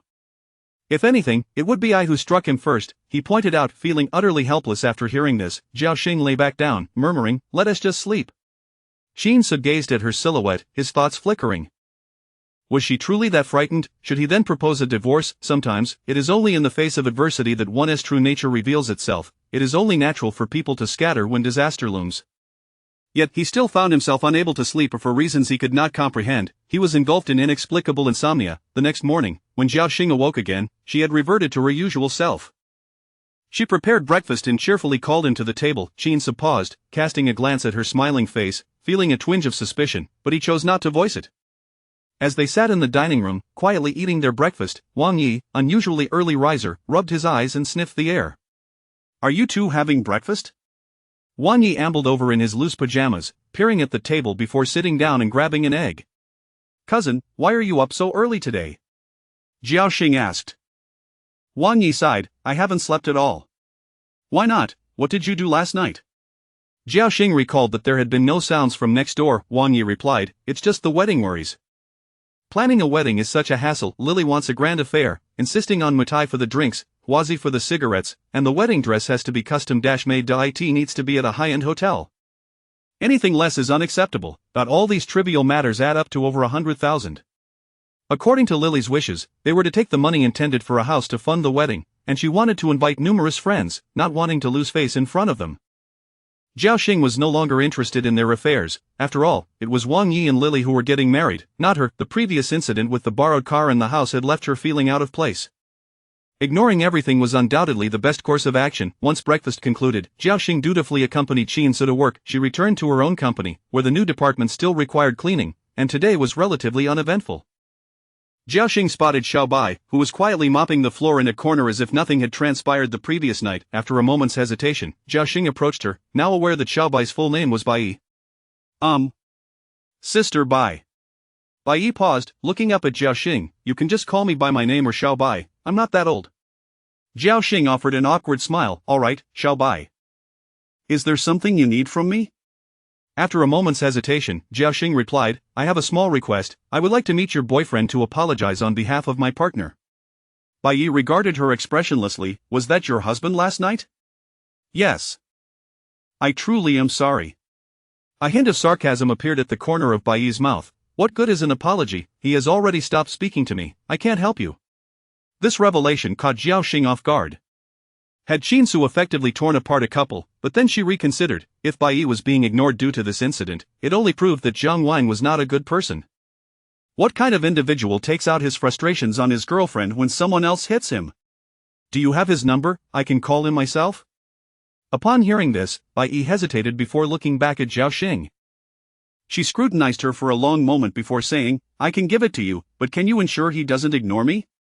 Well, if you agree, I'll give it to you. Chapter 72.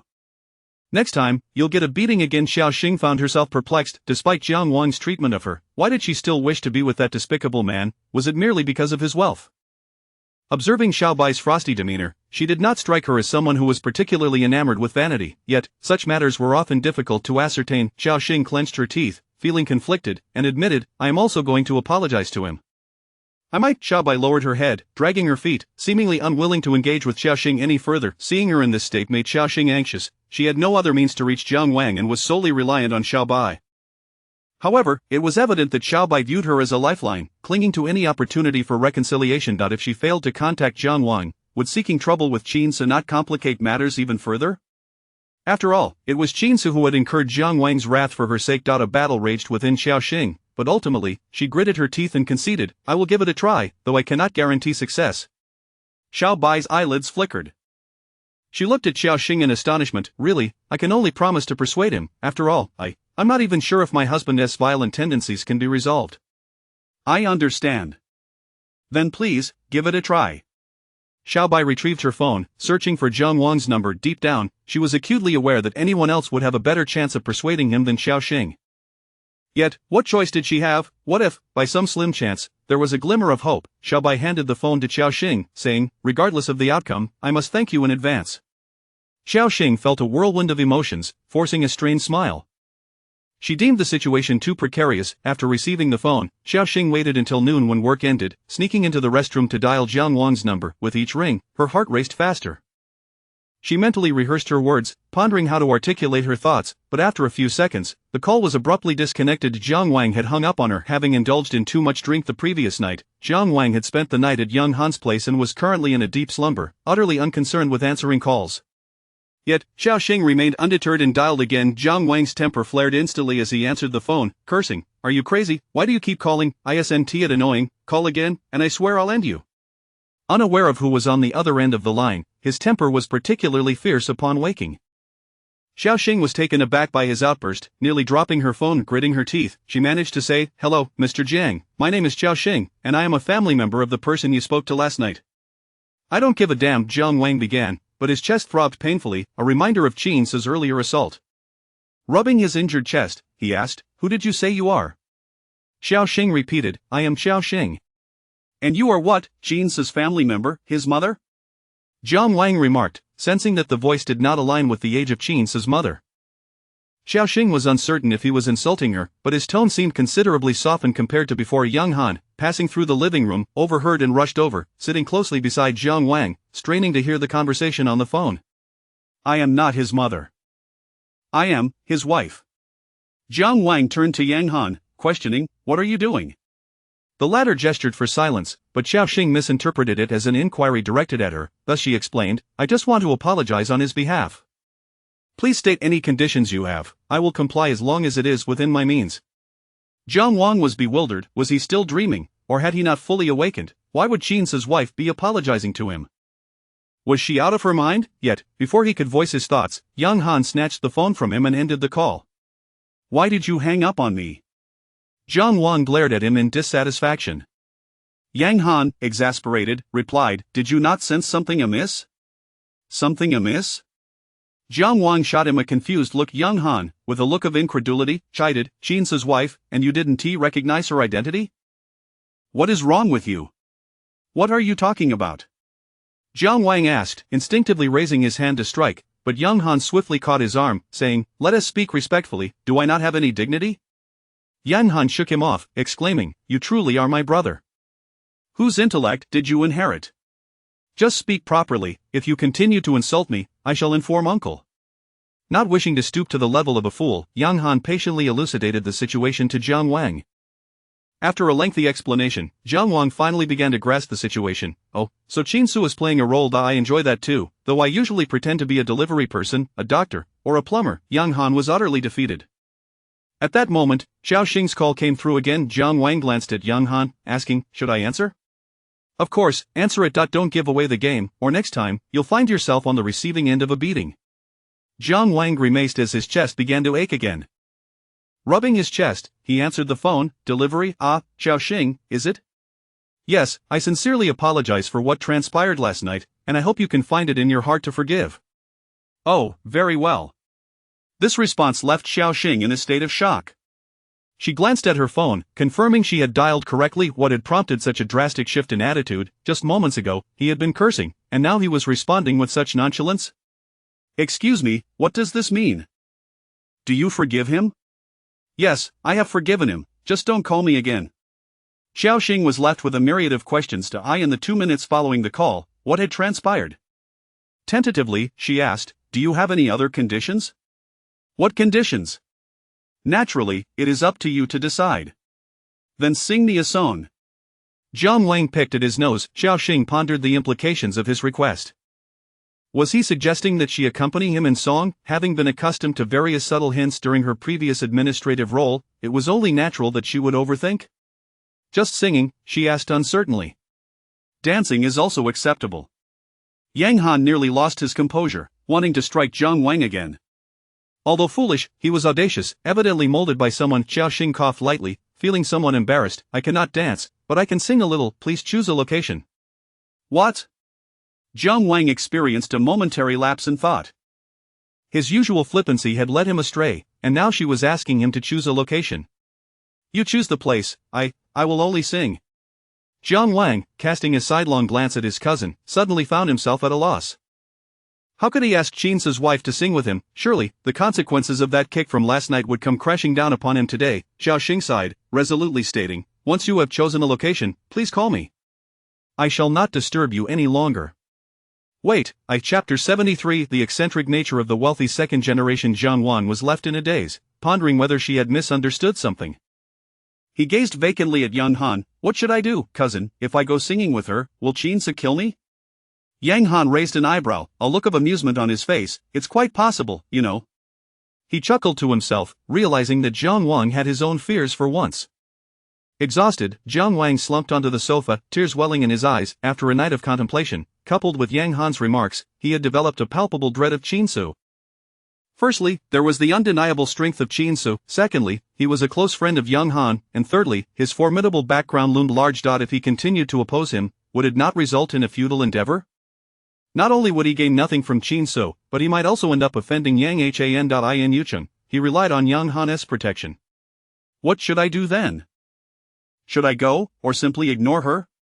Yang Han clicked his tongue, confidently offering advice. You absolutely must attend. If you don't go all out, and Xiao Xing grows suspicious, do you understand the potential consequences?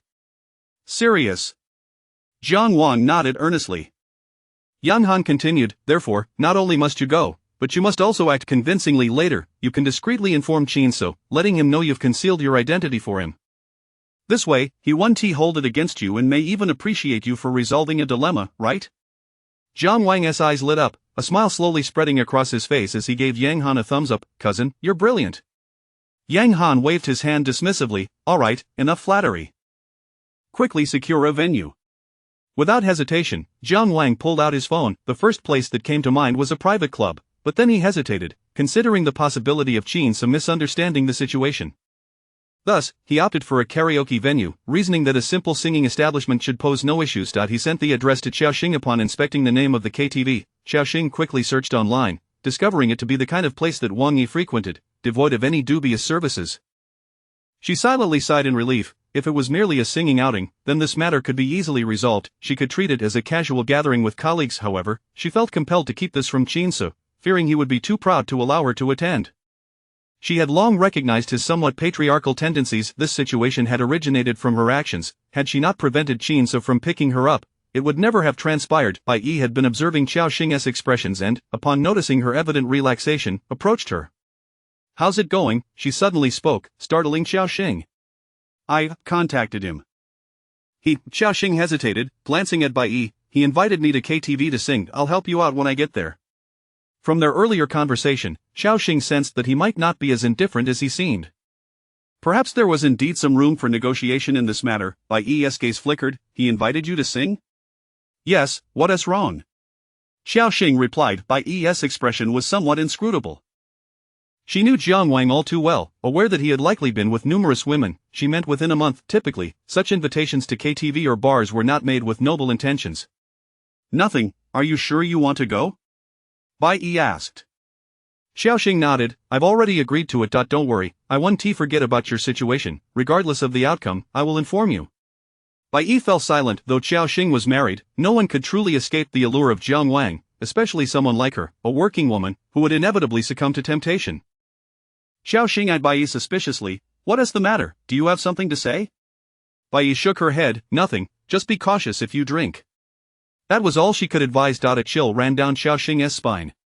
Could Jiang Wang resort to such despicable tactics? Anxiety began to creep in. Nevertheless, despite her trepidation, she knew she had to go. When work hours concluded, Xiao Xing gathered her belongings and proceeded to the KTV designated by Jiang Wang.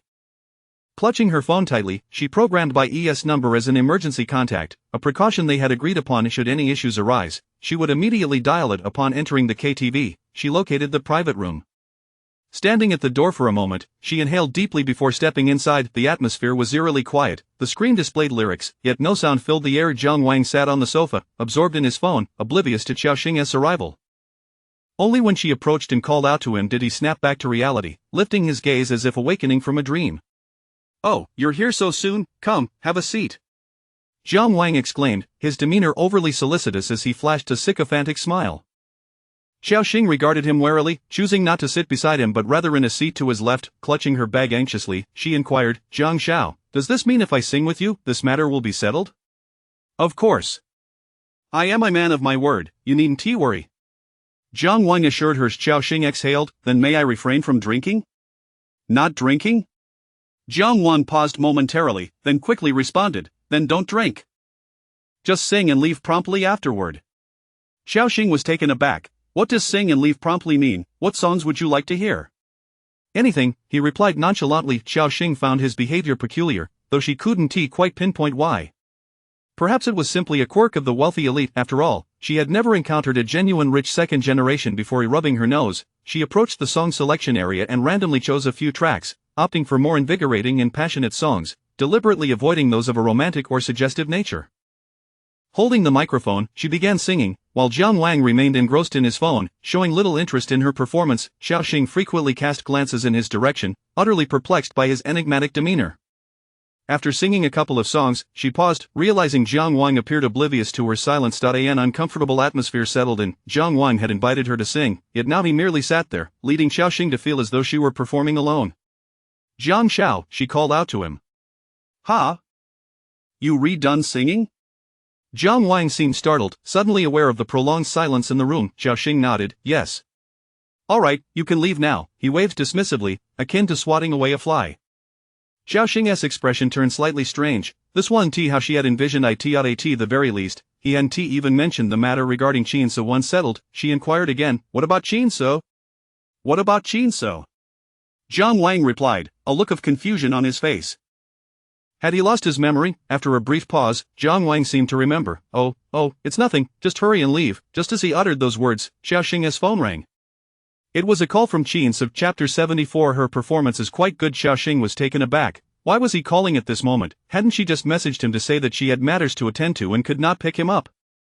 The ringtone reverberated through the quiet private room, amplifying her unease. She glanced at Jiang Wang, pondering whether it was inappropriate to take the call now. Jiang Wang merely tilted his chin, urging her to answer. "What are you?" With a peculiar expression, Xiao Xing felt compelled to answer the phone, as if it were a summons she could not ignore.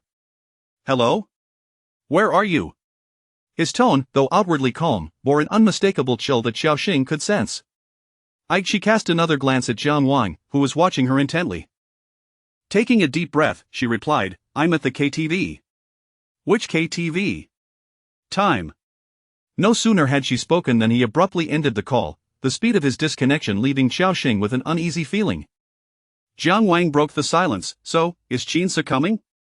"What?" Xiao Xing stared at Jiang Wang in confusion. How did he know Qin So would be coming? Jiang Wang chuckled. "Nothing, just asking casually." Xiao Xing sighed, her heart heavy. Things were unfolding more smoothly than she had anticipated, yet she remained uncertain about the source of her worry. "Remembering by she said, "Jiang Xiao, there's something else I need to discuss." Leaning back, Jiang Wang crossed his legs, adopting an arrogant demeanor. "What is it?" "It's about Xiao Bai." "Xiao Bai? Which Xiao Bai?" Seeing his nonchalant attitude, Xiao Xing wondered if he had forgotten the name of his own girlfriend. She reminded him, "It's Bai. She and I are colleagues." "Bai?" Jiang Wang chewed on her name as if recalling it for the first time. "Oh, her. What about her?" "She mentioned that you have been ignoring her, so she asked me to inquire if you have feelings for her." Xiao Xing felt the absurdity of her question. If Jiang Wang couldn't even remember her name, how could he possibly harbor? Jiang Wang picked up a beer bottle from the table and took a sip before responding. "I have plenty of women I like. What makes her special?" Xiao Xing regarded him with a complex expression, suddenly at a loss for words. Jiang Wang added, "Don't look at me like that, she came on to me herself. I thought she was attractive, so I slept with her. It's not like I didn't give her money. Don't paint me as a heartless scoundrel." "She approached me for money, didn't she?" Xiao Xing listened in silence, refraining from passing judgment. She did not know Bai well nor the motives behind her pursuit of Jiang Wang. Her role was merely to relay messages. "Are you still willing to reconcile with her?" What reconciliation? If she wants to continue sleeping with me, she can, she performs quite well. Xiao Xing felt as though she had lost her mind, discussing such lewd topics with Jiang Wang.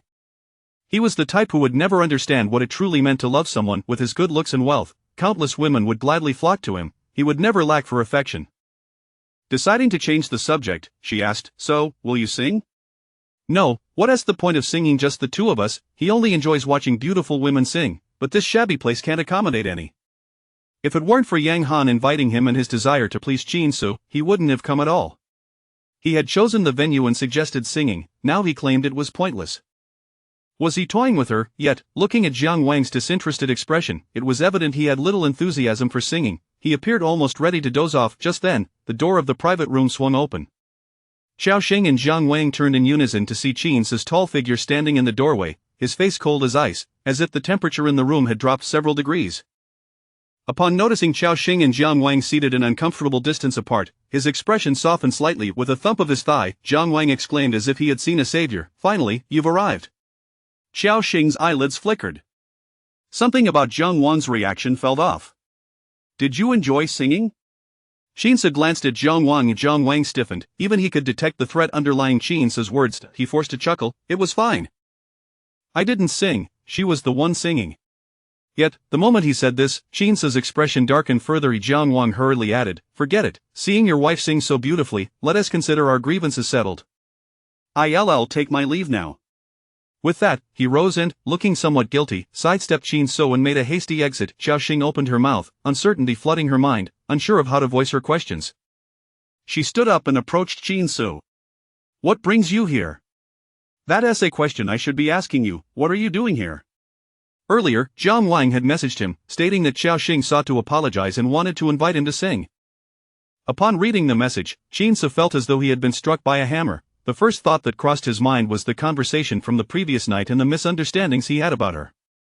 She wasn't merely frightened into silence, she had secretly planned to seek out Jiang Wang to apologize and even join him for drinks and singing. If he hadn't gone to find Jiang Wang first, and Jiang Wang was unaware of his identity, would the outcome today have been different? With this thought, Qin Su felt a surge of anger. This foolish woman, couldn't she have consulted him about these matters? Xiao Xing seemed oblivious to the shift in Qin Su's mood. "I just wanted to resolve this." "I was afraid he might cause you trouble later, but don't worry, I feel Jiang Wang isn't the type to hold grudges, so he probably won't bother you again." Qin Su's dark pupils fixed on her, the screen flickering, casting erratic shadows across her face. She gazed at him earnestly, devoid of any doubt, only sincerity reflected in her eyes. For reasons unknown, Qin Su felt a pang in his heart. "Why?" he suddenly asked. "Huh?" Xiao Xing was puzzled by his inquiry. Qin Su, with a complex expression, repeated, "Why are you secretly helping me?" Xiao Xing scratched her head, feeling slightly embarrassed as she replied, "I just thought you might feel embarrassed. I have thick skin, apologizing won't cost me anything, but I was worried that if you found out, you wouldn't let me come." "Have you considered that if he is not so easy to deal with, what would you do if he were to cross the line?" Xiao Xing replied, "That won't happen. I set up a distress call. If he tries anything, I'll go down fighting." Qin Su laughed at her words, though it was a humor tinged with frustration. "You and him go down fighting? Are you certain you won't be the one left at a disadvantage? What if things escalate?" Xiao Xing froze, her face paling. She finally grasped the gravity of Qin Su's words. If Jiang Wang intended to harm her, even calling the police would be futile and could provoke Jiang Wang, worsening the situation. I didn't think it through. I'm sorry. Xiao Xing lowered her head, acknowledging her impulsiveness in this matter. Last night's words from Qin Su had truly frightened her. She feared that if something were to happen to him, she would be left with insurmountable guilt.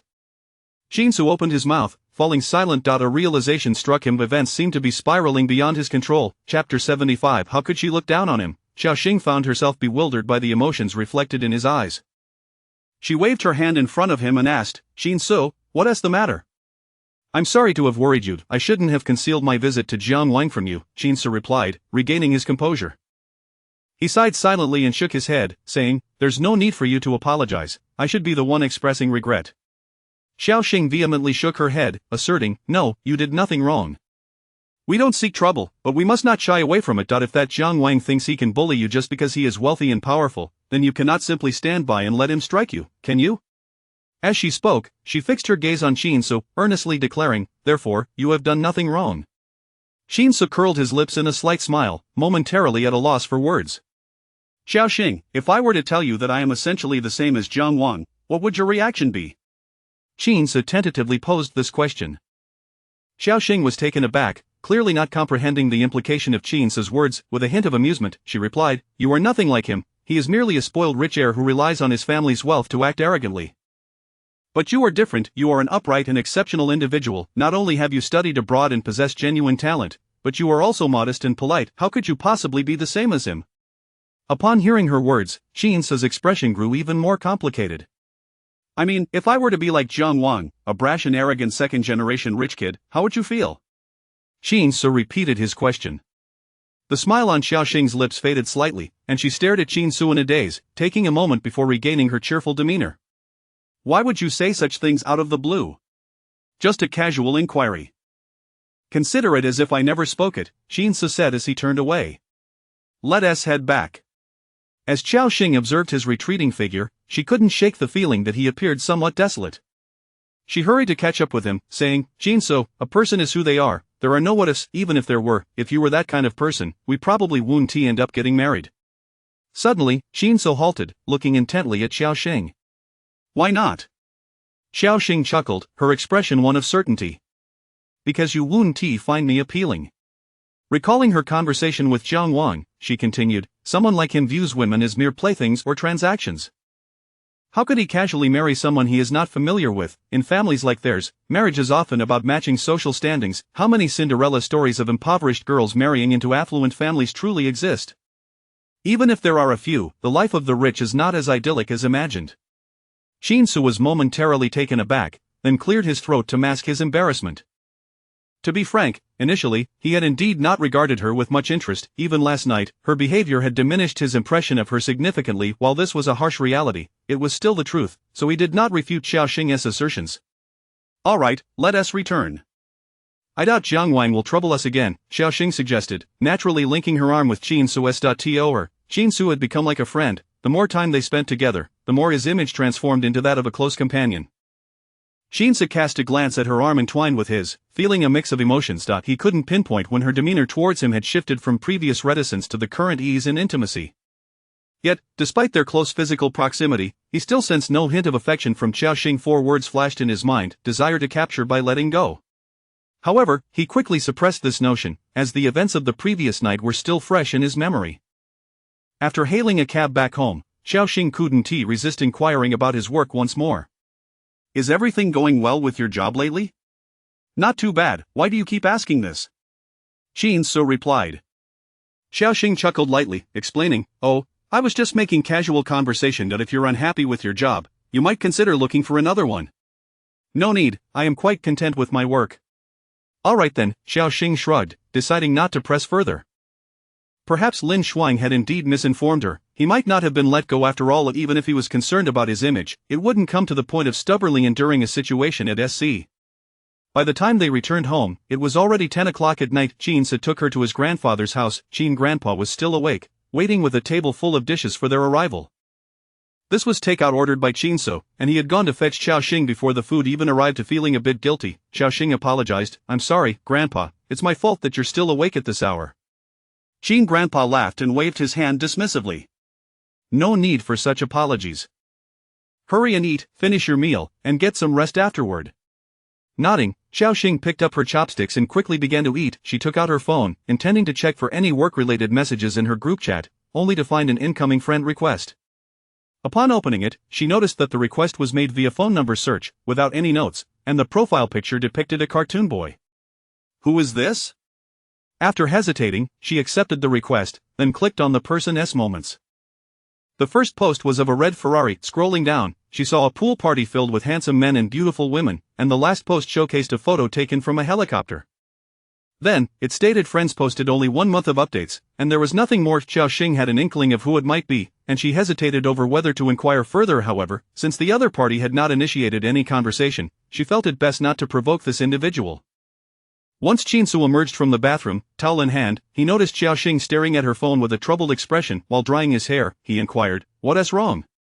Snapped back to reality, Xiaoxing hurriedly replied, "Oh, it seems Jiang Wang added me. I find it strange. Why would he do that?" Of course, Xiaoxing was not narcissistic enough to think Zhang Wang was interested in her. She was just a married woman in his eyes, and with so many beautiful women around him, how could he possibly be drawn to her? Hence, she found it peculiar. Qin Su's brow furrowed slightly as he suddenly said, "Delete him." "Why?" Xiaoxing looked at him in confusion. "He might have something to discuss with me." In a fleeting moment, Xiaoxing recalled how Zhang Wang had acted oddly at KTV. This realization struck her. She recognized the source of her discomfort. It was Zhang Wang's demeanor towards Qin Su, which seemed to carry a hint of apprehension. Was it merely her imagination? Qin Su casually tossed the towel over a chair, adopting a serious expression as he stated, "What could he possibly want?" Xiaoxing's gaze inadvertently fell upon his open robe, causing her to momentarily lose her train of thought. He was clad in a bathrobe, with the opening revealing his sculpted abs. Having just emerged from the shower, his skin still bore a hint of redness, accentuating his exquisite collarbone, the sensual prominence of his Adam's apple, and his tousled hair. A perfect image of a handsome man post-bath. What a pity that he only had eyes for men. With a sigh, Xiaoxing recalled something she had seen online: the handsome ones are all internally processed. It seemed that those words held some truth. Although Qin Su had yet to process anything, given his physique and looks, it was only a matter of time. Noticing Xiaoxing's sigh, Qin Su felt a pang of unease. What did that mean? Did she find his physique unappealing? Chapter 76I. Just like his money, Qin Su sat on the edge of the bed, his deep-set eyes fixed intently on her. What is she sighing about? Xiaoxing came to her senses, her ears slightly flushed. Regardless of his preferences, he was still a man, especially with his attire. The gender disparity between them was undeniably apparent. "No, it's nothing. It's late, we should hurry to bed," Xiaoxing said, diving beneath the covers and turning her back to him. In Qin Su's eyes, this gesture was the epitome of disdain. Since he reached adulthood, no, since he was 16, he had always been the center of attention among girls wherever he went. As he matured, his features became more refined and charismatic, drawing waves of admirers like a tide. Yet, never had a girl expressed such blatant contempt towards him. How could she disdain him? After all, she had been in a relationship with someone like Lin Yu for 2 years. How could she dare to look down on him? Was he not superior to someone like Lin Yu? Within a mere minute, Qin Su's mind was engulfed in a storm of thoughts, his frustration escalating with each passing moment, until he finally stormed out of the bedroom. The forceful slam of the door startled Xiaoxing, who scrambled up in confusion to gaze at the entrance. What was that about? Was he upset? She had no idea what had irked him. Was it because she hadn't deleted Zhang Wang? After a moment's hesitation, she picked up her phone from the bedside table, located Zhang Wang's WeChat contact, and was just about to delete it when a message popped up. "Are you back?"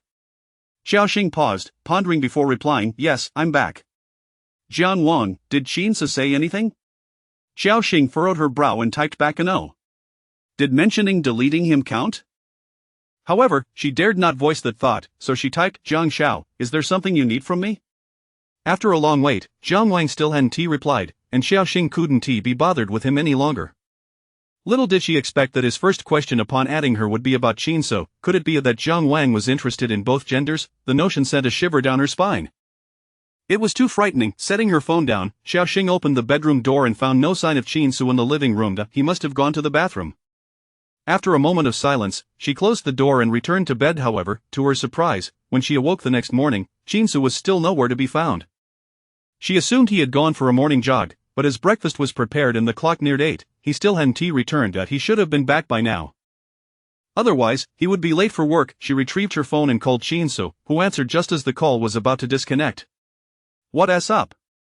His tone was somewhat frosty, reminiscent of the night before at KTV. Xiaoxing asked softly, "Are you coming back for breakfast?" "No, I've already arrived at the office," Qin Su replied, realizing he sounded a bit petty, and added, "You can eat by yourself. There's something urgent at the company." "Oh, alright, next time you're not having breakfast at home, please send me a message," Xiaoxing murmured, "I'm almost late." Qin Su fell silent for a moment before responding with a curt, "Sorry." "It's fine. I won't keep you any longer," Xiaoxing said. Hanging up, she hastily grabbed some eggs and milk from the table and left, knowing she would otherwise be tardy upon arriving at the office. She hadn't even settled into her seat when Xiaobai approached her with breakfast in hand, placing it on her desk.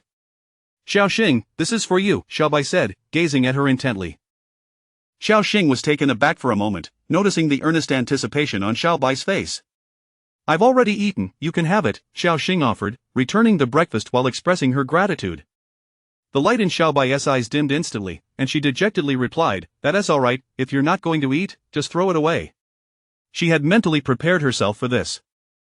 How could Xiao Xing possibly persuade Jiang Wang? The relationship was likely still muddled. Seeing Xiao Bai's forlorn expression reminded Xiao Xing of Jiang Wang's words from last night, leaving her momentarily at a loss for how to articulate her thoughts.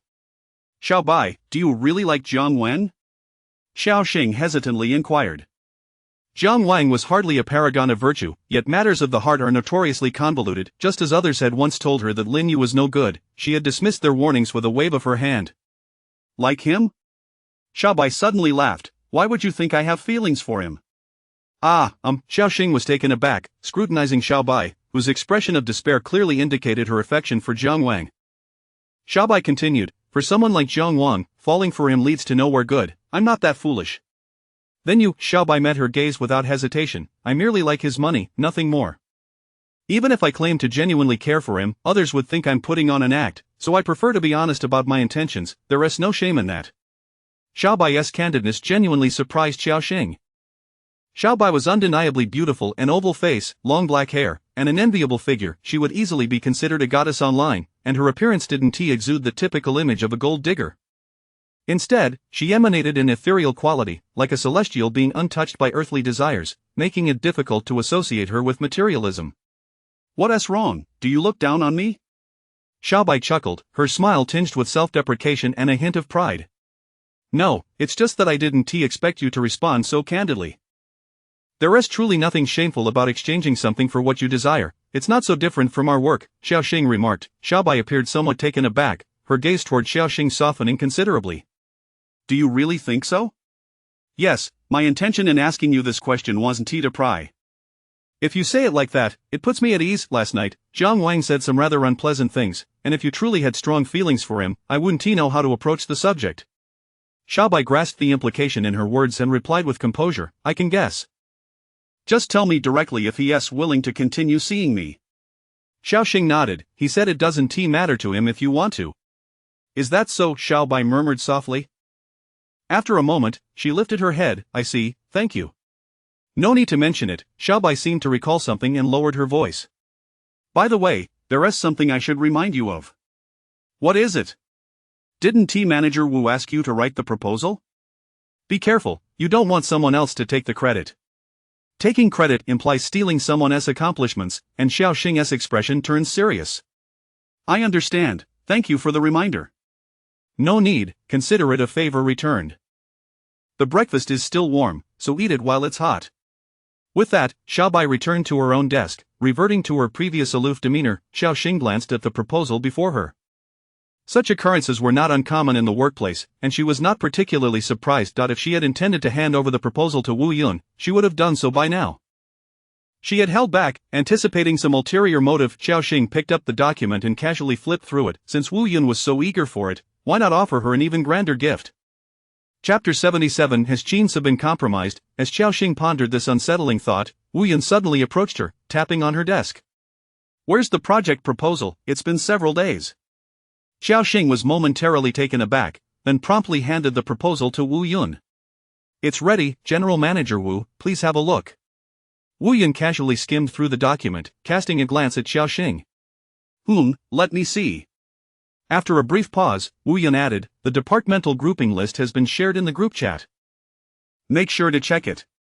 In truth, this grouping did not significantly impact Wu Yun, who was still lost in the reverie of managing 3 departments. Xiao Xing nodded in acknowledgement, opening her computer to review the messages in the workgroup, where she indeed found the grouping document. Upon opening it, she located her name, confirming her placement in the planning group. Alongside her were Bai Yi and Lin Xuan, with 4 others, 2 of whom were transferred from different departments. Their department was the smallest, leading Xiao Xing to suspect that the company was undergoing a comprehensive restructuring. Prioritizing resources for the engineering department was the focus now on development. Discussions abounded within the department, with employees speculating that the company was now under the control of SC, and that all future business would prioritize servicing SC before developing their own operations. Curiosity piqued, Xiao Xing found herself wondering about the true nature of SC and why it was the subject of such admiration. Just then, Lin Xuan sauntered over, pulling out a chair to sit beside Xiao Xing, her voice laced with intrigue. Xiao Xing, when will you bring him around for us to see? Taken aback, Xiao Xing glanced at Lin Xuan, puzzled. Doesn't she have a boyfriend? Nevertheless, she replied, he is not fond of gatherings, but if the opportunity arises, I'll certainly invite him for dinner with everyone. Lin Shuang's ambiguous response stirred a sense of unease within her. She began to suspect that Xiaoxing might already be aware of Qin Sue's true identity and was deliberately feigning ignorance, perhaps even playing a game with him. Otherwise, why would she conceal him so meticulously? It seemed that Xiaoxing harbored a deeper cunning. If that were the case, Qin Su would be at her beck and call. Alright, then let us plan for this weekend. I'll bring Zhangzhou along too, and we can all dine together. Xiaoxing replied, this weekend won't work. We re-moving and might not have the time. Lin Xuan's eyes lit up. You're moving, how wonderful, Zhangzhou and I can come help, we can bring his car.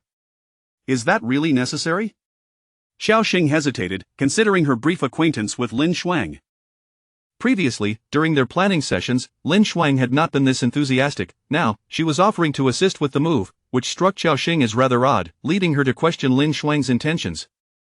Lin Xuan waved dismissively, affectionately linking her arm with Xiaoxing's as she smiled. What's wrong with that? We're fated to meet. After all, Zhangzhou and Qin Su are colleagues, and so are we. What a coincidence, right? Didn't you mention that Qin Su was removed from SC? Lin Xuan's smile faltered momentarily before she quickly regained her composure. No, there was a misunderstanding with Zhang Zhu's earlier information. Qin Su was never dismissed, he simply transferred to another department. Is that so? Xiaoxing mused, harboring doubts. Yet, with Qin Su frequently visiting SC these past few days, he had not mentioned any plans for a job change. Perhaps Lin Xuan's reassurance held some truth. Tentatively, Xiaoxing inquired, which department did he transfer to? Lin Xuang blinked innocently, offering a fabricated response. To the secretary's office. At that moment, Xiaoxing felt a jolt of realization. The secretary's office, was that not the position of the presidential secretary? She recalled witnessing Han Yan's inappropriate behavior at the entrance that day. Could it be that he had been compromised?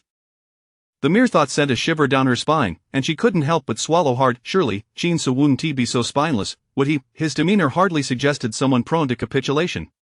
Yet, Han Yan was rather dashing. Xiaoxing's thoughts spiraled into chaos, and she offered Lin Xuang a hollow laugh. Choosing not to engage further, her mind raced with scenarios, contemplating whether the rumors of his dismissal were merely Han Yan's tactics, designed to draw him closer when he found himself at a dead end, allowing for unbridled exploitation. Xiaoxing pressed her palm to her forehead, bewildered at her own unfounded speculations. Even if it were true, it was ultimately Qin Sue's choice. After all, he was the one who preferred men.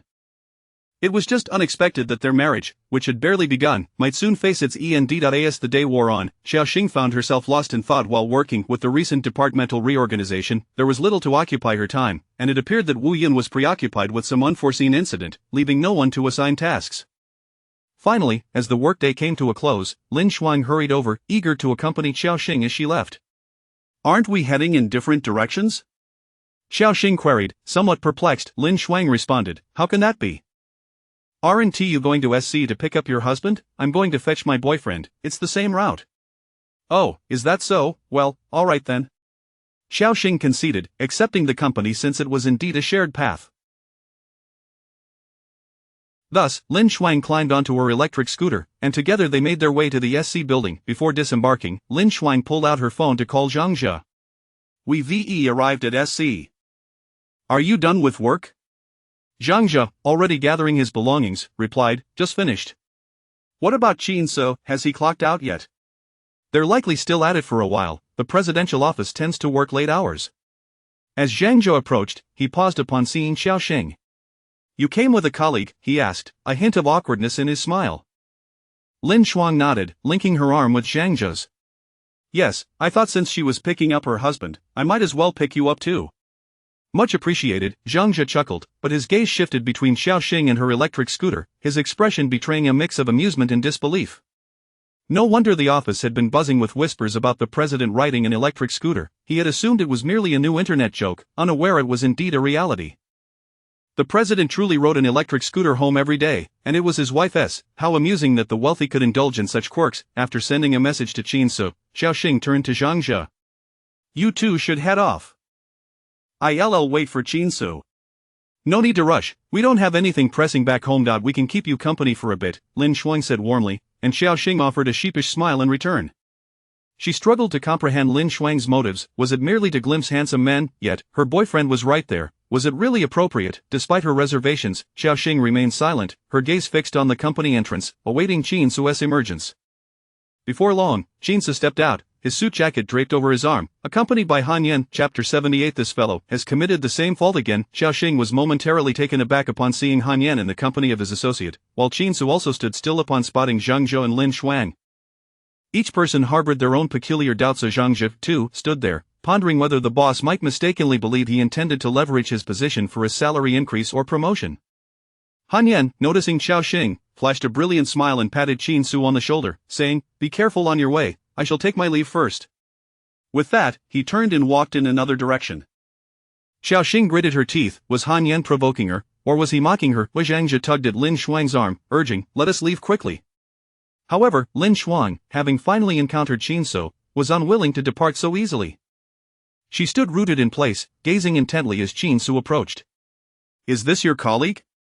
Qin Su inquired as he reached Xiaoxing. Xiaoxing nodded, but before she could respond, Lin Shuang interjected, "Indeed, we are colleagues. We met just the other day. Have you forgotten me so soon?" Qin Su cast a sidelong glance at her. Although Lin Shuang masked her intentions well, her shrewdness was not lost on someone like Qin Su, who had seen many faces. "Is that so?" Qin Su remarked, glancing at Zhang Zhou beside her, whom he did not recognize. With numerous employees within the company, he was familiar only with a handful of senior staff members. If it were not for the SC badge hanging from Zhang Zhou's chest, he might have assumed Zhang Zhou was merely another of Xiaoxing's colleagues. Recalling the previous night when Zhang Zhou had referred to him as boss, he suddenly remembered this individual. His gaze towards Zhang Zhou held an inscrutable quality, causing Zhang Zhou's complexion to pale slightly as he pulled at Lin Shuang's arm, saying, "We ought to hurry. Aren't you eager for that hot pot? If we dilly-dally, we shall miss the queue." Lin Shuang shot him a glare, mentally cursing his urgency, yet she maintained a bright smile as she addressed Qin Su. "Then we shall take our leave. We will come help you move this weekend."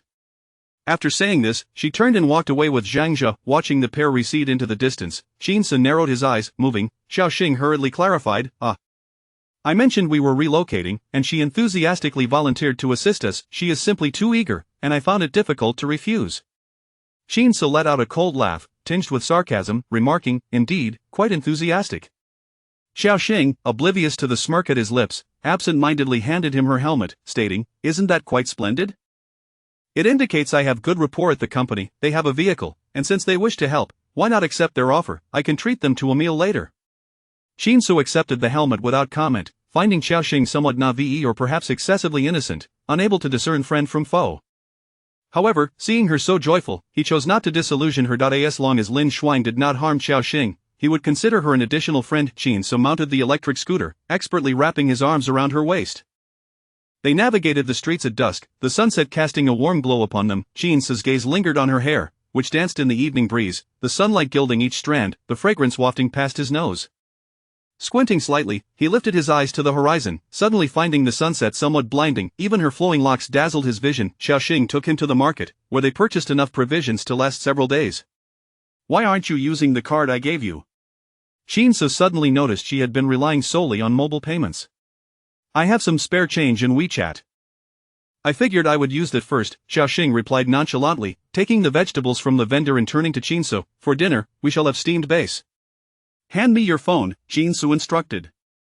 Without hesitation, Xiaoxing readily passed it to him. Raising an eyebrow, Qin Su accessed her WeChat and pulled out his own phone, engaging in some unknown operation. A few minutes later, he returned her phone, stating, "Here." Upon receiving her phone, Xiaoxing noticed an additional card linked to her WeChat account. "This is your card?" Qin Su nodded. "Hey. The names are different, how did you link it?"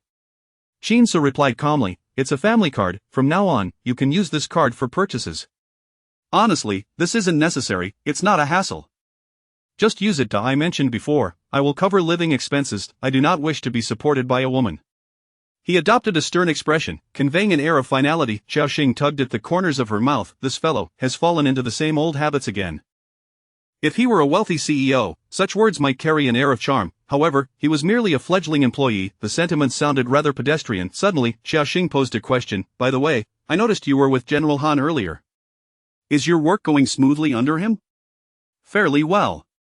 Xiaoxing recognized that every time she inquired about this, his response was consistently the same of fairly well. What does fairly well even mean? He hasn't made things difficult for you, has he? No, why do you ask? Qin Su noted her increasing concern for his job. Could it be she feared he might not earn enough to support her, hence her reluctance to use that card? Chuckling lightly, Xiaoxing said, I heard from Zhangzhe that you were transferred to the secretary's office, so you must be working for General Han. The pressure must be quite significant under a boss. Is that so? Jinsu mused to himself. What? Coming back to himself, Jinsu shook his head. It's nothing, General Han is quite amiable, and the pressure is manageable. The salary is also decent, so you needn't worry excessively. His reassurances only heightened her concern. Xiaoxing stole another glance at him. He remained as indifferent as ever. In truth, General Han was quite handsome, capable, and affluent. Jinsu frowned, failing to grasp her meaning. Do you think he's quite impressive? Indeed, he is. Xiaoxing sighed inwardly. It seemed normal for both men and women to be drawn to him. The more she thought about it, the more she felt they made a splendid pair. What do you think? Xiaoxing inquired again. Jinsu pondered for a moment. He is indeed impressive, aside from being a bit gossipy at times. Han Yan possessed competence and was not inferior to him, yet he was excessively inquisitive.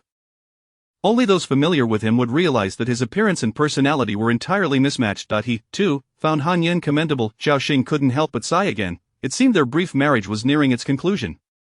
Though they had not spent much time together, she inexplicably felt a sense of loss. Jinsu observed her despondent expression, sensing an unsettling premonition. She wouldn't have developed feelings for Han Yan, would she?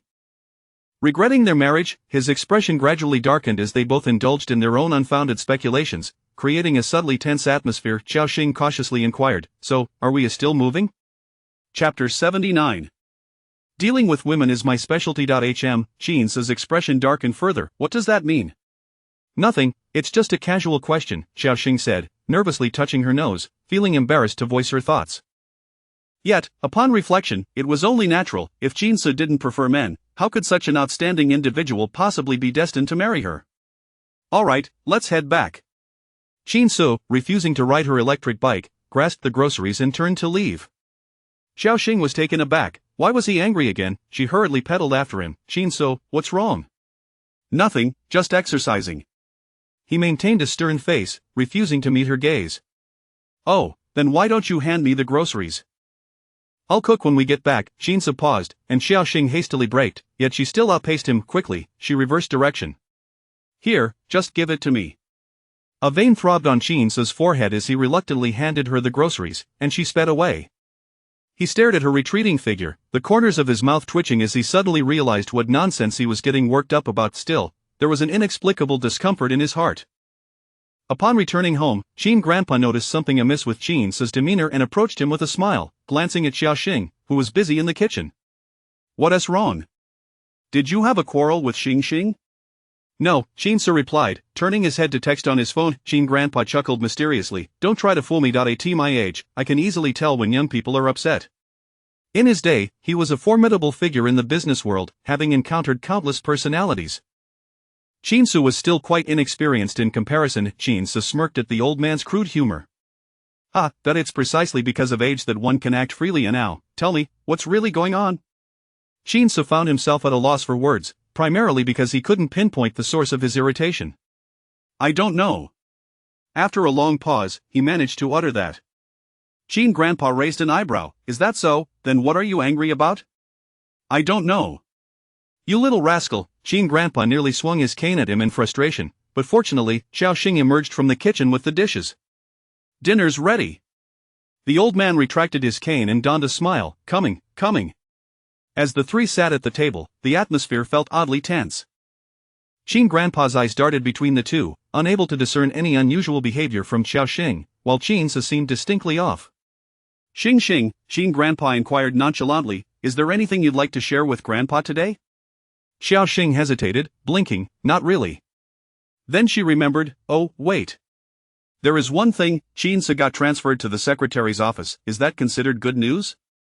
He has a job now, so she wouldn't have to worry about him anymore. The secretary's office? Qin Grandpa looked at his grandson with curiosity. Is that so?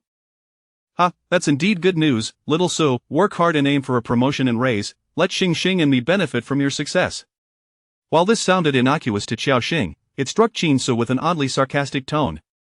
He abruptly set down his utensils, stood up, and announced, I'm full, I'm heading to the office.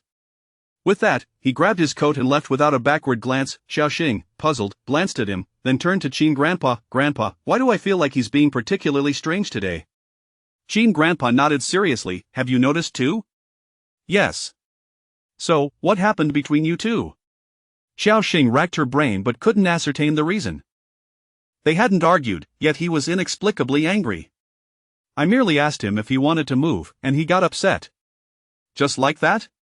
Xiaoxing confirmed. Qin Grandpa pondered for a moment before suggesting, could it be that he wants to enjoy a world for just the two of you, thinking you don't want to move? How could that be? Anything is possible. Now, eat up, that's just his temper. Don't worry, by tomorrow, he'll have calmed down. Really?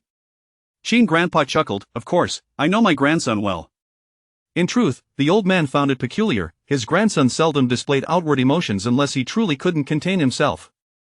Therefore, it was evident that Xiaoxing must have said more than just the query about moving, something else must have provoked him, but this was also a positive sign. Xiaoxing's ability to stir his emotions indicated that he was beginning to care for her. If she were someone inconsequential, he wouldn't even bother to get angry, let alone pay her any attention. With this thought, a deeper smile spread across the old man's face. This little rascal, who had been so stubborn, seemed to be falling for her faster than he anticipated. Xiaoxing felt a shiver at the old man's grin. She coughed lightly and quickly resumed eating. Meanwhile, Qinsu did not go to the office but instead headed to a bar, the venue arranged by Yang Han. He sat stiffly on the sofa, and Yang Han glanced at him before looking over at Zhang Wang, who was drinking with a girl approaching Qinsu. He nudged his arm. Old Qin, what's wrong? Not happy? Qinsu turned to Yang Han, clearly annoyed. Is it that obvious? It's plain as day, your face is practically dragging on the ground. Yang Han teased. Qinsu forced a smile, sighed, and took a sip of his drink, managing to compose himself within those fleeting moments. When he set the glass down, his usual indifference returned. Old Qin, Yang Han probed, are you and your wife having a disagreement, or is it about that Zhang Wang kid? No. Qinsu pulled out a cigarette, angled his head to light it, and inhaled the curling smoke. After a moment, he asked, Yang Han, how do you usually get along with Shaolin? Yang Han's eyes lit up, enthusiasm igniting his curiosity. Oh, you know, just like you saw. Zhang Wang, having approached unnoticed, chimed in, I'm familiar with this topic. When he is with my cousin-in-law, it's like a cat with a mouse, he doesn't dare to make a sound. Get lost, just drink your own beer. Yang Han threw an apple from the table at him. Zhang Wang dodged, indignant, it's the truth, you're the coward, and now you're blaming me, in all of you city, who doesn't know you're afraid of your wife? Yang Han frowned, shut up. We're discussing old Qin here, you stay out of it. Zhang Wang, however, refused to leave and sidled up to Qinsu, grinning widely, bro, I'm well versed in dealing with women, feel free to ask me, but don't consult that henpecked guy. Chapter 80. The man's conquest instinct at play. How familiar is it? Qinsu cast a glance at him. Zhang Wang proudly lifted his chin and raised his hand to form the number 8. Let me put it this way, I can switch girlfriends 8 times in a month. Yang Han scoffed, how impressive, do you want me to have my aunt freeze your card and see if you still have 8 girlfriends in a month? Zhang Wang retracted his neck and chuckled, just kidding, so good, but I am serious. Have you encountered any difficulties? I assure you I can resolve them. Qinsu eyed Zhang Wang with suspicion. Seeing Qinsu's eagerness, Yang Han hurriedly dissuaded him, old Qin, you must think twice. Heed his words, or you might end up with nothing. Hey, where do you get the right to speak? Do you understand women better than I do? Yang Han rolled his eyes and laughed dismissively. Why don't you enlighten us? Qinsu ignored their bickering and focused on Zhang Wang. Zhang Wang immediately became animated, seriously declaring, just throw money at it. Put. Yang Han could no longer contain his laughter. See, I told you. Zhang Wang, flustered, retorted, what are you laughing about? It's simply about throwing money. He beckoned the beautiful singer nearby, come here. The woman promptly stood and approached Zhang Wang, obediently sitting beside him. Zhang Wang pulled out a bank card from his pocket. There is 500,000 in here, be my girlfriend. The girl looked momentarily taken aback, then her expression shifted to one of delight. Really? Is that true? Do you accept or not? I accept. As she reached for the card, Zhang Wang snatched it back, saying, I'm just demonstrating, it's not your concern, you can go back now.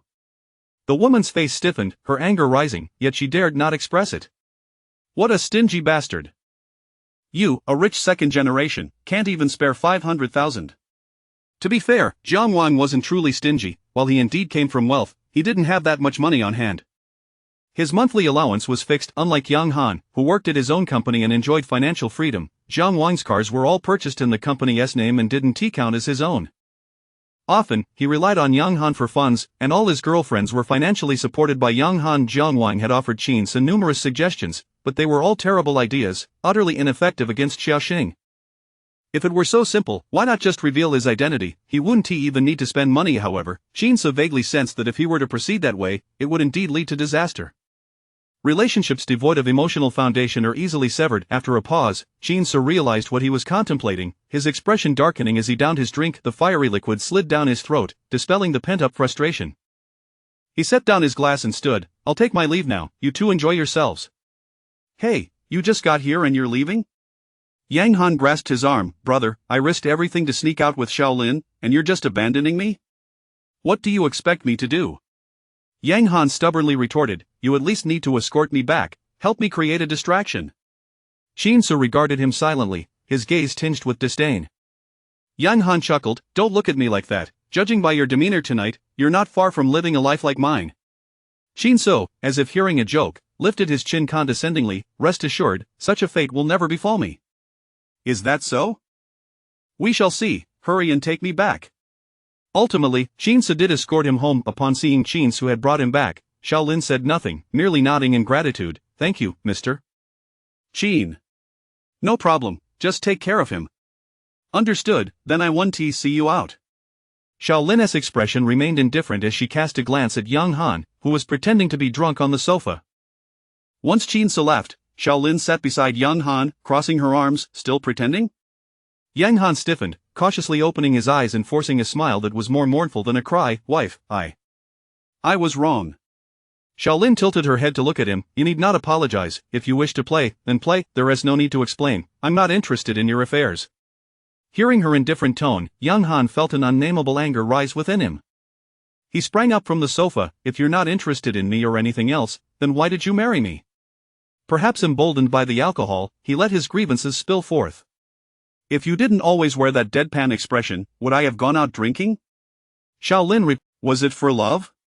Even if it is a strategic alliance, we've been married for nearly 4 years. Do you truly have no feelings for me at all?" Shaolin regarded him coldly. "And you think that indulging in a debauched lifestyle outside shows you care for me?" Suddenly, Shaolin stood, saying, "Yang Han, if you feel this marriage burdensome, I reiterate, you may file for divorce any time. I will handle matters with our parents." Yang Han was rendered speechless, gazing into his wife's frigid eyes as if a cold wind had swept through him, freezing his very heart. After a prolonged silence, he reached for her hand, pleadingly. "Wife, I was wrong. I spoke without thinking. Please, be a little kinder to me. I don't want a divorce." Shaolin replied, "Yang Han, don't deceive yourself.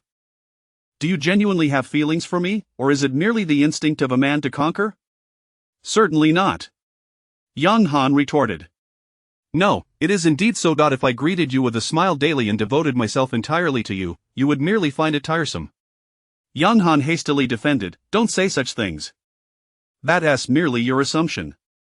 Is it, you believe that by ignoring me, you can provoke my attention? That if you truly like me, regardless of my response, you would never behave in such a manner. You cannot even show basic respect in this marriage, and you still think it's just my assumption? Then I won't go out anymore." Yang Han's confidence suddenly wavered. As Shaolin pointed out, aside from appearing fearful of her, he had made no genuine efforts to win her heart. His fear stemmed solely from parental pressure. In truth, he was simply reluctant to invest effort, too lazy to touch Shaolin's heart. Shaolin shook off his hand. "Do as you wish, I'm going to sleep." Frustrated, Yang Han scratched his head and flopped onto the sofa, exclaiming, "This is maddening." Xiaoxing was still at home waiting for Qin Su. She feared that if he went back to the company so late, it might be because Han Yan had summoned him. Just as she thought this, Qin Su returned and he approached the bed, not bothering to remove his clothes or shoes, simply collapsing beside Xiaoxing and wrapping her in his arms. Sensing the scent of alcohol on him, Xiaoxing frowned. "What is wrong with you?" Chapter 81. Does she understand planning? Qin Su embraced her for quite some time before releasing Xiaoxing, smoothly reclining beside her. "It's nothing."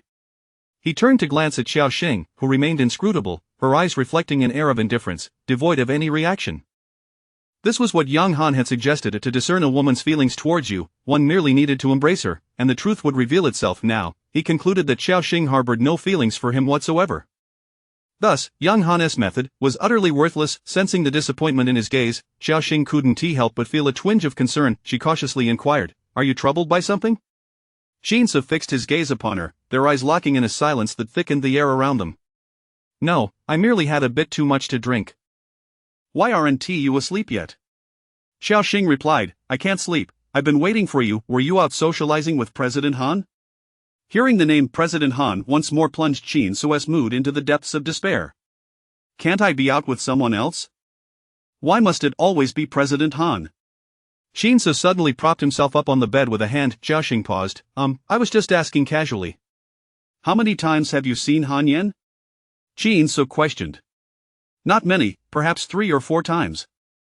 "I can't recall clearly. Why do you ask?" Jinsu pondered. 3 or 4 times. What do you find commendable about him?" Xiaoxing considered her response. "He is quite admirable, capable, handsome, tall, and wealthy. There is nothing to critique." One had to admit, Jinsu's judgment was indeed astute. Naturally, someone as exceptional as him would have a discerning eye.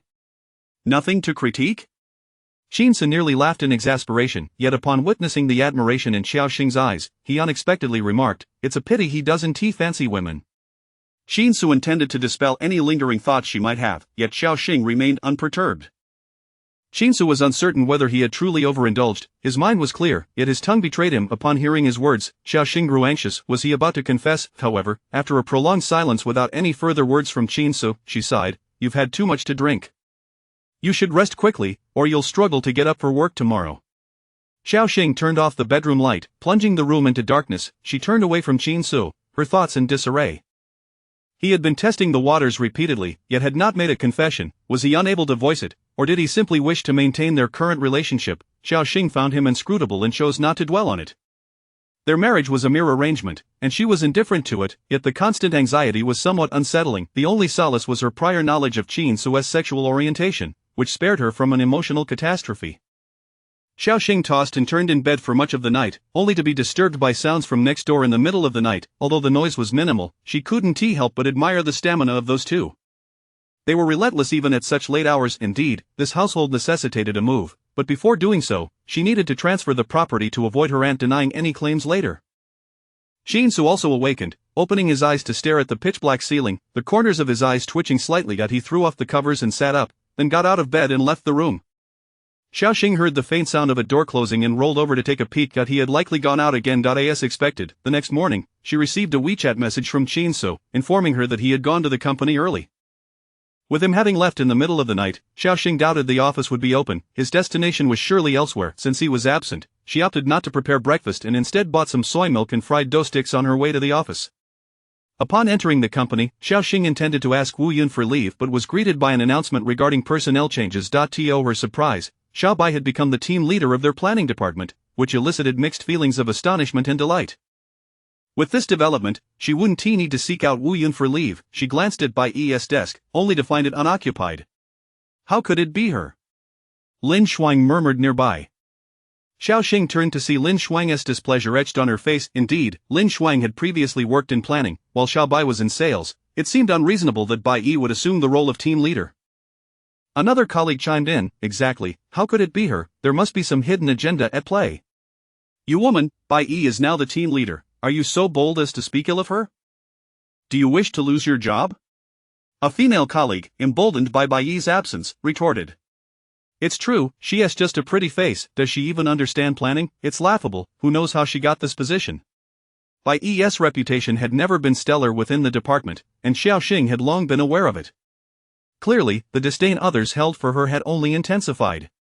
"If you are curious about how I became team leader, you may inquire with the higher-ups and request a transfer or departmental change." Just then, Bai appeared at the door, instantly silencing the female colleague who had spoken moments ago. Her face paled, and she lowered her head. Suddenly cowed, Bai ignored them and proceeded directly to her desk. After a moment, Xiaoxing hurried over to Bai. Bai team leader, congratulations on your promotion." Bai raised her head to glance at her, replying coolly, "It's merely a team leader position. What's there to celebrate?" She seemed somewhat dismissive of the role, and Xiaoxing was convinced there was no ulterior motive behind her promotion. Bai paused before continuing, "Actually, I was quite surprised when President Chen called me yesterday." "Anyway, what do you need?"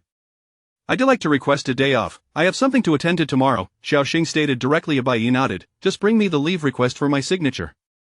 Xiao Xing's expression brightened. That's wonderful. Thank you, Bai team leader. No need for that, I'm not accustomed to being called that, just call me Xiao Bai Yi replied.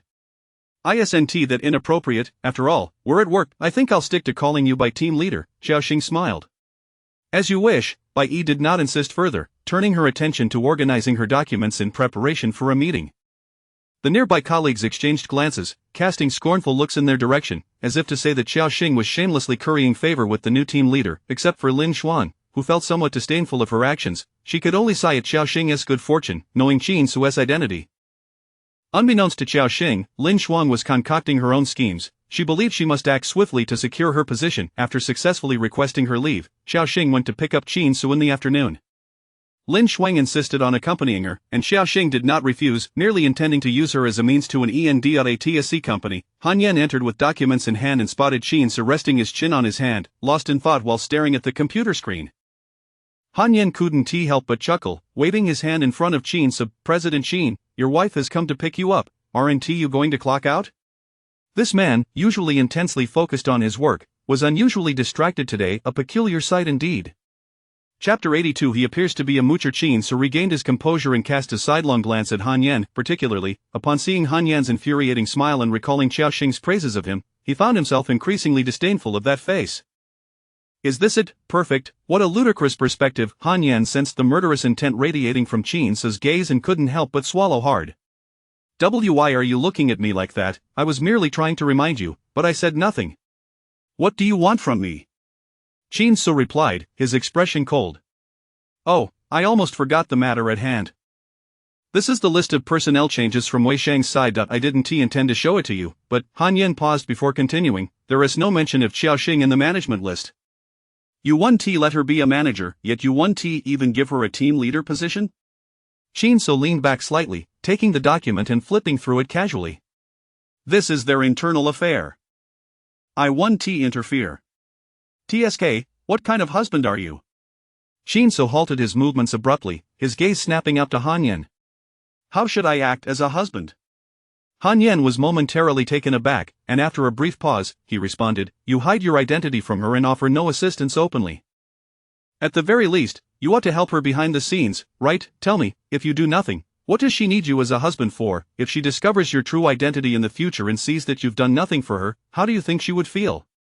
Qin Su stared intently at Han Yan, scrutinizing him for a long while until Han Yan felt unnerved, prompting Qin Su to finally speak. Do you know her? Han Yan was once again taken aback. Why would I need to know your wife? Don't scare me. Qin Su replied, if you don't understand her, how can you know she desires my assistance? Furthermore, she has just transferred to that department. Do you think her colleagues would respect her as a team leader? That wouldn't be helping her, it would merely create trouble for her. It must be said that Qin Su's analysis was quite reasonable. If Xiao Xing were to assume the role of team leader, she would undoubtedly face numerous challenges. Bai Yi was a perfect example. Qin Su continued, if she possesses that capability, she wouldn't require my help, she would ascend on her own. Han Yan nodded, smiling as he remarked, you're right, but how should I put it?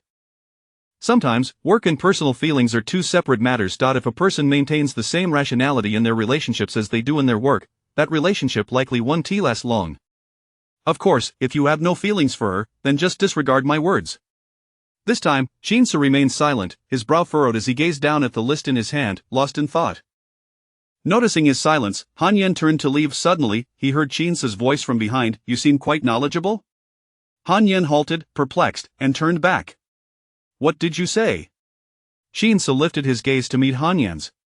You understand matters of the heart quite well? This was certainly not a jest.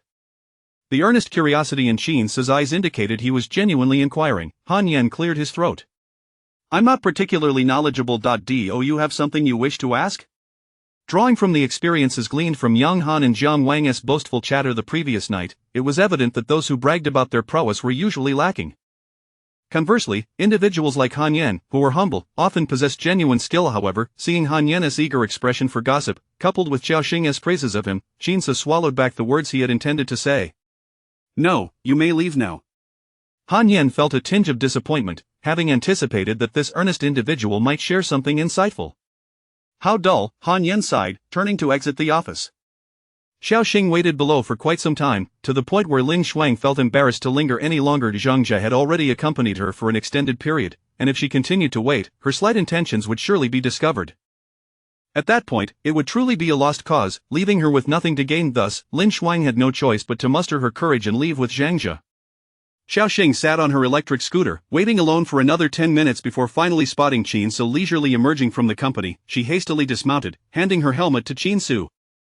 Qin Su skillfully accepted it, donning it with ease and then adeptly taking his seat. After spending so much time on the electric scooter, he had forgotten about the car he had left at the traffic police station. As Qin Su sat behind her, he recalled Han Yan's words and suddenly inquired, "Xiao Xing, is there a personnel change at your company?" "Yes, how did you know?" "Someone mentioned it," Qin Su replied casually, referring to Zhang Jia but momentarily blanking on the name.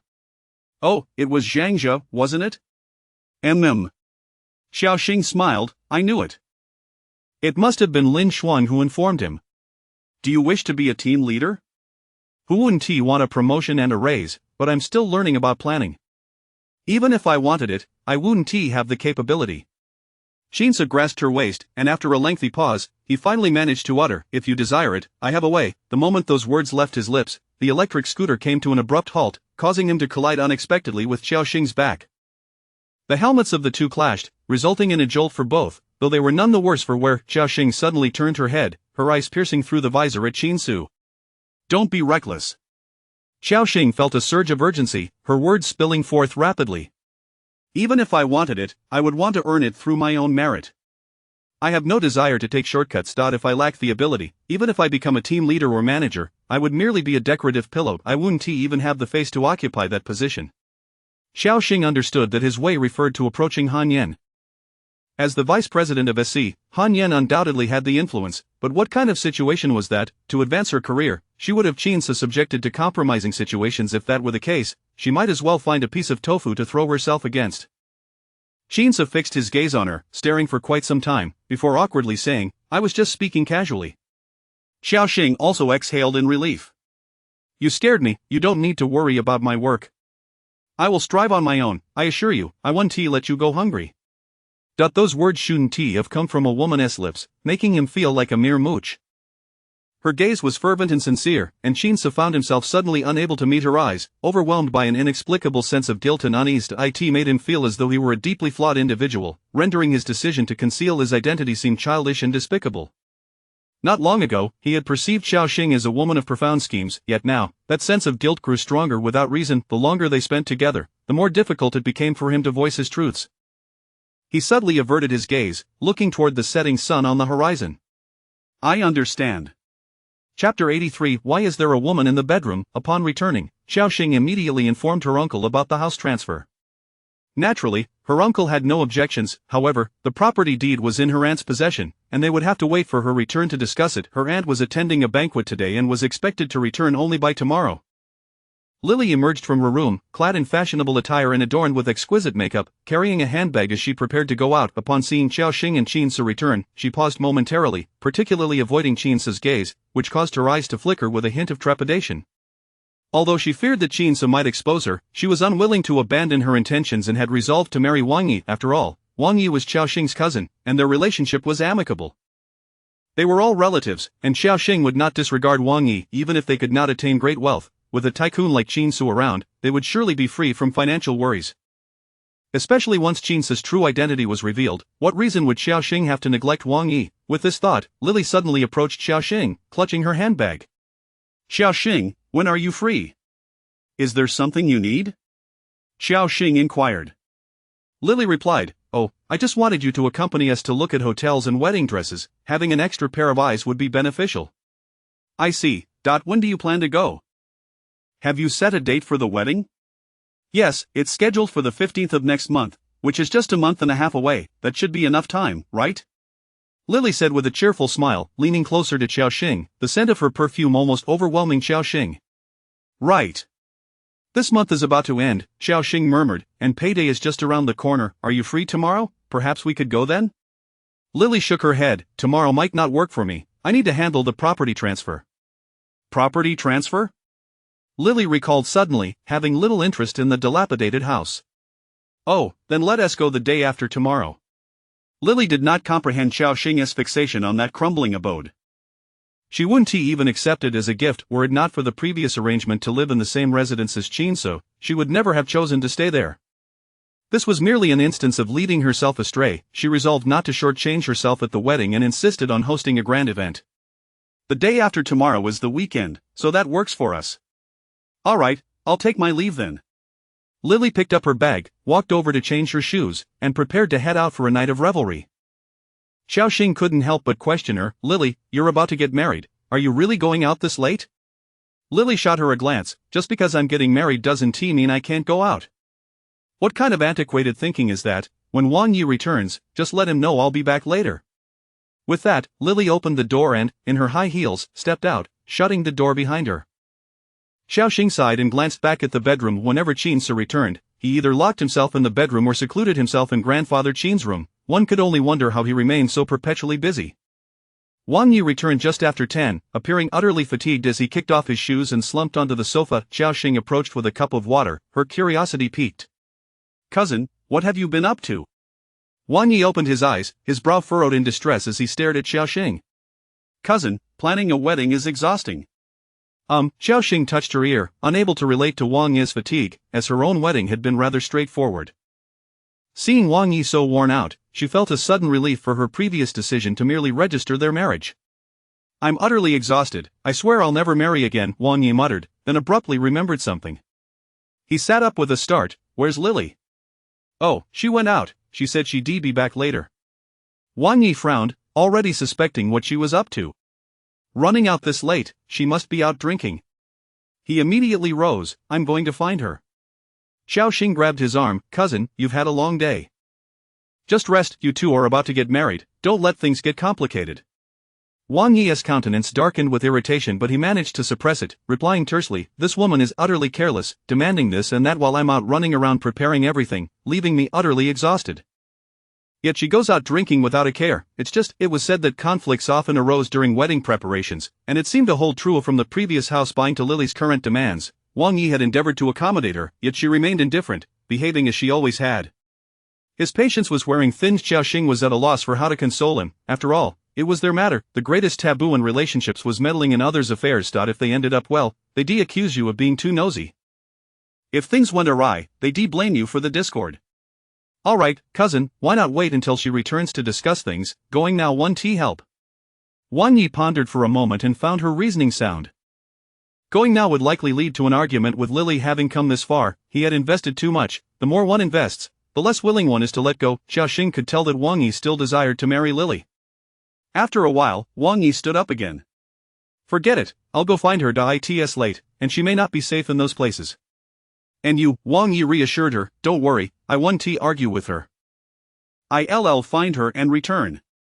With that, he stormed out, stifling his frustration. Xiao Xing gazed at the door, sighing once more. Indeed, matters of the heart were troublesome. Reflecting on her past with Lin Yu and now witnessing Wang Yi and Lily, she found herself devoid of hope regarding love. Perhaps cohabiting with Qin wasn't such a bad arrangement after all. Upon returning to her room, she found Qin wearing headphones, engaged in a video conference on his computer. Xiao Xing glanced over inadvertently, noting that several participants appeared to be foreigners. However, with Qin donning headphones, she couldn't hear their conversation. Qin sat with an air of seriousness, arms crossed, leaning back in his chair as he listened intently. Xiao Xing took a quick look and instinctively shifted to the side, hoping to avoid appearing on camera, yet, she inadvertently found herself in the frame. The individuals on the video widened their eyes, leaning closer to the screen with an inquisitive demeanor, as if they wished to leap through the screen to investigate. It was one thing for the boss to reside in such modest accommodations, but why was there a woman in the bedroom? Qin furrowed his brow, reminding them, are you going to conduct this meeting or not? At once, the group settled back into their seats, resuming the conference. Xiao Xing glanced back at him. The language he spoke wasn't English, and she couldn't comprehend it. Perhaps it was French. Suddenly, she realized that Qin's assignment to the secretarial office might not necessarily be due to unspoken rules. He was indeed a person of genuine talent. Chapter 84. What are you crying about? Xiao Xing was unaware of how long he would be working, so she simply went to bed. It was around midnight when she was roused by the sounds from outside. Rubbing her eyes awake, she noticed that the bedroom light was still on, and Qin was still wearing his headphones, though he was not in a meeting but engaged in something else. Xiaoxing paid him no mind, slipped on her coat, and stepped out of the bedroom, only to find Wang Yi dragging Lily back inside. You're so annoying, can you just leave me alone? Lily wriggled free from Wang Yi's grasp and plopped down on the sofa, seemingly inebriated. Wang Yi, suppressing his anger, retorted, "You've been hugging those guys, and you expect me not to care? Do you really think I'm some kind of fool? Could you please refrain from being so harsh? It was just a hug, nothing more. Is that really so outrageous?" Wang Yi was almost amused by her words. "Who, Lily, we are about to get married, you could at least refrain from going out to drink and dance with other men." "Don T, you think that's inappropriate?" Lily shot him a glare. "What's inappropriate about it? I told you, it was merely a hug, nothing else. Must you make such a fuss over it?" "A fuss? I am the one running around daily while you're off drinking with other men.So, this marriage is going to be solely my responsibility, is that it?" "Enough, Wang Yi, what are you shouting about?" "With my conditions, what kind of man can I find? There are plenty of men far better than you. I'm marrying you because I respect you, it's a stroke of luck for you." "If you don't trust me, then why the hell are we getting married?" Lily launched into a tirade, leaving Wang Yi unable to interject. He glared at her, veins bulging on his forehead.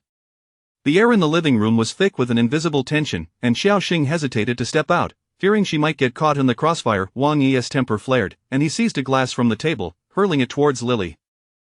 It missed her but shattered at her feet, the pieces scattering. Startled, Lily screamed and curled up on the sofa. "Enough, you promised me you wouldn't go to bars, yet when I was in detention, you never visited, opting instead to dance with those wild men. And now you flaunt it openly? You took the bride price and wanted to break up. Fine, I agreed, but now you come back to me, claiming you're just testing me. You, Lily, do you think I'm some kind of fool?" Wang Yi wasn't oblivious. He could sense whether Lily truly cared for him, yet, the more indifferent she became, the more infatuated he felt. Every time she pushed his limits, even his affection began to wane. Lily sat in shock, staring at the shards of glass beneath her feet, the effects of the alcohol fading. She swallowed hard, glancing at Wang Yi with a pale face, and finally remembered her true intention. She pressed her lips together, knowing how to handle men once sober. She ceased arguing with Wang Yi, burying her head in her knees and quietly sobbing. Wang Yi was momentarily taken aback. Watching Lily's trembling shoulders extinguished his rage like a bucket of cold water. Suddenly feeling a bit lost, he opened his mouth but found himself at a loss for words. After much internal struggle, he finally managed to utter, "What are you crying about?"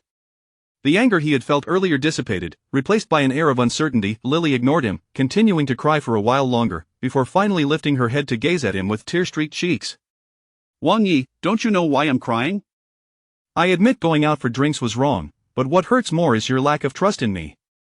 Wang Yi's mind momentarily short-circuited. You were hugging other men. How can I trust you?" "I've told you, it was merely a friendly hug, Wang Yi. Ask yourself, what do you have now? No money, no house, and yet I still want to marry you." "What's my motive?" Wang Yi's expression turned awkward. She had struck a nerve that he truly had nothing. Why would Lily risk her happiness just to cheat on him? Gradually, the anger on Wang Yi's face faded, and he fell silent. Sensing the shift, Lily seized the opportunity, saying, "We lack even the most basic trust between us. Wang Yi.Do you think there is still a need for this marriage?"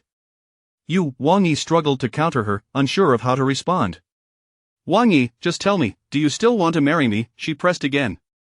I don't know." Wang Yi lowered his head in frustration, feeling utterly exasperated, his mind a jumbled mess, making it hard to think clearly. "Don't know?" Lily sighed, then suddenly stood up, delivering a bombshell. "If you're unsure, just think it over. A good friend invited me out tonight. I wanted to ask him to help arrange a job for you, which is why I went." Wang Yi looked up abruptly. "Is that true?" "Of course it is. If you don't believe me, feel free to call him and ask." Lily reached for her bag and turned to leave. Wang Yi grabbed her wrist. "Lily, if it's truly as you say, I apologize." Lily glanced back at him. "You believe me now?" "I believe you." Once Lily said that, did it even matter if he believed her? The thought of her seeking help for his job was a blow to Wang Yi's pride. Here he was, a grown man, needing his girlfriend to drink with others just to find work. Whether her words were true or not, they made Wang Yi feel more humiliated than ever. What could he demand from such a pathetic man? To be a dutiful husband like other women as husbands? Did he deserve that? A glimmer of triumph flashed in Lily's eyes, though she concealed it well. She linked her arm with Wang Yi's. "Let us just forget about tonight, let us pretend it never happened, shall we?" Wang Yi nodded, his expression complex as he regarded her, his tone softening considerably. You should go take a shower and get some rest. Seeing that they hadn't ended up in a fight, Xiaoxing finally breathed a sigh of relief and retreated to her bedroom. Once she closed the door, she turned to find Qin leaning against the wall, watching her with a half-smile. Xiaoxing was startled. When did you get here? During their argument. Xiaoxing's mouth fell open in surprise. She had been so engrossed that she hadn't noticed him standing behind her. She hadn't expected him to be so nosy, eavesdropping on their quarrel. She locked the door and scratched her head, feeling puzzled. Why do I feel like something's off, but I can't quite put my finger on it? Qin replied nonchalantly, because your cousin has been brainwashed by Lily. What? Xiaoxing looked at him in confusion. What do you mean? Chapter 85. Are you concerned about your cousin? Qin remarked. That Lily has consistently belittled your cousin, intentionally or not, instilling in him a sense of inferiority, making him feel unworthy of her. This renders all of Lily's actions quite reasonable. Xiaoxing gazed at him with a somewhat perplexed expression, as if she grasped only parts of his meaning. Qin rubbed his temples, stating, relationships devoid of conflicting interests are invariably the most harmonious. Once Lily diminishes your cousin to a certain extent, he will inevitably begin to brainwash himself, thinking, if I am so inadequate, why would she bother to engage in deceitful acts against him? It simply isn't worthwhile for Lily to invest her thoughts in him. Now comprehending, Xiaoxing was reminded of Lin Yu, who had treated her with such kindness in the absence of vested interests. The two had seldom quarreled, but once matters concerning housing arose, he swiftly turned hostile. A flicker of disappointment crossed Xiaoxing's face as she glanced at Qin, asking, so what does Lily seek? Xiaoxing shared the same confusion as Wang Yi. If she could choose someone better, why persist in marrying Wang Yi while seemingly disregarding him? Qin regarded her intently, opening his mouth, uncertain of how to convey his thoughts. Are you truly concerned about your cousin? He inquired. Xiaoxing nodded. He has always treated me well. Had it not been for him during my childhood, I would have suffered at the hands of many other children. She vividly recalled an instance when a child in the neighborhood had insulted her, calling her a wild child without parents. Wang Yi had rushed to her side, delivering a sound thrashing to the offender. Wang Yi had proclaimed, you are not a wild child, you have your grandparents and a cousin, a multitude of family. Enough. Rest early, you have matters to attend to tomorrow, Qin reminded her. Xiaoxing, coming back to her senses, remembered she needed to finalize the property transfer and resolved to retire for the night. The following morning, when Xiaoxing awoke, Qin had already departed. Recalling that she need not go to the office today, she indulged in a brief return to slumber, knowing her uncle and the others would rise late. It was nearly 9 o'clock when Xiaoxing finally got up, and indeed, her uncle was already awake. Uncle, she greeted him. Her uncle, having just set the breakfast on the table, smiled broadly upon seeing her. Xing, you're up just in time for breakfast. An aunt? Has she not returned yet? She'll likely be late, she may still be on the road. Oh. Xiaoxing went to the restroom to freshen up, and upon returning to the dining table, her uncle had already served her a bowl of congee. She glanced at her uncle, whose skin had darkened from years of exposure to the elements, his face and hands marred by cracks born of wind and sun, lines etched from repeated healing and reopening. Standing outside, he epitomized the image of a laborer, immediately revealing his occupation. Having toiled for the better part of his life, all his earnings had been invested in Wang Yi, prompting Xiaoxing to sigh internally as she lowered her gaze to sip her congee. After a while, Wang Yi emerged, clad in slippers and with disheveled hair, appearing rather listless. He settled beside Xiaoxing and asked, cousin, do you have the day off? No, I took leave. I need to go for the property transfer shortly, Xiaoxing replied. Oh. Wang Yi ran his fingers through his hair, showing visible signs of fatigue over the past few days. Xiaoxing felt a pang of worry. Marriage should be a joyous occasion, yet he seemed so despondent. There was no trace of excitement in Wang Yi as he ate in silence, not uttering a word. Her uncle noticed his discontent and glanced toward the bedroom, where Lily had yet to rise. In a hushed tone, he asked, Xiaoyi, your mother isn't here right now, so tell me honestly, do you not wish to marry? Wang Yi paused, momentarily taken aback, then lifted his gaze to meet his uncle's. He opened his mouth, hesitating, finally managing to utter a few words. No, don't think too much. His uncle sighed, we are all men here, as my son, I can discern your thoughts. If you truly desired to marry, you wouldn't be so morose. Wang Yi gulped down a substantial mouthful of congee before stating, we've already taken our wedding photos, booked the venue, and paid deposits for the beverages. How could I not marry? All my parents' hard-earned money is tied up in this. Now, marrying Lily was no longer merely a matter of affection, it entailed numerous vested interests. Suddenly, Xiaoxing interjected, by the way, uncle, didn't Lily mention that the family we met wasn't her real parents? Have you met her actual parents? This question struck home, prompting both her uncle and Wang Yi to turn their attention toward her. Wang Yi replied, no, we haven't met. Then will her parents attend the wedding? Xiaoxing pressed further. Wang Yi shook his head. She said her family lives in a remote valley, too far to come. This revelation left Xiaoxing momentarily at a loss for words. Such a significant event as a wedding warranted their presence, regardless of distance. Wang Yi, raking his fingers through his hair in frustration, said, we'll cross that bridge when we come to it. If necessary, I'll go fetch them. Do you know where her hometown is? I do. I've seen her ID. I can inquire there and find out. Wang Yi recalled that Lily's ID indeed indicated a location in the mountains, but she had mentioned they had moved to the city and hadn't updated her ID. After Lily's earlier confession, it appeared the address on her ID was accurate. Her uncle suggested, since we still have time, you should go bring them over. It would be good for our families to meet and get acquainted. All right, I'll see when I can go, Wang Yi resolved, determined to fetch Lily's parents. Otherwise, he would remain restless, feeling he didn't know Lily well enough and harboring an unsettling notion that she could vanish at any moment. Meeting her parents would change everything, providing him with a sense of grounding.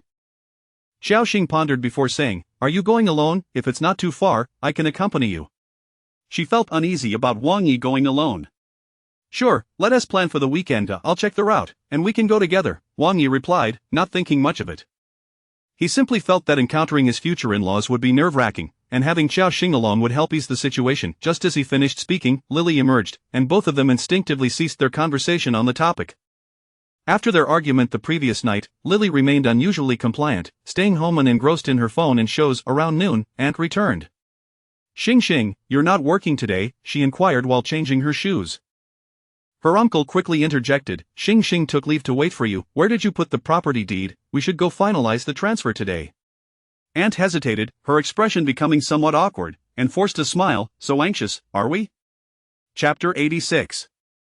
To Lily's surprise, she actually stood up for her upon witnessing her reaction. Xiaoxing was engulfed by an ominous premonition. She hastily exclaimed, I should have completed the transfer earlier, but I couldn't take a leave until today, so let's take care of it now. Her aunt, somewhat awkwardly, responded, but the property deed isn't with me. A jolt surged through Xiaoxing's forehead as she endeavored to maintain her composure. Then who has it? She inquired. Her aunt replied, a couple of days ago, didn't we mention needing to secure a mortgage? I took the property deed to get it appraised. Xiaoxing felt her mind whirl, standing there in disbelief as she gazed at her aunt. She had actually put the house up as collateral. Even her uncle could no longer tolerate the situation. He snapped, what on earth is wrong with you? Why didn't you tell me? Her aunt shot him a glare, asserting, this house is half mine.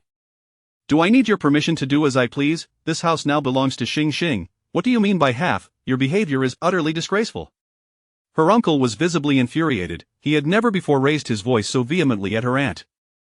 Taken aback, her aunt retorted, Wang Yu, what do you mean by that? Who do you think I'm doing this for? Did I spend that money on myself? You and your son seem to relish playing the part of the good guys, don't you? If you enjoy it so much, why don't you put forth the money to buy a house instead of criticizing me here? If you had any ambition, would I need to resort to this? It turned out that her aunt still harbored hopes of purchasing a house in the city. Although Xiaoxing had suggested they continue living here, once the property was transferred, it would belong entirely to her. Living here for a few days or months might seem inconsequential, but over time, who could predict what circumstances might arise? What if Xiaoxing were to have another child? This house would hardly be sufficient. Hence, her aunt had taken the opportunity to mortgage the house before the transfer was completed, securing funds to buy a place in the city, for only by having her own home could she feel secure. Suddenly feeling exhausted, Xiaoxing spoke up, Aunt, forget about the house, just return the 400,000 to me. Her aunt was momentarily taken aback, quickly approaching her and grasping her hand, trying to invoke sentimentality. What are you saying? The house is still yours, we'll repay the loan ourselves, you don't need to worry about that. We merely took it as collateral, it's not like we sold it. Xiaoxing forced a smile, is there really a difference? You say the house is mine, yet you've taken the deed to mortgage it. Aside from the 400,000 I gave to uncle, this house has nothing to do with me. Aunt, you claim the house is mine, yet the property deed still bears your names. If you fail to repay the loan and the bank repossesses the house, what happens to my 400,000? Her aunt insisted, how could we possibly default? We can repay it. Xiao Xing firmly stated, then you can return my 400,000 once you repay the loan. Her aunt's expression shifted, her demeanor hardening. Xing, we've raised you for 20 years, and now you've grown wings and are distancing yourself from us? Aunt, I am grateful for the 2 decades you've allowed me to stay here. If we calculate it at 1,000 a month, that amounts to 240,000 over 20 years, subtracting the 150,000 I previously paid for the accident, you can refund me 300,000. Her aunt was momentarily speechless, realizing she had no further excuses left to negotiate. It was clear that Xiao Xing was prepared to sever ties, rendering any appeals to familial affection ineffective. After a moment, her aunt conceded, fine, since you've put it that way, I can refund you, but only 16,000. You mentioned 20 years, which totals 240,000, subtract that from the 400,000, and you're left with 16. Xiao Xing found herself too weary to argue any longer. If only time could rewind, she would never have considered purchasing this house. At that moment, Lily unexpectedly interjected, oh aunt, aren't you clearly bullying her? I've already compromised by agreeing to live in this dilapidated place. Why do you still demand so much money? Xiao Xing was taken aback, glancing at Lily in surprise, not expecting her to speak up on her behalf. Lily's words had some effect on her aunt, who hesitated, asking, don't you want to move to the city and live in a new house? Lily stood, affectionately wrapping her arms around her aunt's arm, smiling brightly, of course I do, but I want to think of you. I don't want you to struggle so much. Honestly, it doesn't matter where we live, as long as we're together as a family and happy. Her aunt was astonished. The person who had previously insisted on buying a house was now saying such things. Lily continued, alright, I think this place is quite nice, aunt, you should return the money to Xiao Xing. You've lived here for so many years, you must have some feelings for it, so why not just stay? It's perfect for retirement, and everything around here is cheaper than in the city. Her aunt was swayed by Lily's sweet words, hesitating as she asked, are you sure about this? Lily nodded, I've thought it through long ago. Otherwise, why would I still be living here? Wang Yi added, yes, Mom, since Lily feels this way, why are you still holding on to that money? Glancing at Xiao Xing, her aunt, realizing both Lily and Wang Yi were on the same page, saw no reason to continue holding on to Xiao Xing's money. This way, she wouldn't need to mortgage the house and unnecessarily increase her debts. Alright, fine, I truly don't know who your family really is, her aunt grumbled, dismissively shaking off Lily and retreating to her room. Xiao Xing found the situation amusing. When it came to money, they claimed to be family, but now that tensions had risen, she was suddenly an outsider. Her uncle appeared somewhat embarrassed, casting an apologetic glance at Xiao Xing. Xing, I'm sorry for what happened. Xiao Xing shook her head, indicating it wasn't her uncle's fault. At this moment, she fully understood that whether relatives or friends, the most taboo subject was involving money. Once financial matters entered the equation, even the strongest relationships could fracture her. From now on, she vowed never to bring up money with her uncle's family again to maintain peace.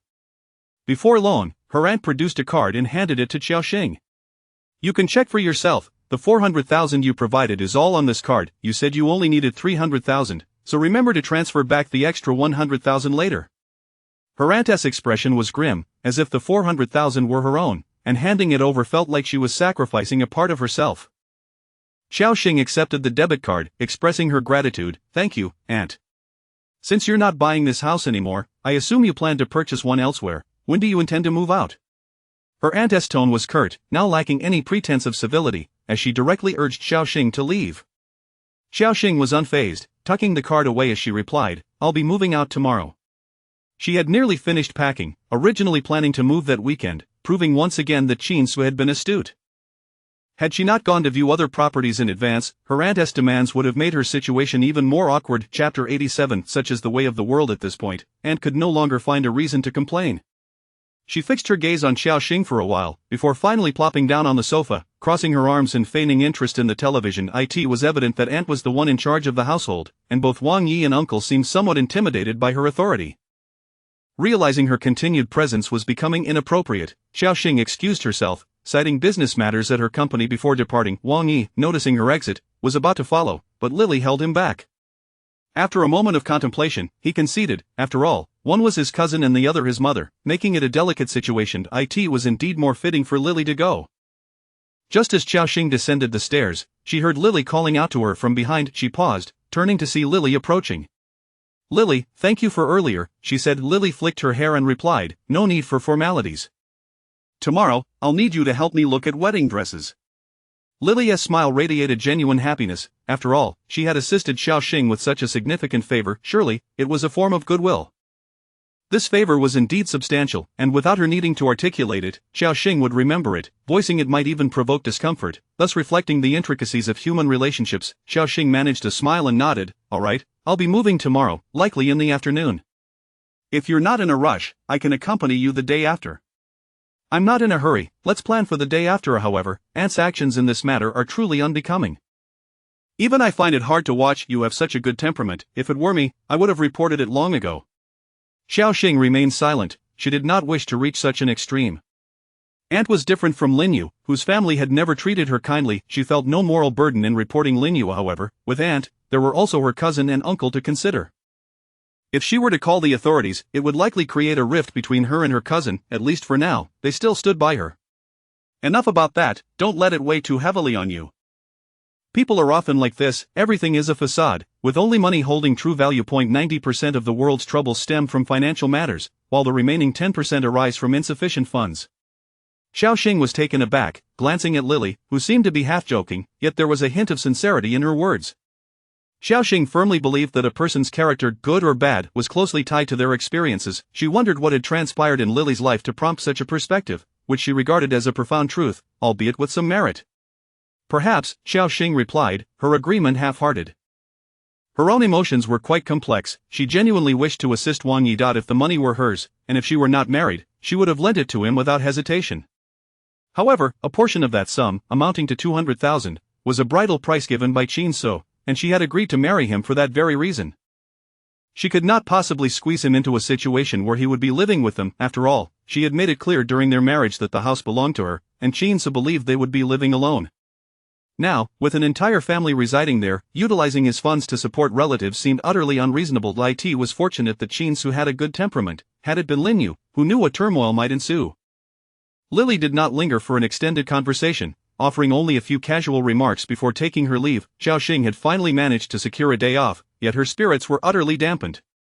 She had a simple bowl of noodles for lunch before riding her electric scooter to Qin So's company. She ambled around the vicinity of his workplace, situated in the CBD of Yu City, the economic hub. The architecture was grand and imposing, and Xiaoxing felt a sense of intimidation each time she visited, as if she were a mere country dog, completely out of place amidst the opulence. It was said that the average annual salary for those employed here was in the millions, resulting in a significantly higher cost of living. In any store within the mall, garments commenced at prices exceeding 10,000. Though she had never shopped here before, she wandered into the mall out of sheer curiosity, eager to broaden her horizons. This particular mall featured high-end brands, and upon casually inspecting a price tag, she was astonished to find it listed at 28,000. Shocked, she promptly placed it back down.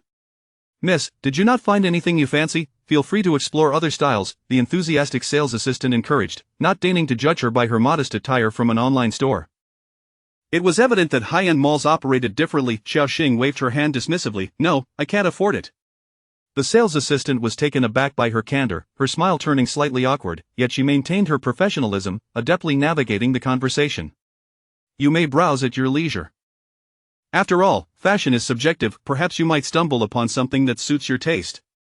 "I'll come back another time," Xiaoxing replied, feeling that further engagement would only endanger her wallet. In the past, whenever she encountered such eager salespeople, she would try on several outfits, feeling guilty if she did not purchase at least one, even if it did not please her. However, the prices here were simply beyond her reach. "Thank you for visiting, we hope to see you again." Just as Xiaoxing prepared to exit, a familiar face unexpectedly entered the store, causing her to pause. It was none other than Fangya, whom she had encountered on 2 previous occasions. She was accompanied by another girl, both laden with shopping bags. Upon spotting Xiaoxing, Fangya exclaimed, "Oh? It's you." Surprised, she quickly approached Xiaoxing. "Are you here to shop for clothes as well?" Xiaoxing immediately regretted stepping inside. "Not really, I'm just browsing." "That's perfectly fine, the clothes here aren't expensive." "Are you undecided about which piece to choose? I can offer you some advice," Fangya responded with feigned enthusiasm. Though Xiaoxing sensed ulterior motives behind her words, the tactic of mocking someone for their financial status was all too transparent. Fangya aimed to compel Xiaoxing to acknowledge her own lack of funds. "No, thank you, I'm not interested in any of these." Xiaoxing shook her head, wishing to avoid further entanglement. "You two enjoy your shopping. I'll take my leave." Fangya swiftly grabbed her arm.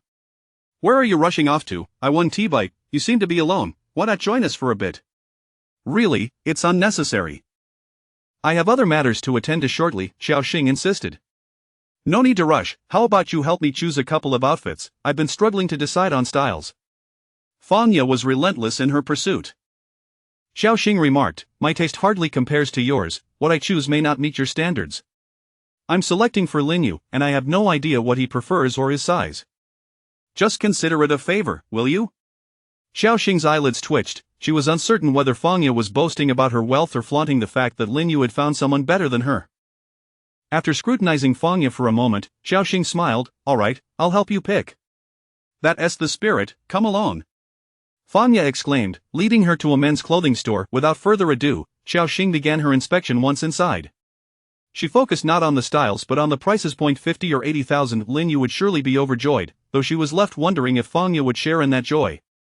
As Xiaoxing selected 4 or 5 items, Fangya's expression began to shift, revealing her discontent. Chapter 88. Whoever initiates the divorce gets the house. This piece is quite nice and relatively casual. He usually dresses quite formally when he is not at work, so this would be perfect for his days off. Xiaoxing handed the trench coat to Fangya with a smile, remarking, this looks good on you. Fangya feigned composure and replied, this is about enough, any more and I wouldn't be able to carry it. Oh, it's no trouble, you must have driven here, right? If you can't manage, I can help you carry it. If it comes to that, our lovely store assistants can lend a hand too. The assistant chimed in with a smile, yes, if it's too much to carry, we can arrange for delivery. Fangya forced a smile, feeling her grip on the clothing tighten, aware that her pride prevented her from saying much more. She didn't have a job, and her spending came from her family. Buying a couple of items for Linyu was trivial, several thousand yuan didn't faze her, but spending hundreds of thousands was a different matter entirely. Seeing how many items Xiaoxing had selected, Fangya quickly understood her intent. She was aiming for a hefty expenditure. Xiaoxing picked out several more pieces, and Fangya now found herself holding around 10 items, amounting to approximately 600,000 or 700,000 yuan.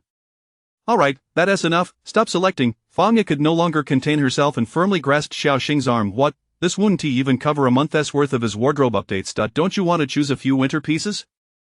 Xiaoxing blinked innocently, her enthusiasm unabated. Fangya felt her temples throbbing as she suppressed her annoyance, forcing a smile. Let us discuss it later, I'm quite tired of shopping today. Xiaoxing glanced at her phone and realized it was getting late. Shinsu would be finishing up soon. Moreover, if they continued, Fangya would likely lose her temper. Alright then. Fangya was too exhausted to deal with Xiaoxing any further, and she begrudgingly settled the bill, pulling her friend away. At the checkout, Xiaoxing turned to the attendant and said, since I helped you sell so many garments, shouldn't you express your gratitude? The attendant paused briefly before responding with a smile, well, you can choose one item, and I'll give you the employee discount. What's the discount? 50% off, Xiaoxing gasped. 50%? How much profit do they make on each garment? It was worth noting that clothing in this mall rarely saw discounts. Every sale incurs a small deduction from the employee discount. If I calculated correctly, you'd receive a 30% discount on these items. Would you like to select something? If we have more customers like you, do remember to bring them along.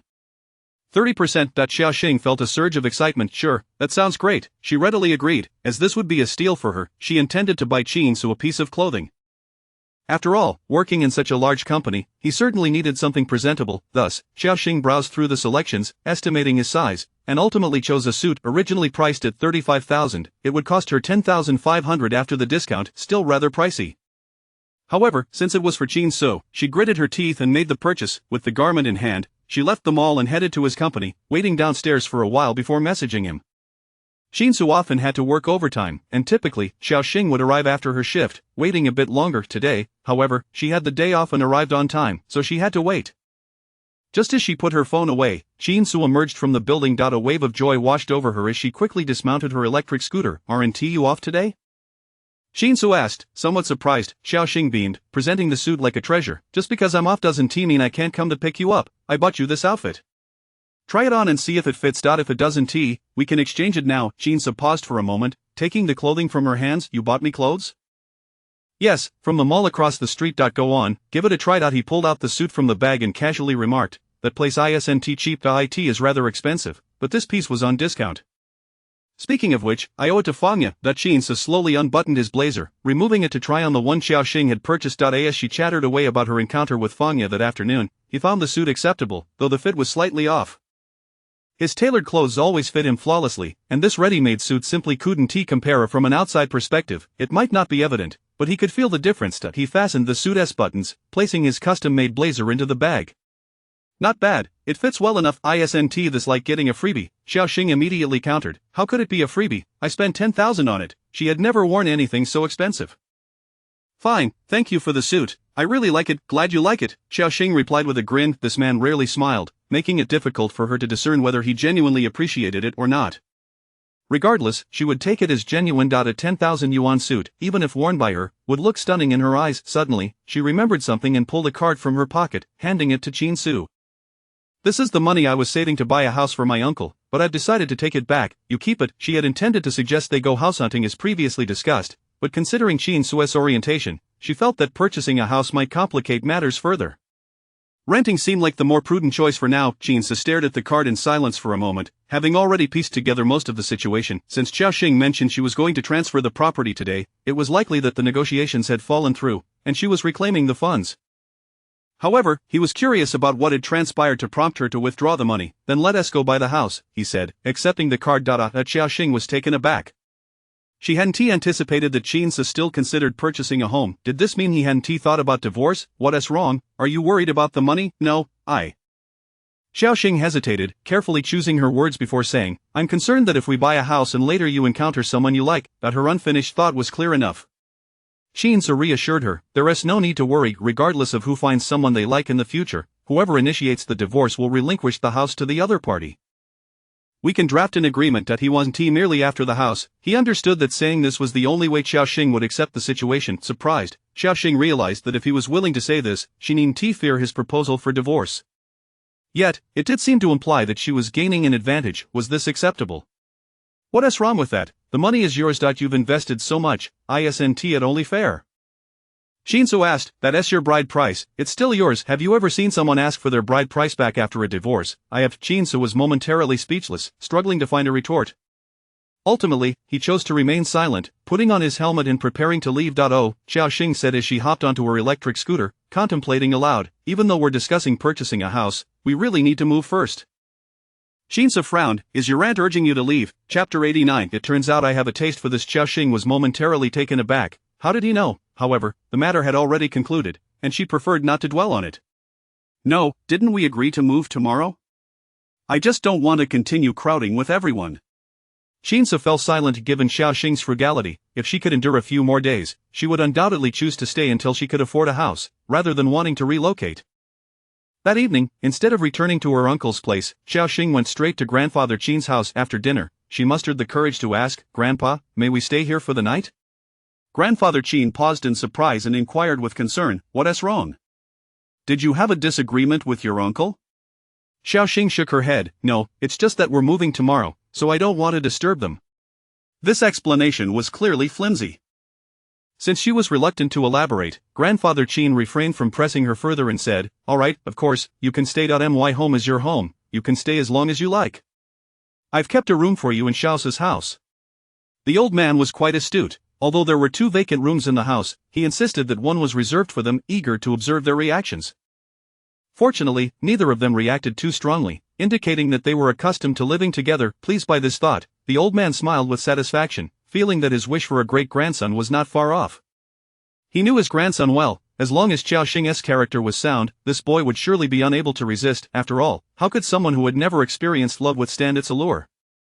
It merely depended on whether he would awaken to this realization. However, observing the sulky demeanor he had displayed a couple of days ago, it seemed this boy was still oblivious to his feelings for Xiao Xing. Perhaps he still thought he was simply unwell. The more the old man pondered, the more he found it amusing, eventually bursting into laughter upon seeing the old man's mischievous grin. Qin, realizing he had let his delight get the better of him, the old man quickly composed himself and shot Qin Su a glare. What are you staring at? Aren't you going back to sleep? Aren't you moving tomorrow? Qin Su smirked, rose, and returned to his bedroom. Xiao Xing tidied up the kitchen before heading to the bedroom, entering Qin Su's room for the first time. Although the room had not been lived in much, it was impeccably preserved, filled with many of Qin Su's childhood belongings. By the window, instead of a traditional window, there was a row of bookshelves, laden with numerous books and figurines. The walls were plastered with test papers. This was the first time Xiaoxing had encountered someone who decorated their walls with test papers. Curiously, she approached to inspect the papers, only to find they were all from middle and high school. Wait a minute. Shinso, weren't you just 8 years old when you left? Why do you have middle and high school papers? Shinso, busy arranging the bed, replied without looking up, just something I did for fun when I was younger. Xiaoxing turned back in astonishment. He maintained his calm demeanor, as if discussing a trivial matter. She scrutinized the papers again. There were very few mistakes, and the average score for the papers, which were graded out of 120, hovered around 70 or 80 points. Yet, these were papers he had completed at the age of 8, he must have been in the 3rd or 4th grade at most. To put things into perspective, when she was in the 3rd grade, her scores barely exceeded 80. Indeed, one could easily feel inferior in comparison. It was no wonder he secured a position at SC. All done, time for bed, Shinso declared, then asked, are you going to take a shower? Ha? Xiaoxing was still lost in thought about the papers and did not immediately comprehend his question. I asked if you're going to take a shower. I don't have any of your clothes here, should I go get some?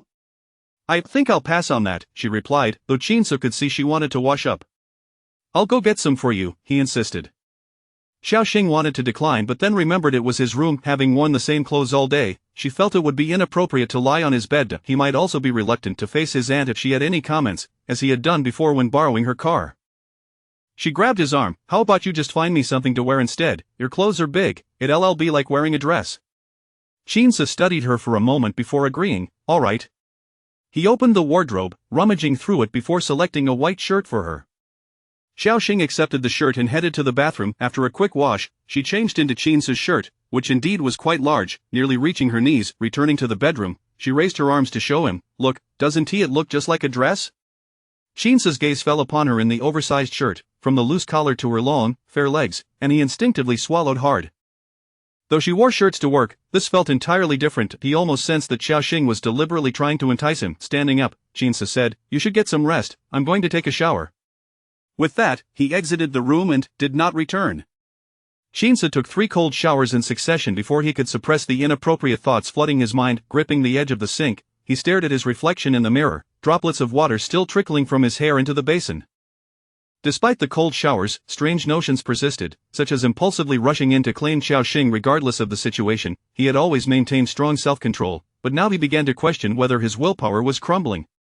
He despised this feeling of losing control. He thrived on challenges. Initially, sharing a bed with Xiaoxing was a test of his restraint. He had seen Xiaoxing in various sleepwear, yet this time, it was merely a plain shirt that nearly shattered his composure. It felt as though he were bewitched, on the verge of undoing years of self-discipline. It must be the shirt's fault. Han Yan had mentioned that everyone has their peculiarities, preferences that others cannot comprehend, yet they find themselves unable to resist. With that thought in mind, Shinso dressed and left grandfather Qin's home. He called Yang Han, but Yang Han hesitated to come. After some deliberation, he summoned Jiang Wang instead. Upon realizing Qinsu had called, Jiang Wang abandoned his sister in his arms, racing to the club in his Ferrari. Arriving in a flurry, upon hearing that Qinsu wanted to order some ladies, he felt it was only right to oblige. He proceeded to select a plethora of attractive, trendy faces according to his tastes. Qinsu, however, was indifferent to Jiang Wang's choices. He had but one request: all the women should wear white shirts, specifically men's.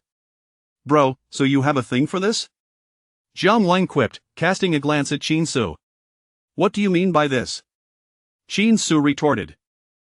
Jiang Wang chuckled, oh, I have many preferences, but my favorite has to be catgirls.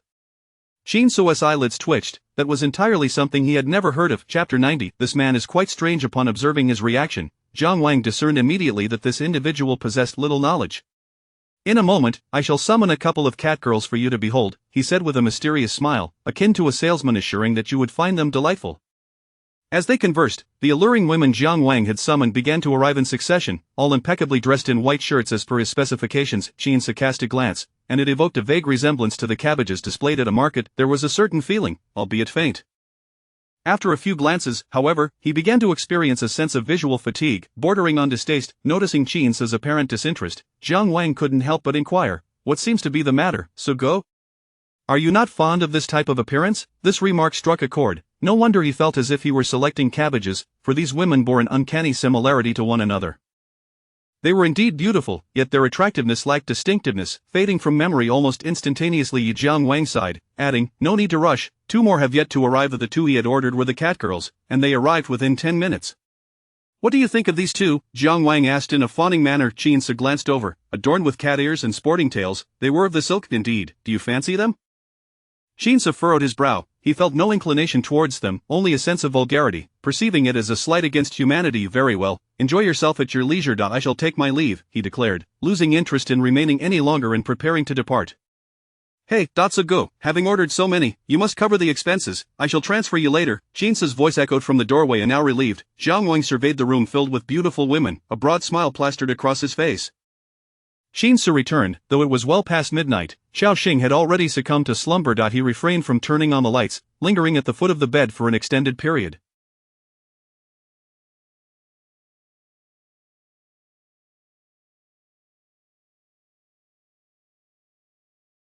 This was the first instance in many days that he found himself hesitant to climb into bed. Perhaps it was the intensity of his gaze, but Xiao Xing suddenly awoke, startled to find a shadow looming at the foot of her bed. "Ah!" She instinctively screamed, yet Qin Su was quick to cover her mouth. "Do not shout, it is I." Recognizing the familiar scent emanating from him, her tense body gradually relaxed, pressing her racing heart. She trembled as she stammered, "What are you doing standing here instead of sleeping?" "I cannot sleep, I thought I'd stand for a while," he fabricated casually. "This man is quite strange. Why stand if you cannot sleep? Well then, can you sleep now?" "I cannot." Xiao Xing paused. "Will you continue to stand then, perhaps?" Reaching out to turn on the light, she was halted by Qin Su's grip on her wrist. "Do not turn it on." "Why not? If you do, it will only make it harder to sleep." Xiao Xing considered this and agreed. The light would surely be a distraction. Besides, she had been startled by him, and her drowsiness had vanished. Her heart was still racing. "Then do not stand. Come up here, perhaps chatting will help us both drift off." Qin Su remained silent for a moment. "I think I shall stay standing." "Have you encountered something troubling? Well, one could say that. Might you share it with me? I could offer some perspective." However, Qin Su did not truly remain standing. He settled on the edge of the bed, continuing in silence. The room was shrouded in darkness, nearly devoid of visibility, leaving them only able to discern each other as silhouettes. After a brief moment, Qin Su uttered, "Forget it, let us sleep." "Will you be able to?" "Yes." Xiao Xing shifted over, creating space for him. "Then please come up. We must move tomorrow, and even if you cannot sleep, you ought to rest your eyes." Now feeling at ease with him, particularly after the previous dream, she subconsciously regarded him as a sibling. Moreover, having shared a bed for so many days, he had never once touched her, not even during her drunken stupor, which only reinforced her belief that he held no interest in women. Qin Su indeed lay down, and perhaps due to the absence of light, the prior impulses that nearly drove him to the brink of madness dissipated. As long as he did not dwell on it, all would be well. Yet, the moment he closed his eyes, he found himself irresistibly compelled to take a cold shower. Xiao Xing thought she too could not sleep, but within 10 minutes, she slipped back into slumber, for it was now well past 3 in the morning, the hour at which drowsiness reigns supreme. Moments later, she instinctively turned over, embracing the man beside her. Since Qin Su had occupied her pillow space, she had no choice but to cling to whatever was at hand. Feeling the softness in his embrace, Qin Su's breath quickened. Compelled by an inexplicable urge, he wrapped his arms around her. Unlike their daytime ride on the electric scooter, she felt even more delicate, softer, and her fragrance more intoxicating. He inhaled deeply, closed his eyes, and attempted to focus on matters concerning the company, yet his thoughts drifted to Han Yen, recalling her flawless remarks and that infuriatingly smug face. Surprisingly effective, it transformed his ambiguous thoughts into a surge of anger. Regardless, he could not sleep. This was undoubtedly the most arduous night Qin Su had ever endured. He understood that Xiao Xing would not oppose his desires, having sensed it since their marriage began. However, he was unwilling to take advantage of her vulnerability, nor did he wish to exploit the situation. To him, a union devoid of emotion bore no distinction from that of animals. The difference between humans and beasts lay in the capacity for self-control, a trait animals lack. The following day, Xiao Xing was roused by Lin Shuang's phone call. Upon answering, she learned that Lin Shuang had arrived downstairs. "Xiao Xing, Zhang Jie and I are here to help you move. Which floor is your apartment on? You're not still asleep, are you?" Instantly alert, she scrambled out of bed to change her clothes. "I am awake, I'm awake. I'll get dressed. It's already 9 o'clock. You really can sleep. Call me when you're dressed." "Alright, I'll be down shortly." After hanging up, Xiao Xing flung off the covers and hastily donned her clothes. Just then, Qin Su abruptly pushed open the door. My things. Startled by his sudden entrance, Xiao Xing dropped the clothes she had just picked up, leaving her clad only in her undergarments, fully exposed before him. Her face flushed crimson, but only momentarily. She bent down to retrieve her clothing and hurriedly put it on. The sensation was akin to standing before a doctor, aware that she was merely a patient in his eyes, yet still unable to suppress her embarrassment. Chin-su found it difficult to reconcile this version of her with the girl who would blush at merely sitting beside him. When had she become so immune to him? He suddenly recalled someone mentioning that women exhibit no shame in the presence of those they do not fancy. Xiaoxing now epitomized this statement. Consequently, the sound of a loud door slamming echoed through the room. Chapter 91. He must exercise regularly. Xiaoxing was momentarily taken aback, her mind swirling in confusion. Could it be that he was angry again just now? She hastily changed her clothes and stepped outside, only to find that Chin-su had already taken all her belongings out, piling them up in the corridor.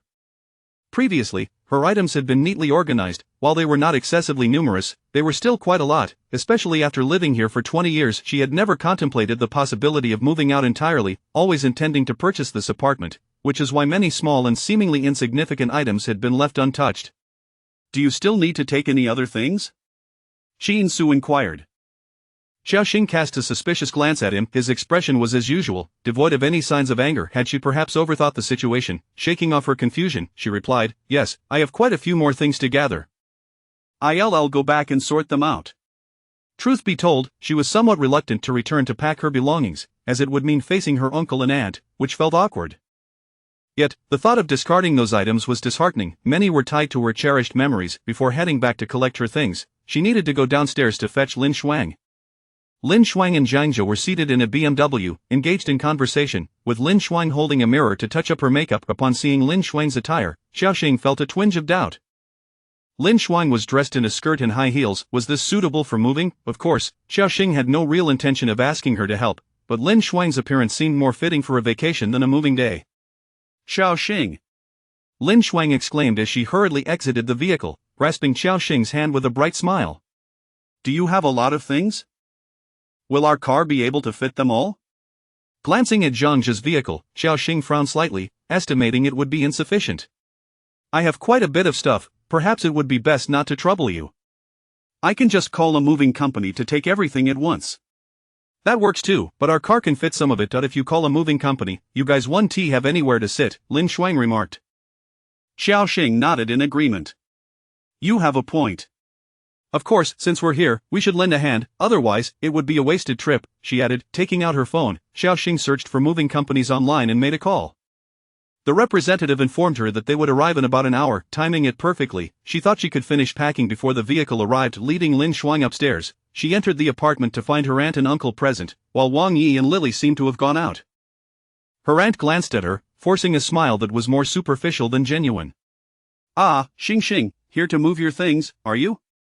Yes, Xiaoxing replied. I apologize for the inconvenience, auntie. What inconvenience?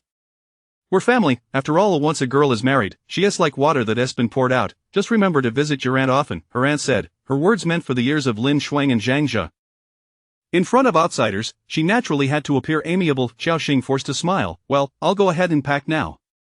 Do you need assistance from your uncle and me? No, thank you. I don't have too many things, I'll finish quickly. Xiaoxing declined her offer, entering the room to hastily gather her belongings into several large bags. Most of her items were books, a lifetime's worth of volumes filling several boxes. Some she had sold previously, while others remained unsold, totaling around 2 large boxes. Zhang Jia attempted to lift one but quickly found it challenging. Those boxes were indeed heavy. Lin Shuang wrinkled her nose in disdain. You can't lift this little bit? It's quite heavy. Why don't you give it a try? Zhang Jia shot back, annoyed. Men typically dislike having their physical capabilities questioned. Not to worry, I'll handle it myself, Xiaoxing said as she bent down to lift one. It truly was heavy, at least 50 pounds per box. Ultimately, it was Chin-su who entered, effortlessly lifting the 2 stacked boxes with ease. Lin Shuang's mouth fell open slightly as she observed Chin-su's retreating figure, then glanced at Zhang Jia, exasperated. How can he manage it? Zhang Jia stammered, he must exercise regularly. Then why don't you? I don't have the time. You could spare 2 hours of sleep in the morning and find time. You're just lazy. Zhang Jia found himself at a loss for words. If he claimed to be busy with work, it was evident that Chin-su had an even more demanding schedule yet still found time to exercise. Hey, brother Zhang Jia, could you help me move this? Xiaoxing handed him another small box, attempting to salvage his dignity. Zhang Jie accepted the box. Alright, this one isn't heavy. Xiaoxing smiled, knowing it contained only trivial items, hence its lightness. With Zhang Jie and Lin Shuang's assistance, her belongings were swiftly moved, requiring only 4 or 5 trips to clear the bedroom entirely. Before she departed, she cast a glance back at her aunt. Her aunt had retreated to her room, leaving only her uncle in the living room, looking as if he had something to say but hesitating. Xiaoxing approached her uncle and said, "Uncle, I'm leaving now." Her uncle's expression was complicated, tinged with guilt. "Be careful on your way, and do come back to visit when you have time." Xiaoxing couldn't help but smile. "I know. It's not far. I will come back to see you." He nodded, letting out a sigh. "This situation has turned out quite messy, Xing. You don't blame me, do you?" Xiaoxing shook her head. "Not at all. You've taken care of me for so many years. I'm grateful to you, uncle. I wouldn't blame you. Auntie is right. Now that I'm married, it's no longer suitable for me to live with you." Ah, her uncle sighed again. "Well then, I'll be on my way." "Please take care of yourselves," she said. "Go on." Xiaoxing opened her mouth but ultimately said nothing more. Turning to leave the home she had lived in for 20 years, downstairs, she loaded all her belongings into the car. Shinsu had brought very few items, just some clothes for changing, leaving most of his larger belongings behind. According to him, he could always stay there for a few days occasionally, needing to leave them both some private space. Xiaoxing and Shinsu settled into Zhang Jie's BMW, watching as the car pulled out of the community, putting more distance between them and the place she had called home. Unlike her usual commute to work, she felt a sense of loss in her heart. She had always regarded this place as her home, and now, it no longer belonged to her. Zhang Jie drove nervously. After working for the company for so long, it was his first time being this close to his boss. He occasionally glanced at Shinsu through the rearview mirror. Although he was dressed casually today, the air of authority that surrounded him was still palpable. Lin Shuang also looked back intermittently, struggling to find an opportunity to speak. "Xiaoxing, where shall we have lunch?" Lin Shuang inquired. Xiaoxing pondered for a moment before replying, "If you don't mind, I could prepare a meal for you at home." Chapter 92. The young man has a bright future. How splendid. I wasn't particularly inclined to dine out anyway. The food prepared outside is often unsanitary. It's far more delightful to cook at home, just in time. I wish to sample your culinary skills. Hearing her words, Xiaoxing felt a surge of joy. Absolutely, once we finish moving, I shall go buy groceries and prepare a meal. Wonderful. Before long, their vehicle arrived at the community to which they were relocating. As Xiaoxing was in the midst of moving, Yang Han unexpectedly appeared. He was still driving that Wuling Hongguang. Stepping out of the vehicle, he strode over with purpose, exclaiming, "Old Qin, sister-in-law, how could you move without inviting me?" "That's rather impolite." Xiaoxing was taken aback. "What brings you here? Old Qin is a dear friend of mine. I certainly had to come when you were moving. Fortunately, I made it just in time." "Let me assist you." Without wasting any words, Yang Han immediately hefted the heaviest box, which contained Xiaoxing's books. "Wow, this is quite heavy." Yang Han struggled momentarily but managed to lift it, which left Zhang Jie feeling significantly disheartened as he realized the extent of his own physical shortcomings. It was no wonder Lin Shuang found him wanting. With 3 strong men present, Lin Shuang and Xiaoxing merely carried a few smaller items. Moreover, with Yang Han's involvement, their efficiency in moving increased dramatically. In less than an hour, everything was successfully transported. The house was tastefully renovated and impeccably clean, requiring minimal tidying. Just some organization of items in the afternoon would suffice. However, it was already midday, and Xiaoxing needed to hurry to buy groceries, as there were many mouths to feed. "I'll accompany you," Lin Shuang exclaimed, picking up her bag and following suit as Xiaoxing prepared to leave. Xiaoxing did not refuse. It felt inappropriate for Lin Shuang to stay alone in a house full of men. The two descended together, familiarizing themselves with the new neighborhood. Yang Han mentioned that there was a market nearby, and the surrounding facilities were quite comprehensive and convenient. Along the way, she spotted several small shops and mini supermarkets.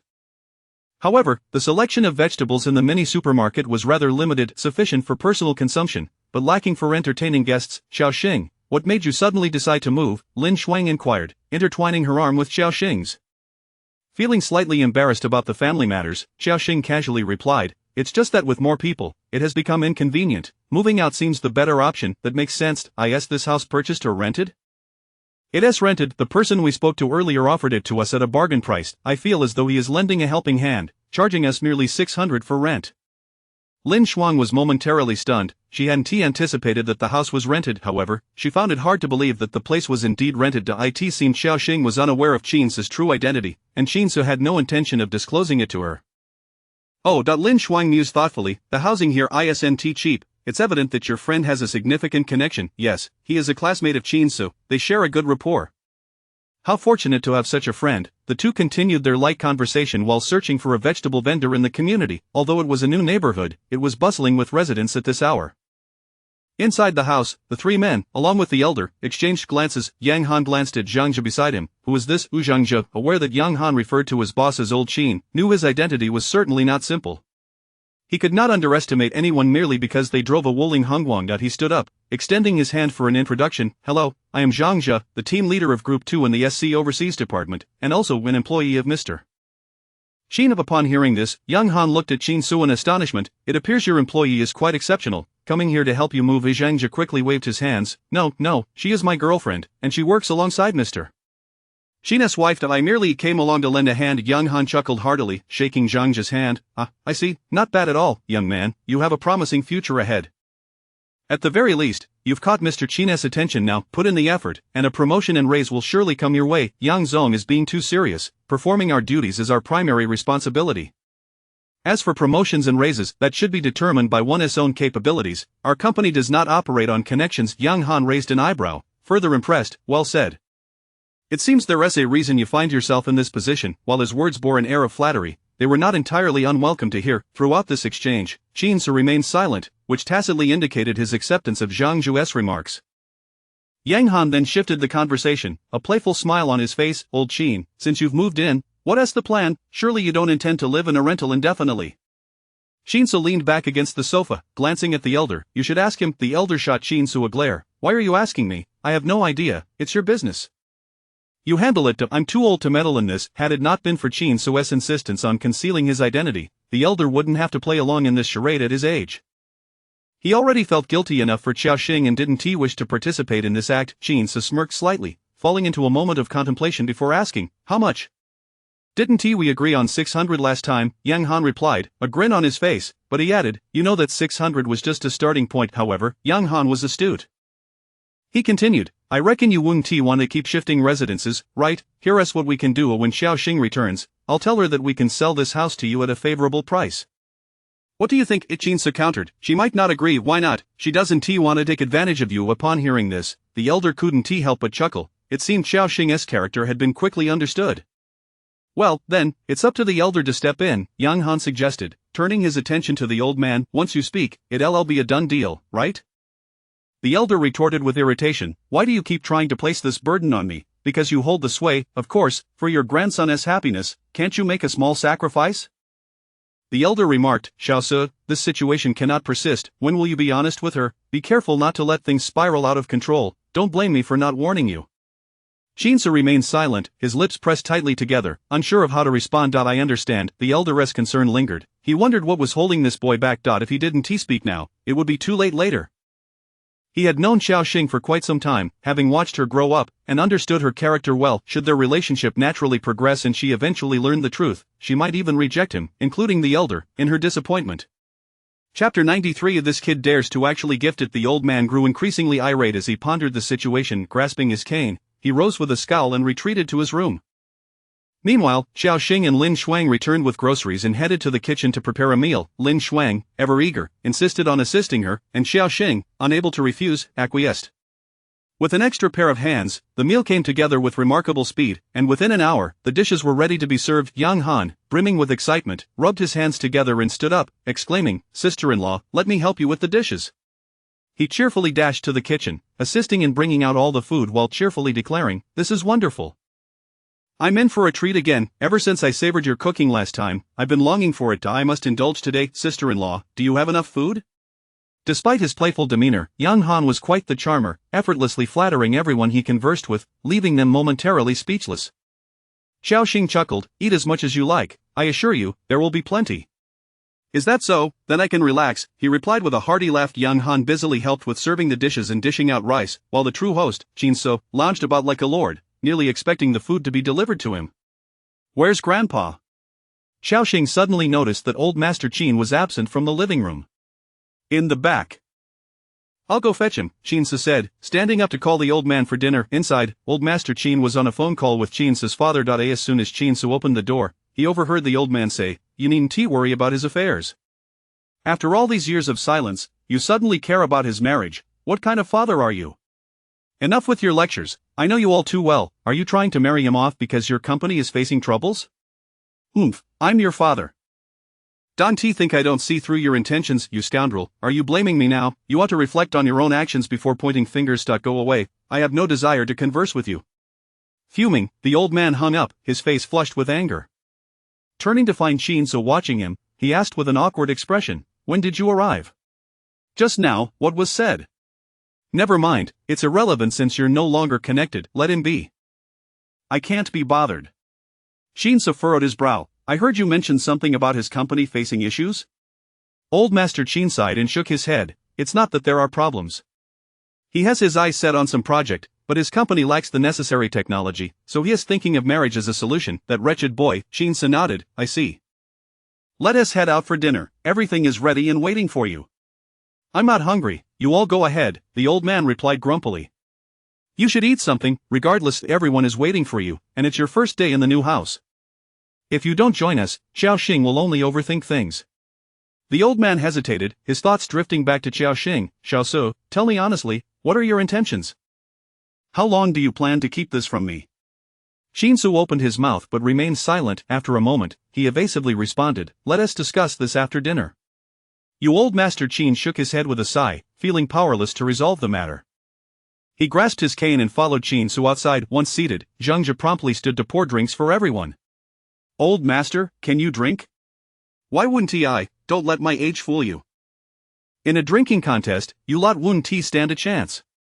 The old man proudly tilted his head back, as though he could drink indefinitely. Young Han burst into laughter. "Is that true, Grandpa? Then let us have a toast." Zhangzhe genuinely believed the old man's claim and reached for the bottle to pour him a drink, but before he could, Shinsu stopped him, saying, "He can't drink." Zhangzhe, taken aback, glanced between Shinsu and the old man, forced a chuckle, and turned to pour Shinsu a drink instead. "You cheeky brat, don't go overboard. Everyone else is drinking, why can't I partake? It's a joyous occasion." Shinsu shot him a dispassionate glance. "You know your own health better than anyone." "I'm fully aware. Now step aside." Shinsu withdrew his hand and, with a deft motion, poured juice for the old man. Old Master Qin shot him a furious glare. "You little rascal." Ignoring the old man's ire, Shinsu poured juice for Xiaoxing, stating, "You can't drink either." Xiaoxing protested, "But I can drink. Why shouldn't I? I have nothing else to do this afternoon. What is the harm in having a little?"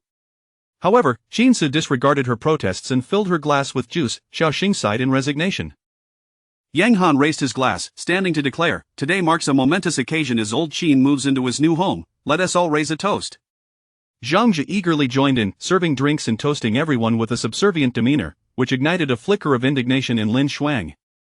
While she casually mentioned her boyfriend's impressive salary and high-ranking position, witnessing Zhangzhe's sycophantic behavior made her feel embarrassed to be associated with him. Xiaoxing also lifted her glass, and Zhangzhe offered her a toast, leaving her somewhat flabbergasted. After a round of drinks, Yang Han began to savor the dishes. After a few bites, he cleared his throat, shifting to more serious matters. He turned to Xiaoxing and asked, "Sister-in-law, are you satisfied with this house?" Xiaoxing paused momentarily, then smiled, "I'm quite satisfied. I haven't had the chance to properly thank you last time. I intended to treat you to a meal, but you paid the bill, and that left us feeling rather guilty. So, today, please indulge yourself." Yang Han nodded enthusiastically. "Of course, I won't hold back. Since you like the house, and I overheard old Qin mention you're considering buying one, why not purchase this very property?" Xiaoxing was taken aback, laughing awkwardly. "This house is beyond our means." Yang Han exchanged glances with the old man, urging him to intervene, but Old Master Qin's expression darkened. He pretended not to notice Yang Han's pleading look and continued eating, clearing his throat. Yang Han sought the old man's attention. "Grandpa, what do you think? Do you like this house?" Old Master Qin glared at him, replying, "If you like it so much, why don't you just give it to me?" Yang Han laughed heartily. "Really? Grandpa, if you truly mean it, I'd be happy to gift it to you, just say the word." The old man was momentarily speechless. Although Yang Han laughed, both he and Shinsu understood that the boy was not joking. If he dared to say it, he would indeed follow through. Chapter 94. A regret that will eventually come to pass. The old man choked on a morsel of food, prompting Xiaoxing to hastily present him with a glass of juice. He accepted it, feigning a sip of water to mask his embarrassment. Yang Han chuckled. "So, how are you both finding it? I could offer you a discount. After all, this house is of little use to me. If I sell it, I might even make a profit." The old man was already thrust into the situation, unable to refuse cooperation. He dabbed his mouth with a napkin and inquired, "What's the selling price?" Yang Han extended 5 fingers, 5 million. The juice the old man had just swallowed nearly erupted from his mouth.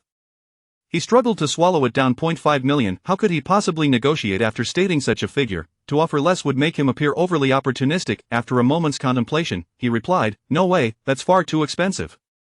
Offer me a lower price." Yang Han pretended to deliberate. "How about 3 million? 3 million is also out of the question, I simply don't possess that much." The old man's stance was resolute, leaving Xiao Xing in a state of astonishment. He hardly resembled a prospective homebuyer. Instead, he appeared to be negotiating a business deal. Stealing a glance at Qin Su, she silently questioned whether the old man had always behaved in such a manner. The elderly gentleman she had previously encountered had been quite amiable, a benign figure with no hint of aggression. She feared that if he spoke too harshly, he might offend Yang Han. Qin Su, seemingly unfazed, casually picked up his chopsticks and served her some food, feigning ignorance of her gaze. Yang Han continued to haggle with the old man, who pressed, "Is there no room for reduction?" Yang Han, displaying his theatrical prowess, responded, "Grandfather, just tell me directly, what is your budget?" 1,500,000, the old man stated. Yang Han scratched his head. That's a rather outrageous cut. The market value of this location is readily available online. The old man retorted, "Didn't you say that you and Xiao Su are good friends? You should provide him with a friendly price. Surely, you don't intend to exploit us financially?" No, I'm not looking to profit. You can't expect me to incur a loss either. I bought this house for 1,500,000, can you at least add another 100,000? Fine, then let us add 100,000. You, young man, are quite bold to bargain with an old codger like me. Yang Han, bemused, scratched his head. Is this even considered bargaining? Then it's settled. 1,600,000. We'll sign the contract after we finish our meal, and you mustn't back out. Yang Han nodded. Rest assured. What sort of relationship do we have? Would I really back out? Are you planning to pay in full, or in installments? The old man replied, Of course, installments. Do we look like we can afford to pay in full? Alright, I'll make a call to arrange for a notary, and then we'll sign the contract. How does that sound? No problem, let us eat. The old man, feeling somewhat dejected, picked up his chopsticks and resumed eating. Yang Han, equally pleased, continued his meal. Only Xiao Xing and Lin Shuang remained in stunned silence. Xiao Xing took a while to process the situation. Were they truly discussing the purchase of a house? Had this arrangement been finalized just like that? What had she missed? How had they managed to negotiate the price from 5 million down to 1,600,000? She was still trying to comprehend it. Lin Shuang, equally astonished, marveled at how a group of people had orchestrated such a performance over a mere house purchase, all in a bid to prevent Xiao Xing from becoming suspicious. Was her luck truly this extraordinary? She was utterly baffled by Qin Su's intentions. Initially, she thought he aimed to test Xiao Xing's character, but what was occurring now? His family and friends were going to such lengths for a house. It hardly seemed like a character test. Or perhaps, he intended to use this house as a means of assessment, Lin Shuang pondered, glancing at Qin Su, who remained as composed as ever, even serving Xiao Xing food. What are you dawdling for? Let us eat. Zhang Jie nudged Lin Shuang's arm, quietly urging her. He feared that in a moment of excitement, she might inadvertently reveal the truth. Lin Shuang snapped back to reality, hastily lowering her head to eat. She had been there for a while without finding an opportunity to converse with Qin Su. Of course, her initial intention hadn't been merely to engage with him, she sought to make an impression in his presence. Regular encounters with Qin Su would afford her a chance to showcase her admirable qualities. Xiao Xing finally regained her composure and whispered, Wait, did Grandpa just buy the house? Upon hearing this, Qin Su lightly affirmed with a soft He reassured her, Don't worry. He has the means. However, let us eat, or the food will go cold, Qin Su interjected, cutting her off. Xiao Xing felt a twinge of guilt. It hardly seemed right for an elderly man to spend his money on a house. After all, that was his retirement fund. With a sense of unease, she continued her meal, while Yang Han ate with remarkable speed. In less than half an hour, the lawyer he had summoned arrived. He, the old man, and Qin Su retreated into a small room, leaving her alone outside. Xiao Xing stared at the closed door with a sigh, uncertain of what they were discussing inside, and her heart felt heavy with apprehension. If they were to inscribe the old man's or Qin Su's name, she would find that quite normal. However, if her name were to be included, she would feel quite uncomfortable. After all, Qin Su had previously stated that whoever initiated the divorce would relinquish their claim to the house. Lin Shuang, sitting beside her, smiled, Xiao Xing, you're truly fortunate. Xiao Xing managed a wry smile. To outsiders, she indeed appeared fortunate, with both her husband and the old man treating her so well. Yet, she alone understood the reality of her situation with Qin, so there was no affection between them, and a divorce could happen at any moment. Do you think they might put your name on the house? Xiao Xing shook her head. I hope they don't. It would be best if my name is left off. Why? Lin Shuang asked, puzzled. I haven't contributed anything, how could my name possibly be on it? Xiao Xing stated matter-of-factly. Although her reasoning was sound, it caused Lin Shuang's heart to skip a beat. If Xiao Xing was genuinely unaware of the charade surrounding Qin's identity, then she was indeed a woman disinterested in wealth. In light of this, Lin Shuang suddenly remarked, that line of thinking is flawed. How could you say you haven't done anything? You've married Qin, so cared for him daily, prepared meals, and taken care of the household. You've contributed to this family. You deserve a share of that house, you cannot simply disregard it. If, hypothetically speaking, you were to divorce, would you not end up with nothing? That would be quite a loss. Xiao Xing sighed, I don't care about such things. We're reliving life together, what's the point of nitpicking over it? What's meant to be yours will be yours, there's no need to scheme over it. Lin Shuang's lips curled into a slight smile. You know, this mindset will lead to regret eventually. Lin Shuang continued to attempt to persuade her, but Xiao Xing was resolute, her mind set on one thing. She did not want her name associated with the house, she did not wish to exploit the old man's generosity. Just as Xiao Xing was lost in thought, they emerged from the room. Chapter 95. A sense of comfort. Xiao Xing stood up nervously, observing Yang Han engaged in cheerful conversation with the old man, while the lawyer beside them shared in the merriment. Well then, Grandpa, I shall take my leave now. Enjoy your time, and I shall visit again when the opportunity arises. Very well, do take care on your way, and come to play again soon, the old man replied with a smile. In truth, he rather liked this young lad. Yang Han. Not only was he sweet-tongued, but he was also capable in his endeavors. That said, had Yang Han not possessed a knack for socializing, he likely would not have become friends with Qin Su. Given Qin's temperament, it was no simple task to earn his friendship without a bit of charm and competence. After exchanging pleasantries with the old man, Yang Han departed with the lawyer. As they passed by Xiao Xing, he flashed her a grin. Sister-in-law, your culinary skills are truly remarkable. I shall certainly come by for a meal again. Xiao Xing managed to smile, her lips curling slightly. Of course, you are always welcome. Great, I shall remember that. Goodbye. Yang Han called as he left, dragging Lin Shuang and Zhang Zhou along with him. They felt it was time to exit, sensing that the conversation would soon turn to family matters, and lingering there would be inappropriate. Lin Shuang stood up and said, well, we shall take our leave now, perhaps we can chat again on another occasion. Sure, let me see you off. Zhang Zhou insisted, waving his hands. No need, we can manage on our own. You two carry on with your business. With that, he hurriedly pulled Lin Shuang away. My goodness, he actually dined at the boss's residence. Who else in the entire company could boast such a privilege? He could brag about this for a year. Once everyone had departed, only the three of them remained. Xiao Xing glanced anxiously at Grandpa Qin. Grandpa, about this house. Grandpa Qin approached her, taking a seat beside her, and raised his hand to gesture for Xiao Xing to sit as well. Star, I have purchased this house. As you are getting married, I feel I ought to offer you something, though I lack a grand wedding to give you. It weighs on my conscience a little. He paused for a moment before continuing, therefore, consider this house a gift from me. You and Xiao Su can discuss how to register it, simply visit the housing authority when you're ready. The contract is signed, and the payment is complete, so you need not worry. Xiao Xing was taken aback. Grandpa, how can I allow you to spend on this? Xiao Su and I had already decided we wouldn't need your financial assistance. The old man waved his hand, interrupting her. I understand your filial piety. Xiao Su encouraged me to do this as well. Just so you know, I only covered the down payment. The mortgage will be your responsibility. So, there is no need for you to feel embarrassed. Ah, I see. Xiao Xing exhaled in relief.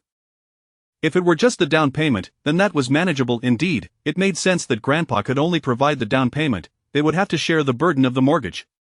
So, the name on the deed can be whatever you two decide, right? You can work it out together. Xiao Xing nodded, acknowledging this. The old man wiped the sweat from his brow, cleared his throat, and stood. Well, I shall retire for now. You two take your time discussing this matter. Oh, the older I get, the more I find myself drowsy. With that, the old man slipped away into his room. Now, only Xiao Xing and Qin Su remained. They exchanged glances, each momentarily at a loss for words. Qin Su finally spoke. Let us proceed as we discussed before. Both our names should be on the deed. If either of us initiates a divorce, the house will belong to the other. What do you think? Zhao Xing hesitated, uncertainty flickering in her eyes. Qin Su added, the 30,000 you gave me is already set aside for the down payment. So, you genuinely don't want this house? Zhao Xing was momentarily stunned. Wait, did you use the 30,000 for the down payment? Yes, he confirmed. But I still have 10,000 left to return to you. As he spoke, he handed her back the card. Keep this 10,000 for emergencies or for your personal use. Zhao Xing accepted the card. Then I shall save it for the mortgage payments. That is entirely up to you. When shall we transfer the title? We need to consult Young Han to see when he is available. If you trust me, I can handle it. If you have reservations, then we can wait until Young Han is free, and you can accompany me. Of course, I trust you. So, you will take care of this matter, and I shall leave it to you? Zhao Xing felt an inexplicable sense of reassurance in Qin Su. Although he sometimes displayed a rather mundane demeanor, there was something reliable about him. This feeling of comfort was difficult for Zhao Xing to articulate. It was as if, had the situation involved someone else, they would undoubtedly seek to claim that 30,000, actively working to exclude her name from the property deed. But Qin Su did not pursue such actions. He did not demand her money. Both he and Grandpa Qin were good men. Her trust in him was also rooted in her long acquaintance with Grandpa Qin, who would never wish her harm. It was just that perhaps Grandpa Qin remained oblivious to his grandson's orientation. With the matter of the house resolved, Zhao Xing had no particular engagements that afternoon, so she busied herself organizing their belongings, which had just been moved in. Her possessions were the most numerous, while Qin Su had little to show, just a solitary suitcase, a stark reminder of their wedding day, just as solitary as before, with woefully few items. Qin Su left the house in the afternoon, leaving Zhao Xing home alone. After she finished tidying up, Lily called, reminding her not to forget their appointment to choose a wedding dress the following day. Zhao Xing rubbed her sore arms, agreeing to Lily's request. Later that evening, Lily and Wang Yi arrived, laden with gifts. Zhao Xing was taken aback to see them. Wang Yi, following his usual custom, enveloped Zhao Xing in a bear hug. Cousin! Congratulations, you finally have your own home. Zhao Xing gasped for breath, gently patting Wang Yi's shoulder to signal him to release her. After he let go, he thrust an assortment of items into her hands. This is from Dad. He said since you've moved into a new home, we ought to bring you a gift. May I come in? Zhao Xing quickly stepped aside, urging, of course, come in, I just finished tidying up. Wang Yi slipped off his shoes and walked in barefoot, surveying the surroundings. This place is nice. It is quite similar to the one we saw last time. Once I have some money, I'll buy a place next door and come over to mooch off you every day. Zhao Xing chuckled at his words. You'd better work hard for that. Absolutely. I will indeed strive for it. That old house belongs to my parents. It's enough for them to retire and I definitely plan to move out eventually, Wang Yi declared earnestly. As he admired Zhao Xing's home, his enthusiasm was palpable. Just then, Qin Su returned. Chapter 96. Cashing in with a smile, Wang Yi waved at Qin Su. Cousin-in-law, it's Saturday, where have you been? Why leave my cousin home alone?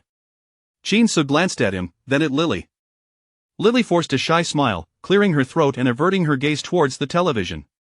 Just out for a bit, Qin Su replied, changing his shoes. He then addressed Zhao Xing, I came back to grab something. I'll be heading out again shortly. Oh, alright.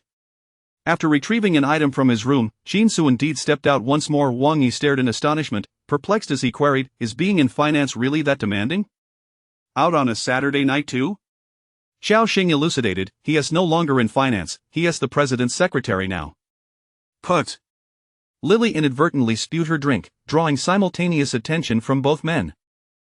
Her cheeks flushed with embarrassment as she dabbed at her mouth with a tissue, offering a forced chuckle. It's just amusing to hear of a man as a secretary. Had she not sought out Qin Su, she might have believed it. One moment he is in finance, the next as secretary.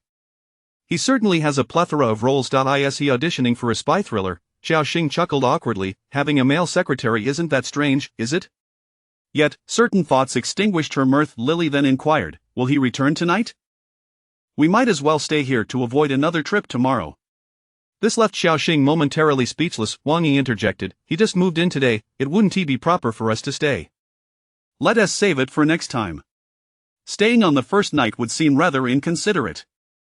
Alright then, let us take our leave. We'll come by early tomorrow, Lily conceded, wary of provoking Qin Su should he return and unveil her past indiscretions.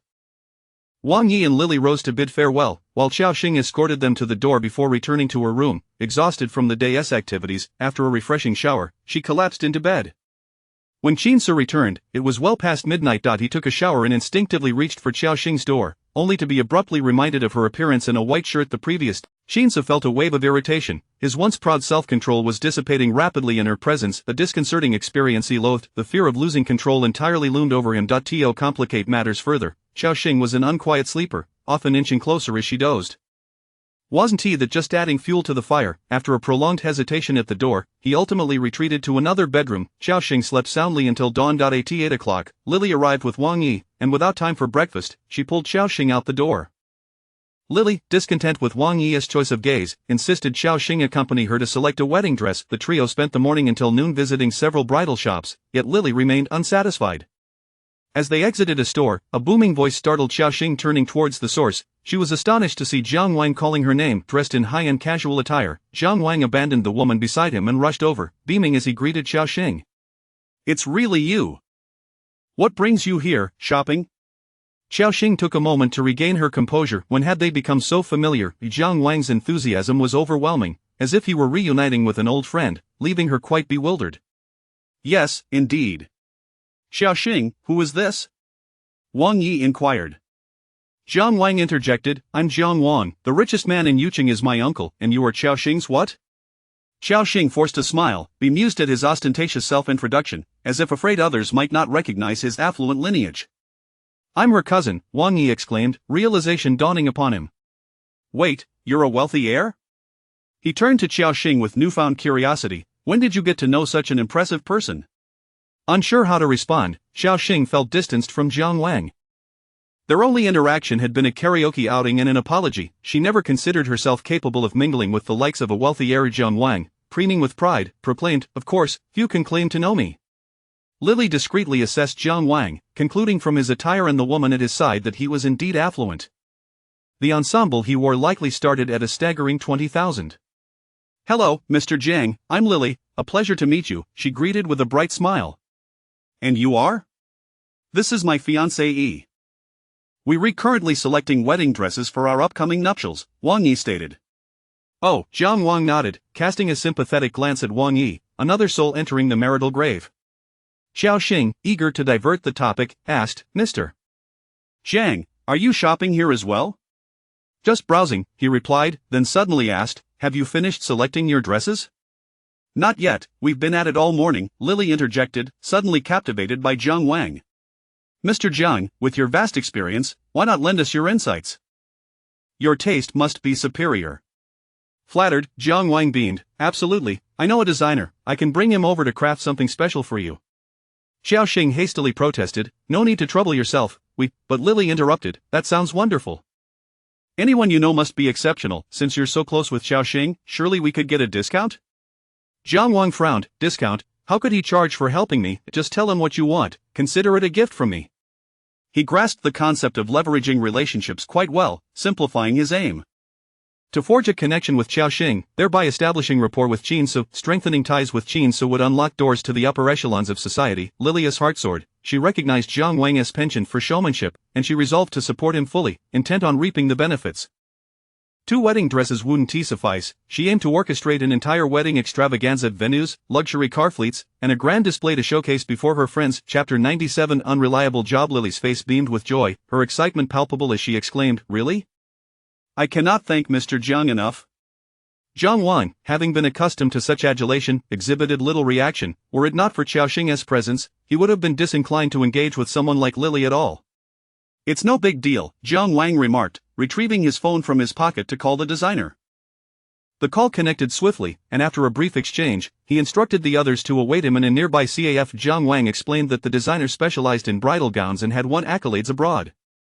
Coincidentally, his mother owned a chain of bridal shops, and this designer was the manager she had brought on board. As the son of the proprietor, it was only natural that the designer would comply with his summons.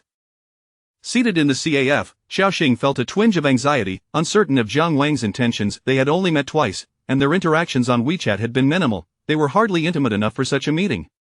While chatting with Wang Yi, Jiang Wang learned that he was Xiaoxing's cousin and treated him with a modicum of courtesy, refraining from flaunting his affluent background. Aware that Wang Yi was unemployed, Jiang Wang sought to introduce him to various job opportunities, albeit those were far from reliable positions such as a security guard at a club, a manager at a foot massage parlor, or even a role at a debt collection agency. What kind of jobs are these? Wang Yi, however, seemed rather bold. Upon hearing the high salaries, he became intrigued and inquired about when he could start. Cousin, hold on a moment, you haven't even sorted out your wedding yet, why are you thinking of working? Xiao Xing advised him softly. Wang Yi replied, I know, but I need to secure something first, right? Honestly, when I was a child, I found those debt collectors on television quite impressive, with Jiang Wang backing me, I'd like to experience it firsthand, heh. He envisioned himself wielding a baton and a machete, accompanied by a throng to demand debts from others' homes. It struck him as quite imposing.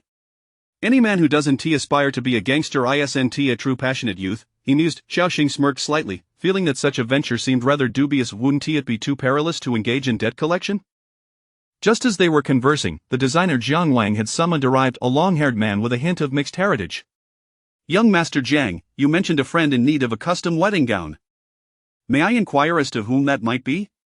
Chen Feng, panting slightly, took a seat and laid his sketchpad and documents on the table. Jiang Wang gestured towards them, saying, It's them, please speak with them. Lily smiled at Chen Feng. Well then, may I ask what style of gown this young lady desires? Do you have any references or preferred types? Lily rested her chin on her hand and shook her head. Not really, I've seen so many today that I'm unsure of what I like. Chen Feng handed her a portfolio. Perhaps you could take a look at this. It contains previous designs of mine, see if any resonate with you. Are these completed pieces? She inquired. These are past designs, all unique creations, none are mass-produced, they are merely for your reference. The gown I designed for you will be exclusive, not sold to anyone else, Chen Feng explained. Jiang Wang added, Indeed, scheduling an appointment with him for a wedding gown is essential. Ordinary individuals struggle to secure a slot. His design fees start at 6 figures, and should he personally design and craft the gown, it would escalate to 7 figures. Xiao Xing, upon hearing this, discreetly counted her fingers under the table. 7 figures meant over $1 million, didn't it? The world of the wealthy was truly different. She could hardly fathom the distinction between gowns priced in the tens of thousands and those in the millions. Lily, visibly excited, felt an urge to capture Jiang Wang's earlier words in a video for her social media. Affecting a calm demeanor, she expressed, I must extend my gratitude to Mr. Jiang. Without you, I might never have had the opportunity to meet this designer. Jiang Wang waved dismissively, his interest waning. You may converse, he said. Lily, undeterred, began perusing the portfolio. Perhaps influenced by Jiang Wang's comments or Chen Feng's stature, she found each design captivating. Upon reaching the final page, however, she remained undecided and returned the portfolio to Chen Feng. These designs are stunning, truly deserving of a master designer's touch. I seem to have no specific preferences, Mr. Chen. Would you mind designing a gown based on my figure and your vision? Chen Feng surveyed her thoughtfully and nodded. Of course, are you certain you have no requirements? Perhaps regarding color or style? White will suffice, I am open to any style represented in this portfolio. Very well, please add me on WeChat and send me your measurements. I will prepare a preliminary sketch for you to review once I return. Absolutely. Lily eagerly retrieved her phone, adding Chen Feng. With a mischievous glint in her eye, she turned to Jiang Wang. Mr. Jiang, may I add you on WeChat as well? Jiang Wang, with his phone on the table, casually displayed his QR code. Go ahead. Lily suppressed her excitement as she added him. She had never added a wealthy heir on WeChat before, though she had interacted with some affluent individuals. They were merely small-time business owners with limited wealth. Well then, young Master Jiang, I must take my leave. I have many matters to attend to, Chen Feng declared as he gathered his belongings, his busyness evident. Go ahead, Jiang Wang waved him off. As one would fly, Chen Feng departed as swiftly as he had arrived, like a gust of wind. Xiao Xing then spoke, since the bridal gown matter is settled, I, too, shall be on my way. It is the weekend, and the market will be crowded. I must go early.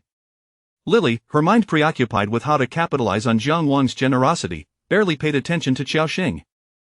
Hesitating, Xiao Xing glanced at Wang Yi, who seemed to take Jiang Wang's job offer seriously, yet, in Jiang Wang's presence, she felt it inappropriate to voice her concerns, planning to advise him later in private.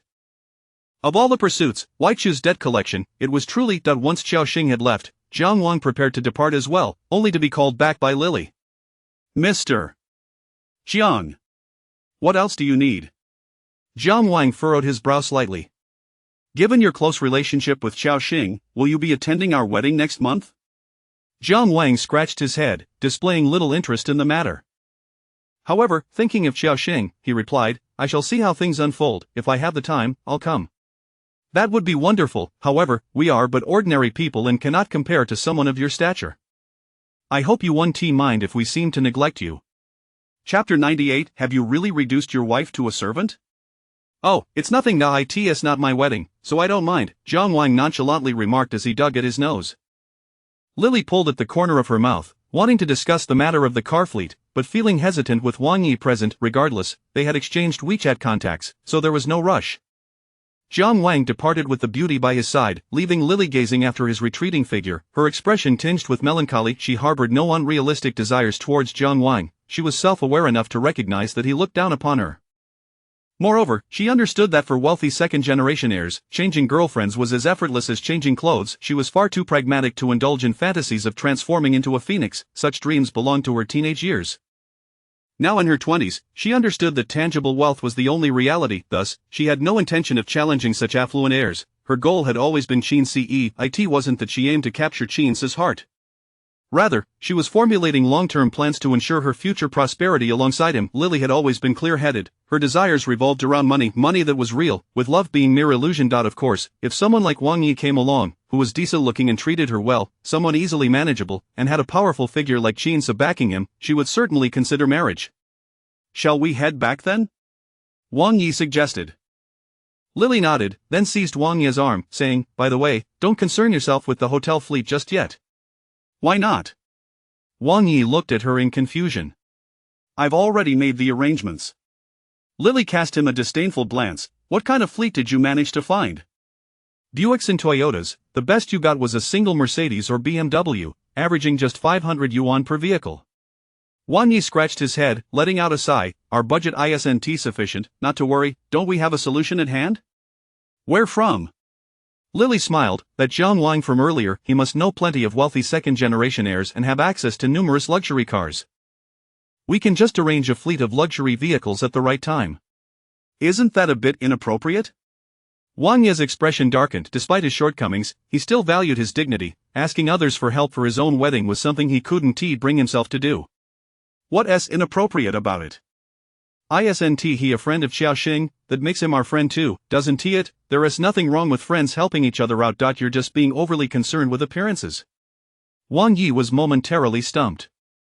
Who was clinging to appearances here? The fleet he had arranged wasn't lacking in quality. If Lily insisted on a luxury fleet, wasn't it she who was being superficial? Can he help us? Of course he can. Just leave this to me, Lily said impatiently, tossing her hair back. She grabbed her bag and stood up. Alright, let us head back. Don't worry about the hotel. Use the money you saved to buy some better quality cigarettes and alcohol, and arrange a decent banquet. Do you understand? Oh. Wang Yi still felt uneasy inside. Why did she have to go to Jiang Wang? He couldn't shake off the discomfort. However, seeing Lily's determined demeanor, he realized he couldn't persuade her otherwise, so he resolved to comply. He didn't want to squabble over trivial matters at this crucial juncture. It was time to tie the knot and fulfill their obligations. After Xiaoxing emerged, she immediately took a taxi to the vegetable market, which was somewhat distant. She wasn't yet familiar with the route on her electric bike. After considering it, she concluded that taking a taxi wouldn't be cost-effective. Buying within the community would be more sensible. Upon returning with the groceries, she found Qinsu already at home. He had converted one of the 4 rooms into a study, allowing him to avoid working late into the night in the bedroom, which was inconvenient and disturbed Xiaoxing's sleep. After preparing dinner, Xiaoxing called him to eat, but after several attempts with no response, she pushed the door open. He was indeed engaged in a video conference, wearing headphones and oblivious to her knocking. Standing at the door, Xiaoxing gestured for him to join her for dinner. Qin nodded, muttered something in French to the video call, then ended it, closing his laptop before stepping out. This marked their second day in the new home, and it was the first time the family gathered to dine together in their new abode. The old man was quite pleased, even consuming an extra half bowl of rice. After dinner, Xiaoxing took the initiative to clear the table. The old man frowned, glaring at Qinsu. What are you still doing here? Qinsu was taken aback. What should I be doing? The old man, exasperated, replied sternly, she has cooked. Shouldn't you help clear the table? You're just sitting there like a lord. Are you truly treating your wife as a servant? Qinsu tugged at the corners of his mouth, instinctively glancing towards the kitchen. She doesn't want me to help. If she doesn't want your help, does that mean you shouldn't do anything? What does help even mean? Isn't this your home? Shouldn't you be taking care of household chores? Qinsu found himself at a loss for words. The old man snorted, lowering his voice. Don't give me excuses about hiring help. You aren't in a position to afford that right now, just do the household chores like a responsible man. Shinsu furrowed his brows, filled with questions. How could doing housework make him any less of a man? What are you looking at? Get moving. The old man waved his cane, nearly striking him. Sighing, Shinsu stood up and disposed of the leftover food into the trash. Just then, Xiaoxing emerged and saw him, rushing over to stop him. What are you doing? I'm disposing of it. Shinsu replied, as if it were the most natural thing. There is still so much left. Why would you throw it away? Give it to me. Xiaoxing snatched the leftovers from his hands, hurried to get some plastic wrap, sealed it, and placed it in the refrigerator. Shinsu stood there, momentarily at a loss for words. Xiaoxing explained, these can be reheated and eaten tomorrow. Don't throw them away, we cooked them ourselves, so they're not dirty. Plus, we need to save money since we have a mortgage to pay. Shinsu watched her busying herself, as she meticulously stored all the leftovers, even separating the smallest portions into another dish. Were they really so impoverished now? He glanced at the old man, who merely shrugged in response, as if to say it was his fate, before retreating to his room with his cane. Shinsu looked at Xiaoxing with a complex expression. Sensing his reluctance, Xiaoxing reassured him, don't worry, I'll take the leftovers to the office tomorrow. You won't have to eat them. I'll cook for you again in the evening. In their new apartment, the company had provided a microwave, allowing her to bring lunch. Xiaoxing smiled, don't look at me like that. I intentionally made extra to prepare for tomorrow. Look, let me calculate. If I eat out for lunch, the cheapest meal costs 25 yuan. Not if I save that, I could save over 100 yuan a week, 400 to 500 a month. That's enough for a month's worth of groceries, which could total several thousand yuan a year, equivalent to our monthly mortgage. Shinsu stared at her lips moving, suddenly recalling how she haggled over 50 cents at the market. He couldn't quite articulate the sensation, but he distinctly felt the essence of life. Listening to her, it even felt as if time slowed down. In the daily hustle and bustle at work, time always seemed to slip away. Upon reflection, he realized that earning money felt like an end in itself. Work had become merely a part of his life, yet he had never truly lived. Chapter 99. Must sleep before midnight. As Xiaoxing spoke, she noticed him staring blankly at her, prompting her to fall silent. What's wrong? She asked, a hint of anxiety in her expression. Did he think her too mercenary? This recollection brought to mind a previous occasion when she accompanied Linyu to a gathering with his friends. When the waiter inquired if they would like a voucher, she, considering that she and Linyu were treating, requested a 200 yuan voucher. Linyu felt she embarrassed him in front of his friends and scolded her for a considerable time afterward. She still vividly recalled his words, do you really need that 200 yuan? It's not as if we can't afford it, those are my childhood friends. If you ask for that voucher, they might think I'm living in dire straits. At that moment, Xiaoxing found herself at a loss for a retort. She apologized, but since then, he had refrained from bringing her along to social gatherings, perhaps deeming her unfit for such occasions. However, Xiaoxing herself did not relish attending such events, so she did not dwell on it. Yet, Shinsu's silence now pierced her heart like a sharp object. In his presence, Xiaoxing often felt a sense of inferiority. He was handsome, highly educated, and an overseas returnee. Were it not for certain unavoidable circumstances, he would not have married her. In contrast, she was merely an ordinary graduate from a second-tier university, with an unimpressive family background and a rather unremarkable job. Shinsu snapped back to reality, shaking his head and saying, it's nothing. I find your perspective quite insightful. Next time, please prepare a bit more, and I will bring lunch to the office as well. Xiaoxing was momentarily taken aback, staring at Shinsu in disbelief. What did you just say? He replied, I can't let you bear the burden of saving money alone. Please prepare an extra serving for me as well. The meals ordered at the office are indeed rather unpalatable. Although his expression remained neutral, the seriousness of his words conveyed sincerity. For reasons unknown, her eyes suddenly brimmed with unshed tears, and she softly embraced Shinsu. He instantly stiffened, frozen in place. Xiaoxing looked at him, forcing a smile. All right, then I shall prepare a bit more tomorrow. Yes, you should get some rest now, Shinsu said, his voice trembling slightly. Xiaoxing nodded, turning to return to the bedroom, wiping away the traces of her tears. A peculiar sensation welled up inside her. Living alongside someone of good character truly mitigated many conflicts. The essence of character is challenging to articulate, as everyone harbors selfish motives, yet, those of admirable character possess profound cultivation and knowledge. They can lower their own needs to accommodate others and consider matters from the other person's perspective. Shinsu was indeed an exceptional individual. Unbeknownst to her, Shinsu was preoccupied with a meeting, as he often dealt with international affairs due to time differences, leading him to work late into the night. He routinely only slept 4 to 5 hours, rising early for morning runs and maintaining a high-intensity work schedule. However, he had been contemplating the notion of life just moments ago. He longed for a leisurely existence, filled with the warmth of everyday life, and had found himself distracted during the meeting.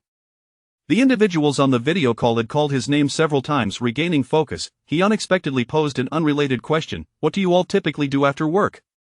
The participants appeared momentarily stunned, one of them replying, "There's a plethora of options: watching television, shopping, walking the dog, or gathering with friends. I adore walking dogs myself. I currently have 3, and they are truly well behaved and adorable." Chin-soo propped his head on his hand, listening to them share snippets of their lives. After a while, he inquired again, "What do you do with the money you earn?" "Of course, we buy things, indulge in our favorite collectibles, go on dates, or travel, boss. Why are you suddenly asking these questions?" "It's nothing. What were we discussing earlier?" Chin-soo deftly steered the conversation back on track. They resumed their discussion on the functionality testing of artificial intelligence in healthcare. Recently, they had tested neural network diagnostics, yielding promising results. It could now analyze vast amounts of case studies and imaging data to construct intricate neural network models capable of identifying and diagnosing elusive ailments. Compared to conversational AI robots, this medical AI was relatively simpler yet far more practical. Several biotechnology companies had already approached them for collaboration. Indeed, artificial intelligence is the future, and we are undeniably at the forefront of technological advancement. Chin-soo had been closely monitoring this project, initially planning to oversee it abroad once domestic companies stabilized. However, upon returning, his grandfather had burdened him with numerous tasks and even found him a bride. If he were to travel abroad now, he was uncertain how to explain it to Xiaoxing. A business trip lasting 10 days to half a month might be manageable, but if it extended to a year or more, he would struggle to justify it. Contemplating these matters left Chin-soo with a headache. Suddenly, a knock sounded at the door, and before he could respond, the study door swung open. His grandfather stood there, leaning on his cane with a serious expression. "Grandfather, why are you still awake at this hour?" His grandfather scoffed. "You realize how late it is? What work is more important than sleep?" "I'll be going to sleep shortly," Chin-soo replied, pinching the bridge of his nose, realizing that living with this old man felt akin to having a surveillance system installed in the house. "Going to sleep shortly? Why haven't you turned off the computer?" His grandfather stood resolutely at the doorway, determined not to leave until Chin-soo was seen to be settling down. With a sigh, Chin-soo shut down the computer and stood to leave the room. His grandfather's gaze seemed to glue itself to him as he made his way to another bedroom to retrieve his nightclothes. Just as he was about to enter the bathroom, he heard his grandfather call out, "Wait a moment." "What is it now?" His grandfather said, "Why are your things in this room?" Chin-soo paused slightly, explaining, "I worked late and didn't want to disturb Xiaoxing, so I slept in this room." His grandfather's expression hardened. "From now on, you must go to sleep before midnight every night." "What for? If I catch you working late again, I won't play along anymore." Chin-soo forced a smile, acknowledging the command. He feared his grandfather would see through him. After all, they had already been playing this charade for some time, and if exposed, it could lead to an unresolvable situation. Many uncertainties loomed ahead. He did not know how Xiaoxing would react upon discovering the truth, and he was reluctant to disrupt their current tranquility. Chin-soo even entertained a bold notion: to never reveal to Xiaoxing the truth and to live with her as an ordinary couple, leading a simple and mundane life. The mere thought of this filled him with inexplicable frustration. Why was he contemplating such a lifelong commitment? When had he begun to fear this? Grasping his clothes, he turned and locked himself in the bathroom, splashing cold water on his face several times. His grandfather, however, was equally stubborn, remaining outside, waiting for however long it took for him to finish. Upon emerging to find his grandfather still waiting, the tension in Chin-soo's forehead tightened. His plan to sleep in another bedroom was dashed, leaving him with no choice but to silently enter the room where Xiaoxing lay asleep. Chapter 100. Finding a wife is futile. Xiaoxing was in the midst of a deep slumber, blissfully unaware that Chin-soo had joined her in bed. Perhaps she had grown accustomed to his presence, his scent was intimately familiar to her, and subconsciously, she believed that his lying beside her posed no threat. This thought brought her a sense of ease, yet it was Chin-soo who bore the burden of their situation. After all, he was a vigorous young man, brimming with vitality, and sharing a bed with a woman daily was a relentless test of his willpower. He feared he might succumb to temptation. Time and again, he found himself oscillating between maintaining his composure and surrendering to primal instincts. Habitually, Xiaoxing turned over and used him as a pillow. Unable to endure this any longer, Chin-soo rose to retrieve a pillow from the sofa outside, placing it between them to shield himself from her grasp. He then turned his back to her. The following morning, when Xiaoxing awoke, she found herself staring at the pillow in her arms. Bewildered, she could not recall bringing it to bed. After all, she had not done so had Chinsa placed it there. Aware that she had a tendency to fidget in her sleep, she wondered if she had inadvertently touched him. Closing her eyes, she engaged in a moment of self-reflection before setting the pillow aside. It seemed she would need to purchase a plush toy after work that day. However, upon further contemplation, she realized that previously, due to a lack of spare rooms, Chinsu had no choice but to share her quarters. Now that they had moved into a new home with ample space, why did he still choose to sleep in the same room as her? Perplexed, she decided to set aside her thoughts and hurriedly got up to prepare breakfast. Grandfather Chin was already up early, feeding the birds on the balcony. Among them was a parrot he had cared for over the years. Though it remained stubbornly silent, the old man endeavored daily to teach it to speak, but to little avail. As Xiaoxing prepared breakfast, Chinsa returned just in time. Clad in athletic wear, he showcased his physique to perfection, presenting an entirely different style compared to when he donned a suit. The sports attire exuded a distinctly masculine aura, while the suit lent him an air of an elite gentleman, untouched by the mundane world. Upon entering, Chinsa heard his grandfather's voice resonating through the air. "How about I find a wife for you? If you agree, I shall seek one out. You could then provide me with a few little parrots. Alas, at my age, I wonder if I will live long enough to see them."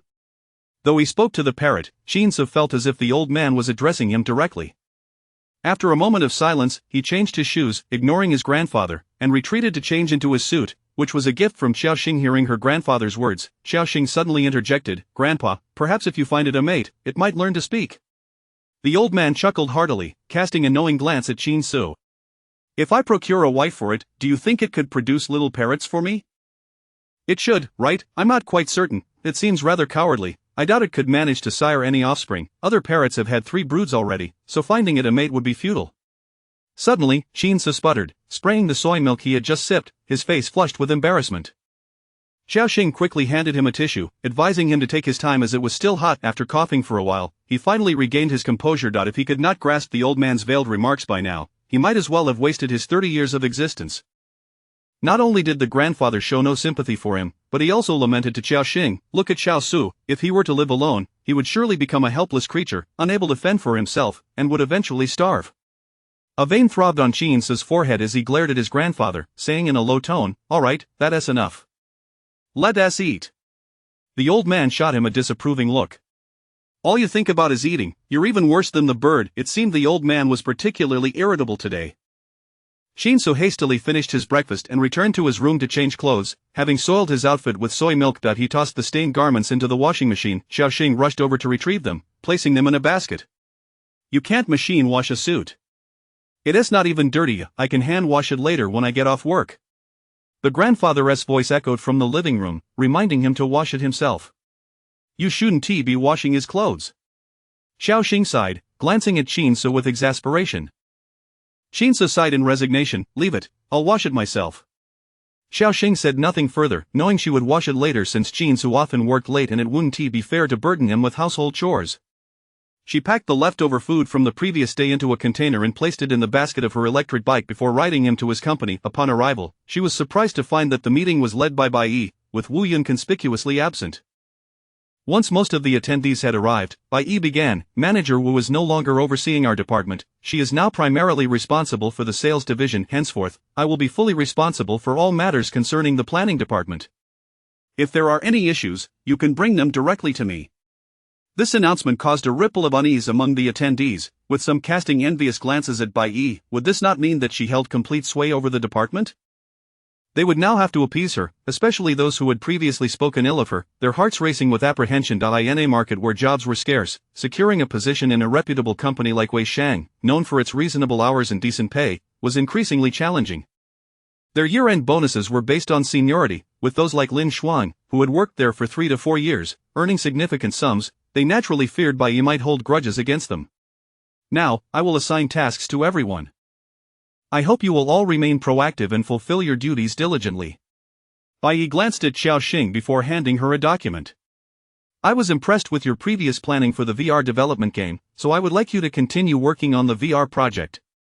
Please provide me with 3 concept outlines by the end of the week." Xiaoxing nodded, understood. Given the collaboration with SC, the company was also looking to align itself with AI developments, leveraging SC's resources and channels. Hence, VR had become a primary focus for the company, and Bai Yi was evidently grooming Xiaoxing for a significant role. Several colleagues looked on with envy, realizing that flattery was indeed a requisite for advancement. After the meeting, Xiaoxing meticulously reviewed the materials Bai Yi had given her, recognizing the project's importance, as the final proposal would be submitted for approval to SC. If successful, it would secure both investment and technical support from SC. Just as she was feeling eager to dive into the project, she received a call from the assistant to the vice president, requesting her presence in the office. Why would Vice President Chen suddenly seek her out? Xiaoxing could not afford to delay and promptly made her way to his office. To her surprise, Wu Yun was also present, with her previous game proposal laid out on the desk.